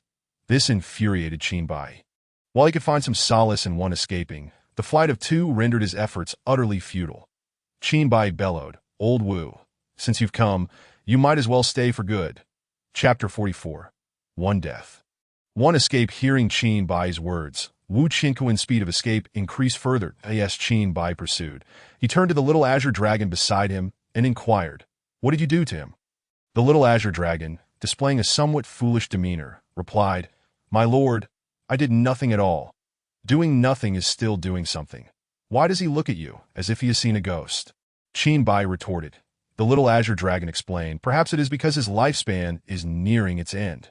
Qin Bai, puzzled, asked, "Nearing its end?" No sooner had he spoken than he observed Wu Qinquan accelerating in age as he fled. Within mere seconds, he appeared emaciated and haggard, resembling a specter on the verge of death. That Wu Qinquan, glancing back at the pursuing little Azure Dragon, spoke with an unmistakable tremor of fear in his voice. "I never imagined that such sinister sorcery existed in this world, one that siphons away life. You wicked dragon." Recalling the events that transpired in that dark space, Wu Qinquan shivered uncontrollably. The oppressive atmosphere within that realm grew increasingly intense. Although he could contend with it using his spiritual power, he still had ample spirit stones in his spatial ring to replenish his energy. However, he soon realized something was amiss. His body grew progressively sluggish, and his cultivation continued to deteriorate. By the time he fully comprehended what was happening, the vitality within him had been nearly entirely drained, leaving behind nothing but a hollow shell. Having attained the void refinement stage with a lifespan of 2,000 years, Wu Qinquan was still under 1,000 years old. Yet, with the depletion of his life force, he felt an impending sense of doom. How could he not be terrified, unwilling to linger any longer in that eerie dark space? After detonating all 4 swords of the celestial slaying sword array, Wu Qinquan found a narrow escape and fled. Upon re-entering the outside world, he saw Qin Bai and the vanished Zhang Feng. Anyone with a modicum of intelligence would not linger in such a moment, especially when faced with the combined might of Qin Bai and the little Azure Dragon. Kill and disperse the soul. Qin Bai's voice, like that of a reaper, echoed from behind. In a flurry, Wu Qinquan turned to see a palm-sized golden blade of death hurtling towards him, but he recognized the attack. It was the very technique Qin Bai had employed against Zhang Feng. Moreover, it had rendered the Zhang family's unique celestial slaying dagger silent, that Wu Qinquan dared not confront its edge. Biting down on his tongue, he ignited his blood essence, amplifying his speed several-fold as he fled ahead. Qin Bai caught the scent of blood in the air, only to see Wu Qinquan's speed surge further, putting increasing distance between them. With no choice, he halted once more, unable to resist the impulse to mock. "Are all of you from Kunlun's secret realms born to be rabbits, only capable of fleeing?" Upon hearing Qin Bai's derision, Wu Qinquan stifled the urge to turn around and slay him, burying his head in his escape. After exhausting his blood essence, Wu Qinquan's already dwindling life force waned further. He estimated that even if he managed to escape with his life, he would be lucky to survive a year or two. Perhaps even less. Seeing that Qin Bai's flight speed could not match Wu Qinquan's sudden burst, the little azure dragon, which had previously flown ahead, turned and nudged Qin Bai onto its back, pursuing Wu Qinquan. As Wu Qinquan fled in the distance, sensing no movement behind him, he could not help but glance back. There, the massive azure dragon, several hundred zhang long, was rapidly closing in, far surpassing his speed on the dragon's head. Qin Bai wielded a glimmering blade, his expression filled with murderous intent as he fixed his gaze upon him. What the hell is this monster? Even dragons shouldn't be so unreasonable, Wu Qinquan thought. Moreover, aren't dragons supposed to be proud? Why would one willingly allow a human to stand atop its head? At that moment, Wu Qinquan's mind was in disarray. He could not fathom why things had unfolded this way. Initially, he had believed that slaying Qin Bai upon exiting the Kunlun secret realm would be a mere formality. Yet, as time passed, the situation deviated increasingly from his expectations. First, there was the incident where Qin Bai, with his late-stage transformation stage cultivation, had slain Wu Ho before his eyes. Then, in the blink of an eye, Qin Bai had inexplicably broken through to the early void refinement stage, subsequently using his divine consciousness to attack and severely injure Zhang Feng's Sea of Consciousness. Seeing Qin Bai unarmed, Wu Qinquan had intended to seize the opportunity. But the latter had summoned a true dragon. Lost in his chaotic thoughts, Wu Qinquan suddenly heard the roar of a dragon nearby. The little azure dragon, along with Qin Bai, leisurely flew alongside him, maintaining the same speed. Cold sweat broke out over Wu Qinquan's body as he quickly changed direction to flee again. But within mere seconds, the little azure dragon appeared at his side once more. Seeing the little azure dragon enjoying itself, Qin Bai made no attempt to intervene. In his eyes, Wu Qinquan was already a dead man, the only difference being whether he would die sooner or later. After several futile attempts to alter his path, Wu Qinquan found himself in utter despair, realizing that today might very well be his final resting place. Qin Bai, perched atop the dragon's head and observing Wu Qinquan's cessation of flight, inquired with curiosity, "Why have you stopped running?" Wu Qinquan snorted coldly, his tone bordering on madness. "Aren't you here to take my life? Then come and claim it. Even in death, I shall drag you down with me." Witnessing Wu Qinquan's demeanor, Qin Bai slowly uttered two words. Fooled, he then turned to the little azure dragon and exaggeratedly remarked, "It seems you've frightened him." The little azure dragon, grinning with its pearly white teeth, responded, "My lord, if I eat him, he won't be frightened anymore." That Wu Qinquan, witnessing the duo's mockery, was overwhelmed with grief and fury. He charged at Qin Bai, shouting, "If we are to die, let us die together. We shall meet on the road to the underworld." "My lord, this is bad. He intends to self-destruct," the little azure dragon exclaimed. At this point, evasion was impossible due to their proximity. Moreover, Wu Qinquan, resolute in his intention to perish alongside Qin Bai, could not escape. As a surge of spiritual energy emanated from Wu Qinquan, a deafening explosion erupted. Boom!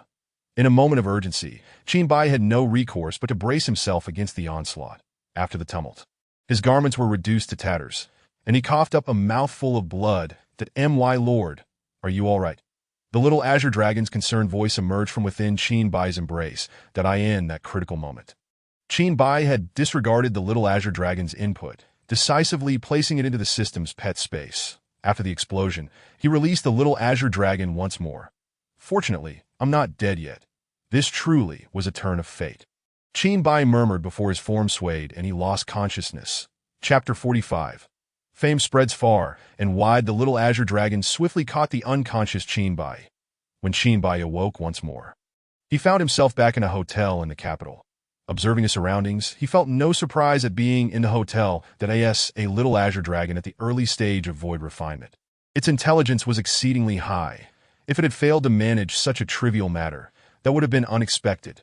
Seeing Qin Bai awaken, the little azure dragon's expression brimmed with joy as it exclaimed, "My lord, you have finally awakened." Qin Bai slowly sat up, his insides feeling as if they had been set ablaze with searing pain. How long was I unconscious? He inquired. The little azure dragon, counting with its claws, replied after a moment, My lord, you've been out for 2 days and a night. At least it wasn't too long. Qin Bai sighed with relief. Opening the system shop, Qin Bai noticed that the purchase time for the Awakening Secret Realm was less than a day away. Looking at the remaining 1,000 shop points, he resolutely bought the Awakening Secret Realm. That AS's points dwindled to 0 once more.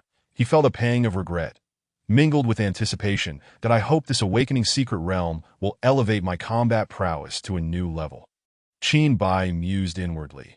Recalling the moments before he lost consciousness, he realized he had not collected Wu Qinquan's spatial ring. He turned to the little azure dragon and asked, Did you retrieve Wu Qinquan's spatial ring? The little azure dragon, seeing Qin Bai injured yet still focused on the spoils, helplessly waved its small paw, saying, My lord, the human self-destructed, and in the process, the spatial ring was destroyed as well. Upon hearing the words of the young azure dragon, Qin Bai's eyes briefly flickered with a pang of regret. The spatial ring belonging to Wu Ho had already granted Qin Bai over 1,000 points in the marketplace, were he to acquire the spatial ring of Wu Qinquan. The rewards would undoubtedly be even greater. Qin Bai currently felt as though he had missed out on a fortune. Rising to assess his injuries, he found numerous internal wounds accumulating within him. He estimated that without medicinal assistance, it would take at least half a year for his body to fully heal. The self-detonation of a perfected void refinement expert was indeed extraordinary. Retrieving clothing from his storage space, Qin Bai changed out of his tattered garments, pondering over the matters that lay ahead. Unbeknownst to him, the cultivation world of Blue Star had already been stirred into tumult due to his actions. In the Fire Cloud Secret Realm, the Master, Hu Qinyun, cast a menacing glance at Lan Wenhao. Are you certain the Lan family will not participate in the hunt for Qin Bai? Lan Wenhao maintained a detached demeanor, observing his nose and heart, and replied, My Lan family does not wish to become embroiled in this pointless conflict. Hu Qinyun narrowed his eyes and remarked, Very well, that if the external rumors are to be believed, that Qin Bai shares a profound connection with your Lan family, it appears there may be truth to it. Lan Wenhao stood in silence for a long moment, choosing not to respond. Your Lan family must consider this. Either join the 3 great secret realms in the pursuit of Qin Bai, or withdraw from the Fire Cloud Secret Realm. Hu Qinyun paused, adopting a tone of earnest counsel. Is it truly worth risking the entire future of the Lan family for one Qin Bai? From what I understand, Lan Yan's health seems rather precarious. You should deliberate carefully. After Hu Qinyun's words, Lan Wenhao's expression shifted repeatedly, and after a lengthy silence, he responded with a bitter tone, My Lan family is willing to withdraw from the Fire Cloud Secret Realm henceforth. Bang! Upon hearing Lan Wenhao's declaration, Hu Qinyun slammed his hand down onto the chair beside him, shattering it instantly. Hu Qinyun scrutinized Lan Wenhao for an extended period, fuming, Your Lan family is courting disaster. Striking a stone with an egg, Lan Wenhao remained silent, giving a slight bow to Hu Qinyun before turning to leave. Hu Qinyun watched Lan Wenhao's retreating figure, tempted to strike him down, yet the thought of the Lan family's elder, Lan Yin, quelled that impulse. With a cold smirk, he mused, Your Lan family spares no effort to assist him, hoping he will produce treasures to heal your ancestor. When the time comes, and everything falls apart, let us see how your family copes. After departing, Lan Wenhao returned to the Lan family's stronghold in the Fire Cloud Secret Realm, his heart a tumult of conflicting emotions. Upon his arrival, he immediately instructed the family members to prepare for a mass relocation. The Lan family was taken aback, unable to comprehend the need to abandon the Fire Cloud Secret Realm, where they had thrived for over a millennium. Lan Wenhai, the 4th son of the Lan family, rushed to Lan Wenhao, questioning in confusion, Third brother, why must we relocate the entire family? Lan Wenhao, feeling quite distressed, nonetheless patiently explained, Third brother, I cannot agree. You are gambling with the future of our entire family. I firmly oppose this. Lan Wenhai's voice rose as he slammed his palm against the table. Bang. In an instant, Lan Wenhao delivered a resounding slap to Lan Wenhai's face, sending him sprawling outside. With an unyielding tone, he declared, Your dissent is irrelevant. The order must be executed. Simultaneously, he proclaimed throughout the Lan family, all members of the Lan family who wish to remain in the Fire Cloud Secret Realm will be considered traitors. and traitor shall be met with no mercy. Lan Wenhai, rising from the ground, gazed incredulously at Lan Wenhao. You have truly lost your mind. With that, he turned and stormed away. Lan Wenhao extended his consciousness across the Lan family. Observing that although many were reluctant, they were nonetheless gathering their belongings to depart, that he sighed, I hope this decision proves to be the right one. Lan Wenhao, the third son of the Lan family, had lost both his elder brothers in earlier years. As for Lan Yin, the family patriarch, he had sustained severe injuries during the last opening of the Pernalai secret realm and had passed away shortly thereafter. For some time, it had been Lan Wenhao, the highest-ranking cultivator in the family, who had been holding everything together. The news of the patriarch's death had not been disseminated widely, with only a select few in the know. Assisting Qin Bai was indeed a gamble. Yet should it succeed, the Lan family would ascend to the status of a dominant power in Blue Star.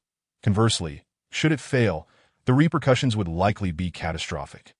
However, failing to assist Qin Bai, given Lan Wenhao's understanding of Huqin Yun, would also lead to dire consequences if the latter discovered that Lan Yin had passed away at this moment.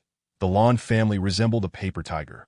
Appearing formidable yet hollow within, rather than languishing, it seemed preferable to take a chance. As Qin Bai contemplated these matters, a knock resounded at the door and he rose to open it, finding Wang Fuge wearing a sycophantic smile. My lord, there is someone below requesting your presence. Qin Bai, puzzled, inquired. Someone is looking for me. Did I not instruct you to refrain from disturbing me unless necessary? Wang Fugue, sensing Qin Bai's displeasure, felt a pang of regret. He too wished to avoid interrupting him. However, the individual awaiting him was not someone he could afford to offend. With a forced smile, Wang Fugue replied, My lord, that person below asked me to deliver this to you. Saying you would understand upon seeing it, that he handed Qin Bai a fragrant pouch, emblazoned with a large blue character. Upon seeing the blue, Qin Bai's understanding dawned, and he said, Please escort the person up. Wang Fugue sighed in relief, his demeanor somewhat more relaxed. Very well, that he then hurriedly departed from Qin Bai's line of sight. Lan family, Qin Bai murmured softly. Before long, Wang Fugue returned, accompanied by a graceful figure who appeared at Qin Bai's door. Having left the door ajar, Wang Fugue cautiously inquired from the threshold, Sir, the person has been brought here, did I understand? You may go about your business. Qin Bai responded within the room. Miss, please, he gestured. Wang Fugue stepped aside to allow the enchanting figure to enter, gently closing the door behind her as he departed. His mind briefly wandered through various melodramatic scenarios. Qin Bai assessed the striking beauty before him, who could undoubtedly be described as a ravishing maiden. I am Lan Linglong, and I have brought this for you on behalf of my third uncle, she stated, her expression somewhat grave, as she presented a jade talisman to Qin Bai, a prominent young lady of the Lan family, and an exceptional talent among the younger generation of Blue Star. She felt a sense of curiosity towards this young man, who was of similar age, yet possessed cultivation far exceeding her own. However, upon meeting him, she noticed his gaze linger on her in a manner akin to a lecher, which caused her impression of Qin Bai to plummet. Qin Bai accepted the jade talisman from Lan Linglong, his consciousness probing into it to examine its contents. After a considerable time, he withdrew his thoughts and sank into contemplation on a nearby chair. The talisman revealed that the three major cultivation secret realms were preparing to join forces against him, and all records of his life had been thoroughly investigated, that in just a year, he had ascended from an ordinary individual to the early stages of void refinement, even slaying the perfected Wu Qianquan. His abilities, spiritual attacks, the true dragon, and an unprecedented speed of cultivation together conveyed a singular message. He had encountered extraordinary fortune, that as the saying goes, people die for wealth, and birds die for food, and cultivators were no exception. Considering Qin Bai's capability to independently slay a perfected void refinement expert, and even achieving a 1-against-2 victory with one opponent dead and another wounded, the decision to jointly hunt him down was evident. Even the usually uninvolved Shuei's secret realm had joined in, underscoring the immense allure Qin Bai possessed. Regrettably, Qin Bai was not a naive child flaunting treasures and inviting envy. Anyone seeking a share of his fortune would need to weigh their own strength against the risks involved. The talisman further detailed that the Lan family was willing to withdraw from the Fire Cloud secret realm for his sake, which astonished Qin Bai. Ultimately, Lan Wenhao's sincere words conveyed that the Lan family was prepared to exert their utmost efforts to assist him through this perilous time. Lan Linglong removed a spatial ring from her right hand and presented it before Qin Bai, saying, "This is for you from my third uncle. He believes it may prove useful." Qin Bai accepted the spatial ring, probing within. Inside, he discovered numerous boxes of lower-grade spirit stones, meticulously arranged after a brief count. He found a total of 1,000 boxes. Looking up at Lan Linglong, he expressed his gratitude. "Please convey my thanks to your third uncle. After this, the Lan family will emerge as the most powerful clan in Blue Star." Lan Linglong nodded, her gaze shimmering with unspoken thoughts. She found it difficult to comprehend her uncle's decision that eye in her eyes. While Qin Bai was undeniably formidable, he still seemed insufficient to confront the three major secret realms. Her uncle's willingness to place the entire family in jeopardy felt excessively rash. Qin Bai, however, paid no heed to Lan Linglong's thoughts. The 1,000 boxes of lower-grade spirit stones provided by Lan Wenhao were precisely what he needed to address his immediate challenges. Accessing the system's marketplace, Qin Bai prepared to redeem the spatial ring. Ding, calculating the value of the items. Ding, calculation complete, total. 1,000 marketplace points. Chapter 46. A visit to Kunlun sect as Qin Bai perused the marketplace. He swiftly pinpointed his target. 5th-tier blood bodhi, a sacred item for healing. Even if one's physical form were reduced to a mere breath, it could restore them to full health within a quarter of an hour. Value: 200 marketplace points, not overly expensive. Qin Bai gazed at the price, contemplating silently. After purchasing the blood bodhi, he consumed it without delay, and the injuries within his body began to heal at an astonishing rate. In less than a quarter of an hour, Qin Bai was restored to his former self. Lan Linglong observed as Qin Bai received the spirit stones and exchanged them for the blood bodhi, her expression devoid of confusion. To her, it seemed that Qin Bai had merely taken it from his spatial ring. Once his wounds were healed, Qin Bai accessed the system's marketplace attribute exchange feature. Ever since his breakthrough to the void refinement stage, the system's marketplace attribute exchange had transformed from a cost of 10 points for one attribute at the 4th tier to 20 points for one attribute. He exchanged the remaining 800 marketplace points for 40 attribute points and added them to himself. Subsequently, Qin Bai opened his information panel. Name: Qin Bai Heavenly Desolation Physique Beginner All Attributes Enhancement 5% Cultivation Level. 5th Stage Early Void Refinement 274500. Divine Thought. Late Void Refinement Strength 274 Speed 274 Stamina 274 Attack Power 274 Defense Power 274 Fortune 274. Killing Blade 5th Stage 274500. Shattered Blade 19. Attack Enhancement 10% Attack Power 274. Killing Blade Technique 4th Stage 200,200 Lacks Continuation for Breakthrough Attack Power 200. Azure Dragon 5th Stage 274500. The resources required to elevate one's cultivation at the Void Refinement stage had significantly increased. Recalling his time at the Foundation Establishment stage, where one attribute point cost merely 1 point, he noted the stark contrast to the current requirement of 20 points for a single attribute. The disparity was nearly 20-fold, and he surmised that the points needed for attribute exchanges at the combined body stage would likely escalate even further. The difficulty of cultivation increases as one progresses. Had he known, he would have exchanged for more attribute points during the transformation and nascent soul stages. Qin Bai mused, but regretting now was futile. It would be more practical to consider exchanging for additional points before his next breakthrough. Returning to the present, Qin Bai noticed Lan Linglong gazing at him with a look of astonishment and inquired, "What is it? Did you just consume a Qilin fruit? It takes a millennium for one to mature in the Kunlun secret realm, and it is said to have the power to revive the dead." Lan Linglong replied, her tone tinged with envy. Qin Bai quickly deduced what Lan Linglong referred to.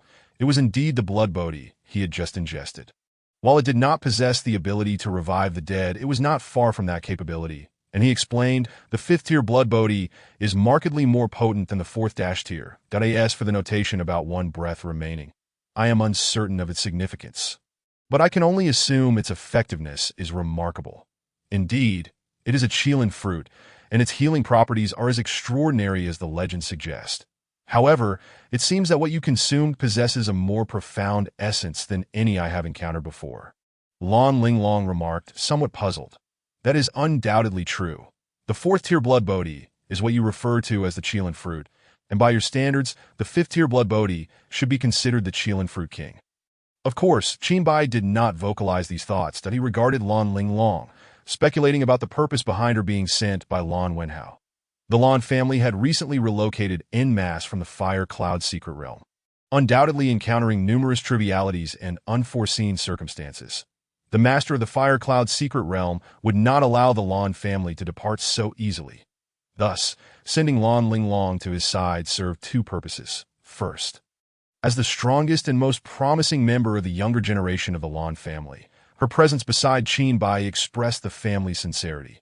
Second, given the Lan family's precarious situation, her remaining with them offered little value and could even pose a danger. This opportunity to accompany Qin Bai, despite his own perilous circumstances, was arguably the safest option for her, considering his formidable strength. Did your third uncle mention anything when he came to see you?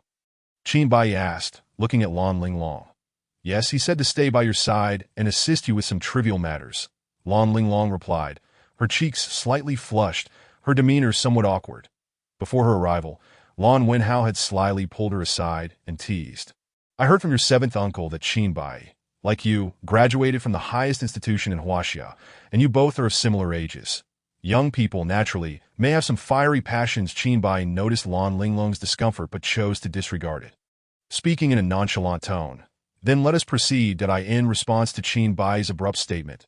Lan Linglong asked, perplexed. Go where? To add a bit of enjoyment to life in the Kunlun secret realm, Qin Bai said with a smirk. A hint of murderous intent in his voice. The alliance of the three major secret realms against him was undoubtedly connected to the Kunlun secret realm, and Zhang Feng was the most direct link. Without a second thought, Qin Bai surmised that after narrowly escaping from him, Zhang Feng had exaggerated his prowess, claiming he possessed the true dragon and unique divine thought attack methods, as well as an abnormally rapid breakthrough speed. Qin Bai certainly intended to express his gratitude to Zhang Feng for his treacherous machinations. However, the forces outside were eager for him to leave Kyoto.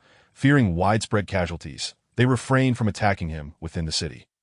Once he departed, they would no longer have any reservations. Are you certain you do not wish to lay low for a while? Lan Linglong queried, offering a general overview of the situation, her expression one of bewilderment.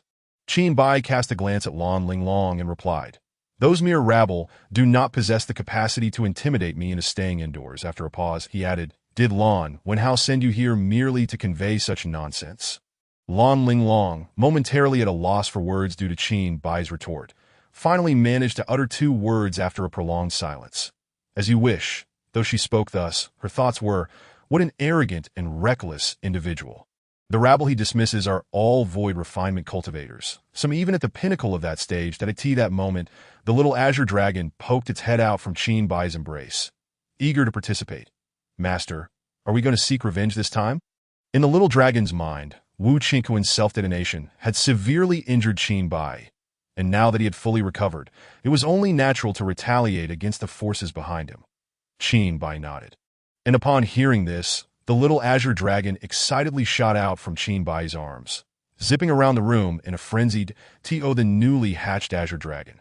Fighting felt as exhilarating as a game. Especially since the Azure Dragon clan was innately combative, with the thrill of battle ingrained in their very souls.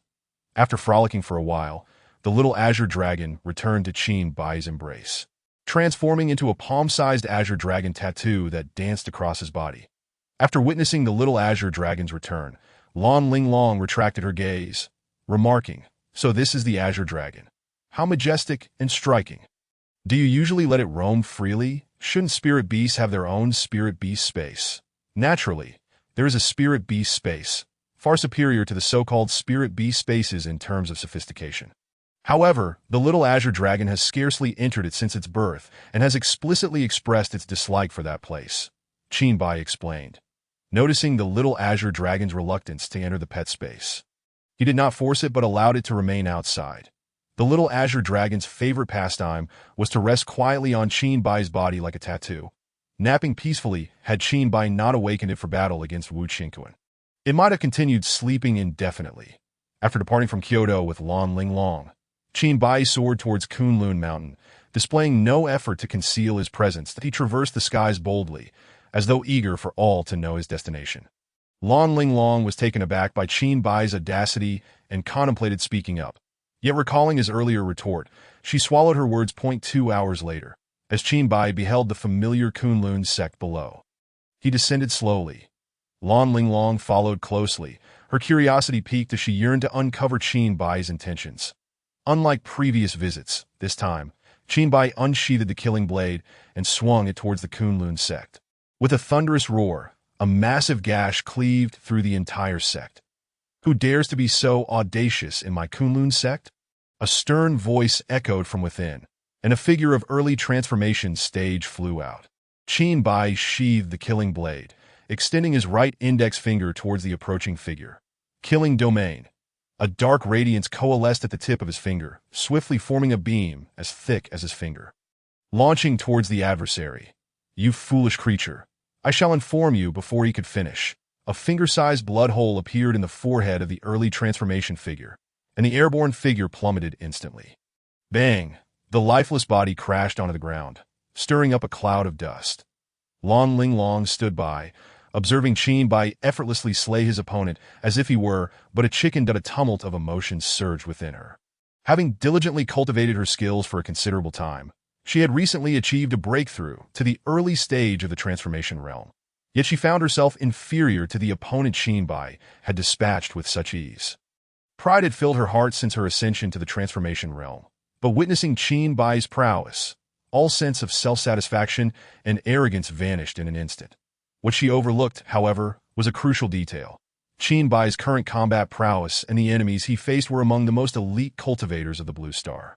Naturally, dispatching an early-stage transformation cultivator was trivial for him. Following the death of the early-stage transformation body, Kunlun sect fell into a profound silence, with no one daring to emerge for a considerable time. Qin Bai extended his divine sense, enveloping the entirety of Kunlun sect. Within this mental projection, disciples trembled in fear. Among them, a few individuals donned distinctive attire, and Qin Bai recognized a familiar face among them. His powerful divine sense enveloped this individual, swiftly pulling him away from his companions and placing him before Qin Bai. Qin Bai addressed the individual, "Speak, who is currently in charge of Kunlun sect." Lang Yi had been comfortably among several true disciples when suddenly, his vision blurred. When it cleared, he found himself face to face with the man who had haunted his dreams like a demon. The first time he encountered this man, he had been knocked unconscious, only to awaken to the news of the deputy sect master's death and the plundering of Kunlun sect. This had plunged the entire sect into a prolonged struggle for survival. And Lang Yi, a true disciple, had nearly lost his status until he managed to retain it with a considerable expenditure of spirit stones. The second time he faced this man, he had again been rendered unconscious, only to awaken to the death of the sect's upper echelons. Moreover, supplies recently dispatched had been looted. Now, encountering this man for the third time, the same question echoed in his ears. Lang Yi desperately wanted to claim ignorance. But considering his own life, he replied, "The one in charge has just been killed by you. There is no one in charge now." After uttering these words, Lang Yi felt his strength wane, and in front of the entire sect, he felt utterly spineless, rendering his position within Kunlun sect virtually non-existent. At that moment, Lang Yi felt as if the heavens were playing a cruel joke on him. Why had fate led him to this devilish man? Chapter 47. Dissolution of Kunlun sect. Lan Linglong, having overheard Lang Ye's confession, contemplated inwardly. If an early-stage transformation cultivator could become the leader of Kunlun sect, it was evident that the sect had indeed fallen into decline. Qin Bai nodded, revealing no hint of surprise. During his previous visits to Kunlun sect, he had already decimated the upper echelons. With only one early-stage transformation cultivator remaining, he was, in a sense, the tallest among the short. Once Lang Yi answered the question, Qin Bai handed him over to Lan Linglong, instructing, "Keep an eye on him." Simultaneously, his voice resonated throughout Kunlun sect. "From this moment forth, I hereby declare the dissolution of Kunlun sect. All personnel shall depart in 3 days." Upon the conclusion of Qin Bai's proclamation, an uproar erupted within Kunlun sect. Disciples looked at Qin Bai in shock. What? Kunlun sect is to be dissolved? How could this be? Don't jest with us. Entering Kunlun's sect had required a significant investment from their families, and if it were to be disbanded, all the spirit stones spent would be for naught. Everyone remained calm. Our Kunlun sect is a force within the Kunlun secret realm. Surely the powerful cultivators within will not allow this individual to act with impunity. As Qinbai finished speaking, he closed his eyes to rest, patiently awaiting the passage of time. Announcing the dissolution of Kunlun's sect was merely the first step in irritating the Kunlun secret realm, and a strategic maneuver by Qinbai. If the Kunlun secret realm could not safeguard its own forces, its prestige would inevitably suffer. Among the 3 consummate void refiners within the Kunlun secret realm, Wu Qinquan had already perished. Zhang Feng's sea of consciousness was damaged, leaving one yet to reveal themselves. Currently, Qinbai was more concerned not with the void refiners seeking him out for battle, but with the possibility of them hiding within the secret realm and refusing to emerge. This was also the reason for Qinbai's declaration of Kunlun's sect's dissolution while mandating that all members remain for 72 hours before departing. He aimed to force the void refiners out of hiding. Before long, through Qinbai's divine sense, he observed several disciples of Kunlun's sect retrieving transmission jade talismans to relay messages to the outside world. Qinbai did not hinder them, allowing the disciples to disseminate the news.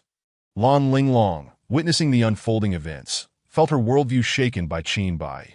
Kunlun's sect, an institution with a long-standing history, had loomed large during her childhood.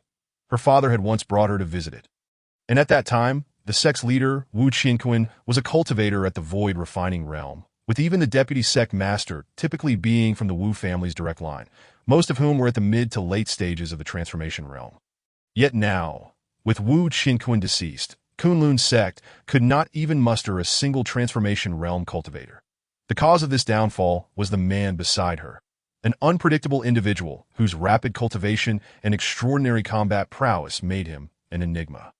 Lan Linglong gazed at Qinbai with a complex expression, realizing his intentions, yet still finding it hard to believe, as if caught in a dream, that a single person was daring to challenge a secret realm. And astonishingly, he was succeeding. At that moment, the expressions of Kunlun's sect's disciples were largely filled with despondency, a sense of despair permeating the sect. Meanwhile, Lang Yi, standing beside Lan Linglong, bore no signs of defeat. Instead, he contemplated his next destination in his heart. He knew that even if Kunlun's sect did not dissolve, he would find no place for himself within it. How wonderful it would be to enter the Shueyue's secret realm, surrounded by beautiful maidens. Lang Ye's mind wandered to fantasies of being enveloped by enchanting women. Yet, realizing that the Shueyue's secret realm only accepted female disciples, he sighed inwardly. There was no chance for a man like him to enter. It seemed joining the Huiyan secret realm was his only option, hoping that he would never encounter this man again. Casting a furtive glance at Qinbai, Lang Yi quickly averted his gaze and began to discreetly admire Lan Linglong. With her graceful figure and beauty that could rival the finest, how could a normal man like him resist the opportunity for a visual feast, especially in such close proximity? Suddenly, a swift chop struck the back of his neck, and Lang Yi fainted instantly. As consciousness slipped away, his final thought was, is being knocked unconscious for the 3rd time in Kunlun's sect truly fate's design? Lan Linglong retracted her delicate hand, casting a look of disdain at Lang Yi, muttering, "Teach, Lecher." Qinbai, observing this scene through his divine sense, did not intervene. His decision to keep Lang Yi around was purely based on an assessment made during their previous encounters. He suspected Lang Yi belonged to the type who would not risk his life for Kunlun's sect, thus wishing to retain him nearby for further intelligence gathering. Witnessing Lang Yi collapse once more, Qinbai couldn't help but internally scoff. Look at you, getting knocked out for being nosy. Time continued to pass, and soon a day had elapsed. There was no sign of activity within the Kunlun secret realm. Not a single void refiner had appeared, nor had even a common disciple from the Kunlun secret realm shown themselves. This only amplified the sense of desolation among Kunlun's sect's disciples during this day. Qinbai's announcement regarding the dissolution of Kunlun's sect had genuinely shocked other forces. Lan Wenhao, observing the news from Lan Linglong in S City, felt the tension in his brow ease slightly, only to furrow once more. Over the past 2 days, he had led the Lan family to distance themselves from the Huiyan secret realm, though the process had been neither smooth nor pleasant. The Huiyan faction, wary of the Lan family's patriarch, had refrained from taking action but had nonetheless pillaged the Lan family to a considerable extent. This was still within the realm of acceptable for Lan Wenhao. Compared to the potential fallout if the Huiyun faction were to discover that the Lan family's patriarch, Lan Yin, had perished, paying a price to avoid disaster was undoubtedly a better choice. Noticing the changes in Lan Wenhao's expression, Lan Tianhe inquired, "Third brother, what troubles you?" Lan Wenhao handed a jade talisman to Lan Tianhe. As Lan Tianhe received it, he probed his divine sense into it. After reading the message contained within, he couldn't help but express a hint of schadenfreude, saying Qin Bai's move is absolutely brilliant. He has essentially put the Kunlun secret realm on the grill. The entrance to the Kunlun secret realm was located within Kunlun Mountain, and Qin Bai had effectively blocked the gate to the Kunlun secret realm. Lan Wenhao continued, echoing Lan Tianhe's sentiment. What is even more astonishing is that the Kunlun secret realm has been blocked for a whole day without any sign of response. Lan Tianhe, puzzled, looked at Lan Wenhao and remarked, "Isn't it a good thing that the Kunlun secret realm hasn't reacted? In 3 days, the dissolution of Kunlun sect will be finalized. It will be interesting to see how the Kunlun secret realm navigates this situation." Lan Wenhao patiently explained, "The Kunlun secret realm will not wait for 3 days for Qin Bai to disband the Kunlun sect. The current silence undoubtedly signals some brewing plan in the Shueiyu's secret realm."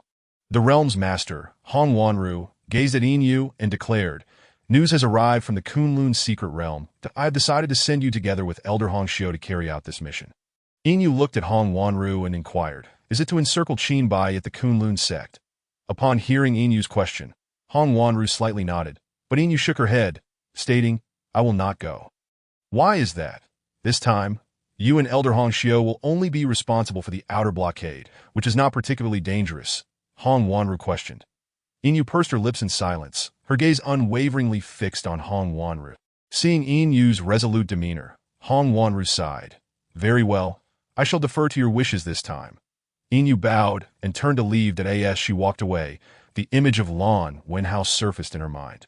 He had once cautioned her not to involve herself in this matter, or it would prove troublesome for him. The thought of Lan Wenhao's occasionally mischievous demeanor caused her heart to flutter like a startled deer. Though she feigned indifference, her heart had long been swayed by him.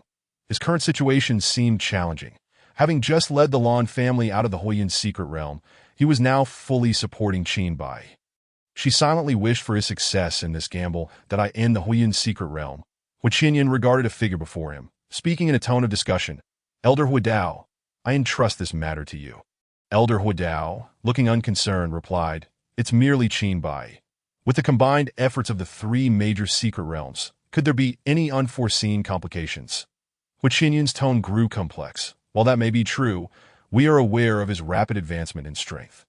It's not that I fear the outcome. I simply believe in caution. Are you truly that wary? A cooked duck cannot fly away."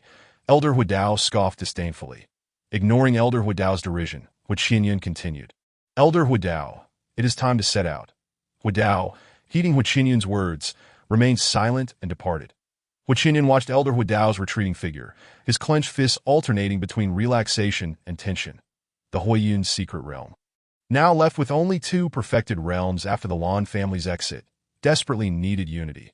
Should Huidao withdraw in a fit of anger, Qinyan would find himself isolated, and the Huiyun secret realm would undoubtedly decline. Hence, he had no choice but to suppress his anger toward Huidao's attitude in the Kunlun secret realm. The realm's master, Kun Su Daorun, observed the injured Zhang Feng and advised, "I am going to eliminate Qin Bai. You should focus on recuperating." Zhang Feng, touched, responded, "You must be cautious. That lad possesses a unique mental attack that is nearly impossible to defend against." Kun Su nodded in acknowledgement. Zhang Feng then spoke with a mix of fury and resentment. "Qin Bai has gone too far, daring to stir trouble at the gates of the Kunlun secret realm. He truly knows no bounds." Kun Su's expression darkened upon hearing this, and he declared, "I have already contacted the Huiyun and Shueiyu's secret realms. Their forces will arrive shortly. That brat will find it impossible to escape this time. Those who dare to harm my Kunlun secret realm must pay dearly." As time passed, the second day came to a close, leaving less than 24 hours until the deadline. Many disciples of the Kunlun sect wore pale expressions as they wondered why no one had come to thwart Qin Bai, while Qin Bai awaited patiently. A sudden commanding shout rang out. Sky Sword, activate. Earth Sword, open. Man Sword, descend. Kunlun's secret technique, Triad Sword Formation. In an instant, Qinbai found himself ensnared by three long swords that a palpable aura of murder emanated from the blades as he slowly opened his eyes. Kill and slaughter. With a swift motion, he drew the killing blade and struck at the three swords beside him.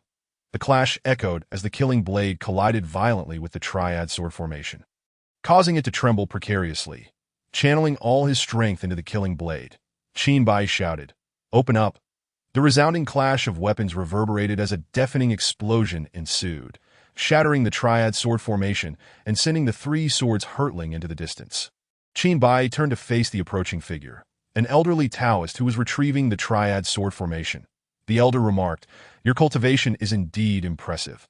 Today, I shall ensure you meet your end." Scanning the area with his mental energy, Qinbai detected two perfected realms accompanying the elder. He said, "Since you've come, there's no need for concealment." That a woman's light laughter echoed. "Qin Gongzi is indeed a hero among youths. Today's encounter is truly extraordinary. I find it hard to bring myself to strike." Following her laughter, a figure draped in red silk appeared beside the elder, accompanied by a rugged man wielding a long knife, his face twisted in disdain as he sneered at Qinbai. "Umph. You are but a mere child. Today shall mark your demise." As Qinbai regarded the trio, he discerned their identities: the Kunlun secret realm, the Huayan secret realm, and even the usually neutral Shuewa secret realm had dispatched people. A truly grand display. How flattering. I feel quite overwhelmed. Qin mused internally. At the onset of the battle, Lan Linglong had retreated to a considerable distance, her mouth agape as she gazed at the sky. Astonished, Kuan Su Dao Run of the Kunlun secret realm, a reputed figure on the brink of the combined realm. Elder Hong Xiu of the Shuewa secret realm, said to be on par with the realm's master. Hua Dao of the Huayun secret realm, a master of unparalleled knife techniques, rumored to have slain another perfected realm from Shuewa in the past. Any one of these three would stand as a paragon within the cultivation world of Blue Star. And Qinbai was now perilously outmatched. In that moment, Lan Linglong conveyed the specifics of the trio to Qinbai telepathically. A member of the Lan family. Is not the Lan family a force of your Huayin secret realm? How are they entangled with Qinbai? As Lan Linglong relayed this information, Elder Hong Xiu feigned shock, covering her mouth as she addressed Hua Dao. "Umph." Hua Dao coldly snorted, ignoring Hong Xiu's obvious provocation. The Lan family's exit from the Huayin secret realm was common knowledge, and Hong Xiu's questioning was clearly intended to embarrass him. Kuan Su, seemingly oblivious to the discord between the two, stated, "Our immediate concern is to eliminate this young man. We shall deal with the Lan family afterward." With the killing blade in hand, Qinbai pointed toward the trio. "Which of you shall come to meet your death first?" "Ha ha! Is this lad mad?" Hua Dao scoffed derisively. "Qin Gongzi, I have yet to meet someone as audacious as you. I truly hesitate to strike," Hong Xiu purred, casting flirtatious glances at Qinbai. Kuan Su remained silent, instead transmitting to Hua Dao and Hong Xiu. "Friends, let us strike together and finish this swiftly. Sky Sword, activate.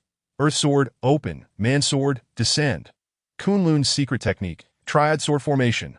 Kuan Su unleashed the Triad Sword Formation once more, charging toward Qinbai. Following this, he expelled 4 flying swords. Invoking the Kunlun secret techniques, Zhu Xian Sword, Lu Xian Sword, Zhu Xian Sword, Xian Xian Sword, Kunlun's secret technique, Zhu Xian Sword Formation. The 4 smaller swords rapidly expanded to a considerable size, descending upon Qinbai from all directions. Hong Xiu chuckled. "Kuan Su Dao Run, must we unleash our full power right from the start?" Despite her words, Hong Xiu showed no intention of holding back. Shuewa's secret technique, Mirror Flower Water Moon. Shuewa's secret technique. Inversion. Hong Xiu produced a mirror from her robe and directed it toward Qinbai. Suddenly, Qinbai felt an overwhelming disorientation as his sense of direction became chaotic. What was up turned down. Left became right. Huayun's secret technique, Huayun slash, Hua Dao, gripping his long knife, surged toward Qinbai, flames engulfing the blade as he aimed for Qin's neck. Huayun's secret technique, dual blade flow, as he slashed toward Qinbai. Hua Dao drew a second knife from his waist, its dark blade shimmering with a hint of green. Huidao fixed his gaze on the killing blade in Qin Bai's hand, a sinister grin spreading across his face. Boy, such a fine blade deserves a better owner. Rest assured, I will take good care of it after you're gone. As Qin Bai scrutinized the second knife that emitted a faint green hue. His expression hardened. Poison. At this moment, Qin Bai found himself in a perilous predicament, besieged by relentless assaults from all directions. The Sankai sword formation confined his vertical movement, while the Zhu Xian sword formation restricted his lateral escape. The enchanting technique of Hong Xiu's water moon left him disoriented, and directly before him loomed the menacing flame blade, with three consummate masters of the void refinement stage exerting their full strength. His situation appeared dire, nearly insurmountable. Filled with indomitable fighting spirit, Qin Bai bellowed, "Bring it on!" Under the powerful control of his formidable consciousness, he mitigated the influence of Hong Xiu's water moon technique to the bare minimum. Killing technique, massacre. Channeling his utmost energy, he unleashed the vibrating killing blade against the approaching flame blade. Clang, clang. The onslaught of the flame blade faltered momentarily under Qin Bai's fierce counterattack, seizing the opportunity. He shouted, "Killing technique. Extermination." A circular moon, thousands of meters in diameter, manifested before him, enveloping the Sankai sword formation, Zhu Xian sword formation, and the flame blade within its bounds. Within this lunar expanse, countless illusory killing blades coalesced, their tips poised menacingly in all directions. Slice. As Qin Bai's voice echoed, the multitude of phantoms surged forth, cleaving through the air. Clang, clang, clang. As the moon dissipated, the flame blade, brandishing dual swords defensively, found a fissure in the Sankai sword formation and Zhu Xian sword formation under Qin Bai's relentless assault. Recognizing the moment, Qin Bai swiftly evaded the encirclement of both formations. Fixing his gaze upon the trio before him, he proclaimed, "Now it is my turn." Chapter 49. The Combined Assault of the Three Great Secret Realms. Part 2. Shaoqing. It's time for you to join the fray. And no sooner had Qin Bai's words left his lips than a resounding dragon roar erupted before him. Following the roar, a grand azure dragon, several hundred feet in length, emerged majestically in the sky. Shaoqing, exhilarated, addressed Qin Bai, "Master, are these three wretched creatures my opponents?" Qin Bai nodded, gesturing towards the trio as he replied, "Choose one. I shall handle the remaining two from her elevated vantage point." Shaoqing surveyed the three adversaries and remarked, "Master, these three wretches seem rather lackluster. May I not select all of them?" Su Daoran and his comrades glared at Qin Bai and Shaoqing, who conversed nonchalantly, deriding their capabilities, their indignation palpable. "Bah! You insolent beast, do not be so arrogant. You think you can take us all on alone? Why not ascend to the heavens?" Hong Xiu retorted, "Truly, such a master breeds such a pet. Both are equally arrogant. Once I slay your master, I shall claim you as well." The flame blade scoffed. Su Daoran, upon sighting Shaoqing, was visibly enraptured. Within the Kunlun secret realm resided a nearly dragon-transformed female Jiao, and capturing this azure dragon would significantly hasten her transformation. More importantly, should this dragon and Jiao mate, the potential profits from selling their offspring to other secret realms were beyond imagination. Addressing Shaoqing, Su Daoran proposed, "Azure Dragon, rather than following a dying man, why not abandon the shadows and join me in the Kunlun secret realm?" Shaoqing disregarded Su Daoran, turning instead to Qin Bai. "Master, I shall select that woman. Song long battle technique, devour the heavens." Shaoqing opened her jaws wide, aiming to bite down upon Hong Xiu's space. In an instant, Hong Xiu vanished from beside Su Daoran, finding herself in a pitch-black, oppressive void that emanated an instinctual repulsion towards her. Not daring to underestimate the situation, Hong Xiu grasped her mirror tightly and turned it towards herself. Water moon technique. Mirror flower. Water moon technique. Protective shield. Within the mirror, a miniature version of herself appeared, appearing startlingly lifelike, while her external self seemed to waver in illusion. Just as Hong Xiu exhaled a sigh of relief, Shaoqing's voice echoed through the dark space. Song long secret technique. Netherworld. In an instant, the repulsive sensation intensified, morphing into an overwhelming pressure that bore down upon her from all sides. Crack, a fissure appeared in the center of the mirror, and Hong Xiu's external form rapidly dissipated under the relentless pressure. Bang! As the mirror emitted a resonant sound, the reflection of Hong Xiu emerged, her expression grim as she gazed at the crack in the mirror with a twinge of sorrow.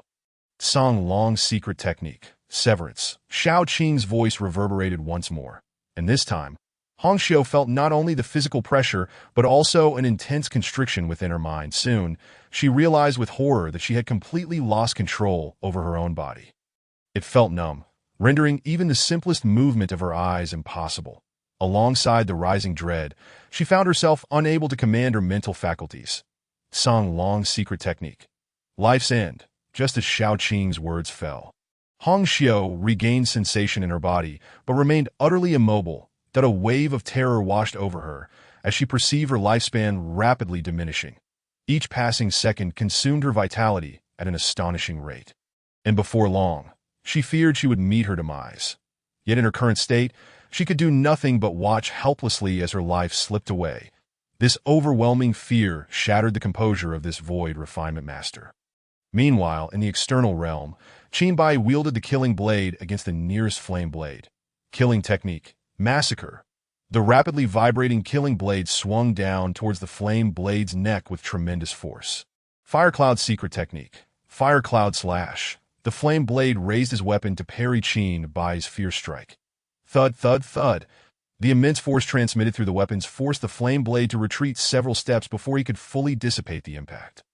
As Qin Bai clashed with the flame blade, Kun Su Doran's attack surged forth. Kunlun's secret technique. Big Dipper Formation. Kun Su Doran summoned 7 flying swords, arranged in the formation of the Big Dipper, exuding a formidable intent as they bore down upon Qin Bai. Fire Cloud's secret technique. Dual Blade Flow. The flame blade, having stabilized his stance, launched an immediate assault on Qin Bai. Qin Bai found himself besieged. With the flame blade's furious onslaught before him and Kun Su Doran's Big Dipper sword formation looming ominously behind. Master, be careful. Xiao Qing shouted from a distance. With a steely gaze, Qin Bai disregarded the threat from Kun Su Doran's formation, gripping the killing blade tightly as he charged at the flame blade. Killing technique. Massacre. The killing blade collided with the flame blade's weapons, sending sparks flying. In the aftermath of the clash, a tremendous force surged through the killing blade into Qin Bai's body. Refusing to retreat, he seized the fleeting opening presented by the flame blade's parry. Killing technique. Soul Dispersal. The killing blade vanished from Qin Bai's grasp, materializing within his consciousness, where his mental energy surged into its blade. Upon receiving the influx of energy, the blade transformed into a palm-sized, golden-hued killing blade, reappearing before Qin Bai as it darted towards the flame blade's consciousness. Whoosh, in the blink of an eye, the killing blade pierced into the flame blade's mental realm. Within the flame blade's consciousness, the blade executed its first strike. Boom! The flame blade, currently engaged in battle, suddenly heard a deafening roar, plunging his mind into an abyss of emptiness, seizing the moment of confusion. Qin Bai surged forward, grasping the flame blade's dual weapons with both hands, employing all his strength to wrest them away. In less than a second, the flame blade regained his senses, witnessing Qin Bai attempting to seize his weapons. He shouted, Fire Cloud's secret technique. Fire Cloud Slash. As the flame blade initiated his attack, the killing blade within his consciousness unleashed its second strike. Boom! Another resounding explosion echoed in the flame blade's mind, shattering his concentration. Taking advantage of the disruption, Qin Bai delivered a powerful kick to the flame blade's abdomen, wresting away his weapons, with the long blade, which he had coated with poison, firmly in his right hand. Qin Bai declared killing technique. Massacre. The rapidly vibrating long blade was flung backward from Qin Bai's grip. Clang! The long blade collided with the Big Dipper sword formation, holding its ground for a brief moment before the overwhelming force of the formation shattered it into fragments. In the midst of such fierce combat, a single moment could determine the outcome. Qin Bai, now wielding the poison long blade, aimed it at the flame blade for a decisive strike.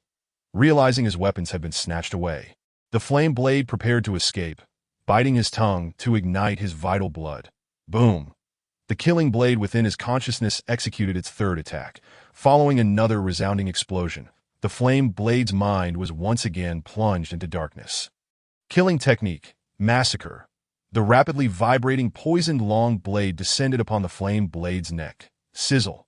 The flame blade's head separated from his body. As the flame blade's consciousness returned, he looked up to see his headless corpse plummeting from above. A familiar sight. Upon closer examination, he realized it was indeed his own form. Qinbai pointed at the severed head of the flame blade and commanded, "Shatter," within the fiery realm of the blade of life. The onslaught of the killing blade suddenly intensified, shattering the fire blade into fragments. "Retract," Qinbai commanded once more. Whoosh! After the killing blade pulverized the fire blade, it swiftly soared towards Qinbai, transforming back to its normal size mid-flight. Grasping the killing blade, Qinbai propelled himself towards the headless corpse of the fire blade. As he neared the lifeless body, he swiftly extracted the spatial ring from it. Behind him, the formidable Big Dipper sword array was relentlessly closing in. With no time to inspect the contents of the fire blade's spatial ring, Qinbai placed both the ring and the venomous long knife into the system's marketplace for reclamation. Ding, evaluating item value. Ding, evaluation complete, total value.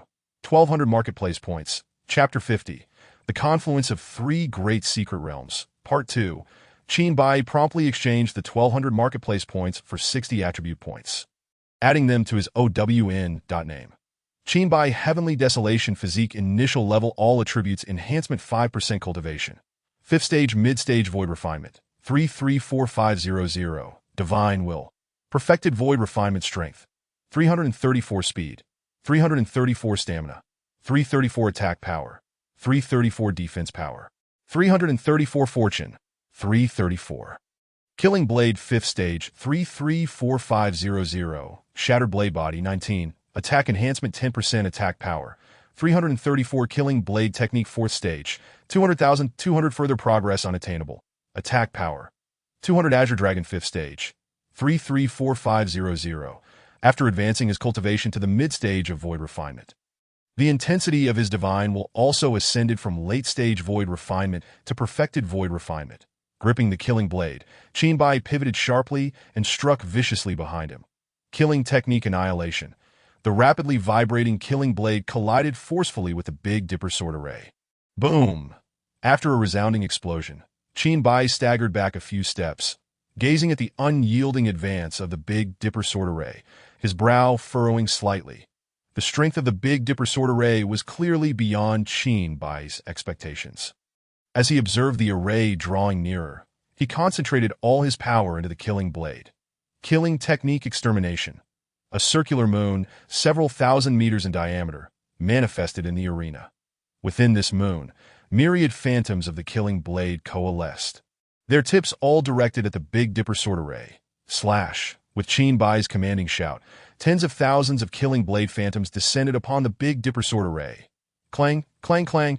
The resonant clashing of metal rang out within the circular moon. As the moon dissipated, the Big Dipper sword array continued its relentless assault towards Qinbai. Qinbai's gaze narrowed as he turned towards the distant Kungsa Daoist, an idea blossoming within him. If the problem could not be resolved, then he would eliminate the source of the problem. Drawing a perfect angle in the air, Qinbai charged towards Kungsa Daoist with his blade raised.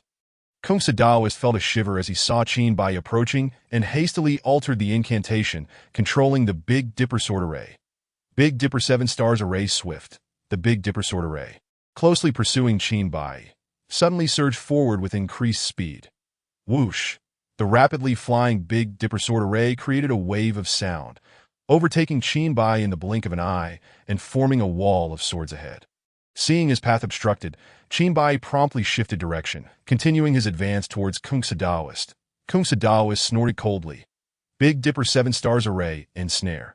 A wall of swords formed by the Big Dipper sword array instantly encircled Qinbai, trapping him within. Big Dipper 7 Stars Array Kill.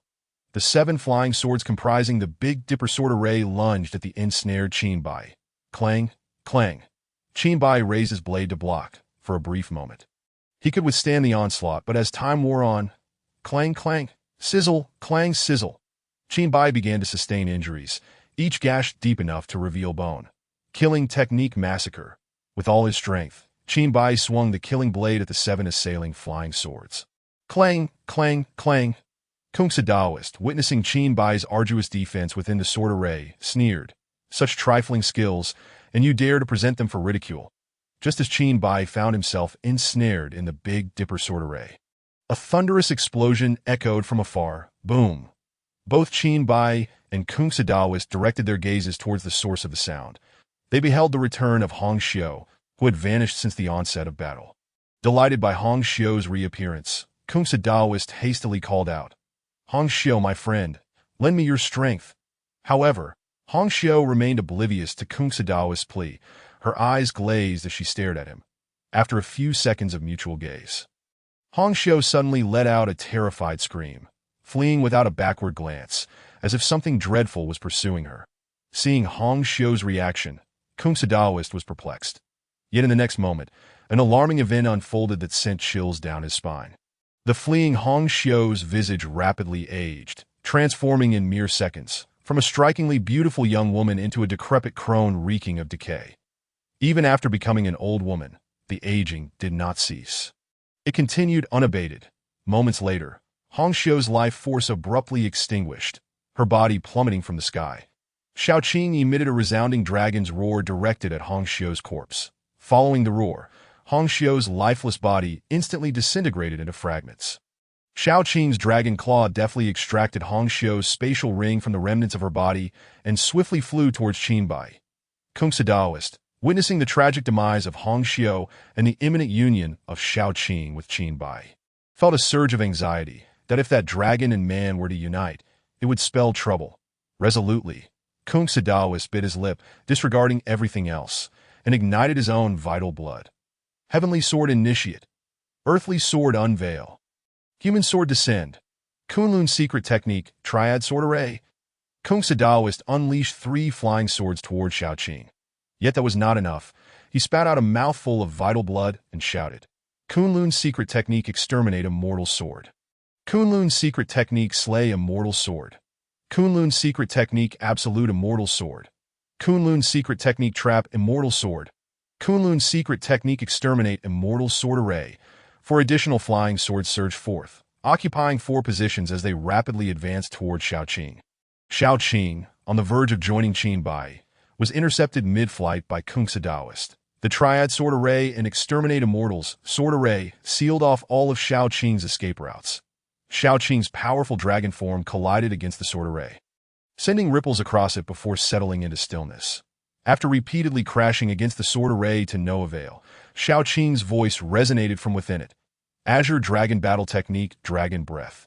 Xiaoqing inhaled deeply and, in the next moment, unleashed a torrent of intensely heated flames at the sword array. Zing! The sound of ice and snow melting echoed within the sword array. The flames subsided. A gap was scorched into the Triad Sword Array and Exterminate Immortal Sword Array. With 2 of the 7 flying swords completely incinerated, that a look of anguish flickered in Kung Fu Daoist's eyes. Xiaoqing soared through the gap, reaching Qin Bai, who was ensnared within the Big Dipper Sword Array. Azure Dragon Battle Technique, Dragon Breath. Xiaoqing repeated the technique, inhaling deeply once more and directing a stream of high-temperature flames at the Big Dipper Sword Array. Zzz. At the sound of ice and snow melting resonated again. As the flames dissipated, 1 flying sword from the Big Dipper Sword Array was reduced to ashes. Seizing the opportunity presented by the destroyed flying sword, Qin Bai escaped through the breach and joined Xiaoqing. Xiaoqing extended her dragon claw, offering him a spatial ring, the former possession of the deceased Hong Xiu. Upon receiving the spatial ring, Qin Bai promptly submitted it to the system's marketplace for reclamation. Ding! Evaluating item value. Ding! Evaluation complete. Total value: 1,000 marketplace points. After converting the 1,000 points into 50 attribute points, he immediately added them to himself. Name: Qin Bai Heavenly Desolation Physique Initial Level All Attributes Enhancement 5% Cultivation 5th Stage Mid-Stage Void Refinement 384500 Divine Will Perfected Void Refinement Strength 384 Speed 384 Stamina 384 Attack Power 384 Defense Power 384 Fortune 384 Killing Blade 5th Stage 384500 Shattered Blade Body 19 Attack Enhancement 10% Attack Power 384 Killing Blade Technique 4th Stage 200,200 Further Progress Unattainable Attack Power 200 Azure Dragon 5th Stage 384500 with his cultivation further enhanced. Qin Bai turned to Xiao Qing and communicated telepathically. Xiao Qing, let us strike together. With Xiao Qing's support, Qin Bai finally felt assured enough to unleash his most powerful killing blade technique. Killing technique soul dispersal. The killing blade vanished in an instant from Qin Bai's grasp, reappearing within his consciousness. Within his mind, his divine will surge into the body of the killing blade, transfiguring it into a resplendent golden hue. In the next moment, the palm-sized killing blade materialized before Qin Bai, slicing towards Kungsa Daoist. Whoosh! The blade of slaughter, moving with astonishing speed, generated ripples of sound as it swiftly appeared before the Kungsa Daoist. Upon witnessing the imminent mental assault, the Kungsa Daoist turned to flee, simultaneously commanding the remaining flying swords to regroup into a sword formation, launching an offensive towards Qin Bai. Kunlun's secret technique. Big Dipper formation. Kunlun's secret technique. Extermination sword formation. Just as the Kungsa Daoist attempted to distract Qin Bai, compelling him to retract the blade of slaughter for self-protection and abandon his attack, Xiao Qing was already poised in the direction of the Kungsa Daoist's escape, unleashing a torrent of searing flames from her mouth. Azure Dragon Battle Technique. Dragon Breath. The Kungsa Daoist, having previously consumed his essence blood, was already at a disadvantage. Now, while evading the mental assault of the Blade of Slaughter behind him and simultaneously controlling two formidable sword formations attacking Qin Bai, he was truly multitasking to the extreme. Distracted and overwhelmed, the Kungsa Daoist failed to react promptly to Xiao Qing's onslaught, but by the time he became aware, it was too late. In a moment of panic, he could only muster his spiritual energy to form a rudimentary defense around his body. The dragon breath wasted no time, engulfing the Kungsa Daoist entirely, producing a sizzling sound as flesh was seared. A delectable aroma wafted from his charred form. As the dragon breath dissipated, the Kung Daoist found himself cloaked in darkness, his attire reduced to tatters, his eyebrows and hair entirely singed, and his body bearing severe burns. Gritting his teeth against the excruciating pain, he glared at Xiao Qing with murderous intent, muttering through clenched teeth, "Damn beast, if I catch you, I will surely flay your skin and strip your tendons." Just as the Kungsa Daoist was venting his fury, the Blade of Slaughter, which had been trailing him, slashed into his sea of consciousness. Realizing the gravity of the situation, the Kungsa Daoist thought to himself, "This is bad." He had been thoroughly soaked by Xiao Qing's dragon breath, and in his haste, he had overlooked the most perilous threat. The Blade of Slaughter, now entrenched in his sea of consciousness, began its relentless assault. Bam! The first strike of the blade reverberated in the Kungsa Daoist's ears, leaving him momentarily dazed. Chapter 51. The Triumvirate of Secret Realm strikes, and, with the Blade of Slaughter assaulting his sea of consciousness, the Kungsa Daoist found himself unable to control the sword formations any longer. Seizing the opportunity, Qin Bai swiftly commandeered two flying swords, stowing them within his system's storage space. The next moment, the Kungsa Daoist regained his senses, only to find the flying swords had been seized by Qin Bai. His gaze, filled with rage, bore into Qin Bai as he shouted, "You thief! How dare you!" Boom! The second strike of the Blade of Slaughter fell upon the Kungsa Daoist's sea of consciousness. Once again, he succumbed to a blank stupor. Qin Bai, seizing the moment, took control of two more flying swords. Upon regaining his wits, the Kungsa Daoist fell silent. His mental energy surged forth to retrieve the flying swords. Boom! A deafening sound echoed within his sea of consciousness. After the third strike of the Blade of Slaughter, the Kungsa Daoist remained in a stupor longer than before. This time, Qin Bai took the opportunity to seize control of all remaining flying swords. When the Kungsa Daoist's consciousness returned, he found himself severed from all flying swords. Casting a meaningful glance at Qin Bai, he turned to flee. Boom! Struggling against the relentless assault of the Blade of Slaughter in his mind, the Kungsa Daoist ignited his essence blood, hastily escaping into the distance. Azure Dragon Battle Technique. Dragon Breath. Xiao Qing had already set a trap along the Kungsa Daoist's path.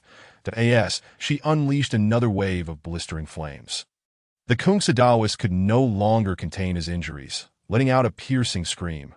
As he fled through the air, his form began to falter, the compounded injuries and the ceaseless assault of the Blade of Slaughter causing him to succumb to despair. The cumulative toll was akin to the proverbial last straw that broke the camel's back. He could no longer suppress the injuries within. Boom, boom, boom, as the blade of slaughter struck for the ninth time within the Kungsadawa's sea of consciousness. A sound of unbearable strain echoed forth, followed by a resounding explosion as his sea of consciousness shattered. The excruciating agony that ensued brought the Kungsadawas to a halt, leaving him half-kneeling in the air, his hands repeatedly striking his own head. Chinbai extended his hand towards the Kungsadawas, commanding, "Retrieve." The blade of slaughter, now racing towards Chinbai's grasp, was caught firmly in his hand as he aimed it at the half-kneeling Kungsadawas. Slaughter, with vibrations numbering in the tens of thousands per second, the blade of slaughter descended with unmatched ferocity. At that moment, the Kungsadawas' consciousness abruptly returned. Seeing the impending attack draw closer, he hastily retreated, barely evading Chinbai's strike, a cold sweat breaking out as he rasped, "Chinbai, I concede this time. From now on, the grievances between the Kunlun's secret realm and you shall be laid to rest. It is better to resolve enmities than to forge them, that I can offer you all my wealth, only asking for your mercy." Chinbai regarded the Kungsadawas with an icy demeanor, remaining silent. Shao Qing, standing nearby, scoffed, "You, who once gathered others from the secret realms to attack my master, now plead for mercy after being bested. Your audacity knows no bounds." The Kungsadawas, hearing Shao Qing's mockery, felt a pang of bitterness. He had never anticipated such a turn of events, that he had thought that summoning two perfected virtual realm cultivators would guarantee success. Yet the reality was that Chinbai, with a dragon and a man, had dispatched the fire blade from the Fire Cloud secret realm and the red embroidery from the Water Moon secret realm. With their demise, he found himself grievously wounded, both physically and mentally, with little hope of advancing in cultivation for the rest of his life. Reflecting on this, the Kungsadawas spoke with a tone laden with bitterness, "Chinbai, by killing those from the Water Moon and Fire Cloud secret realms, you have forged an unbreakable enmity with them that if you spare me, I can mediate, and those two realms will no longer trouble you to at this moment."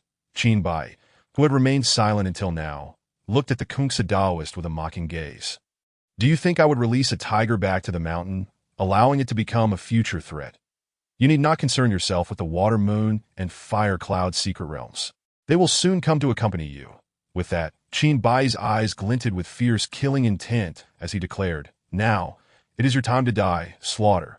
Raising the blade of slaughter high, he aimed it at the Kungsadawas. Azure Dragon Battle Technique, Dragon Breath. Shao Qing exhaled a torrent of dragon breath, encircling the Kungsadawas' escape route. No.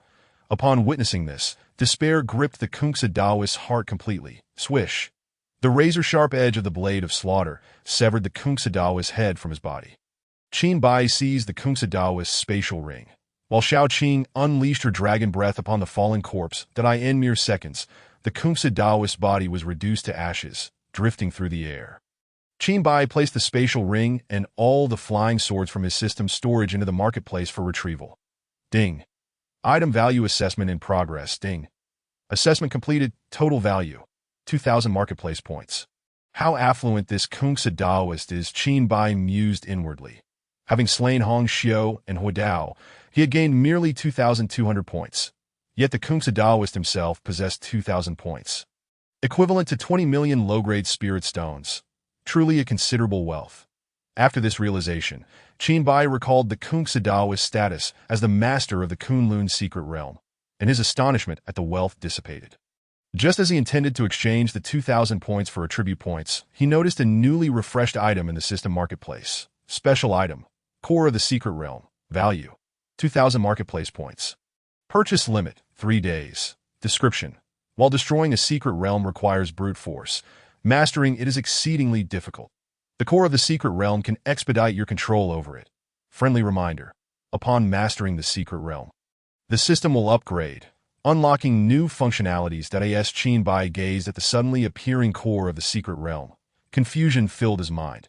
After pondering for a considerable time without clarity, he decided to inquire of the system. System: what is the purpose of this core of the secret realm? Host: answering questions requires a small fee. Are you prepared with your small fee? The system replied in a tone suggestive of greed. Oh dear, I nearly forgot you currently have 2,000 points in your account. Your humble servant is more than willing to assist you.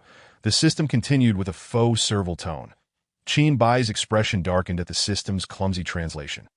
At that moment, he felt a strong urge to kick the system for its lack of financial generosity and for not being straightforward. Enough. No money, no life, and please, speak plainly. He retorted, "Oh, dear host, you are truly a vexation." The system began, but upon seeing the veins throbbing on Qin Bai's forehead, it wisely chose to remain silent. Ahem, I've been watching films from your Blue Star lately. The dialogues are quite amusing, and I momentarily lost control. The system explained nonchalantly.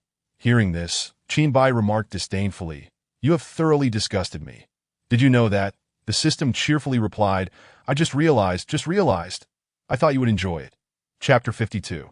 The core of the secret realm stopped the nonsense. "What normal person would appreciate your tone?" The system replied with a hint of grievance. "Well, what do you want me to sound like?" "Seriously, you dare to speak in such a nauseating manner," Qin Bai retorted angrily. The system lamented, "I don't wish to, but I simply cannot change." Qin Bai scoffed, "Who would believe that you can't change? You are clearly doing this on purpose." Honestly, seeing that the system remained obstinate, Qin Bai decisively shifted the topic. "First, tell me what the core of the secret realm is for. You must pay to receive answers. No payment, no response. What nonsense. You've disgusted me enough. This time, you must answer for free," Qin Bai insisted. The system pondered briefly, realizing that its previous tone was indeed somewhat off-putting, and reluctantly stated, "The core of the secret realm has numerous advantages, the most apparent being that it can swiftly elevate you to the status of the realm's master. Moreover, host, you currently have 2 tasks related to the secret realm, and acquiring the core will significantly reduce the difficulty in completing them." "What do you mean by that?" Qin Bai inquired. "Firstly, the war task, destroy the Kunlun secret realm. It means exactly what it says. Merely dispersing the inhabitants of the Kunlun secret realm will not suffice. You must obliterate the entire realm," the system explained patiently. Qin Bai seemed to grasp it partially, yet remained puzzled. "Obliterate completely?" Noticing Qin Bai's confusion, the system quipped, "How dense can you be? I made it abundantly clear. Whether you shatter or blow up the secret realm, it counts as complete annihilation." Qin Bai finally comprehended and nodded for the system to continue. The epic task of obtaining the Prunlai's secret realm follows suit. You must become its master. The conventional methods of becoming a realm's master typically require extensive time and yield slow results, making it quite challenging to complete within the task's deadline. That I recommend you exchange for the core. Its value will undoubtedly meet your expectations. That I'm going to watch a show now. Don't disturb me unless it's necessary." Before the system could finish its sentence, Qin Bai had already resolved to exchange for the core of the secret realm and no need to elaborate. Merely the system's assertion of its worth was enough to compel Qin Bai into a hasty decision. The last time the system claimed something was worth the price was during the hatching of Shaoqing, when Qin Bai felt he had been swindled. However, it now appeared that the system had not exaggerated. Without Xiaoqing's assistance in the recent battle, the outcome could have been uncertain. Furthermore, the core of the secret realm could lessen the task's difficulty. Without a moment's hesitation, Qin Bai decisively made the exchange. Holding the core of the secret realm in his hands, he examined it closely. It was no larger than an olive pit, yet it radiated a vibrant, multicolored glow. Shaoqing, intrigued, leaned closer to inspect the core. Seeing Xiaoqing's fascination, Qin Bai tossed the core to Shaoqing, advising, "Here, play with it, but remember not to eat it." Shaoqing caught the core, its massive dragon body juxtaposed against the diminutive size of the core. With a dragon's roar, Xiaoqing's form rapidly shrank until it was no larger than a palm. This diminutive version of Shaoqing cradled the core in its claws, resembling a child delighted with a beloved toy. Trailing behind Qin Bai excitedly, occasionally, it would place the core atop its head or lick it with its tongue, thoroughly enjoying itself. As Qin Bai soared through the air, he watched his previously amassed 2,000 points in the store vanish in an instant, a subtle pang of regret piercing his heart. Simultaneously, he contemplated his next course of action. Shueyue's secret realm, Huiyan's secret realm. You will pay for this. A glimmer of murderous intent flickered in Qin Bai's eyes. He had no intention of sparing Shueyue and Huiyan's secret realms, despite having no prior grievances with them. They had sent people to ambush him. That a deep-seated enmity had been established. He resolved to deal with the Kunlun secret realm first before seeking retribution against Shueyue and Huiyan. Returning to the skies above Kunlun's sect, Qin Bai surveyed the scene below and declared, "From this moment forth, Kunlun's sect is disbanded. All personnel must evacuate within 15 minutes. Those who choose to remain shall accompany Kunlun's sect to its demise." Upon hearing Qin Bai's words, the disciples of Kunlun's sect fled in panic, as if released from a heavy burden. In that brief moment, the disciples' emotions fluctuated wildly, akin to a roller coaster ride. Initially, when Qin Bai announced the disbandment, no one intervened for 2 days. However, upon witnessing the arrival of the Kunks with reinforcements, they felt as if blind men wandering in darkness had suddenly found light. Many disciples were even moved to tears, cheering for the battle in the skies. Yet, the subsequent events shattered their hopes piece by piece. At the onset of the battle, a true dragon of several hundred zhang appeared in the sky, causing the weaker disciples to wet themselves in fear from the dragon's overwhelming presence. Soon after, the 2 reinforcements brought by the elder were slain, and they had just witnessed the Kunks, whom they revered, being cut down. Many disciples rubbed their eyes in disbelief, murmuring, "How is this possible? How could the elder die? I must be dreaming. This can't be real. Wake me from this nightmare. The elder is invincible. How could anyone kill him?" Some devoted disciples of Kunlun's sect refused to leave, glaring angrily at Qin Bai in the sky, only to be knocked unconscious and forcibly carried away by others. The remnants of the battle between Qin Bai and Kunks reverberated. Numerous disciples suffered internal injuries. The disparity in power was akin to the chasm between heaven and earth.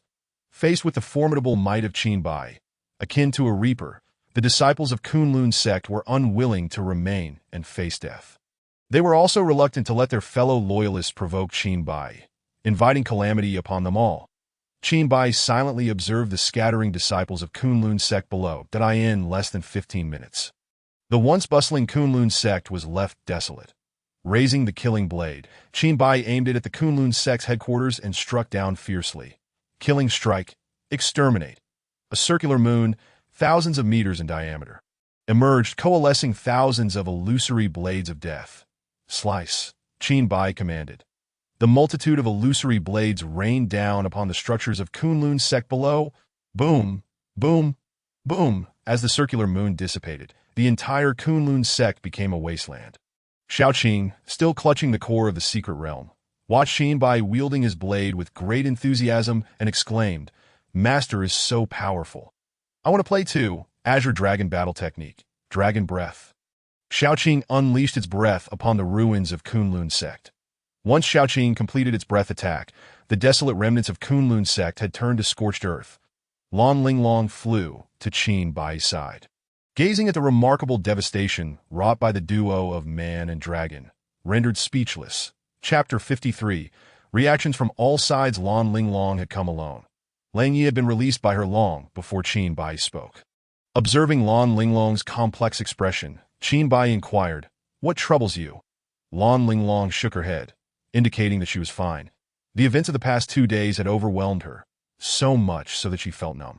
In her mind, the 3 towering figures among the cultivators of the Blue Star had crumbled before her very eyes. The individual responsible for this chaos was now casually playing with his true dragon pet, as if slaying 3 perfected virtual realm masters was merely a trivial matter. Turning to gaze at Xiaoqing, who now appeared harmless while playing with the core, Lan Linglong felt increasingly speechless. Who could have imagined that this palm-sized azure dragon could be as terrifying as a prehistoric beast when unleashed?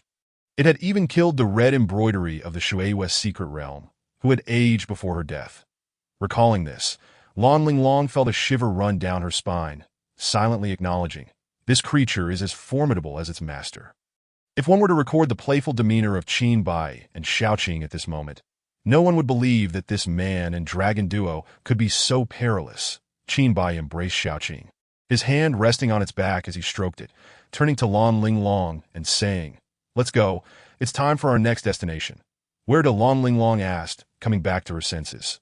Qin Bai's gaze fell upon Kunlun Mountain, a glimmer of murderous intent shining in his eyes. "To the Kunlun secret realm. The recent assault I endured is undoubtedly inextricably linked to Zhang Feng from the Kunlun secret realm, particularly regarding the detailed intelligence concerning my person. Only Zhang Feng, who has battled against me and managed to escape, possesses such knowledge." With the demise of Kunlun's secret realm's master, Kuan-Su Dao Run, and the earlier slaying of Wu Qian Kun by my own hand, Zhang Feng remains the sole survivor within the Kunlun secret realm, now in a state of vulnerability due to his injured consciousness. Thus I, Qinbu Yi, resolved to make my way to the Kunlun secret realm without delay, to eliminate Zhang Feng and simultaneously fulfill the mission of destroying the Kunlun secret realm. Upon acquiring the core of the realm, I eagerly anticipated the true nature of the 2,000 points I would receive in the marketplace. Most significantly, the rewards for completing the war mission included the upper volume of the 8-9 mystical arts, which ignited within me a sense of urgency to hasten the completion of the task and secure that coveted tome. Through these recent battles, I have come to profoundly recognize the inadequacies in my combat style, realizing the urgent need for greater diversity in my approach to fighting. Upon hearing my words, Lan Ling Long observed the grievous injuries that marred my body. Her expression tinged with concern as she inquired, "Your wounds are so severe. Do you truly intend to continue fighting?" "It's nothing," I replied dismissively. Lan Ling Long retrieved bandaging supplies from her spatial ring and proceeded to crush some medicinal pills with her spiritual power before applying the mixture to the gauze. "Do not move. Allow me to tend to your wounds briefly." As she approached with the gauze soaked in healing elixir, I made no effort to retreat. Lan Ling Long, already distinguished in beauty, was undeniably enchanting. And as a normal man, I could not bring myself to refuse her kindness. Her cool fingers deftly glided over my wounds, expertly wrapping each one until they were adequately bandaged. Once finished, a faint blush colored her cheeks as she asked, "How does it feel?" I nodded appreciatively, responding, "Good, very good." Hearing my praise, a wave of joy washed over her, akin to savoring sweet honey. Cradling Xiaoqing, I remarked nonchalantly, "Do not just stand there. We must proceed to our next destination." Just as I approached the entrance to the Kunlun secret realm, the news of my slaying 3 perfected void refinement cultivators spread like wildfire. INS City, within the Lan family residence. Lan Wenhao and Lan Tian, he exchanged astonished glances upon reviewing the information that had arrived. After a prolonged moment, they erupted into uproarious laughter that echoed far and wide. The other members of the Lan family, bewildered by the sudden mirth emanating from Lan Wenhao's chamber, could not fathom why the head of the Lan family seemed so elated after their recent transition from the Fire Cloud secret realm. A time when sorrow should have prevailed. Lan Tian, he turned to Lan Wenhao and proclaimed, "Third brother, we have won our wager." With a radiant smile, Lan Wenhao replied, "Seventh brother, after this event, it shall mark the rise of our Lan family." Lan Tian, he teased, "So, third brother, when do you plan to hold the ceremony for the family head?" Ever since the passing of their ancestor, Lan Yin, Lan Wenhao had been at the helm of the family. Although the members of the Lan family did not openly refer to him as the family head, there was an unspoken understanding amongst them. Now that Lan Tian, he had broached the subject again, Lan Wenhao feigned seriousness and said, "Do not jest with me. I have no desire to be the family head. It is too exhausting." Lan Tian, he chuckled, "Third brother, if you refuse this role, it seems there will be no one else capable of leading the family. Who else could command such respect?"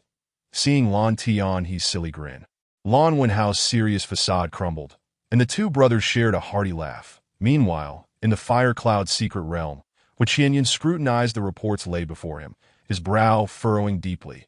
His heart was consumed with worry.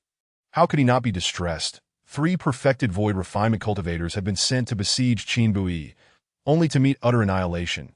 To his astonishment, even the ancient specter, Kuan-Su, had perished. What was to be done now? Qianyan paced the room, ruminating on potential strategies that he could hardly believe that if he dispatched others to hunt down Qinbui, the latter would simply let them go unscathed. In previous years, he would not have been so troubled. The many enemies he had made lacked the strength to retaliate. But the situation was now dire, as his opponent had just vanquished 3 formidable foes and slain the half-step integration realm Kuan-Su, whose power exceeded even his own.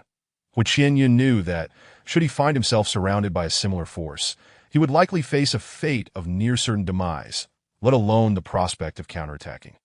At that moment of despair, in the Water Moon's secret realm, another individual shared his turmoil. Hong Wanro, the mistress of the Water Moon's secret realm, wept silently as she absorbed her subordinate's report. Hong Xiao, It is my greed that has brought about your demise. Had I not succumbed to avarice, you would not have perished." Wiping her tears, she began to contemplate the potential repercussions she might face. For years, the Water-Moon secret realm had languished at the bottom of the three great realms. With one of the remaining two perfected void refinement cultivators now dead, her anxiety deepened. Yet upon considering the circumstances of the other two realms, a semblance of balance returned to her heart. The Kunlun secret realm, once the mightiest, now found itself diminished, with two dead and one injured, rendering it weaker than the Water-Moon. The Fire Cloud secret realm, once a perennial second, had recently seen the Lan family separate from its ranks, and with the death of Wadao, it was left with only Hu Qianyun, an isolated figure, though her heart felt slightly more balanced. Hong Wanro's worries did not abate. In fact, they only grew. Should her adversary be Hu Qianyun or the injured Zhang Feng from the Kunlun secret realm, there might be some hope of survival. However, her true concern lay with Qinbu Yi, who had just slain three perfected void refinement cultivators. The image of Qinbu Yi approaching her haunted her thoughts, leaving her utterly unprepared. Why did I not simply remain at home? Why did I seek out trouble? Now, I am in deep waters. Suddenly, a thought struck her, illuminating her expression as she exclaimed, "Quickly, summon Inu!" Chapter 54, A Man of His Word. Qinbu Yi as Hong Wanro awaited Inu's arrival with bated breath. A disciple from the Water-Moon secret realm returned, holding a letter that we could not locate Lady Inu, but we found this letter in her quarters. Taking the letter, Hong Wanro opened it, and upon reading its contents, she slumped into her chair, her eyes glazed with disbelief as she murmured, "How could this be?" The message from Inu indicated that whatever turmoil Hong Wanro had instigated, she must resolve it herself, as she would not intervene, and furthermore, she formally withdrew from the Water-Moon secret realm. The date marked on the letter was the very moment Inu had declined Hong Wanro's proposal to besiege Qinbu Yi and had departed the Water-Moon secret realm.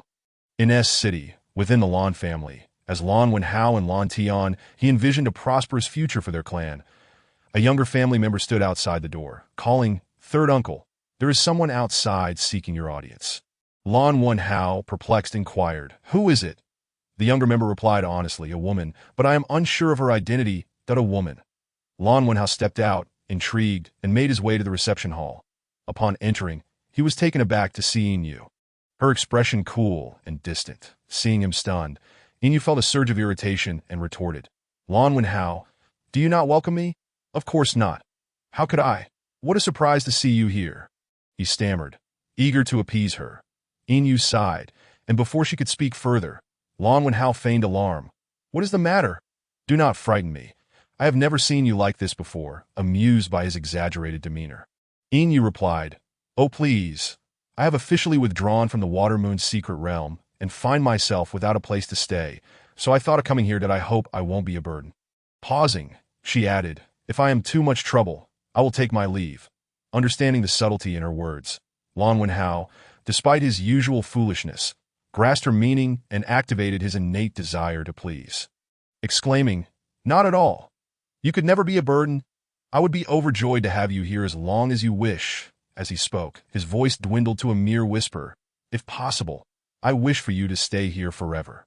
This place shall be your home." For Inu, whose cultivation was at the perfected void refinement level, his nearly inaudible words were as clear as day that in that moment, Lan Wenhao and Inu exchanged glances, each seeing their own reflection in the other's eyes. Within the Kunlun Mountains, Qinbu Yi stood before a cavern, unsheathing the blade of slaughter and striking with all his might. Clang! The blade of slaughter met the stone as if it had struck an iron wall. Resonating with a metallic clash, the point of impact rippled outward, and after the disturbance subsided, a stone door materialized before Qinbu Yi's slaughter, massacre. The rapidly vibrating blade of slaughter cleaved into the stone door with precision. Boom! Stone shards scattered as a deep gash marred the surface of the door. Slaughter. Extermination. A crescent moon appeared, enveloping the stone door entirely. Thousands of blade of slaughter phantoms coalesced within the moon, preparing to launch their assault. Clang, clang, clang. The resounding clang of metal against metal echoed intensely against the stone gate, its sharp tones ringing out like a relentless symphony that as the full moon waned, the stone gate appeared as though it had been plowed. with deep and shallow gashes crisscrossing its surface. At that moment, Zhang Feng, having just perused the intelligence report before him, was abruptly interrupted by a hurried disciple from the secret realm. "Elder, there are intruders attacking the entrance to the secret realm. At this rate, it won't be long before they breach it.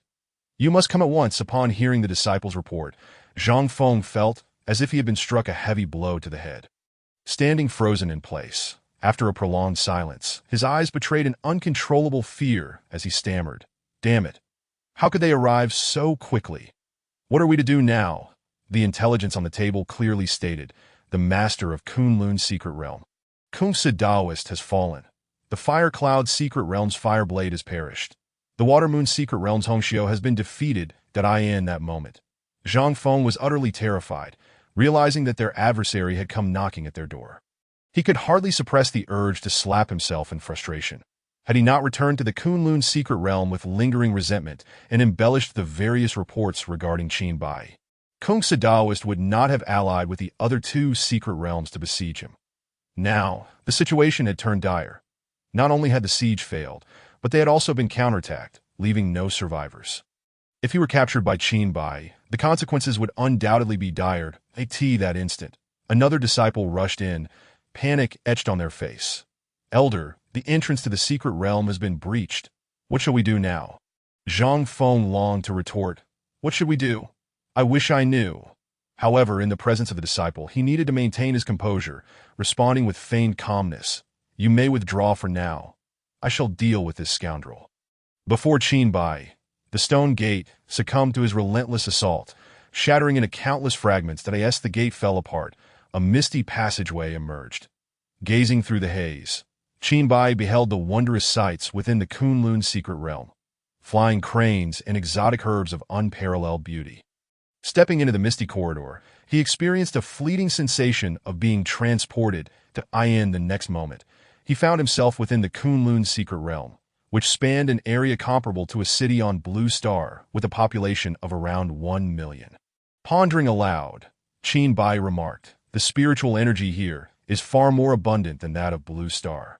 Beside him, Lan Linglong emerged from the mist, explaining, "The reason the three secret realms are revered as sanctuaries for cultivation is intrinsically linked to this rich spiritual energy. While Blue Star's energy has nearly depleted to a whisper, the quality of spiritual energy in the secret realm is hundreds of times greater, even reaching 1,000-fold at the center." Qin Bai's curiosity was assuaged. His formidable consciousness swept across the Kunlun secret realm, unleashing his full aura.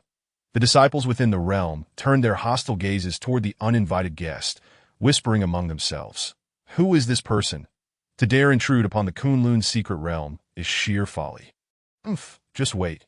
Once the elder takes action, he shall face utter annihilation. That woman beside him is stunning. I wonder who will benefit once the elder dispatches this fool. If I could have such beauty, I would gladly embrace death right now.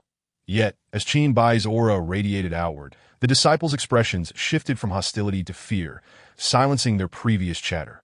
Qin Bai turned to Lan Linglong, instructing, "You guard this entrance. Allow no one to escape." Releasing the small green dragon, he extracted the core of the secret realm from its grasp, advising, "Assist her here, and should you detect any intruders, eliminate them." With that, Qin Bai soared toward the heart of the secret realm. As he approached, a commanding voice rang out, "Who dares to trespass upon my Kunlun secret realm?" Through his keen perception, Qin Bai discerned that the opponent's cultivation was at the mid-stage of the void refinement realm. A man clad in golden armor appeared before him, brandishing a flying sword and launching an attack. Kunlun's secret technique, slaying immortal sword. The sword's blade rapidly faded, becoming so transparent that it was nearly invisible to the naked eye. As the golden-armored man struck, the disciples below, who had just been cowed by Qin Bai's imposing aura, shouted toward the sky, "Brother Kunyue, kill him! Brother Kunyue is our strongest youth. With him in action, victory is assured. Go, Brother Kunyue!" Listening to the disciples' cheers, Kunyue reveled in their adulation, relishing the attention that he had not anticipated that his first outing after seclusion would present such an opportunity for glory that if he performed well, he could entice many disciples to his bed. However, just as Kunyue indulged in his fantasies, Qin Bai made his move, Kill. Domain of death. Without the need for his killing blade, Qin Bai pointed his finger at Kunyue, conjuring a dark beam of light, as slender as his finger. The beam sped toward Kunyue with astonishing velocity. Swish! Before Kunyue could react, the dark beam pierced through his forehead. His eyes lost their vitality. And a blood hole, as thick as a finger, emerged on his brow. Qin Bai seized Kunyue's spatial ring, allowing his lifeless body to plummet to the ground. Thud! Kunyue's corpse struck the earth, raising a cloud of dust. The disciples of the Kunlun secret realm bore witness as Kunyue was effortlessly slain by Qin Bai. Fear surged within them anew, even more intense than before. Impossible! Brother Kunyue cannot be dead. I refuse to believe it. This must be a trick. Did I ask this a dream? Did he really just die like that? Ignoring the agitated disciples, Qin Bai continued his flight toward the center of the secret realm. Soon, he spotted Zhang Feng, who feigned calmness at the heart of the realm. Upon seeing Qin Bai, Zhang Feng hastily proclaimed, "I am willing to relinquish all that resides within the Kunlun secret realm, if only you would spare me." "Do you truly believe you are in a position to negotiate with me?" Qin Bai retorted. Zhang Feng's voice trembled as he stammered. "What do you intend to do?" "With a murderous intent," Qin Bai declared.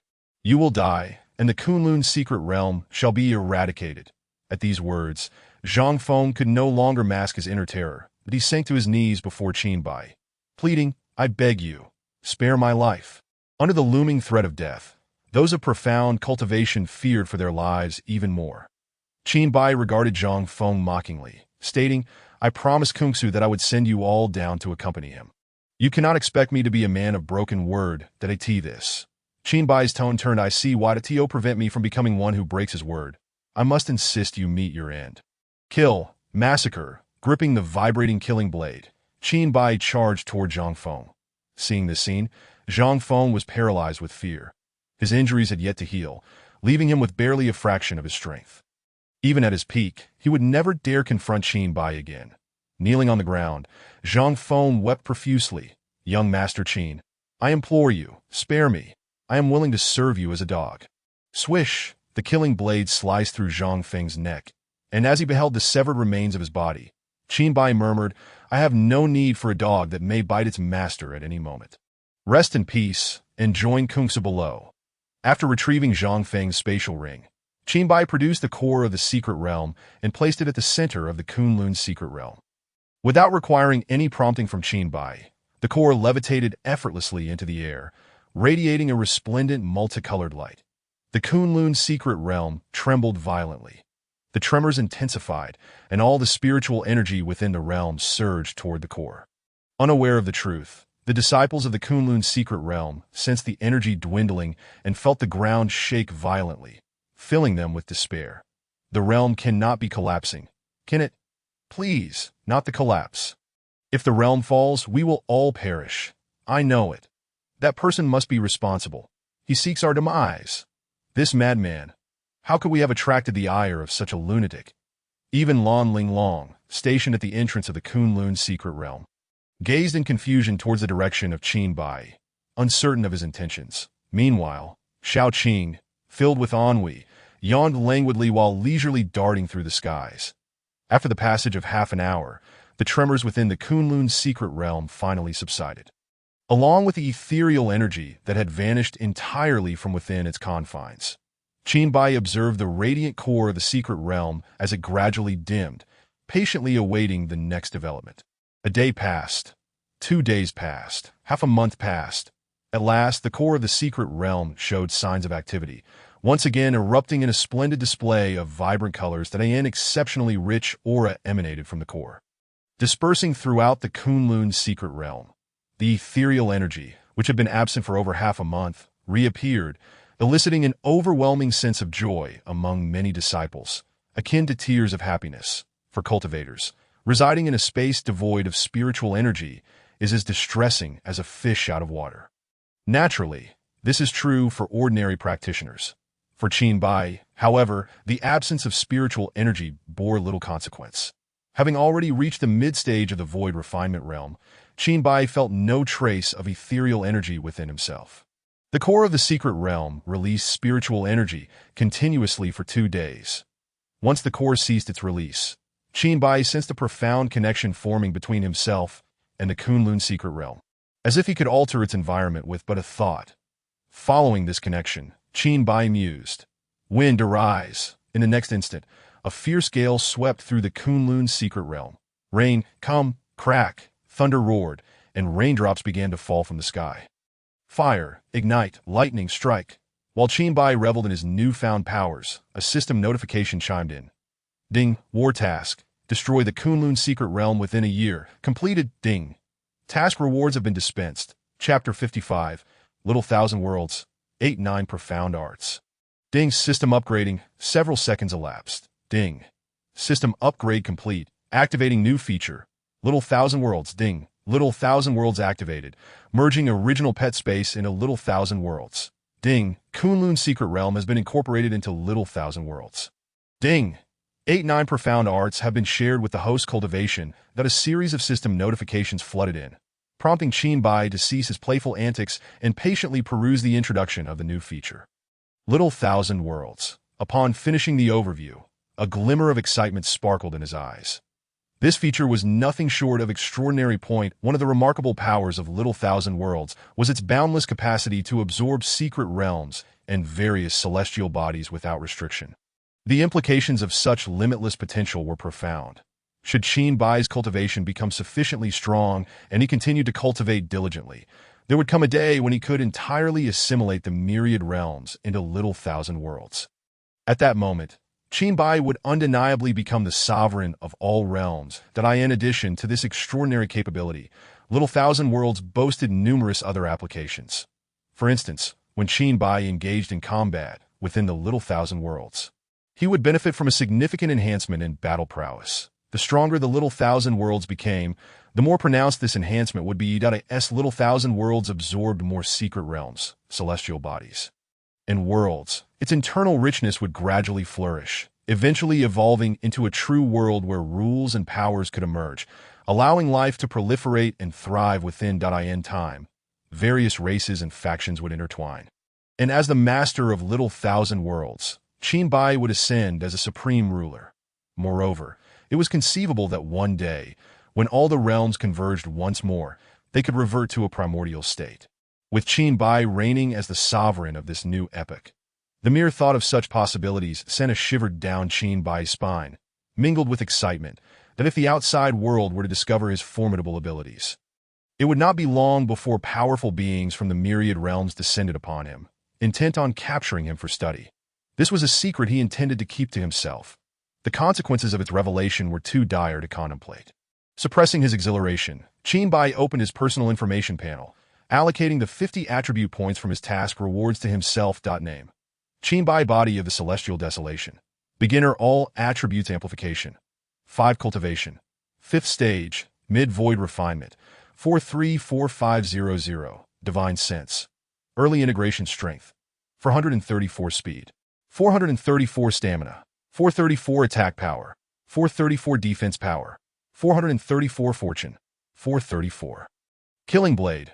5th Stage, 434500, Shattered Blade. 19 Attack Amplification. 10 Attack Power.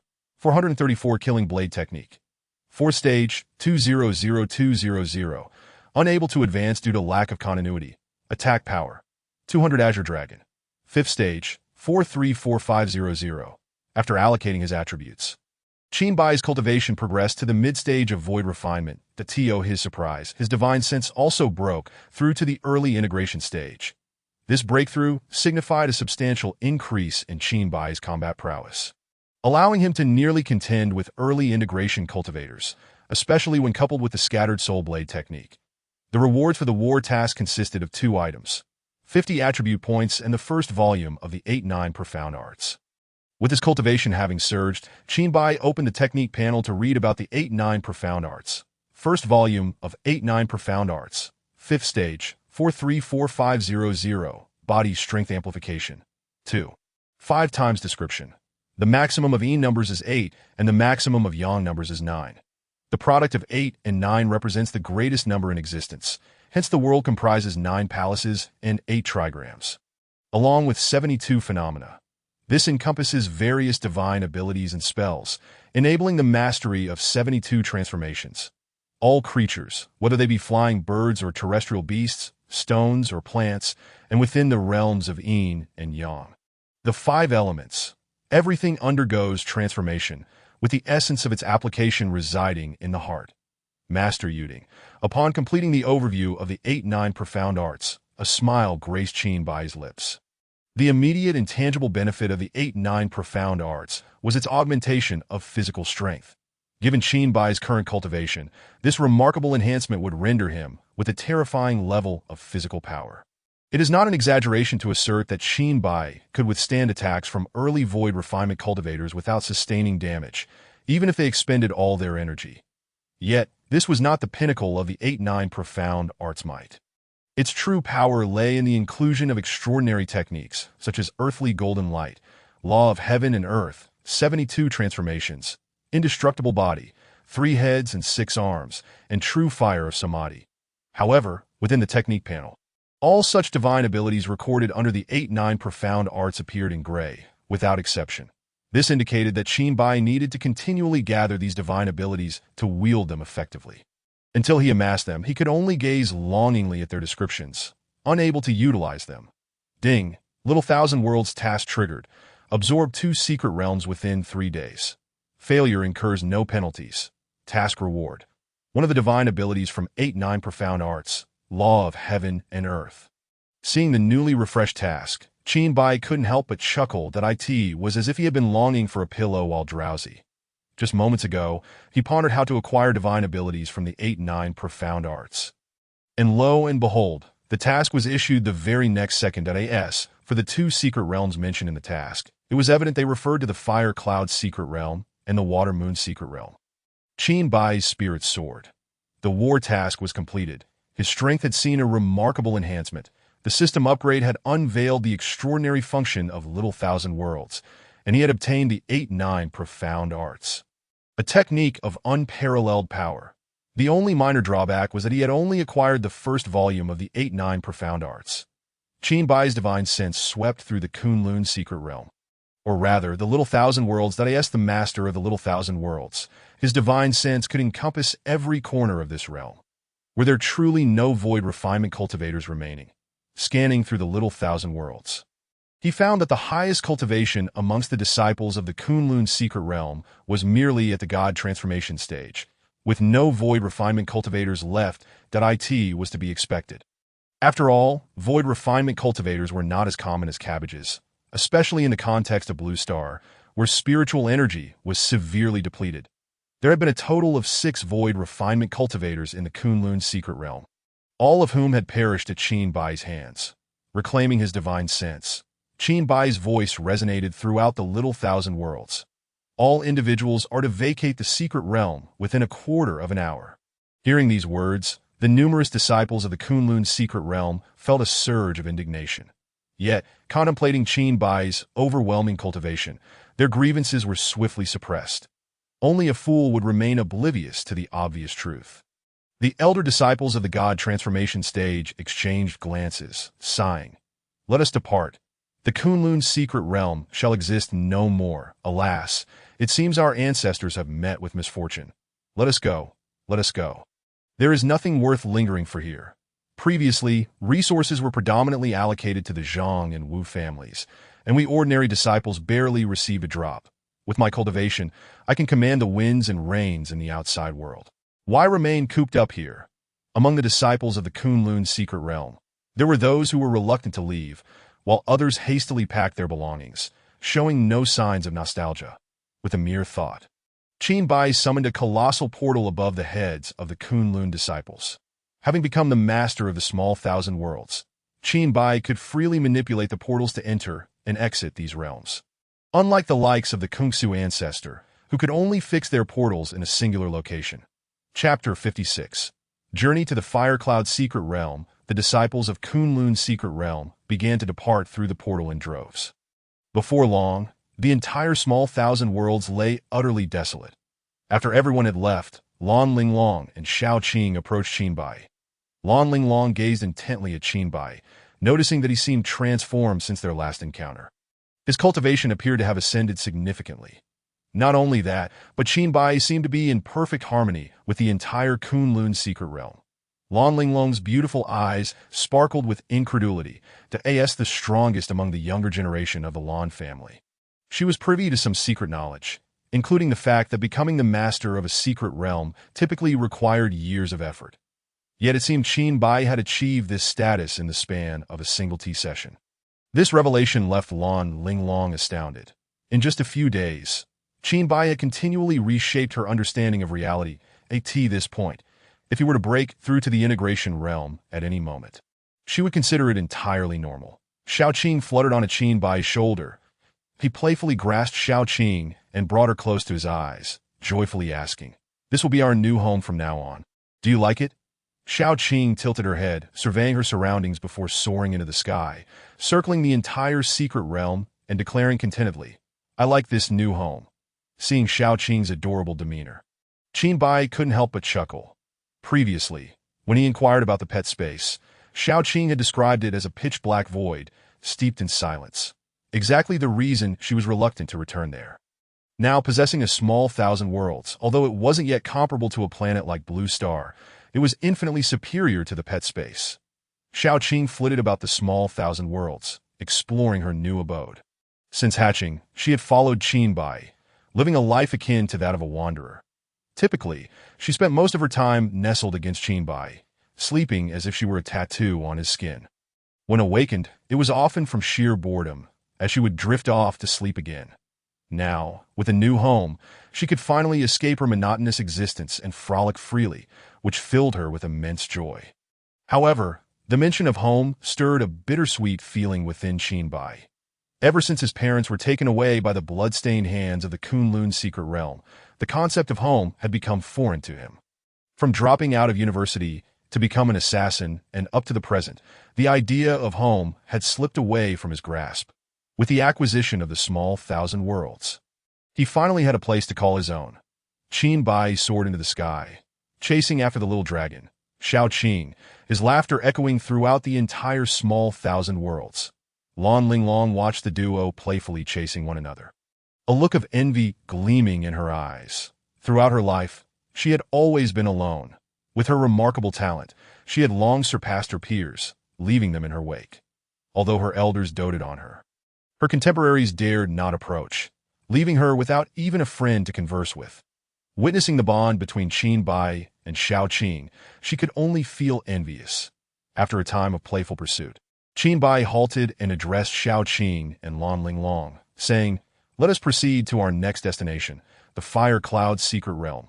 With a sweep of his consciousness, the three of them, one person and one dragon, vanished and reappeared within Kunlun Mountain. Lan Linglong, her demeanor laced with concern, inquired, "Shall we not take a moment to rest?" Qinbai shook his head, replying, "We can rest after we have completed our tasks." That it was not that he was unwilling to rest, but rather that the task deadline loomed at just 3 days, that if he did not hasten to complete it, failure would be inevitable, leaving him with no place to lament. That Qinbai and the others made their way to the Fire Cloud secret realm. A certain individual had already arrived ahead of them. This individual was Lang Yi, who successfully entered the Fire Cloud secret realm after passing through numerous checks by its disciples. Upon entering, Lang Yi exhaled deeply, hoping fervently that fate would spare him from encountering that devilish man again. Following the disciples of the Fire Cloud secret realm, Lang Yi encountered the elder responsible for overseeing the entrance. The elder, barely lifting his eyelids, asked, "Where do you come from?" Lang Yi approached with a disarming smile, producing a letter from his pocket, which was weighed down by a spatial ring. "Please review this, elder," he said respectfully. The elder accepted the letter, and while feigning indifference, he opened it, his consciousness probing the contents of the spatial ring. Upon discovering the neatly arranged spirit stones within, he raised his head to Lang Yi. Smiling warmly, "Your identity checks out. From this moment forth, you are a disciple of the Fire Cloud secret realm." With that, the elder presented Lang Yi with an identity token representing his status as a disciple of the Fire Cloud secret realm, along with the garments befitting his new role, signaling him to depart.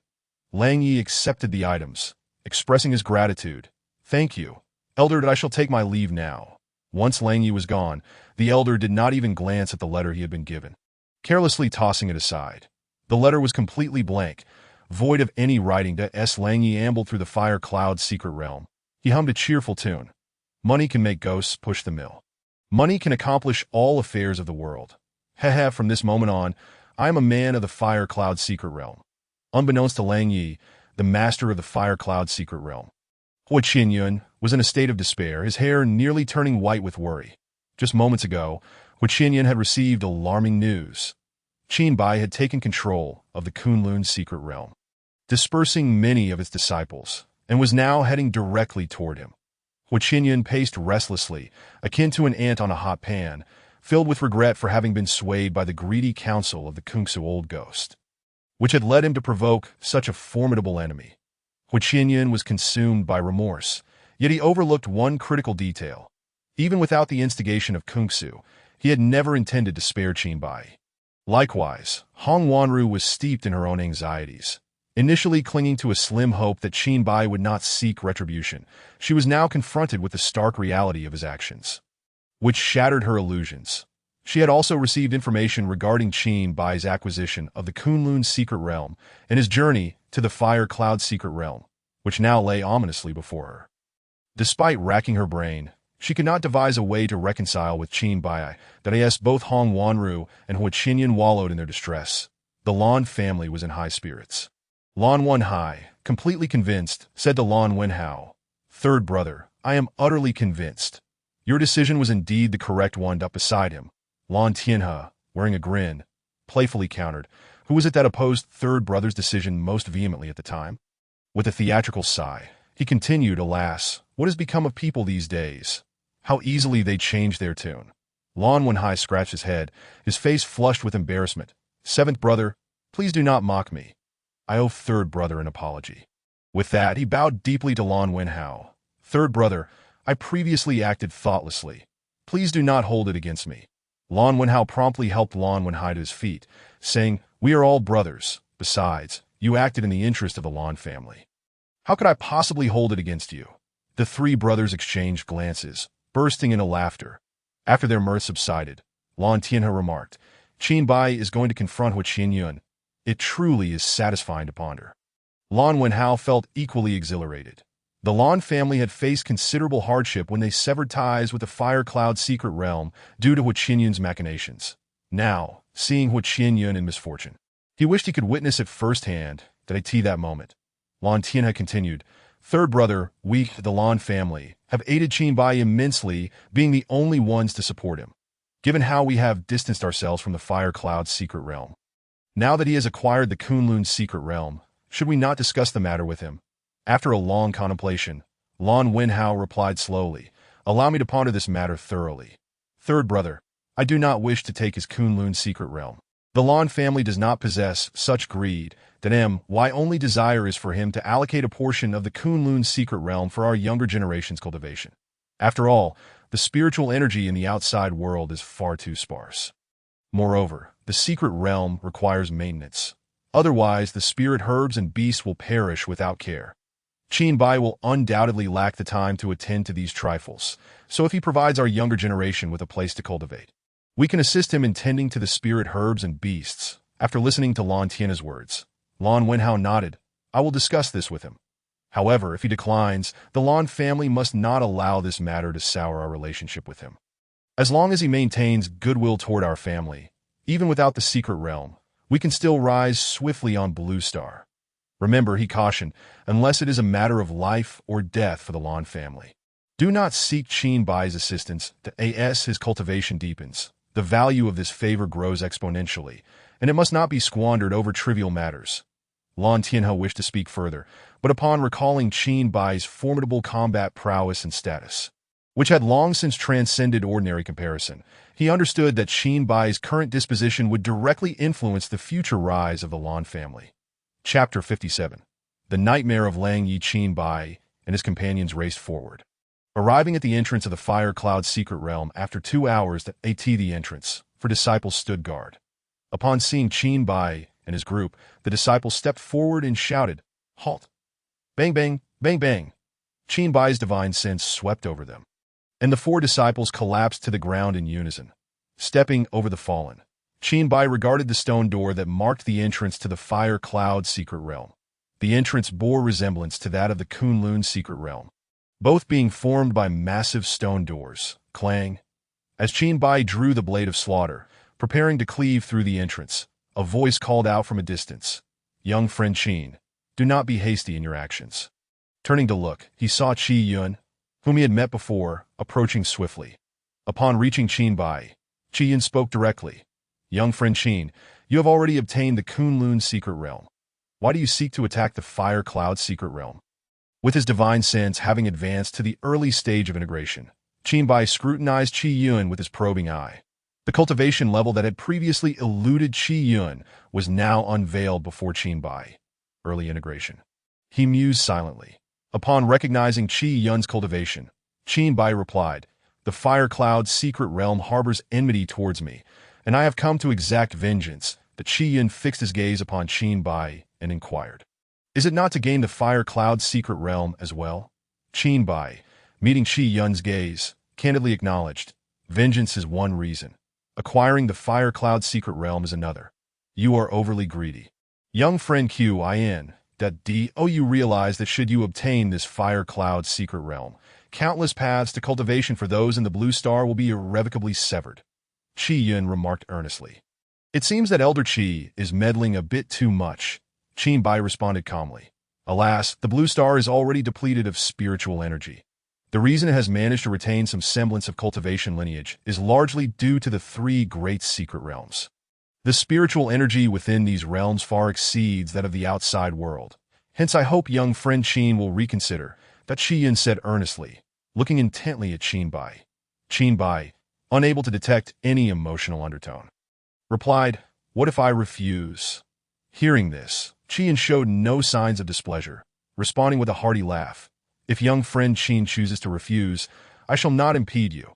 All I ask is that you agree to allow the cultivation system to continue after you obtain the secret realm. Whether you cultivate your own power within the realm or allow others to join, as long as the cultivation lineage is preserved, I shall step back." Qin Bai did not expect Qi Yun to speak thus and nodded in acknowledgement. "I shall." "Then it is settled," Qi Yun declared, turning to depart, vanishing from sight in mere moments. Qin Bai was taken aback by how easily Qi Yun had left. Initially thinking Qi Yun was summoned by Hua Qianyun as aid, he now realized that this was not the case, that Qi Yun's bewildering behavior left Qin Bai with a profound sense of confusion. Setting aside his doubts, Qin Bai raised the blade of slaughter and aimed it at the stone door of the Fire Cloud secret realm. Striking downwards, slaughter technique, carnage, the vibrating blade descended with full force upon the stone door. Boom! With a single strike, cracks appeared on the door. Seizing the momentum, Qin Bai unleashed a second slash. Boom, bang, with two powerful blows. The stone door shattered. Compared to when he had breached the Kunlun secret realm entrance, Qin Bai, having enhanced his cultivation, was able to break through the Fire Cloud secret realm entrance in just 2 strikes. The 2 men and a dragon stepped into the Fire Cloud secret realm. Meanwhile, Hua Qianyun paced anxiously within a chamber, awaiting news.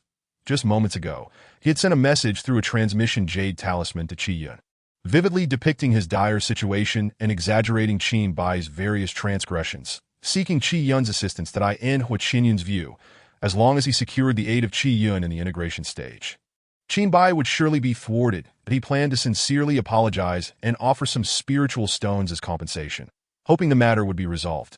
After sending his message, Qi Yun quickly replied with a terse response. "Wait and see." Those 2 words, "wait and see," were particularly disheartening.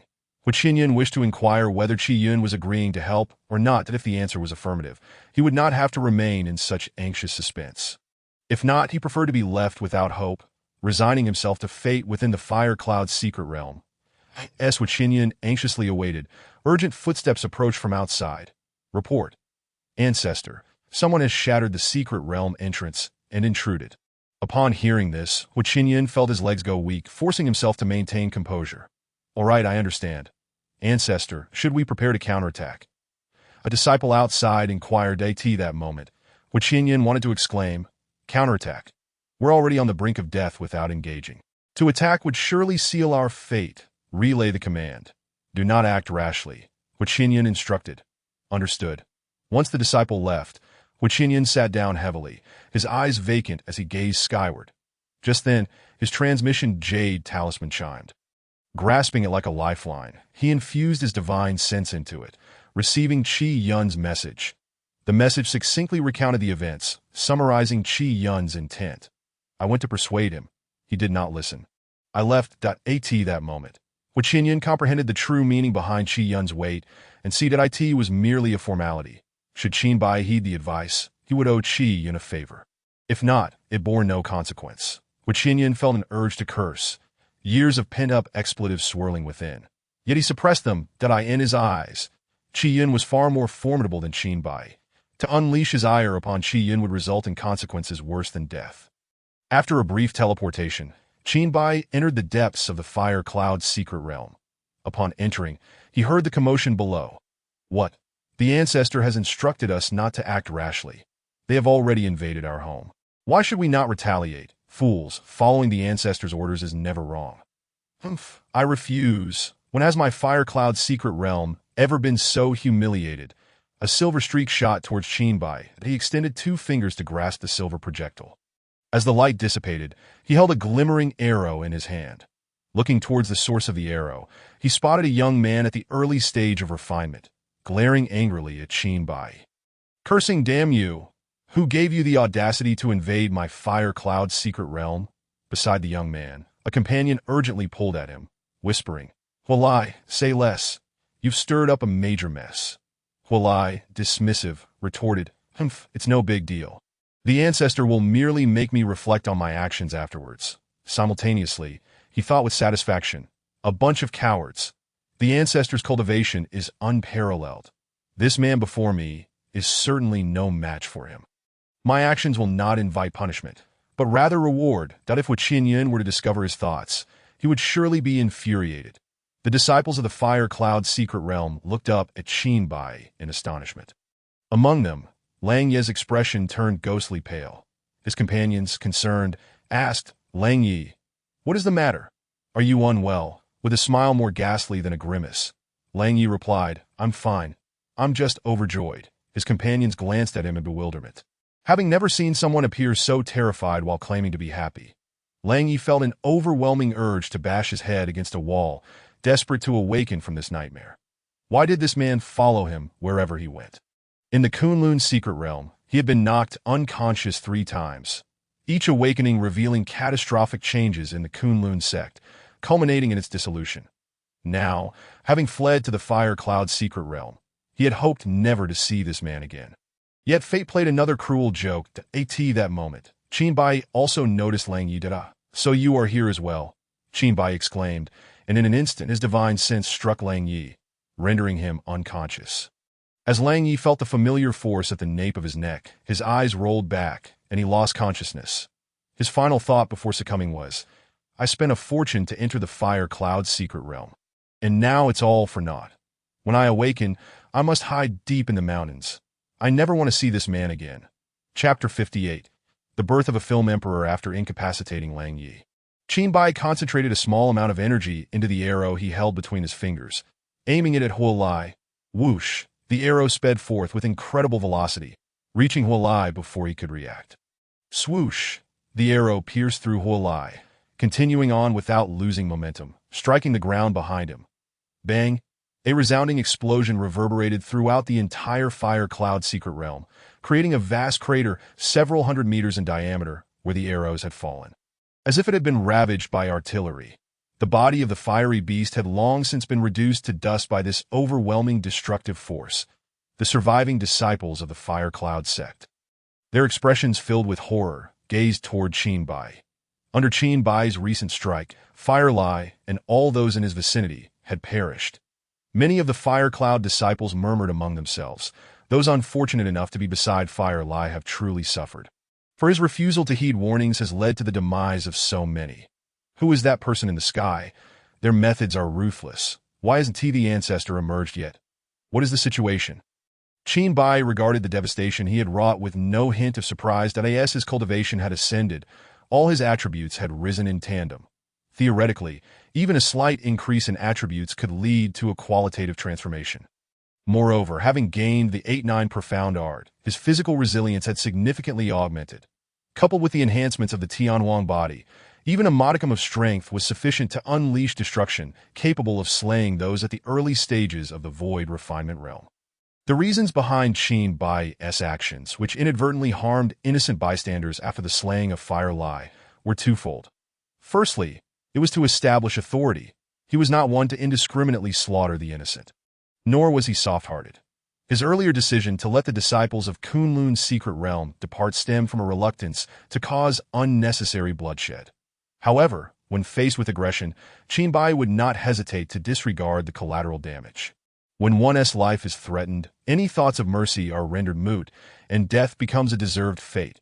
Secondly, it was to manifest his stance to Hu Qinyun and compel him to reveal himself. To the gathering crowd of Fire Cloud disciples below, Qin Bai proclaimed, "Have you had enough of the spectacle? If so, come forth. Otherwise, the next to perish will not be limited to just these individuals." From the throng, Hu Qinyun appeared. His countenance darkened as he looked toward the direction of Fire Lai's demise. Internally, he cursed fool. Upon seeing Hu Qinyun, the Fire Cloud disciples exclaimed, "It is the ancestor. We pay our respects to the ancestor. Ancestor, please avenge Brother Fire Lai." Hu Qinyun had been present since Fire Lai had spoken, yet Qin Bai's speed had been too swift for him to intervene. Even if he had been able to save Fire Lai, he would not have dared to do so. Hu Qinyun was, after all, like a clay Buddha crossing a river. Unable to protect himself, how could he afford to risk further conflict with Qin Bai on behalf of Fire Lai? While he seethed with anger at Fire Lai's foolishness, he forced a smile and said, "Young Master Qin, my apologies for the inadequate hospitality of the Fire Cloud secret realm." The many disciples of Fire Cloud were witnessing for the first time the once haughty Hu Qinyun adopt such a lowly demeanor. Disbelief etched across their faces. Qin Bai replied in a tone devoid of warmth, "Hu Qinyun, you should be aware of the purpose of my visit." Hu Qinyun, upon hearing this, dared not claim knowledge of it.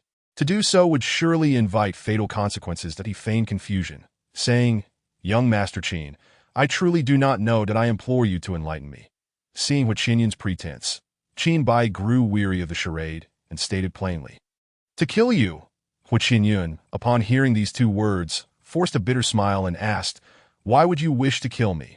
Do you truly not know?" Qin Bai queried. With a sincere expression, Hu Qinyun replied, "I genuinely do not know." Just then, a disciple rushed forth from behind Hu Qinyun, delivering a letter to him. "Ancestor, we have just learned that Lord Fireblade has conspired with the Kunlun secret realm to launch an attack against young Master Qin."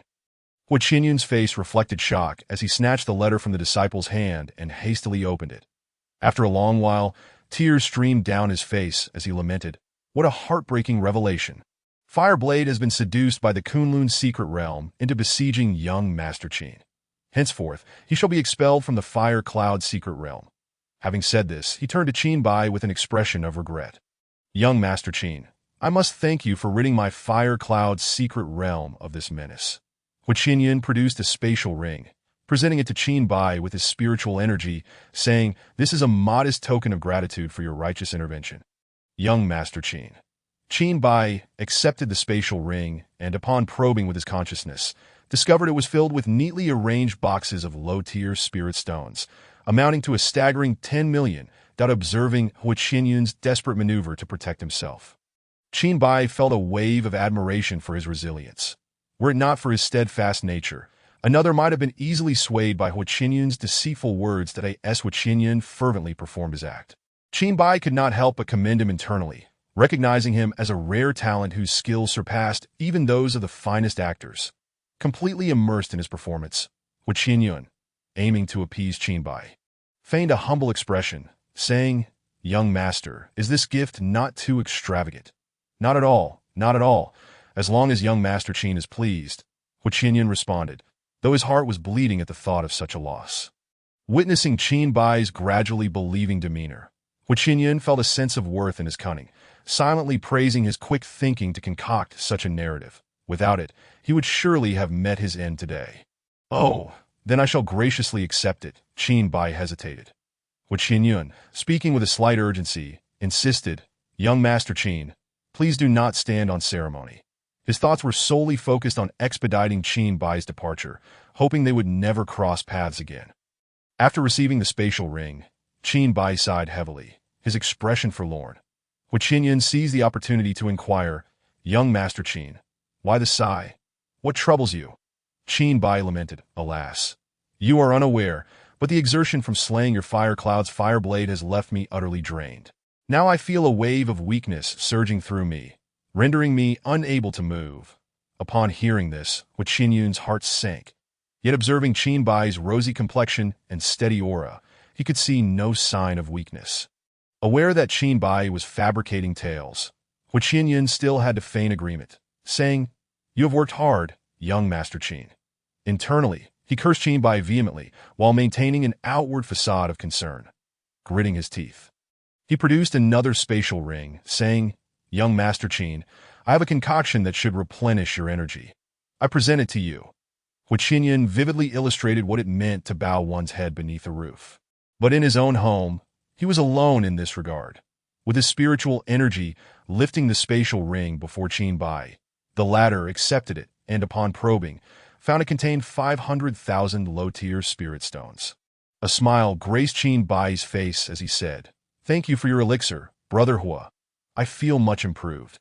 Hu Qinyan, witnessing the radiant smile on Qin Bai's face, cursed his ancestors in his heart.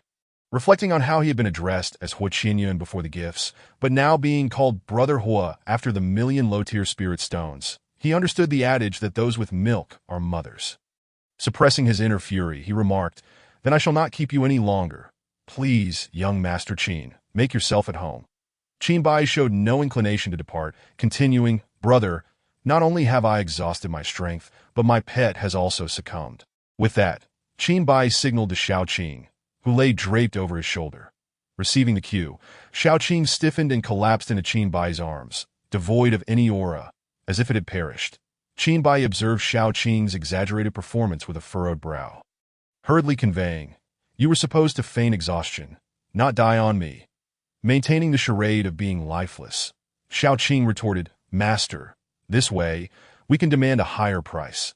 Let him add more. Upon hearing this, Qin Bai suddenly found Xiao Qing's reasoning compelling. And with a sorrowful expression, he addressed Hu Qinyan, My pet has departed from me. How heart-wrenching. I shall personally conduct a rite for its passage here. Hu Qinyan's eyelids twitched as he recognized that Qin Bai, alongside his dragon, was evidently here to extort him. The mention of a rite was nothing but a ruse. If Qin Bai were allowed to proceed, it was certain that the one being sent off would not be the dragon, but rather himself. The most disheartening aspect was knowing that he was being extorted while being forced to endure it. Reluctantly, Hu Qinyan remarked, Just a moment ago, your pet was lively and well. How could it possibly perish in the blink of an eye? Qin Bai retorted earnestly, Perhaps the backlash was too great. Do you have an objection?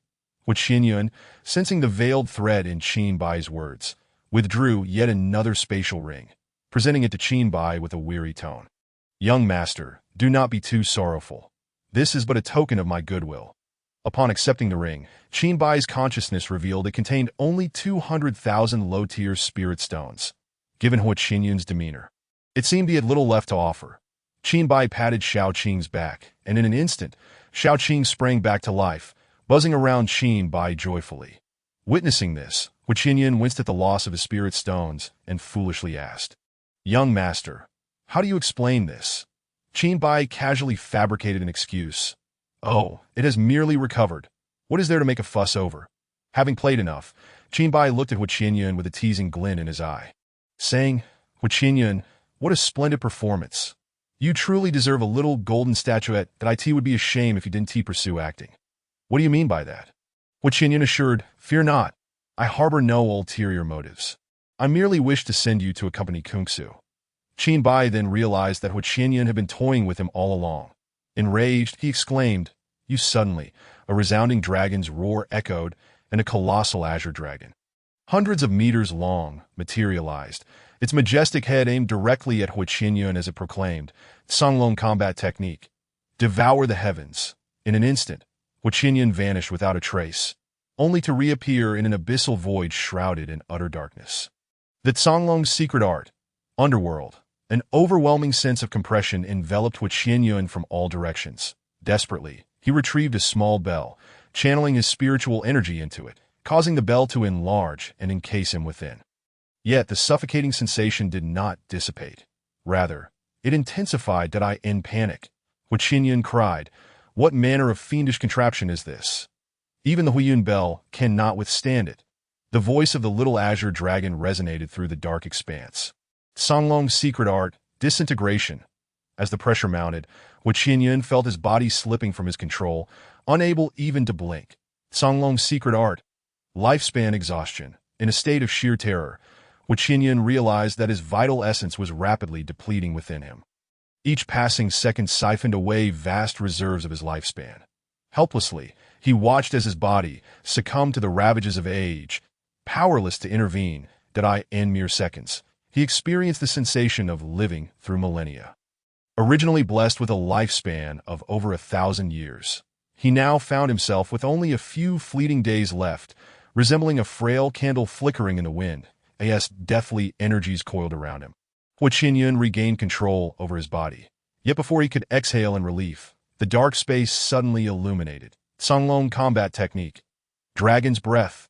The little azure dragon opened its maw, unleashing searing breath upon Huiqianyun, who, in his despair, resolved to unleash his power in a self-destructive blaze. That a surge of chaotic energy erupted from within him. My lord, he intends to self-destruct, the little azure dragon exclaimed in alarm. With a swift motion, Qinbai drew his killing blade. Killing technique. Massacre. The blade vibrated intensely as it aimed for Huiqianyun's dantian. With a piercing sound, the edge of the killing blade penetrated Huiqianyun's dantian, abruptly halting his self-destruction. Qinbai then withdrew the blade from Huiqianyun's dantian and, with a decisive stroke, aimed for his neck. The blade sliced through, and the light faded from Huiqianyun's eyes. In his final moments, he fixed his gaze upon Qinbai, exerting his last ounce of strength to utter, "I am unwilling." Qinbai retracted the killing blade, observing the lifeless form of Huiqianyun. "Such tactics are ineffective against me."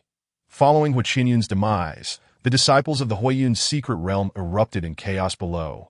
The ancestor. He has perished. The ancestor was invincible. How could this be? I must be hallucinating. Yes, it must be an illusion. After retrieving Huiqianyun's small bell, Qinbai scanned the area with his divine sense, discovering that Huiqianyun possessed nothing of value. The little azure dragon flew to Qinbai's side. "My lord, do cultivators of the refinement void realm often resort to self-destruction?" Qinbai shook his head, expressing uncertainty. Lan Linglong approached Qinbai, elaborating on the little dragon's inquiry. Self-destruction is a last-ditch effort by a cultivator, unleashing their most formidable attack, often with the intent of taking their adversary down with them. The little azure dragon nodded, perched upon Qinbai's shoulder. "My lord, what shall we do about the individuals below?" Qinbai communicated telepathically, "Keep watch over them. Once I have secured control over this secret realm, we shall decide." With that, he soared toward the heart of the Huiyun's secret realm. Upon reaching the center, he extracted the core of the secret realm, which hovered in midair, drawing forth an endless stream of spiritual energy from the surroundings. The spiritual energy within the Huiyun's secret realm began to dwindle. After an hour, it had completely vanished. Concurrently, the secret realm trembled slightly at first, but soon the vibrations intensified and quickened. Many disciples, lacking sufficient cultivation, lost their footing amid the violent tremors and fell to the ground. In the face of the unknown, the disciples of the Huiyun's secret realm endured a day filled with trepidation. Finally, after a day had passed, the tremors ceased, and the core, which had absorbed all the spiritual energy, began to emit a vibrant stream of multicolored essence. Simultaneously, Qinbai completely seized control of the Huiyun's secret realm, enveloping the entire domain within his divine consciousness. Scanning the disciples, he noted that the highest cultivation among them was the transformation God realm, with none in the refinement void realm. With a mere thought, Qinbai teleported all the disciples outside. Notably, he did not withhold any of their possessions, understanding that they needed resources for their continued cultivation. He had no desire to drive the lesser cultivators into a corner. Within the secret realm, only 3 individuals and a dragon remained. The third individual lay unconscious on the ground. Lang Yi. Qin Bai chose to keep Lang Yi, feeling a peculiar affinity for him, as he seemed to appear wherever he went. Suddenly, Lang Yi, still in a state of unconsciousness, shivered. Ding! Would you like to merge the two secret realms within the Little Thousand World? A panel appeared before Qin Bai, displaying the Kunlun secret realm on the left and the Huoyan secret realm on the right. Although Qin Bai could access both realms through the Little Thousand World without merging them, it would ultimately be inconvenient to manage them separately. After a brief deliberation, he decided merge. Ding! Merging secret realms, the area of the Huoyan secret realm began to shrink, as if an invisible hand were removing it effortlessly. Qin Bai released his divine consciousness to envelop the little azure dragon, Lan Ling Long, and the unconscious Lang Ye.in. The next moment, the three individuals and one dragon exited the Huoyan secret realm and entered the outside world. Let us proceed to the Shueiyue secret realm, Qin Bai declared. My lord, I shall guide you. The little azure dragon responded, dutifully soaring beneath Qin Bai's feet, that he stood upon the head of the azure dragon. Pondering the predicament of the unconscious Lang Yi and the levitating Lan Ling Long. Dragons are a proud race, especially the azure dragon lineage. The little azure dragon's head was only suitable for Qin Bai to tread upon.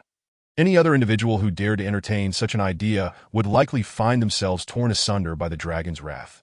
Sensing Qin Bai's hesitation, the little azure dragon reassured him, "My lord, this is easily remedied." Extending its massive claws, it grasped Lang Yi in its left claw and Lan Ling Long in its right. The disparity in cultivation levels left Lan Ling Long no time to resist as she was captured in the dragon's grasp. Within the clutches of the little azure dragon, Lan Ling Long felt a mix of indignation and intrigue. It was her first time being so close to a true dragon.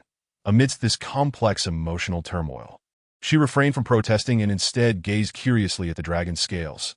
"Let us set forth," Qin Bai exclaimed, patting the dragon's horn. "My lord, hold on tight. We are off," the little azure dragon chirped joyfully. Like a rocket, it surged toward the Shueiyue secret realm at breakneck speed, its massive body creating gusts of wind that roared around them. The sound of the sonic boom echoed like thunder as they flew. Qin Bai, with his formidable cultivation and the enhancement of the 8-9 mysteries, felt little discomfort standing atop the dragon. However, for the two individuals clutched in the dragon's claws, the experience was far from pleasant. The fierce winds stung Lan Ling Long's face, compelling her to condense her spiritual energy into a protective barrier, which provided some relief. The wind's assault on her barrier resonated with metallic sounds, while her internal energy dwindled as it was expended to fend off the relentless gales. Meanwhile, the violent winds jolted the unconscious Lang Yi awake. Upon regaining consciousness, he groggily assumed he was on solid ground and attempted to rise, only to find himself suspended in midair. Unconvinced, he kicked his legs again, exclaiming, "What on earth? Still nothing beneath my feet." Just as he opened his mouth to speak, a gust of wind rushed in, causing him to cough violently. After a fit of coughing, he became fully alert. Realizing he was being held high above the ground by a massive dragon claw, the frigid winds battered his face, making his head spin. Given his already low cultivation, he was even less equipped to withstand the onslaught of the fierce winds than Lan Ling Long. The relentless gusts battered his body, threatening to tear him apart. He concentrated all his spiritual energy at his throat, ensuring he could speak despite the tumultuous winds. "Help! I'm going to die. Put me down," he shouted amidst the heights. "I want to go home. I want to find my mother. Help! Help!" Chapter 60. Breakthrough. Lan Ling Long watched as Lang Yi shouted at the top of his lungs at an altitude of 10,000 meters. Feeling somewhat speechless as she turned her head away at this moment, she merely wished to deny any acquaintance with Lang Yi. However, upon reflection, she realized that Lang Yi's cultivation was in peril amidst such fierce winds. Consequently, Lan Ling Long divided her spiritual energy in half and enveloped Lang Yi within it, providing him protection. Yet this action further depleted her own internal energy. Qin Bai heard Lang Yi's cries for help and scanned the area with his mind. Initially, he intended to instruct Xiao Qing to shield Lang Yi, but upon witnessing Lan Ling Long's intervention, he chose to remain silent. Thus, with the dragon leading three individuals, they sped towards the Shueiyue secret realm. Within the Shueiyue secret realm, Hong Wanru gazed at Qi Yun and said, that Qin Bai has just acquired the Huoyun secret realm and is currently making his way here. You must assist me. Qi Yun observed Hong Wanru with a complex expression and uttered two words. Just watch. Upon hearing Qi Yun's words, Hong Wanru assumed that he had agreed to help her, and a considerable weight lifted from her heart. In her perspective, with Qi Yun's cultivation below the combined stage, it was inconceivable for Qin Bai to stir up any significant trouble. What Hong Wanru did not realize was that the previous unfortunate soul, Huo Qinyun, had met his demise due to the very phrase, just watch. Had it not been for Qi Yun's ambiguous response, Huo Qinyun might have already packed his belongings and fled on the journey to the Shueiyue secret realm. Qin Bai retrieved all the spoils from the Huoyun and Kunlun secret realms from the system's storage space and placed them into the marketplace for redemption. Ding. Calculating item value. Ding. Calculation complete. Total. 4,000 marketplace points. Upon hearing the system prompt, Qin Bai initially thought he misheard. Opening the system marketplace, he clearly saw the 4,000 points, confirming that he was not imagining things. Qin Bai had estimated that he would be fortunate to receive over 3,000. Yet it turned out to be 4,000, that this was the first time Qin Bai held such a substantial amount of points, filling him with excitement, that he opened the attribute exchange within the marketplace. Preparing to convert all his marketplace points into attributes. Beep. 4,000 marketplace points can be exchanged for 133 attributes. Do you wish to exchange? Exchange. Wait, how could it be 133? Qin Bai suddenly felt bewildered and called out to the system. System, come forth. Delighted to assist the novice host. What insurmountable dilemma have you encountered this time? The system replied cheerfully with a frown. Qin Bai remarked, Novice host, what peculiar things have you been watching lately? A cosmopolitan village tale of gored heroes and urban romance. The system responded. What nonsensical ramblings are these? They are utterly unrelated. Let us get back to business. A fifth-tier attribute exchange costs 20 marketplace points per attribute, so 4,000 marketplace points should yield 200 attributes. What is the meaning of this 133? Qin Bai inquired, recalling the system's notorious tendencies. Qin Bai added, This is an internal issue of the system. Do not think about charging me. The system, on the verge of suggesting a fee, was silenced by Qin Bai's remark and had no choice but to explain patiently. This is quite normal. There is nothing strange about it. You currently need 66 points to break through to the 6th tier. After deducting the 66 points of the 5th tier, the remaining points will naturally be calculated at the 6th tier standard, with one attribute costing 40 marketplace points for exchange. Qin Bai asked, Can't they be accumulated?